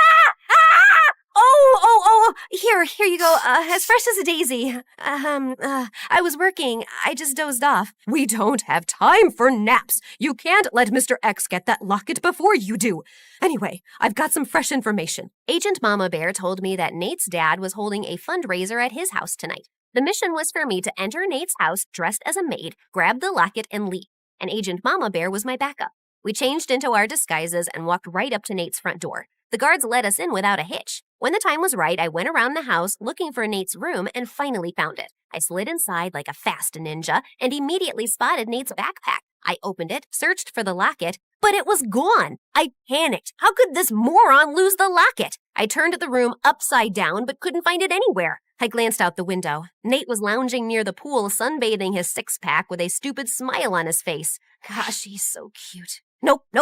Get a grip, girl. I rushed down the stairs, and just as I was about to step outside, I saw a tired old woman scrubbing the floors, and then I saw Nate walk in. I immediately hid behind a pole to avoid getting spotted, while Nate walked over to the old woman with an envelope of cash in his hand. Ma'am, please take this money and use it to go see the doctor. I can't, sir. I have to work to help your father with the party. If I leave, he'll be very upset. Don't worry about my dad. I'll talk to him. Come back when you're feeling better. The old woman thanked Nate and left. I was shocked. I'd never seen him act so selfless. I was about to say something, then Nate's father rushed past me. Have you lost your mind? No, it's where I left it this morning. This isn't funny. I saw what you did for that maid. You think money grows on trees? I swear you're as dim as a broken light bulb. Try not to embarrass me tonight in front of Pam's dad. And why haven't you asked Pam to be your girlfriend? By now, you should be engaged. Marrying that girl will make you filthy rich, and then you can invest a ton of money into my business. Dad, I don't want to marry Pam. She's a nice girl, but I'm not interested in her that way. I didn't ask you for your opinion. You're too simple to make good decisions. You just focus on throwing your football and staying in shape and getting that girl to fall in love with you.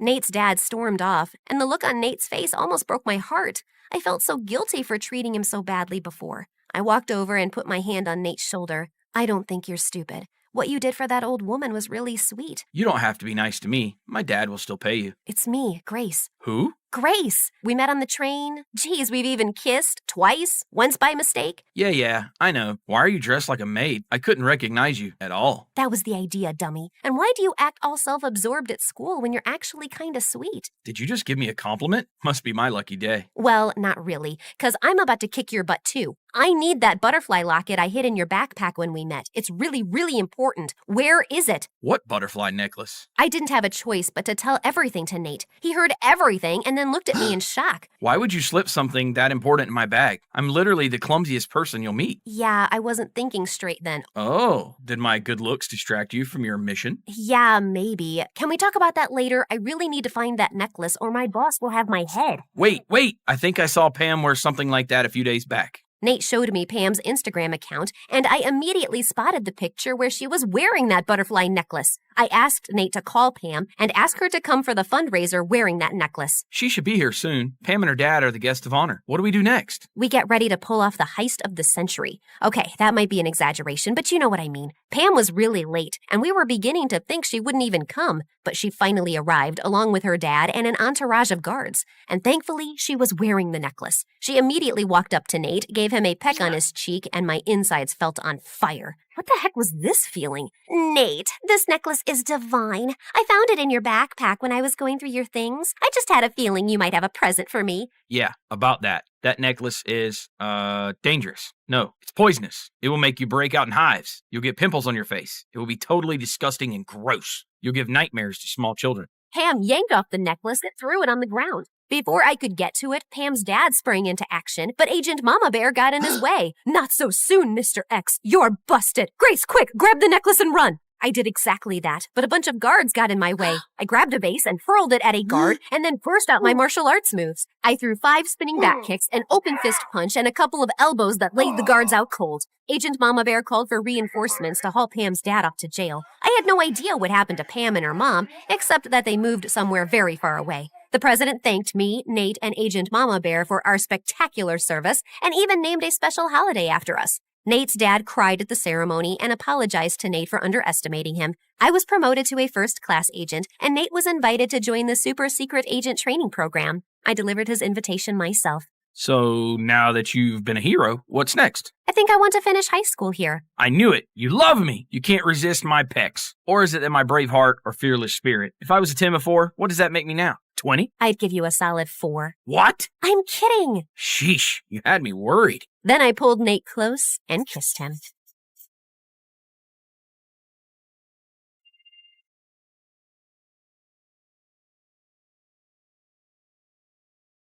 As I sat in my sports car preparing for the race of a lifetime, my manager Ruth shot me a nervous look. If your dad finds out, we're dead meat. They're probably giving away some charity award somewhere. Besides, they already control everything. This is my way of living my life. Now sit still. As I drifted and turned the car around, Ruth was screaming, "Slow down, Your Royal Highness!"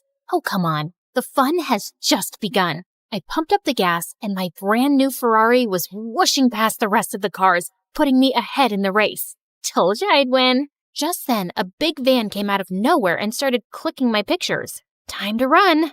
Hi, I'm Penelope, a real-life princess from Belgium. Please like and subscribe. I grew up with really controlling parents. They planned my daily schedule and made me go to boring meetings and dinners so I'd be ready for my duties one day. I wasn't even allowed to go to school or parties with people my age. My life was miserable. After what had happened at the race that day, everyone in the kingdom called me the crazy princess. The media is having a ball. This is so harmful to our reputation. Your reputation? I aced that race, and they're saying I came in second. If anyone's reputation is hurt, it's mine. Enough. You are next in line to the throne, Penny. Mend your ways or I'll get you married. I'm 17. You can't get me married. I must be at least 18 according to the rules. I am the king and I set the laws. Dad received a call and left before I had a chance to argue any further. Surely it wasn't serious, right? The next morning, I was swimming in my private pool when Ruth walked in with William, Prince of Denmark, and my childhood best friend. I got out and hugged him tight. Wow, you've become prettier over the years. I wish I could say the same for you. We laughed and decided to catch up over dinner. But when I got to the table, I saw him talking to my parents, and they looked serious. What's going on? Penny, darling, we were just discussing the venue for the marriage. Oh, wow. Who's getting married? Us. William looked at me, grinning, and I felt my mind numb. Suddenly, I found myself dragging William outside. What the heck was that? I want to get married to you. I've always liked you, and your parents don't seem to have a problem. But I do. I don't want to get married to you or anybody. I'm 17, for the love of God. Is that why you're here? Did my parents put you up to this? Wait, don't answer that. I already know. I turned around and walked off, leaving William alone. And after that day, things just weren't the same. I avoided William all day long, and it came to a point where I couldn't step out of the house. It was insane. Just as I was trying to figure out a way out of this, Ruth told me she was leaving for New York on official duty. For a year. You can't leave me. You're the only one on my side. Then join me. Nobody knows you there. You'd be free to do what you like. That did sound like a brilliant idea, but I knew Mom and Dad would never allow that. That didn't mean I couldn't try. So the next day, I went to their chambers to have a one-on-one. I want to finish my last year of school in New York. No one, least of all William, should know where I am. And why should we listen to you? You have to if you want me to get married. If this is the last year of my single life, I'd rather spend it away from all this drama. After hours of arguing, they finally caved and agreed to enroll me in one of the best schools in New York under a different name, Mia. Within a week, I was on a plane to my new life. But New York was busier than I'd imagined. If not for Ruth, I would have totally lost my way. Tired and exhausted, I hit the shower as soon as I reached the hotel. But just as I entered the bathroom, I saw someone under the sink. If you're a thief, let me warn you, I know karate. Really? I'd love to see that, Jackie Chan. Don't come up. I will legit punch you. I quickly left and grabbed myself a robe. Come out. The guy slowly dragged himself out, and when I saw his face, I almost passed out.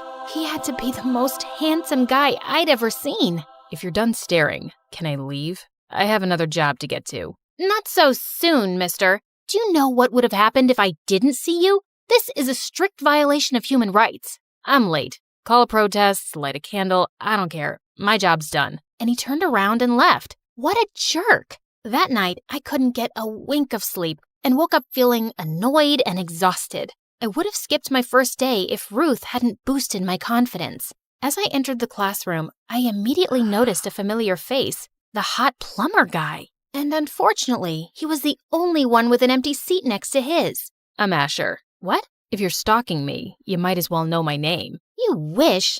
I joined recently. It's my first day. Explains why you're wearing your skirt inside out. I looked down and he was right. How embarrassing. As if that wasn't awkward enough, Asher was also my lab partner and just the weirdest guy ever. I'd never seen him talk to anyone, and he was always either with his books or playing football. If I tried talking to him, he would awkwardly turn in the other direction. What was up with this guy? A few days later after school, I was happily relaxing in my hotel when someone knocked on my door. Asher. You forgot your list of lab supplies. Thanks. You could have given these to me tomorrow in school. I don't know about you, but this class is really important to me, so don't screw up on these. It's important for me too. Clearly. Anyway, I'd love to stop and chat, but I'm late for my night job. Unlike you, I have work to do. Did he just call me useless? Asher turned to leave, but I ran behind him. Hey, jerk. I know you think all the world's weight is on your shoulders, but it's not. Everyone has their battles, so don't you dare talk down to me again. I turned around and left, slamming the door in anger. What an absolute piece of work this guy was. When I told Ruth about him, she had the weirdest thing to say. Maybe he has a crush on you. What? No. The guy hates me for some reason, and he's such a prude. Gosh, he gets on my nerves. And yet, somehow all we've done is speak about him. Whatever. A few days later, we had a surprise literature test, and I aced it. But I saw Asher sulking in the corner. And later, during an experiment, he screwed up badly and spilled everything on the counter. His mind was clearly somewhere else. Are you okay? Yeah, I'm fine. Just do your thing. Fine, dude. I was just asking. I'm sorry. I didn't mean that. It's just that I've scored miserably on my literature paper. If I don't get this right, I'll lose my chances of ever getting a scholarship. What's a scholarship? Asher gave me a confused look before explaining it to me. I had no idea that people struggled so much to get a good education. For the first time ever, I felt lucky to be born rich. Fine, I'll help you. You will? Yeah, but you'll owe me one, and you'll stop pissing me off. Deal? Deal. Soon after, Asher and I started with his classes in my hotel room, and he was worse than I thought. My love is like a red, red rose. It blooms in June. Who talks like that? Ahem. Now take my hand, look into my eyes, and say it again. And try not to sound like a robot. Asher took a deep breath and did exactly what I asked. But just when he took my hand, I felt a weird rush in my body. My love is like a red, red rose that's newly sprung in June, that's sweetly played in tune. How was that? Wow, that was brilliant. Yeah, cool. That was, good. Pretty awesome, actually. My heart was racing faster than ever. What was this heart-pounding rush? I'd never felt anything like that before. Asher and I were still holding hands when the door flung open and I saw William standing there. I leave you for a month and I already have competition? But why this peasant? William, what the heck are you doing here? I came to check up on my girl. Oh, shut up. I thought we were over this. Just leave me alone. I won't let you go this easy, love. William tried to take my hand, but Asher interrupted him. I don't think Mia needs you here. Now, if you don't want your butt kicked, I suggest you leave. Her name's Penelope. If you like a girl, at least get her name right. I'm leaving now, but this isn't over. After William left, Asher turned to me, confused. What was he talking about? Asher looked at me confused as I told him the whole story. Whoa, that's insane. You're an actual princess? Yeah, I'm sorry. I just wanted to live like a normal person for once. Suddenly, I felt my hand on his, and my stomach erupted with butterflies. I hope you won't throw me in the dungeons for being a jerk to you before. I just might, if you annoy me again. After that day, Asher and I got a lot closer. He promised not to tell anyone about me, and I promised to help him with acing his literature tests. Once we got talking, I learned that we had a lot in common. My parents are too busy in their own world. I was always ambitious, and they had no money, so I figured out a way to make it on my own. Now, I love being independent. I wish I could make my life the way I wanted. You can. All you gotta do is be brave. From here. As he laid my hands on his chest, I could feel his heart pounding, fast and hard. I was falling for him, and I knew he felt the same way when he asked me to be his date for the Halloween party. Life was good, except William was always around me, and that was kind of annoying. When I told my parents about him, they were actually supportive of his behavior. You should be happy he loves you so much. I suggest you come back and let go of this foolish adventure. Why did they hate me so much? One day before the party, when I walked into school, I saw William waiting for me on his knees and a life-size bouquet. Beautiful flowers for my beautiful date. I'll pick you up at 8 tomorrow. No need. I already have a date. Who? That peasant from the hotel? Come on. You deserve a prince like me. Only royalty can match royalty, and you know that. That's enough, William. You were my childhood friend, and I respected that for as long as I could, but I'm done. Teach your lessons on royalty to my parents who love you so much, but leave me out of it. You'll regret this. Yeah, whatever. That evening, as I got dressed, I got a text from William that he was leaving, and I couldn't be happier. Good riddance. When Asher came to pick me up, I was shocked to see him stepping out of his car, looking like an absolute dream. We entered the party dressed as Cinderella and Prince Charming, and people couldn't stop gushing over how amazing we looked together. The mood became better when the song shifted to a slow number. You look beautiful tonight. Just tonight? I fell for you the day I saw you, and I never stopped liking you. Is that why you were so rude to me? It was a way of keeping my feelings under control. I thought you'd distract me from my goals, but I was so wrong. Asher pulled me closer till our faces were inches apart, and he gently kissed me on my cheek.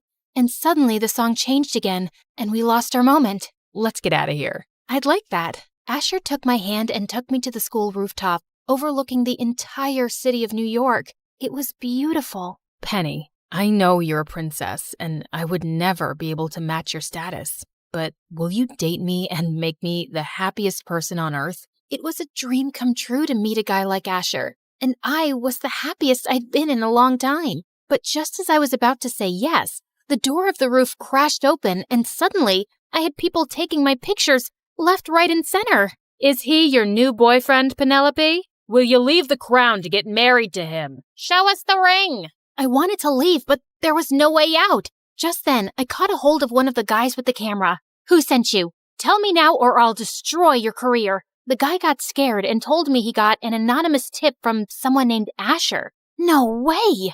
I immediately started looking for Asher when I saw him taking money from one of the media people. How could you betray me? Penny, listen to me. This isn't what it looks like. I'm not blind. I just saw you taking money from him. If you needed money, you could have just asked. You're worse than William. At least he didn't lie. Asher tried to stop me, but I was too heartbroken to stop. Soon after, I called Ruth and asked her to get me on a private plane back to Belgium. I wanted her to come along, but her work in the States wasn't over yet. As soon as I landed, the driver took me to the hospital and not the palace. What's happening? Where are we going? You'll find out soon enough, Your Royal Highness. My heart was beating nervously as the security led me to a private room and saw Dad with 1,000 machines beeping over his head. Dad! Oh my God, what happened? Penny, you're a sight for sore eyes. I turned to Mom, and she told me that Dad had been unwell for quite some time. When he learned that I was dating someone out of royalty, he just couldn't take it. I'm sorry, Dad. I let you down, but I've learned my lesson.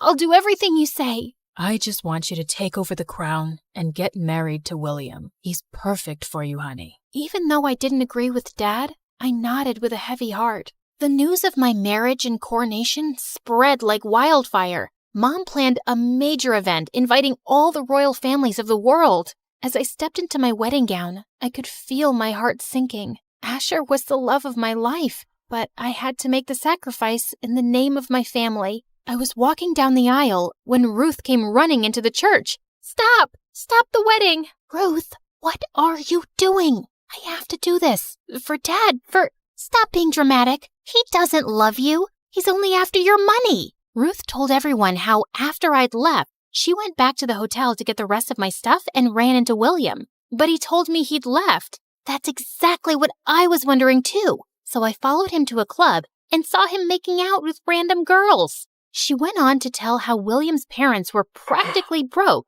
and they wanted to marry their son off to recover money. That's not true. She's lying. He was the one who tipped off the media about you. For money. I looked at William, who had turned pale as paper. Spill the truth. Now. Fine. I did it. And I'm not sorry. How could you choose that peasant over me? I'm royalty. I slapped his face hard. I swear to God, if you say royalty one more time, I will have your sorry butt arrested. Now, if you have an ounce of shame, take your parents and get out. When I reached the palace that night, Mom and Dad were more than apologetic, and it was decided I'll take the throne with or without the husband. But before that, there was one more thing I had to do. Ruth, I already know. Here's your ticket. Go get him. I hugged her and left immediately for New York and booked the same hotel. When I reached the room, I loosened the sink and asked specifically for Asher. Excuse me? Anyone home?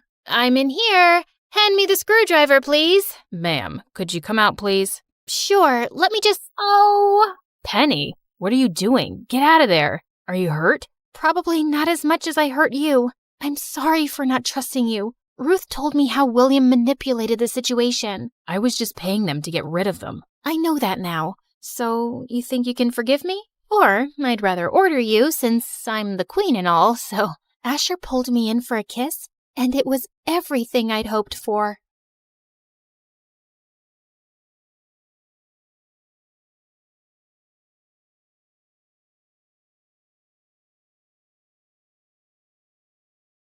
Hi, I'm Jessica from Napa Valley, and I have a weird story to tell you today. But first, please like and subscribe because MSA will give $1,000 to one lucky person in the coming 7 days. I lived in a beautiful house surrounded by trees. I had a good life, but growing up, I didn't get along too well with my family. For starters, my mom was like a 5-year-old trapped in an adult body. All she wanted to do was run around and play. Mom's idea of having fun was a water balloon fight with me and my older brother Dylan, and I found her childish behavior so annoying.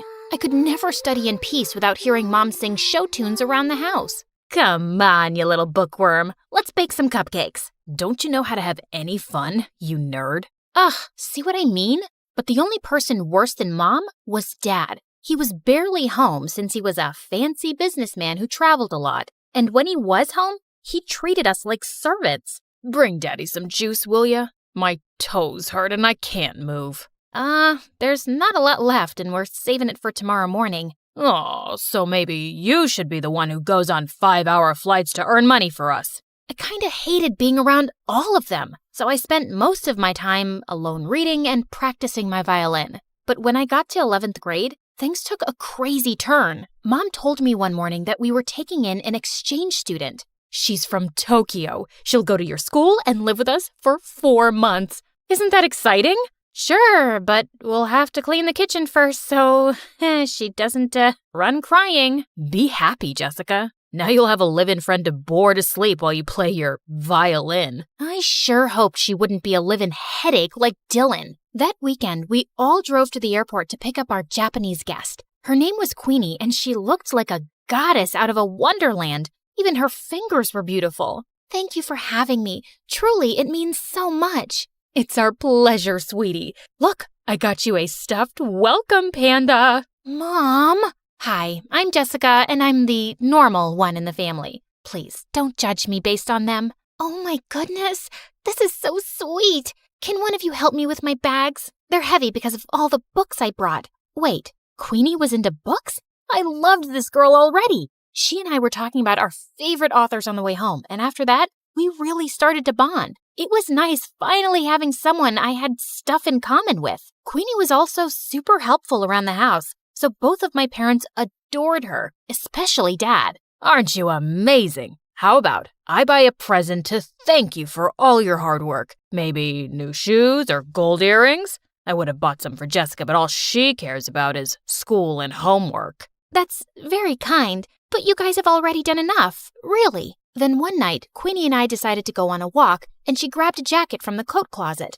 Oh, that's actually Dylan's. But it's so comfortable, and I don't have any warm jackets. Can't Dylan lend clothes to his guests? You can't just take someone's jacket without permission. Give it back. I don't want you wearing it. Fine, here you go. I'll just freeze to death then. Come on, Jessica. Dylan looked really mad, and suddenly he pulled me aside. What's her deal? After all we're doing for her, she gets this worked up over a jacket? I don't get why you can't just lend it to her for 10 minutes. Because there's something about that girl I just don't like. You mean 'cause she's actually sophisticated and has manners? Makes sense why you wouldn't like her. Dylan just looked angry and stormed off. Jeez, what a drama king. He probably was just jealous that Mom loved Queenie so much. He'd always been Mom's favorite. The next day at school, I was studying for exams in the library when Queenie came in and sat next to me. Hey, girl, listen, I just want to apologize about Dylan being so mean to you. He must have forgotten to take his meds.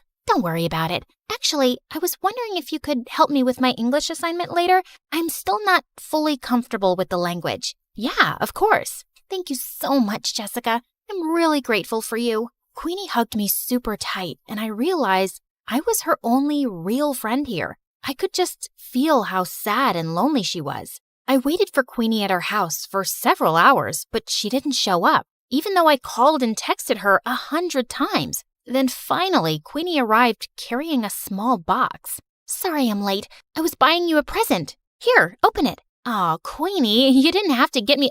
At that second, I saw a hissing rat and I started to scream. Jessica, calm down. This is a pet rat. I have one just like him at home. He's so sweet. Just hold him. Queenie let the rat crawl on my arm, but he bit me. Minutes later, I had to go to the emergency room, and Queenie burst into tears. I swear, I had no idea that rat bites were poisonous.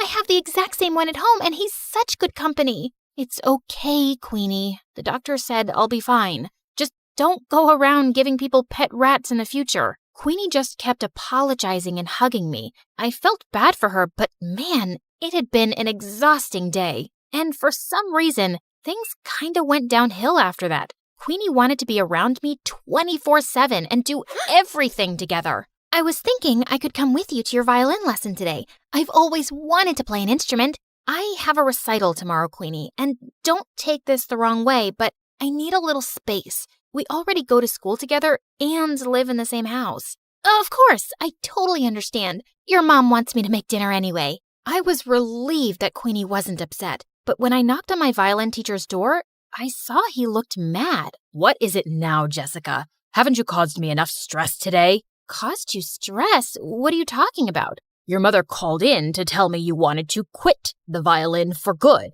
The recital is tomorrow night. I have 24 hours to find a replacement. My teacher slammed the door angrily, and I was so confused. Why would Mom tell him I was quitting the violin? I went home to confront her when I saw Queenie standing by the kitchen, smiling at me. How was your violin lesson? Was your teacher disappointed that you quit? How did you know about that? Wait, unless you were the one who said I quit?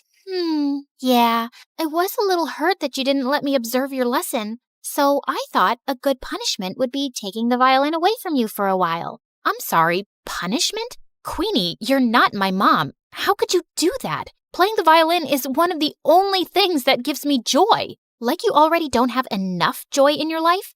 You don't appreciate anything your family does for you, especially your mom. You make it so obvious that you think she's dumb. You're just an ungrateful witch. That made me so mad that I slapped Queenie hard across the face, and then I stormed off to my room. I refused to speak to Queenie that whole morning and didn't even say thank you when she made me breakfast. I suppose all sisters fight once in a while. Honey, Queenie's going to come to school late today. We have to renew her passport. Good. Get it renewed ASAP so she can go back to Japan. And she's not my sister. Jessica, what's gotten into you? Queenie just smirked at me and I left. I tried to forget about her at school, but around lunchtime, I got a text from her. Jessica, where's your mom? I haven't seen her all morning. Is she okay? What was she talking about? Hadn't they gone to the passport office together? I called and texted Queenie to find out more, but she didn't answer. And when I called Mom, her phone went right to voicemail.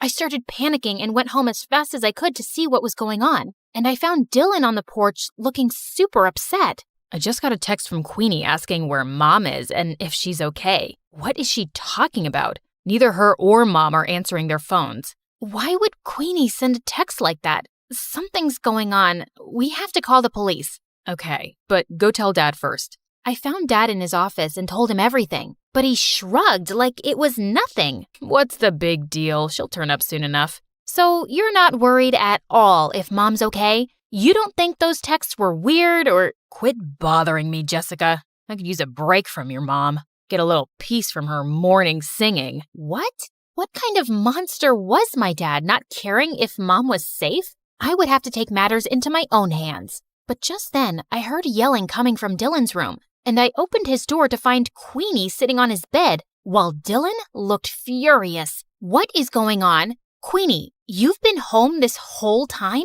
Do you know how many times we tried calling you? What is going on with our mom? Sorry, that's not a question I can answer. Jessica, this girl's a creep, and I know she had something to do with Mom being missing. Look, Queenie, I know we had a fight yesterday, but we really need your help. Queenie didn't answer me. She just walked towards the door with her arms crossed. You two won't find your mom anytime soon. I'm making sure of it. You're making sure? Queenie, tell me right now where Mom is, or what? You'll go to the police? You'll accuse a poor, helpless exchange student of making your mom go missing with no proof? I don't see that working out, and I'm not done with you guys yet. In fact, I've just started. With that, Queenie pushed me off of her and walked out of the room. Dylan and I immediately went to the police station and reported everything. They sent out a search team to look for Mom and then did an investigation on Queenie. And to our shock, they discovered Queenie wasn't an exchange student at all.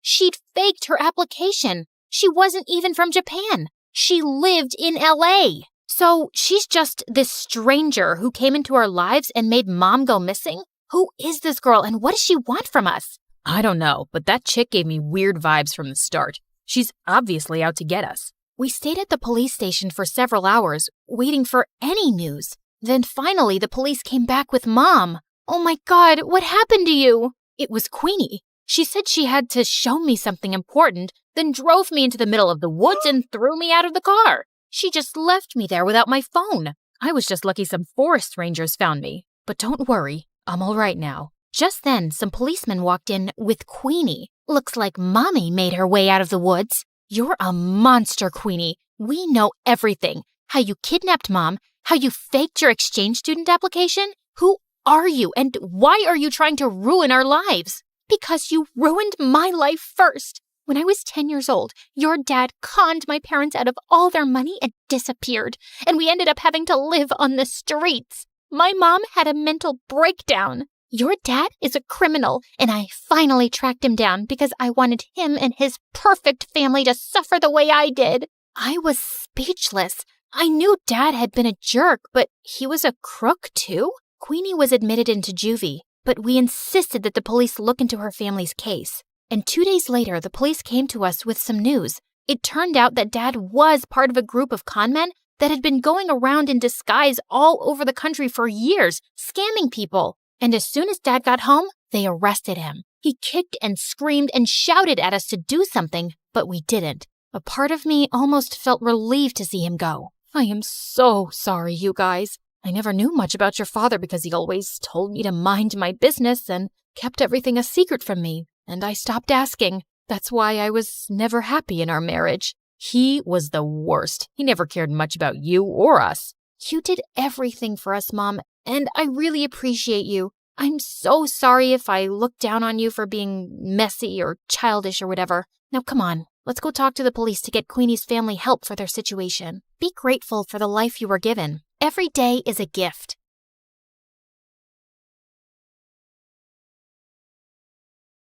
I woke up as the maids drew the curtains and I could hear the sound of birds singing. I slipped into my shimmering gown, just like Elsa's, placed delicate heels on my feet like Cinderella, and styled my hair like Rapunzel's. I looked awesome. Why wouldn't I? It was my 7th birthday after all.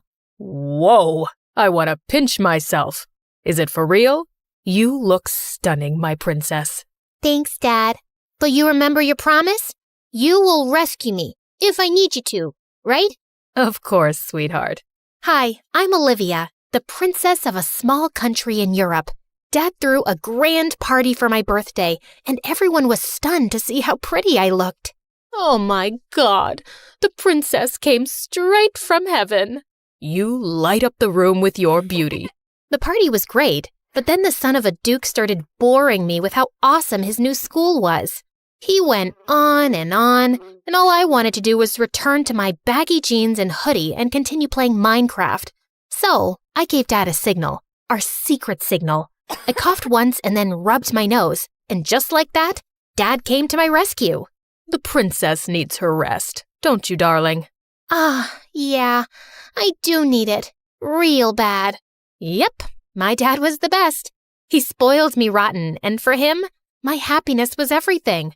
My aunt asked him why he spoiled me, and he had the best reply. I'm her father, not just her king. Olivia is strong and wise, and her life is her own to decide. I only want her to be happy. Growing up, I felt like I was different from other princesses. I mean, how many princesses do you know who got to go to a normal school, stay up late playing video games, feed their pets, and give them baths? I could go out and play with kids and just be myself. I loved to live a simple life, just like everyone else. I remember one time I begged Dad to take me to the circus in town. Oh, honey, I could bring them to the palace. You don't need to go there. No, Dad. You know I want to go like everyone else, and I want you to come with me. Dad wasn't too sure about it, so I suggested we get a little creative and disguise ourselves to throw off the paparazzi. It was so worth it. Oh, girl, that's really fun. Yeah, I told you so. Okay, now say hooray! All of a sudden, I had terrible hiccups, which worried Dad, so I told him I was fine and went outside for some fresh air. As I walked around, I heard cries and rushed towards the tent to find people trying to train a monkey. Hey, you just stop it. How cruel. You can't do this to this poor baby. Ho, ho, ho. Ordering us? Who do you think you are? Some princess? Show off, kid. I ran away not because I was scared, but because I wanted Dad to know about it. And later, he dealt with it. But I remained upset for days, just imagining how that poor animal must have felt. One day, I heard some kids playing in my garden. When I went to check, I learned they were twins, Sophia and Ted. Their parents were friends of Dad's, and he promised to take care of them now that they had lost everything. The twins and I got along great. Ted was so much like me. We had all the same interests, and he was so gentle with animals, which I loved. Sophia was also sweet, and when we first met, we started talking like old friends. But gosh, she had this royal attitude that I just couldn't get with. Guys, I'm going on a tree planting campaign. Would you join me? It's going to be so much fun. No thank you. I don't want to get my hands dirty.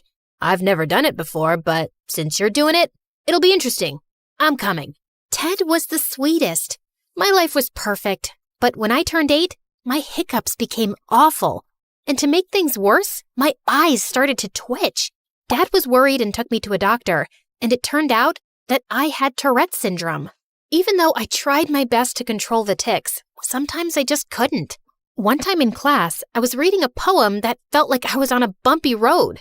This poem, seeing how all the kids just stared at me and then some giggled, my ears turned red. It was so awkward, and I ran from the class and just wanted to hide my face. But Ted followed me. Olivia, don't sweat it. Don't let this little thing put you down. Show the world you're not scared to take on whatever comes your way. Nobody's perfect, and that's okay.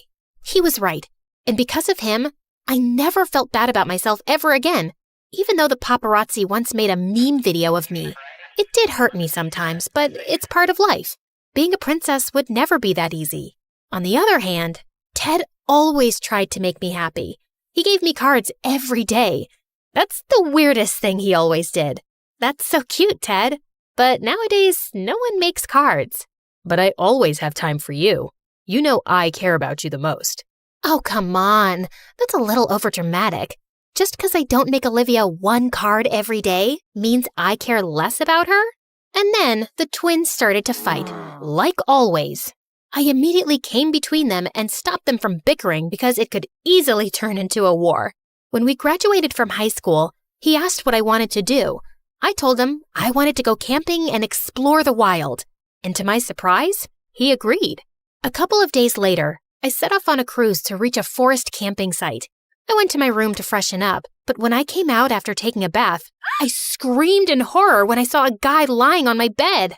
Who are you, and what are you doing in my room? I'm going to call security right now. Actually, that's my line. This is my room, 206. Why don't you check it again? I marched to the door and cringed when I saw that the jerk was actually right.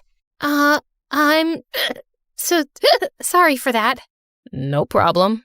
Do you need help with that? Yes, thanks a lot, jerk. I grabbed my stuff and walked to my room as everyone stared at me. I went out to the ship's deck to take a couple of pics for Instagram, but I slipped and was about to fall. Thank God someone grabbed me. It was Mark. Oh, you okay? Oh God, you're hurt. It's just a scratch. It's okay. He looked so worried and instantly pulled out his handkerchief to tie it around my arm. That was kinda cute of him.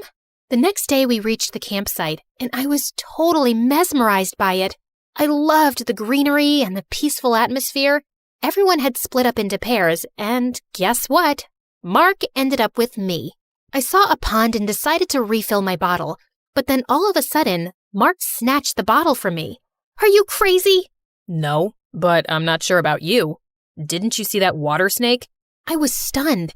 He saved me for a second time, but he kept bossing me around like he was some kind of camping and forest expert or something. It was really annoying.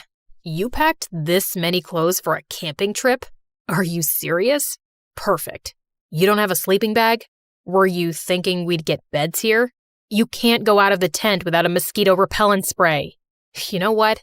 I can't wrap my head around how a princess could give up all luxuries and live in the wild. You know I'm a princess? For how long have you been stalking me? Are you from the paparazzi? You some spy? Some mafia guy? Look, I know karate and I'm not afraid to kick your butt. Hey, hold on. How difficult could it be to know about a princess? You are world famous, you know. So why are you here? I sat with Mark by the fire and told him how I had always wanted to see where animals lived freely. I talked about my love for animals and how I hated those who hurt them, how I even turned vegetarian, and it made me happy when he said he thought the same way. We stayed at the camp for 2 days, and I have to admit, Mark wasn't that bad. Yeah, he was still talkative, but I actually had an amazing time with him. But when the trip ended, we went our separate ways. After some time, I went to college, and right on the first day, I saw a familiar face. You really are a stalker. So you followed me here too? Like, oh my God, this must be my lucky day. I'll get to see you every day. Ew, so cheesy. Is he bothering you? No, he isn't. He's just naturally annoying. After that day, Mark was always around. And Ted, well, it looked like he wasn't too thrilled. Hey, Olivia, just be careful around him, yeah? Just don't be too trusting of anyone, all right? Oh, come on, Ted. Don't worry. He's a nice guy and a good friend of mine. Oh, so he's your friend now too, huh? I didn't know that. Guess you've been spending a lot of time with him, huh? Whoa, someone was jealous. But it's not like I could help it because I really started falling for Mark. I couldn't figure out why I kept smiling when he was around. When we were in the second semester, we had the assignment to make an awareness campaign, and I chose Mother Earth. Mark and I worked together on it, and soon we even created a YouTube channel educating people about animal rights and plantations. It made me so happy to teach people about it. Just a couple of days later, Ted asked me to go with him to a big business award ceremony.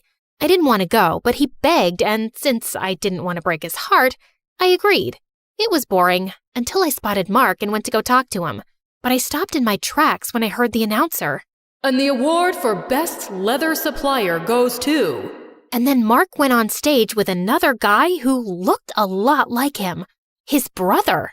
At that moment, I felt like my world had turned upside down. It was then that Ted told me how Mark's family owned a leather company that used animal skins and wood that was cut down from trees in the forest. And right then, Mark spotted me. Ted, I want to get out of here. Now. Look, Olivia, I'm sorry. I know I kept the family business a secret from you, but I was scared to lose you. How could you do this? You were never honest with me. I held Ted's hand and left. I warned you many times to stay away from him, but you didn't listen to me. But don't worry, I'm always here for you. I'll never hurt you. He was right. It was me who acted stupidly and trusted Mark. Mark tried every possible way to contact me, but I shut him out. At college, he tried to talk to me, but every time he came, Ted was standing right next to me. I so wanted to hate Mark, but my heart wouldn't let me. Ted, on the other hand, tried everything to make me happy, but nothing worked out. Sometime later, Sophia and Ted made a plan for a family holiday in France, and right outside the Eiffel Tower, Ted suddenly got down on his knees and proposed to me with a ring. Holy moly! What is this? But my words were stuck in my throat. Right then, tons and tons of paparazzi came flooding in and flashed their cameras at us. Dad and Sophia looked at us with a smile. Ugh, it was like I had no choice but to take the ring. After that, it was like the whole country was talking about Ted and my wedding. The news spread like wildfire, and people even came out with merchandise with Ted and my faces on it. I was stuck. Seeing me look so worried all the time, Sophia asked me what the matter was. I lied and said everything was fine. You were never a good liar. Olivia, it's not Mark, is it? What? No. Maybe. Actually, yes. I can't get him out of my mind. Does it mean that you don't love Ted? Then why did you take the ring? But before I could answer, Ted entered. A couple of days later, we had a Christmas celebration at our palace, and when I went downstairs, I was shocked to see a familiar face. Mark! Apparently, he was Sophia's guest. With Mark and Ted both there, it was getting tense. So I ran to the garden to get some fresh air, and that's when I heard Mark. Olivia, can we talk? Look, I am so sorry. I should have told you everything earlier. But believe me, I left my brother's company a long time ago, when I first met you. You did? Then why were you there? It's 'cause I was invited to that award function by Ted, and when my brother won the award, he asked me to go up with him, then everything turned into a mess. I think Before he could finish, someone grabbed Mark. It was Ted. What's going on? What's going on? I'll tell you, sweet princess. You're out here talking to this jerk while being engaged to me. Oh, shut up, Ted. You are the real jerk. All this time, I thought Olivia liked you. But now I know she doesn't. I can't just stay quiet. Olivia, Ted wants to marry you just so he can be the next king. He took you to that award party on purpose. He manipulated both of you. I know I should have told everyone earlier, but I couldn't. He's my brother. But now, seeing how miserable you are, I just couldn't stay quiet. I'm sorry, Olivia. How could you? I did nothing wrong. You are a royal. You should marry a royal. You could at least be a little thankful after how much I did for you. Everything you wanted, I did, even if I hated it. I even touched those ugly pets of yours. Yuck. That did it. Nobody calls my pets ugly. I gave Ted a much-deserved slap. And the next thing I knew, the guards took him away. Apparently, Dad had seen everything. As everyone went back inside the palace, Mark and I stayed outside. Now that I knew everything, I had so much to say to him. I had to apologize. But before I could even say a word, he came up to me. So, princess, we are standing under a mistletoe. You know what that means? Yeah. He kissed me, and I knew in my heart that I would get my happily ever after with Mark.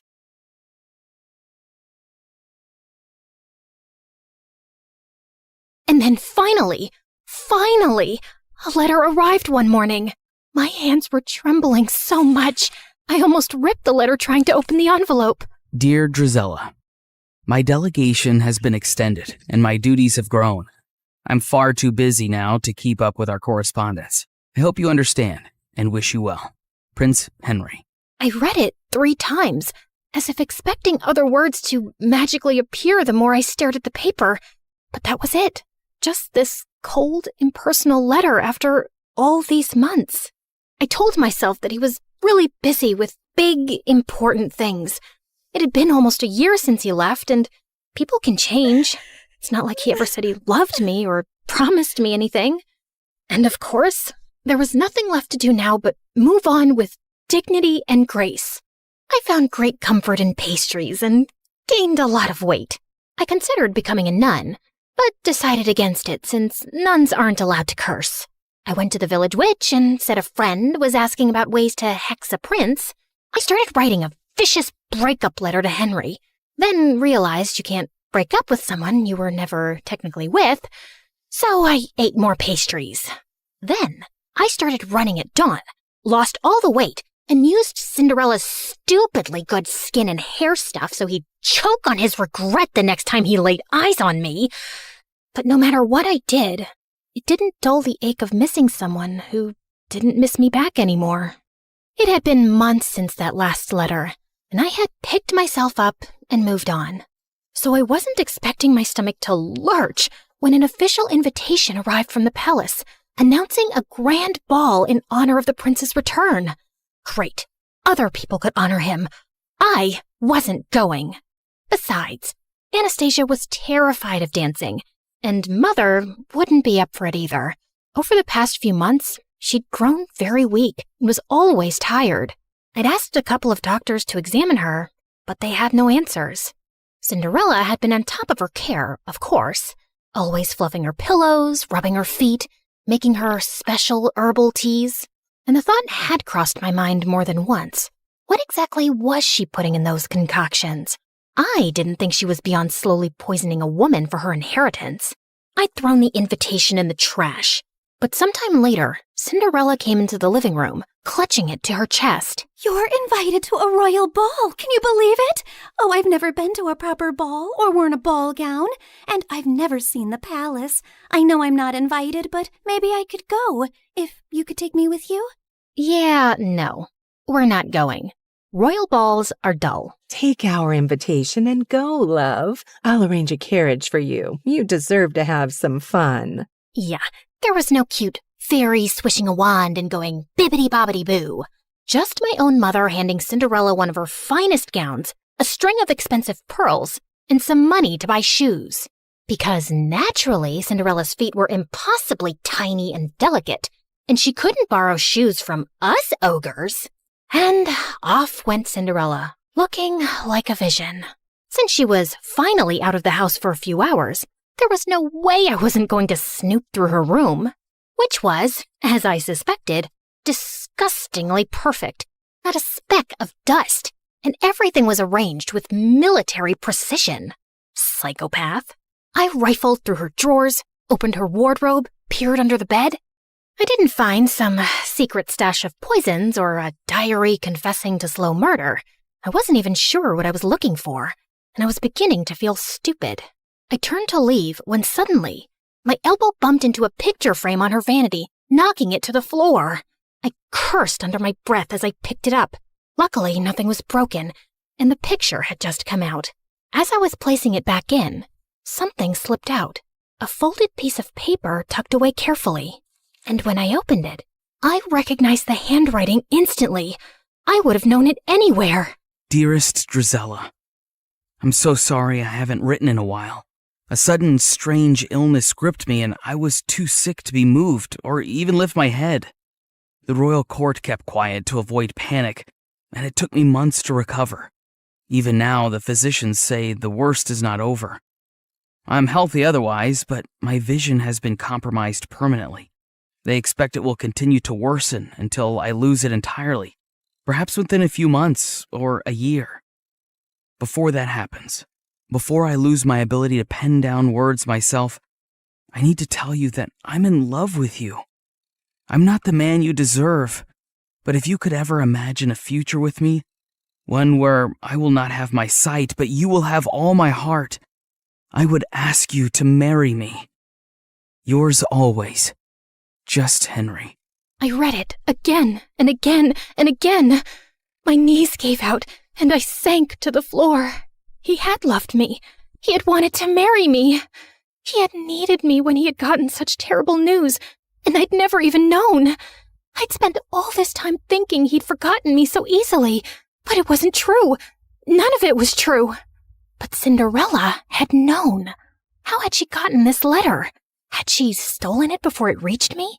Did she intercept others too? Did Henry get mine? The broken sound escaped my throat. I wasn't crazy or paranoid. I'd been right about her all along. Suddenly, the sound of the front door opening snapped me back to reality. Cinderella had returned from the ball. I rose to my feet, pure rage surging through my veins. She'd taken everything from me, but this time, she wasn't getting away with it. I ran downstairs and found Cinderella by the fireplace, humming softly, and I lunged towards her and grabbed her hair. Oh my God, what are you doing? I shoved the letter in her face. Why do you have this? What did you do? What did you say to him? Her blue eyes went wide. Then slowly, she smiled. And before I could react, she grabbed the letter from me and flung it into the fire. What letter? I saw red as I screamed and tried to yank her hair from her skull. She managed to pull away from me, but I grabbed her dress, tearing away the silk. She shoved me, and I stumbled back as I ripped the pearls from her throat. Mother and Anastasia came running in at the noise. What is happening? She's attacking me! She's gone mad! Get her out of here.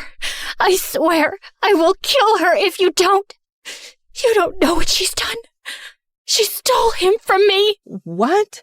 Who are you talking about? Henry, the crown prince. We were in love. He wanted to marry me. Mother and Anastasia just stared at me like I was speaking a foreign language. She's crazy and jealous. She's always hated me. Drizella, you've lost your mind and you're scaring us. No, I'm not crazy. I'll prove it. I tore up the stairs, running to my room. I flung open the chest under my bed where I'd kept all our letters. They were gone. All of them. I stumbled back down the stairs, half mad with grief and rage. I charged at Cinderella again, but Mother blocked my path and shielded her. You will not come near her again, you hear me? Enough. I couldn't breathe. I bolted from the house and ran out into the cold. I stumbled into the barn and sank onto the dirt floor, sobbing until my whole body hurt. I didn't know how much time had passed, but eventually the door creaked open and Anastasia walked in softly, kneeling beside me. If you say you talked to the prince, if you say you loved him, I believe you. You do? I knew you were hurting this past year. I mean, I know what eating your feelings looks like. But you just shut me out. I wish you hadn't. I leaned into her, the way we used to when we were little girls, feeling scared of thunder, and she pulled me into a warm hug. Thank you. I didn't sleep a wink that night. Henry's letter replaying itself over and over in my mind. Tomorrow, I was going to the palace. I didn't have a plan or some speech prepared. I just knew I had to see him, and I wasn't coming back home without doing it. It was soon after dawn that I prepared my horse to leave, when a servant handed over a letter. Important news! By decree of His Majesty, members of the royal family will be visiting each household in this town today. What? Why would the royal family be doing that? Would Henry be among them? I didn't know what was going on, but I had to stay back for the visit. Cinderella was probably still holed up in Mother's room, which was good for her, because if I saw her face, I would tear her apart. I paced around impatiently, looking out the window for any signs of the royal delegation approaching. I thought I'd get a better view from the attic, so I ran up. And as I stood there, with my face pressed to the window, suddenly, the hair on the back of my neck stood up. I turned, and Cinderella was standing in the doorway, her eyes gleaming. Before I could run towards her, she slammed the door shut, and I heard the lock click. "Let me out! You crazy witch! Let me out!" And when I saw the royal delegation arrive at our house, I felt manic. I kicked and banged and screamed until my throat was raw. But no one heard me. Why was the royal family here? What was Cinderella doing? Finally, I heard someone running up the stairs, and the door burst open. "The prince, he's here! He's here! And he just asked Cinderella to marry him." The words punched the air out of my lungs. "You have to go! You have to stop him! Hurry!"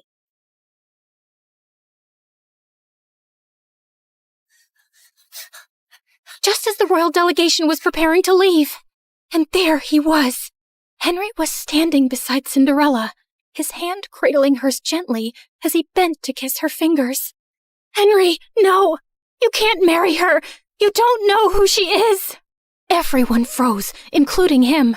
He slowly turned to me, squinting his eyes hard, and then his face hardened to stone. I told you she would never let me escape." "Henry, whatever she's told you, it's all lies." Address me properly, miss. It's Crown Prince Henry. Okay, Crown Prince Henry. You cannot marry that two-faced witch. A ripple of murmurs went through the small crowd gathering around us. I need a moment alone with her. He led me forcefully into the stables away from everyone and slammed the door behind us. You are the biggest liar I've ever met. All the time you whined about your perfect stepsister replacing you when it was just a poor, abandoned girl that you and your family made your slave? I felt like he'd slapped me in the face. She didn't even dare tell me her name yesterday at the ball. She said she sneaked away because she wasn't allowed to exist freely, not even for a night. Then she ran away before I could even ask who she was. All I had was her slipper she left behind by accident. And then imagine looking for her and finding that you're the villain in her story. Henry, she's a manipulative psychopath. She stole my letters. She stole yours. I didn't even know you were sick or losing your sight. Stop lying. It was your handwriting on the letter I got, where you told me you couldn't be with me because of my illness, where you said it would be better to end things before they really even began. I never wrote that letter. She faked it. I think she always knew about us right from the start. Are you really so twisted that you think she plotted all this? So according to you, she intercepted our letters, forged your handwriting, and had been spying on us all along just to ruin things between us one day? I know it sounds crazy, but it's true. For a second, a shadow of doubt crossed his face, and I thought he might believe me. But then his jaw tightened. No, you didn't want me. And now you just don't want her to have me either. My heart felt like it would explode. You met her last night. How can you marry someone you don't even know? As if time is a guarantee of anything. I knew you for much longer, but it turns out I didn't know you at all. She knows about my ailment, and she accepted me as I am. And even though I've lost most of my sight now, when I look at her, she glows like an angel. She's kind and beautiful and good. I know she will save me, and I will save her from you. As he started walking away, I felt something break inside me, like a monster being unleashed. Maybe it's a blessing you're going blind, Henry. I hope it happens faster for your sake. It's better if you're spared from seeing the snake you're marrying, or the fool you've become. And I wouldn't have married you anyway. A blind fool is no prince, only a burden. Mind your tongue when speaking to your prince. And if you ever cross my path again, I will have you exiled. I walked out after him and watched from a distance as he took Cinderella's hand, lifted her into the royal carriage, and rode away, taking every dream I'd ever dared to have with him. What was it that Henry had called me? Ah, yes, the villain in Cinderella's story, in that she would save him and he would save her from me. Yes, her beauty was so bright, it even enchanted an almost blind man. It made everyone else look ugly. I calmly stepped over to the oil lamp and knocked it over. Then I stood back and watched as the flames ran up the curtains, licked up the walls, ate up her belongings, gobbled up all her lies. The whole room blazed, and it felt good. The fire spread faster than I'd expected. The house was old and the walls were bone dry. By the time the servants managed to put it out, half the estate was gone.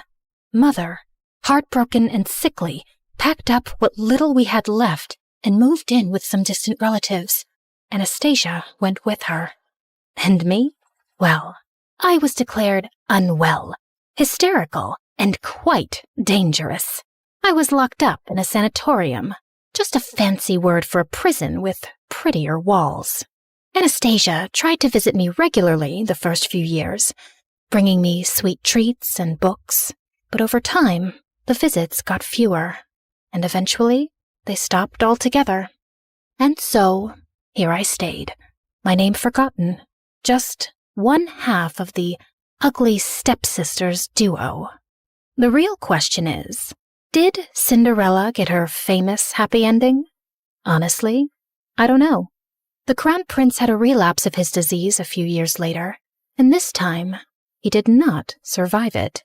I'm sure Cinderella wore black for a while and looked stunningly tragic, but I doubt she really mourned him, because I don't think she was capable of loving anything or anyone.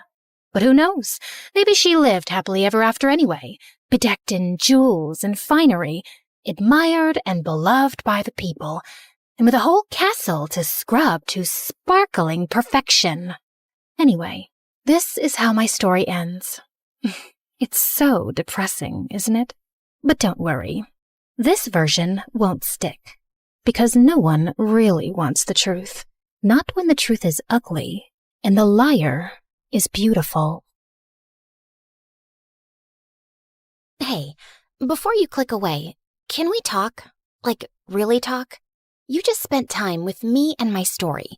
Not 30 seconds, not a quick swipe, actual time. And that's kind of rare now, isn't it? Look, I get it. TikTok is addictive. Those quick dopamine hits, one after another. But here's the thing. Do you remember any of those videos from last week? Last month? They blur together, don't they? But a story? A real story sticks with you. It changes how you see things. Maybe after watching mine, you'll think differently about the villains in other stories. Maybe you'll question who's really telling the truth. That's what stories do. They don't just pass time. They change us. We're fighting to keep this alive. Every animation you see took weeks. Every character, every expression, every scene, crafted by humans who believe stories matter. We could pump out 3-minute clips with AI voices reading Reddit posts. We could chase trends. We'd probably get more views. But we don't, because you deserve better. Here's the truth. Platforms push short-form content because it keeps you scrolling longer. But we're not trying to steal your time. We're trying to earn it, to give you something worth those minutes. So if this story made you feel something, anything, then please share it. Not for the algorithm, not for us, but for everyone who's hungry for real stories and doesn't even know it yet. Send it to that friend who says, I wish movies were like they used to be. Drop it in the group chat where people actually discuss things. Because every share is a vote that says, yes, storytelling matters. Yes, we still want narratives that challenge us, surprise us, make us think. The art of storytelling survived thousands of years. From cave paintings to campfires to Shakespeare to cinema. Don't let it die on our watch. Not for a 5-second dance trend. Help us prove that in a world of infinite scroll, some things are still worth stopping for. Share this story. Save storytelling. It sounds dramatic, because it is.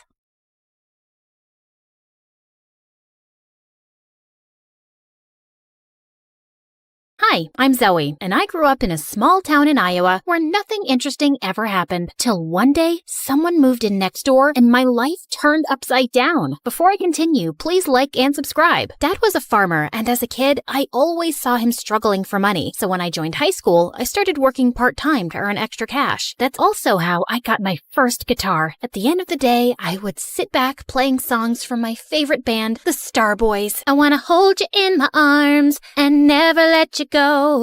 You're the sunshine that I want, that makes my life flow. These guys were like California's BTS, only more popular, especially their songwriter and lead singer, Nico. He was so mysterious though. He didn't even have a social media account and hardly came to interviews. But my favorite was Dylan, the other singer in the band. I had his posters everywhere in my room, and I prayed every night I could meet him just once. I must have prayed extra hard because a week after my 19th birthday, a huge truck pulled up at the house across the street and 4 familiar boys jumped out of it.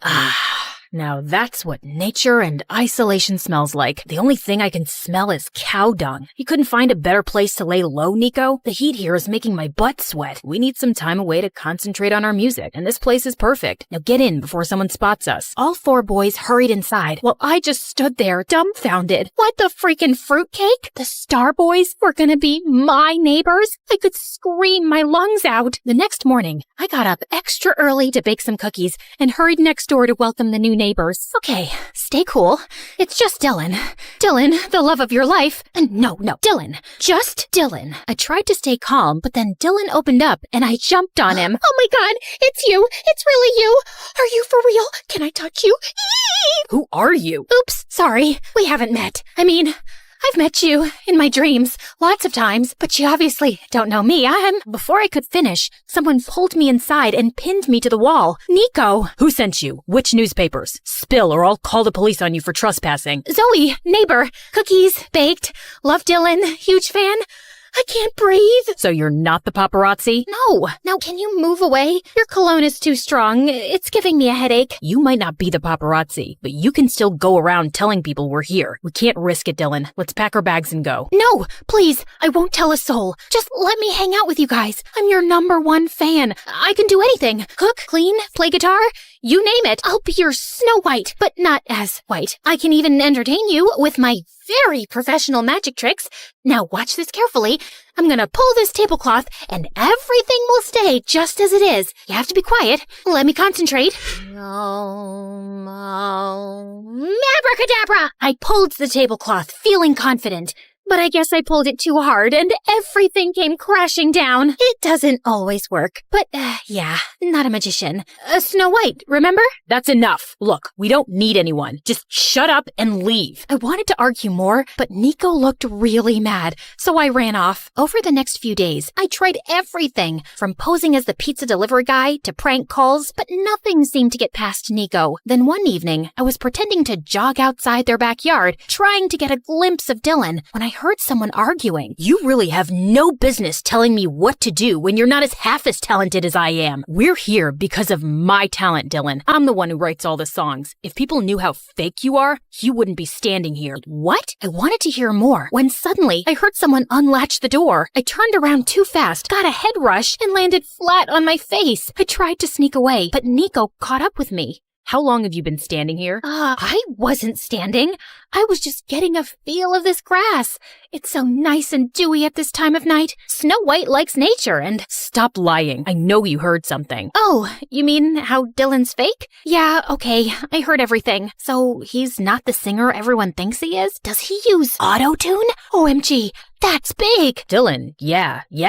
That's it. You caught us. He's totally fake. But listen, Zoe, no one can know. It'll destroy the band. Do you want that? No, I don't. Okay, fine. I can stay quiet, but you'll have to buy my silence. Help me date Dylan. Even if he's fake and all, he's still cute and I want him. That's impossible. You're not his type at all. Well, cool. Then maybe the press is his type. I'm sure he'd love to have a little date with them. Wait. Okay, I'll think of something. But you have to promise to me to keep your big mouth shut. Shake on it. And just like that, I was in. Nico welcomed me into his home as the new housekeeper, and everyone, including Dylan, was so confused. But Nico explained explained how I was really good at cooking and cleaning, so everyone got on board. In the house, I kept a close watch on Dylan. I noted the time he ate, slept, pooped, everything. I tried to get close to him, but Nico ruined the moment every time. Hey, Dylan, want me to help you with that? I'm really good at applying sunscreen. You are? Great. Too bad Dylan has to leave. We have to discuss the new song. Chop chop. Dylan, oh, you're working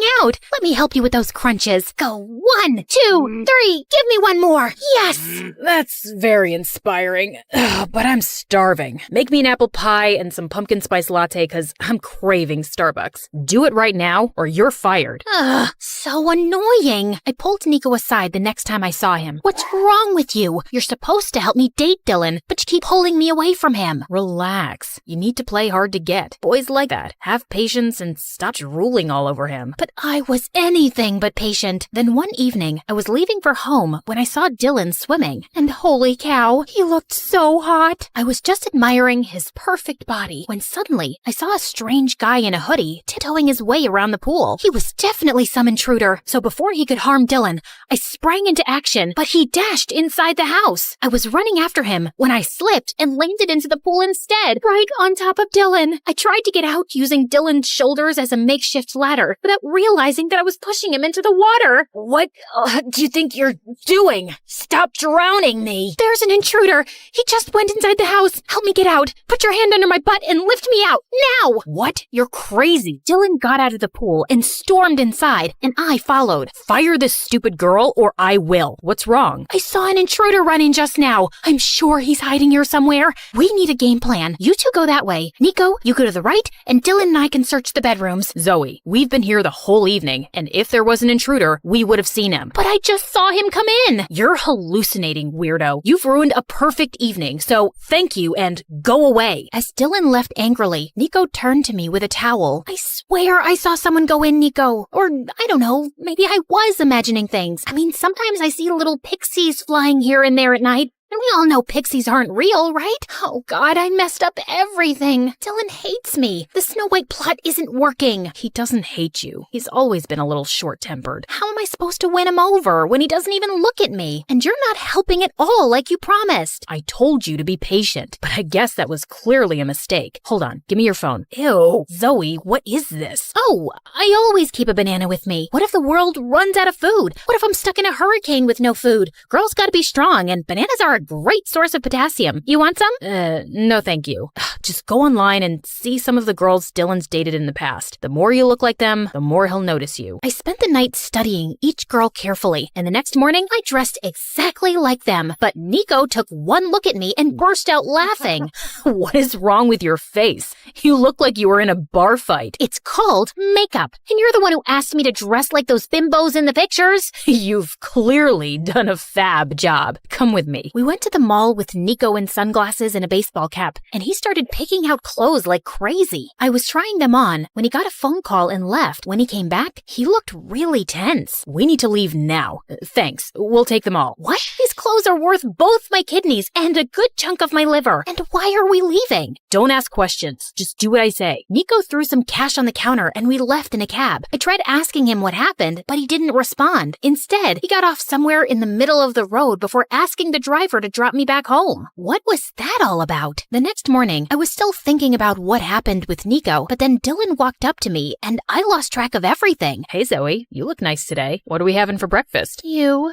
A few eggs and some bread. Sounds great, babe. Dylan winked at me and I felt my knees go weak. He called me babe. I wanted to update Nico on the progress, but he was nowhere to be seen. Then later that evening, I was leaving when finally Nico came home. Where were you? I've been waiting for you all day. Why? Relax, Snappy. Just wanted to tell you that Dylan noticed me today. Finally, like Snow White's prince and all. And why are you so tense all the time? You know you can tell me all your secrets, Nico. I'm a very good secret keeper. Okay then, here's one. I think you're very annoying.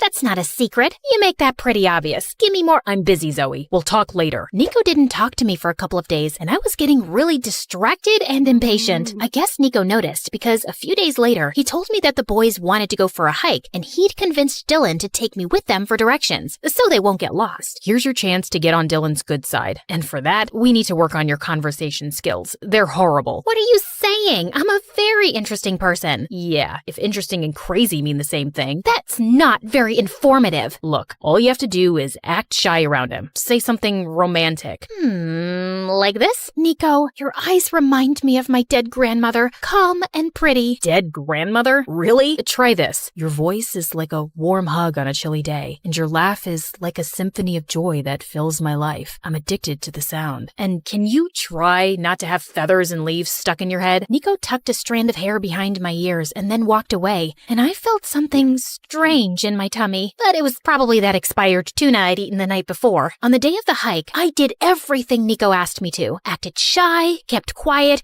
and even tried to flirt a little. I guess it worked because by the end of the hike, Dylan asked me out on a real date to a club. I spent hours getting ready. I chose a black dress and was almost done with my makeup when Nico showed up at my door. Heard Dylan finally asked you out on a date. Wait, you're wearing that? Yeah, what do you think? You look good. I mean, good for Dylan, but you don't look like yourself. It looks like you're trying too hard. Seriously? First, you asked me to dress how Dylan likes, and now there's still something wrong with me? I didn't say wrong.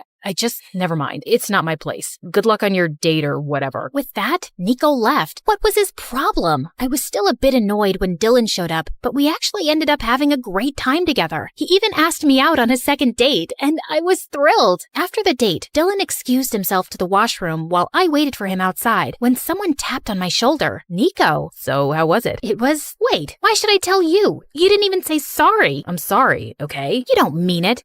Hold on. Have you been waiting here all this time? I had to make sure you didn't end up making a fool of yourself, and it looks like you didn't. One sec. Nico came closer and opened my hair, setting them loose, and I felt something turn in my belly. I really needed to stop eating tuna. Just as he left, Dylan walked up to me and we laughed, but I couldn't shake Nico off my mind. It was so difficult to figure him out, and I was failing miserably at it. Dylan and I started dating officially. The first few days were great, but as time went by, I realized that we had nothing in common. He was totally self-obsessed and didn't give a hoot about anyone else. What do you think about my hair? How about my shirt? This is vintage Prada, by the way. I'm pretty sure you've never seen a shirt like this before, right? Well, you will now, because you're my girl. Have you seen my shoes? By the third date, I was practically yawning on Dylan's face, and I thought he felt the same, except at the end of the night, he kissed me. Before I could react, a bunch of photographers jumped out of nowhere and started taking our pictures. I thought Dylan would tell them off, but instead he started posing. I panicked and hid behind a tree. Who is that? The paparazzi, obviously. They've tracked me down. Look, just come out. You can't hide like this. They'll make a joke out of me. Dylan pulled me out and introduced me as his girlfriend. At one time, this would have been my dream, dating Dylan, but now I just wanted to run away. Soon, Dylan and I were the hot topic,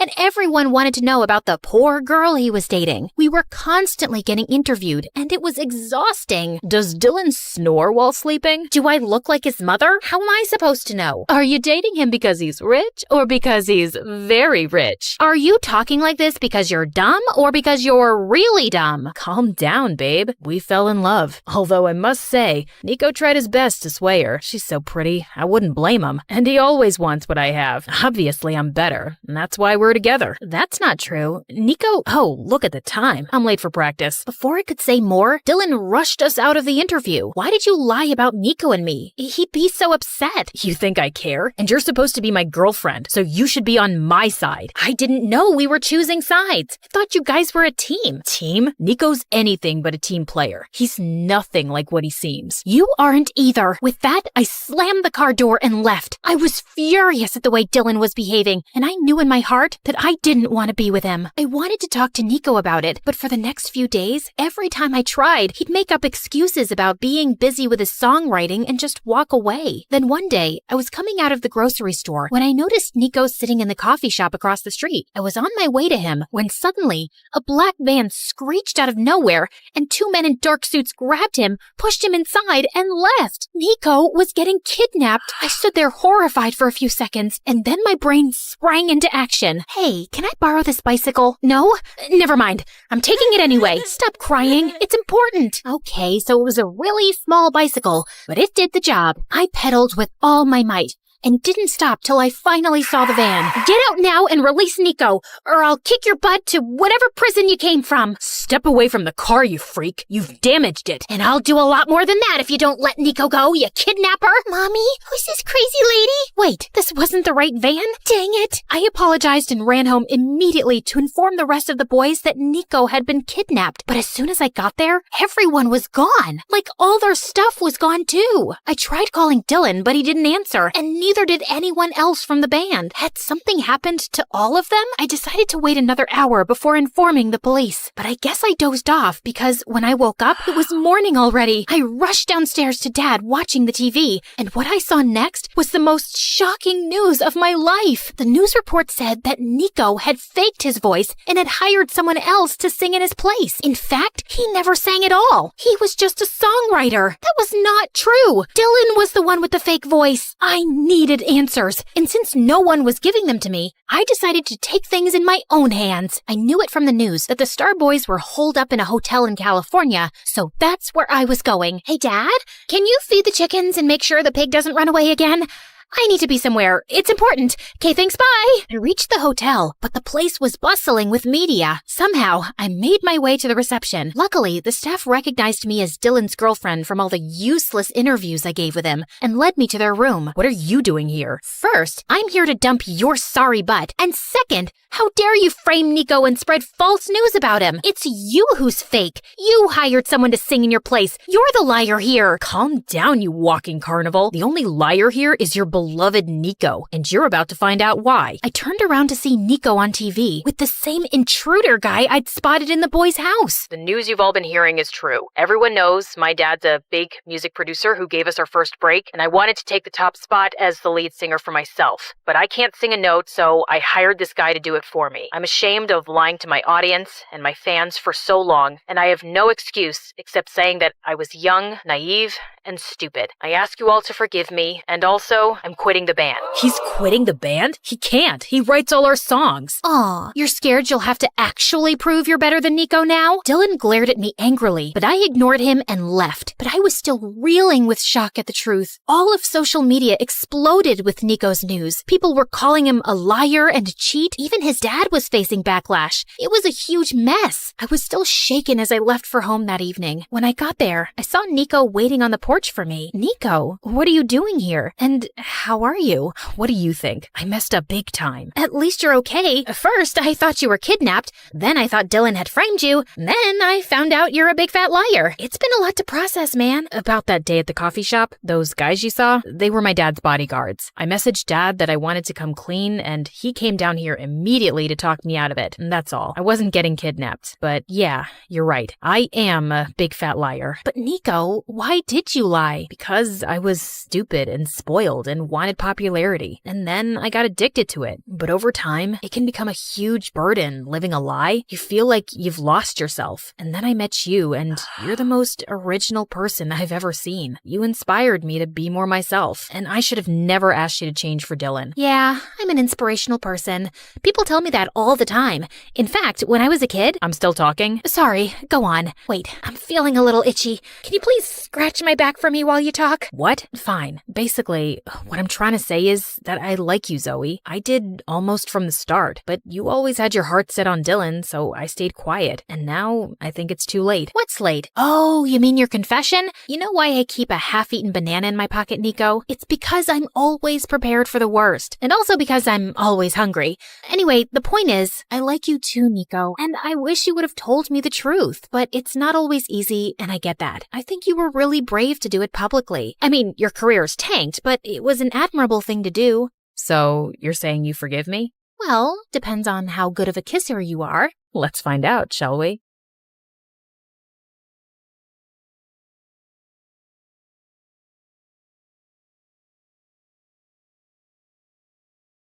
Hi everyone, my name is Summer. Please like and subscribe to MSA. I come from a poor family where my single mom used to work in fields for rich people. And since I was the eldest daughter, I always tried to help her out. Except I was kinda slow and really clumsy. Honey, can you go pick up those baskets for me? Sure thing, Mom. Oh, ouch! I'd destroy more things than I'd fix. You're sick, Mom. You should rest. I'll feed the cattle for you today. Oh, no. Wait, Summer. No, shh. You can thank me later. But as soon as I went near the animals, I stepped on a cow's tail and sent them all running around in panic. Just then, my BFF Jackson showed up, laughing like crazy.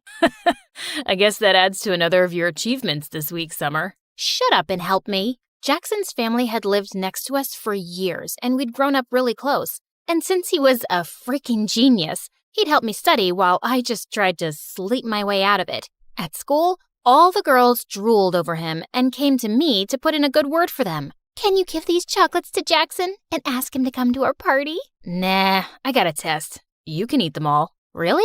The girls would hate me for being his favorite. And likewise, I adored him too. He was really hardworking and had part-time jobs to support his mom, who was sick most of the time. One day, I went over to check on his mom, and he was surprised when he came home. Summer, what are you doing here? I knew you'd be working late shifts, so I thought I'd help out. I am so lucky to have you in my life. I love you. Suddenly, my eyes went all wide. What, you don't like me? Oh, no! I mean, yes, I like you a lot. But I thought you were too perfect and wouldn't like someone like me. You're the most beautiful person, both inside and out. Summer, I don't just like you, dummy. I love you. After that, Jackson and I started dating, and it was really fun. But over time, things started to get tough. Jackson's mom got sicker, and he became super stressed and started working more part-time jobs. He'd be so busy that I'd barely get to see him. So one day, I decided to stop by at the ranch where he worked. But when I got there, I saw Jackson's clothes were all muddy and a bunch of kids our age were messing with him. How dare you touch me, you filthy rat? I didn't touch you on purpose. I was just trying to save you from falling. But suddenly, the girl slapped Jackson hard across his face, and I just couldn't watch him being humiliated like that.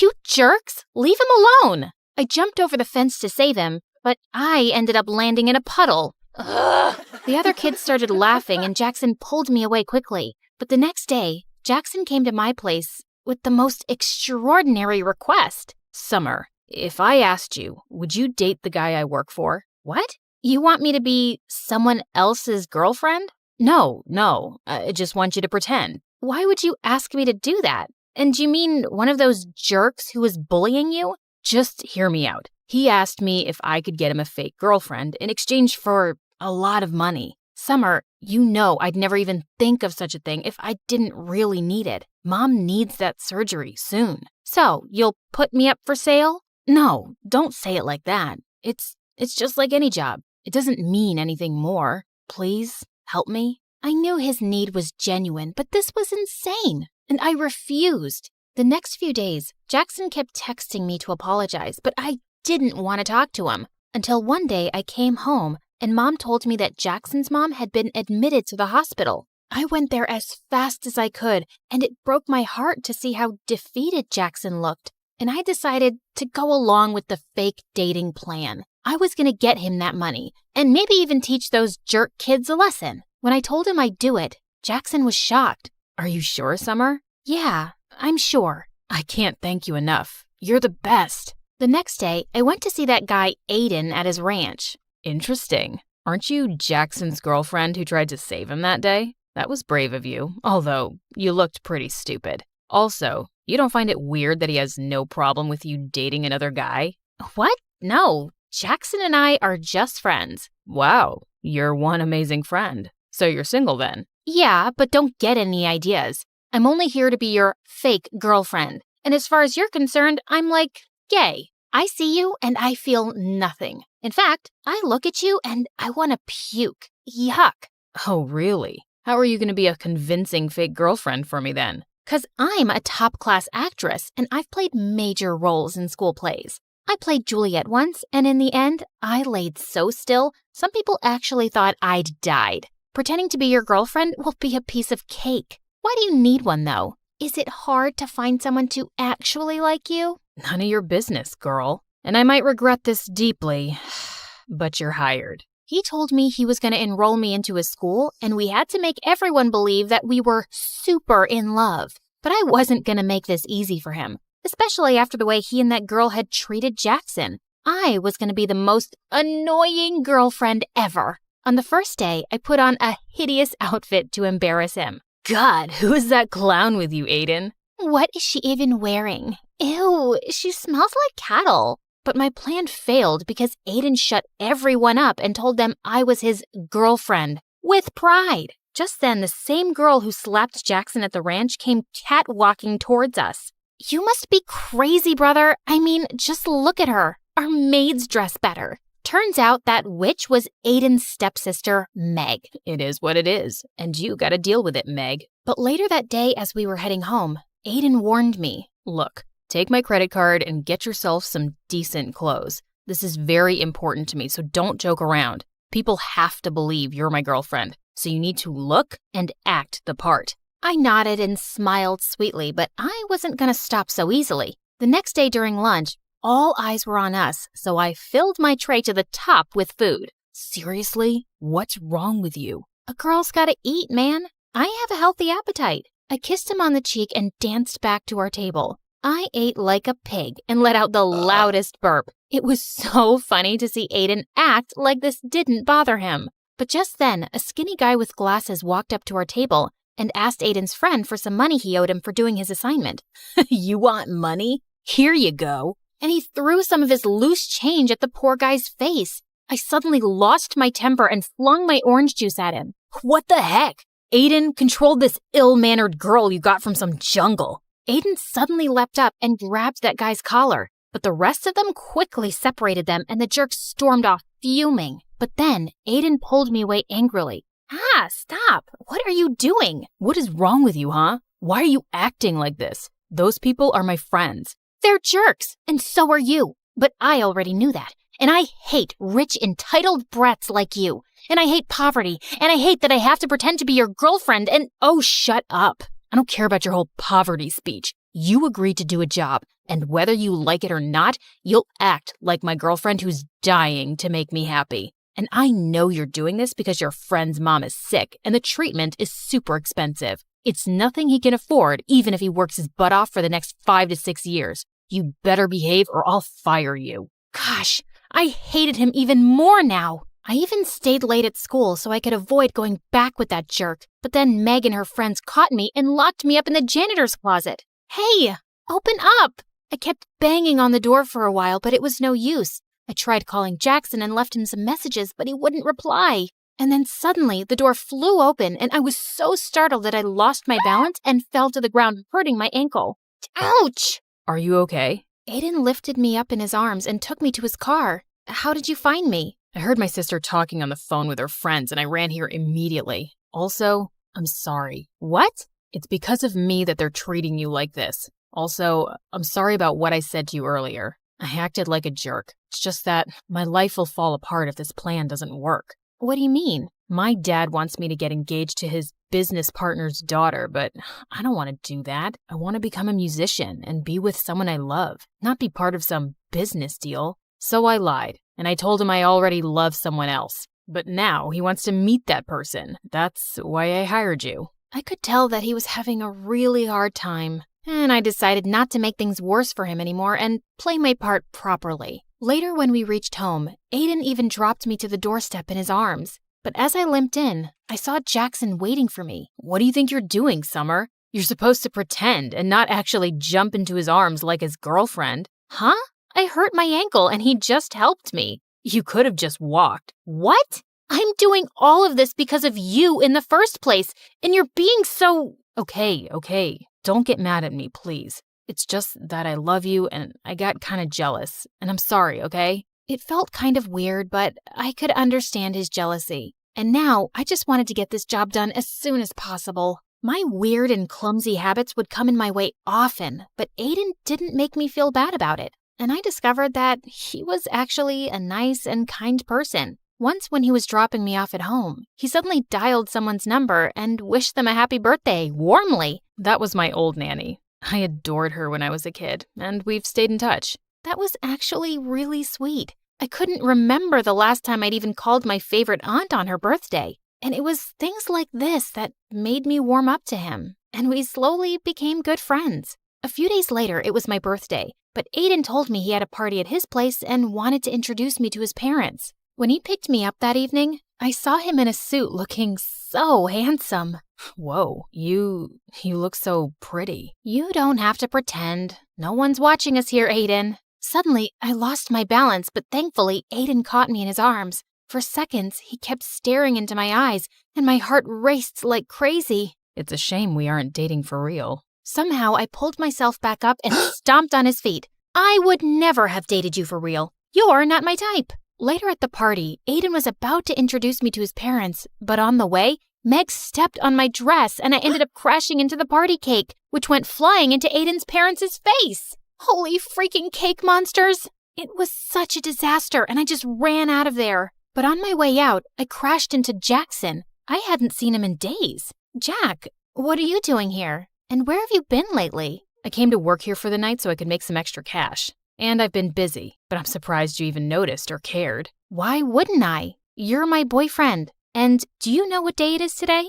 Yeah, Saturday. Now if you'll excuse me, I got work to do. And you should go and be with Aiden. Saying that, he just left without even wishing me a happy birthday. I was sitting outside by myself when Aiden joined me. Are you okay? I'm sorry about what happened back there. No, don't be. It wasn't your fault. So, what now? Are your parents going to be mad at you? Did I ruin things for you? Hey, take it easy. Why are you always so worried about everyone but yourself? Here, let me get that. He had some napkins and wiped some cake off my shoes. As he was doing that, I couldn't help staring at him. Suddenly, he looked up and started leaning closer to kiss me. My heart was pounding wildly, but I pulled myself back just in time and ran out of there. What just happened? The entire night, I kept thinking about Aiden. I was definitely catching feelings for him, and I felt guilty. I decided I couldn't go on with this deal, and I had to talk to Jackson about it. But then early the next morning, I received a message from Aiden calling me at his place.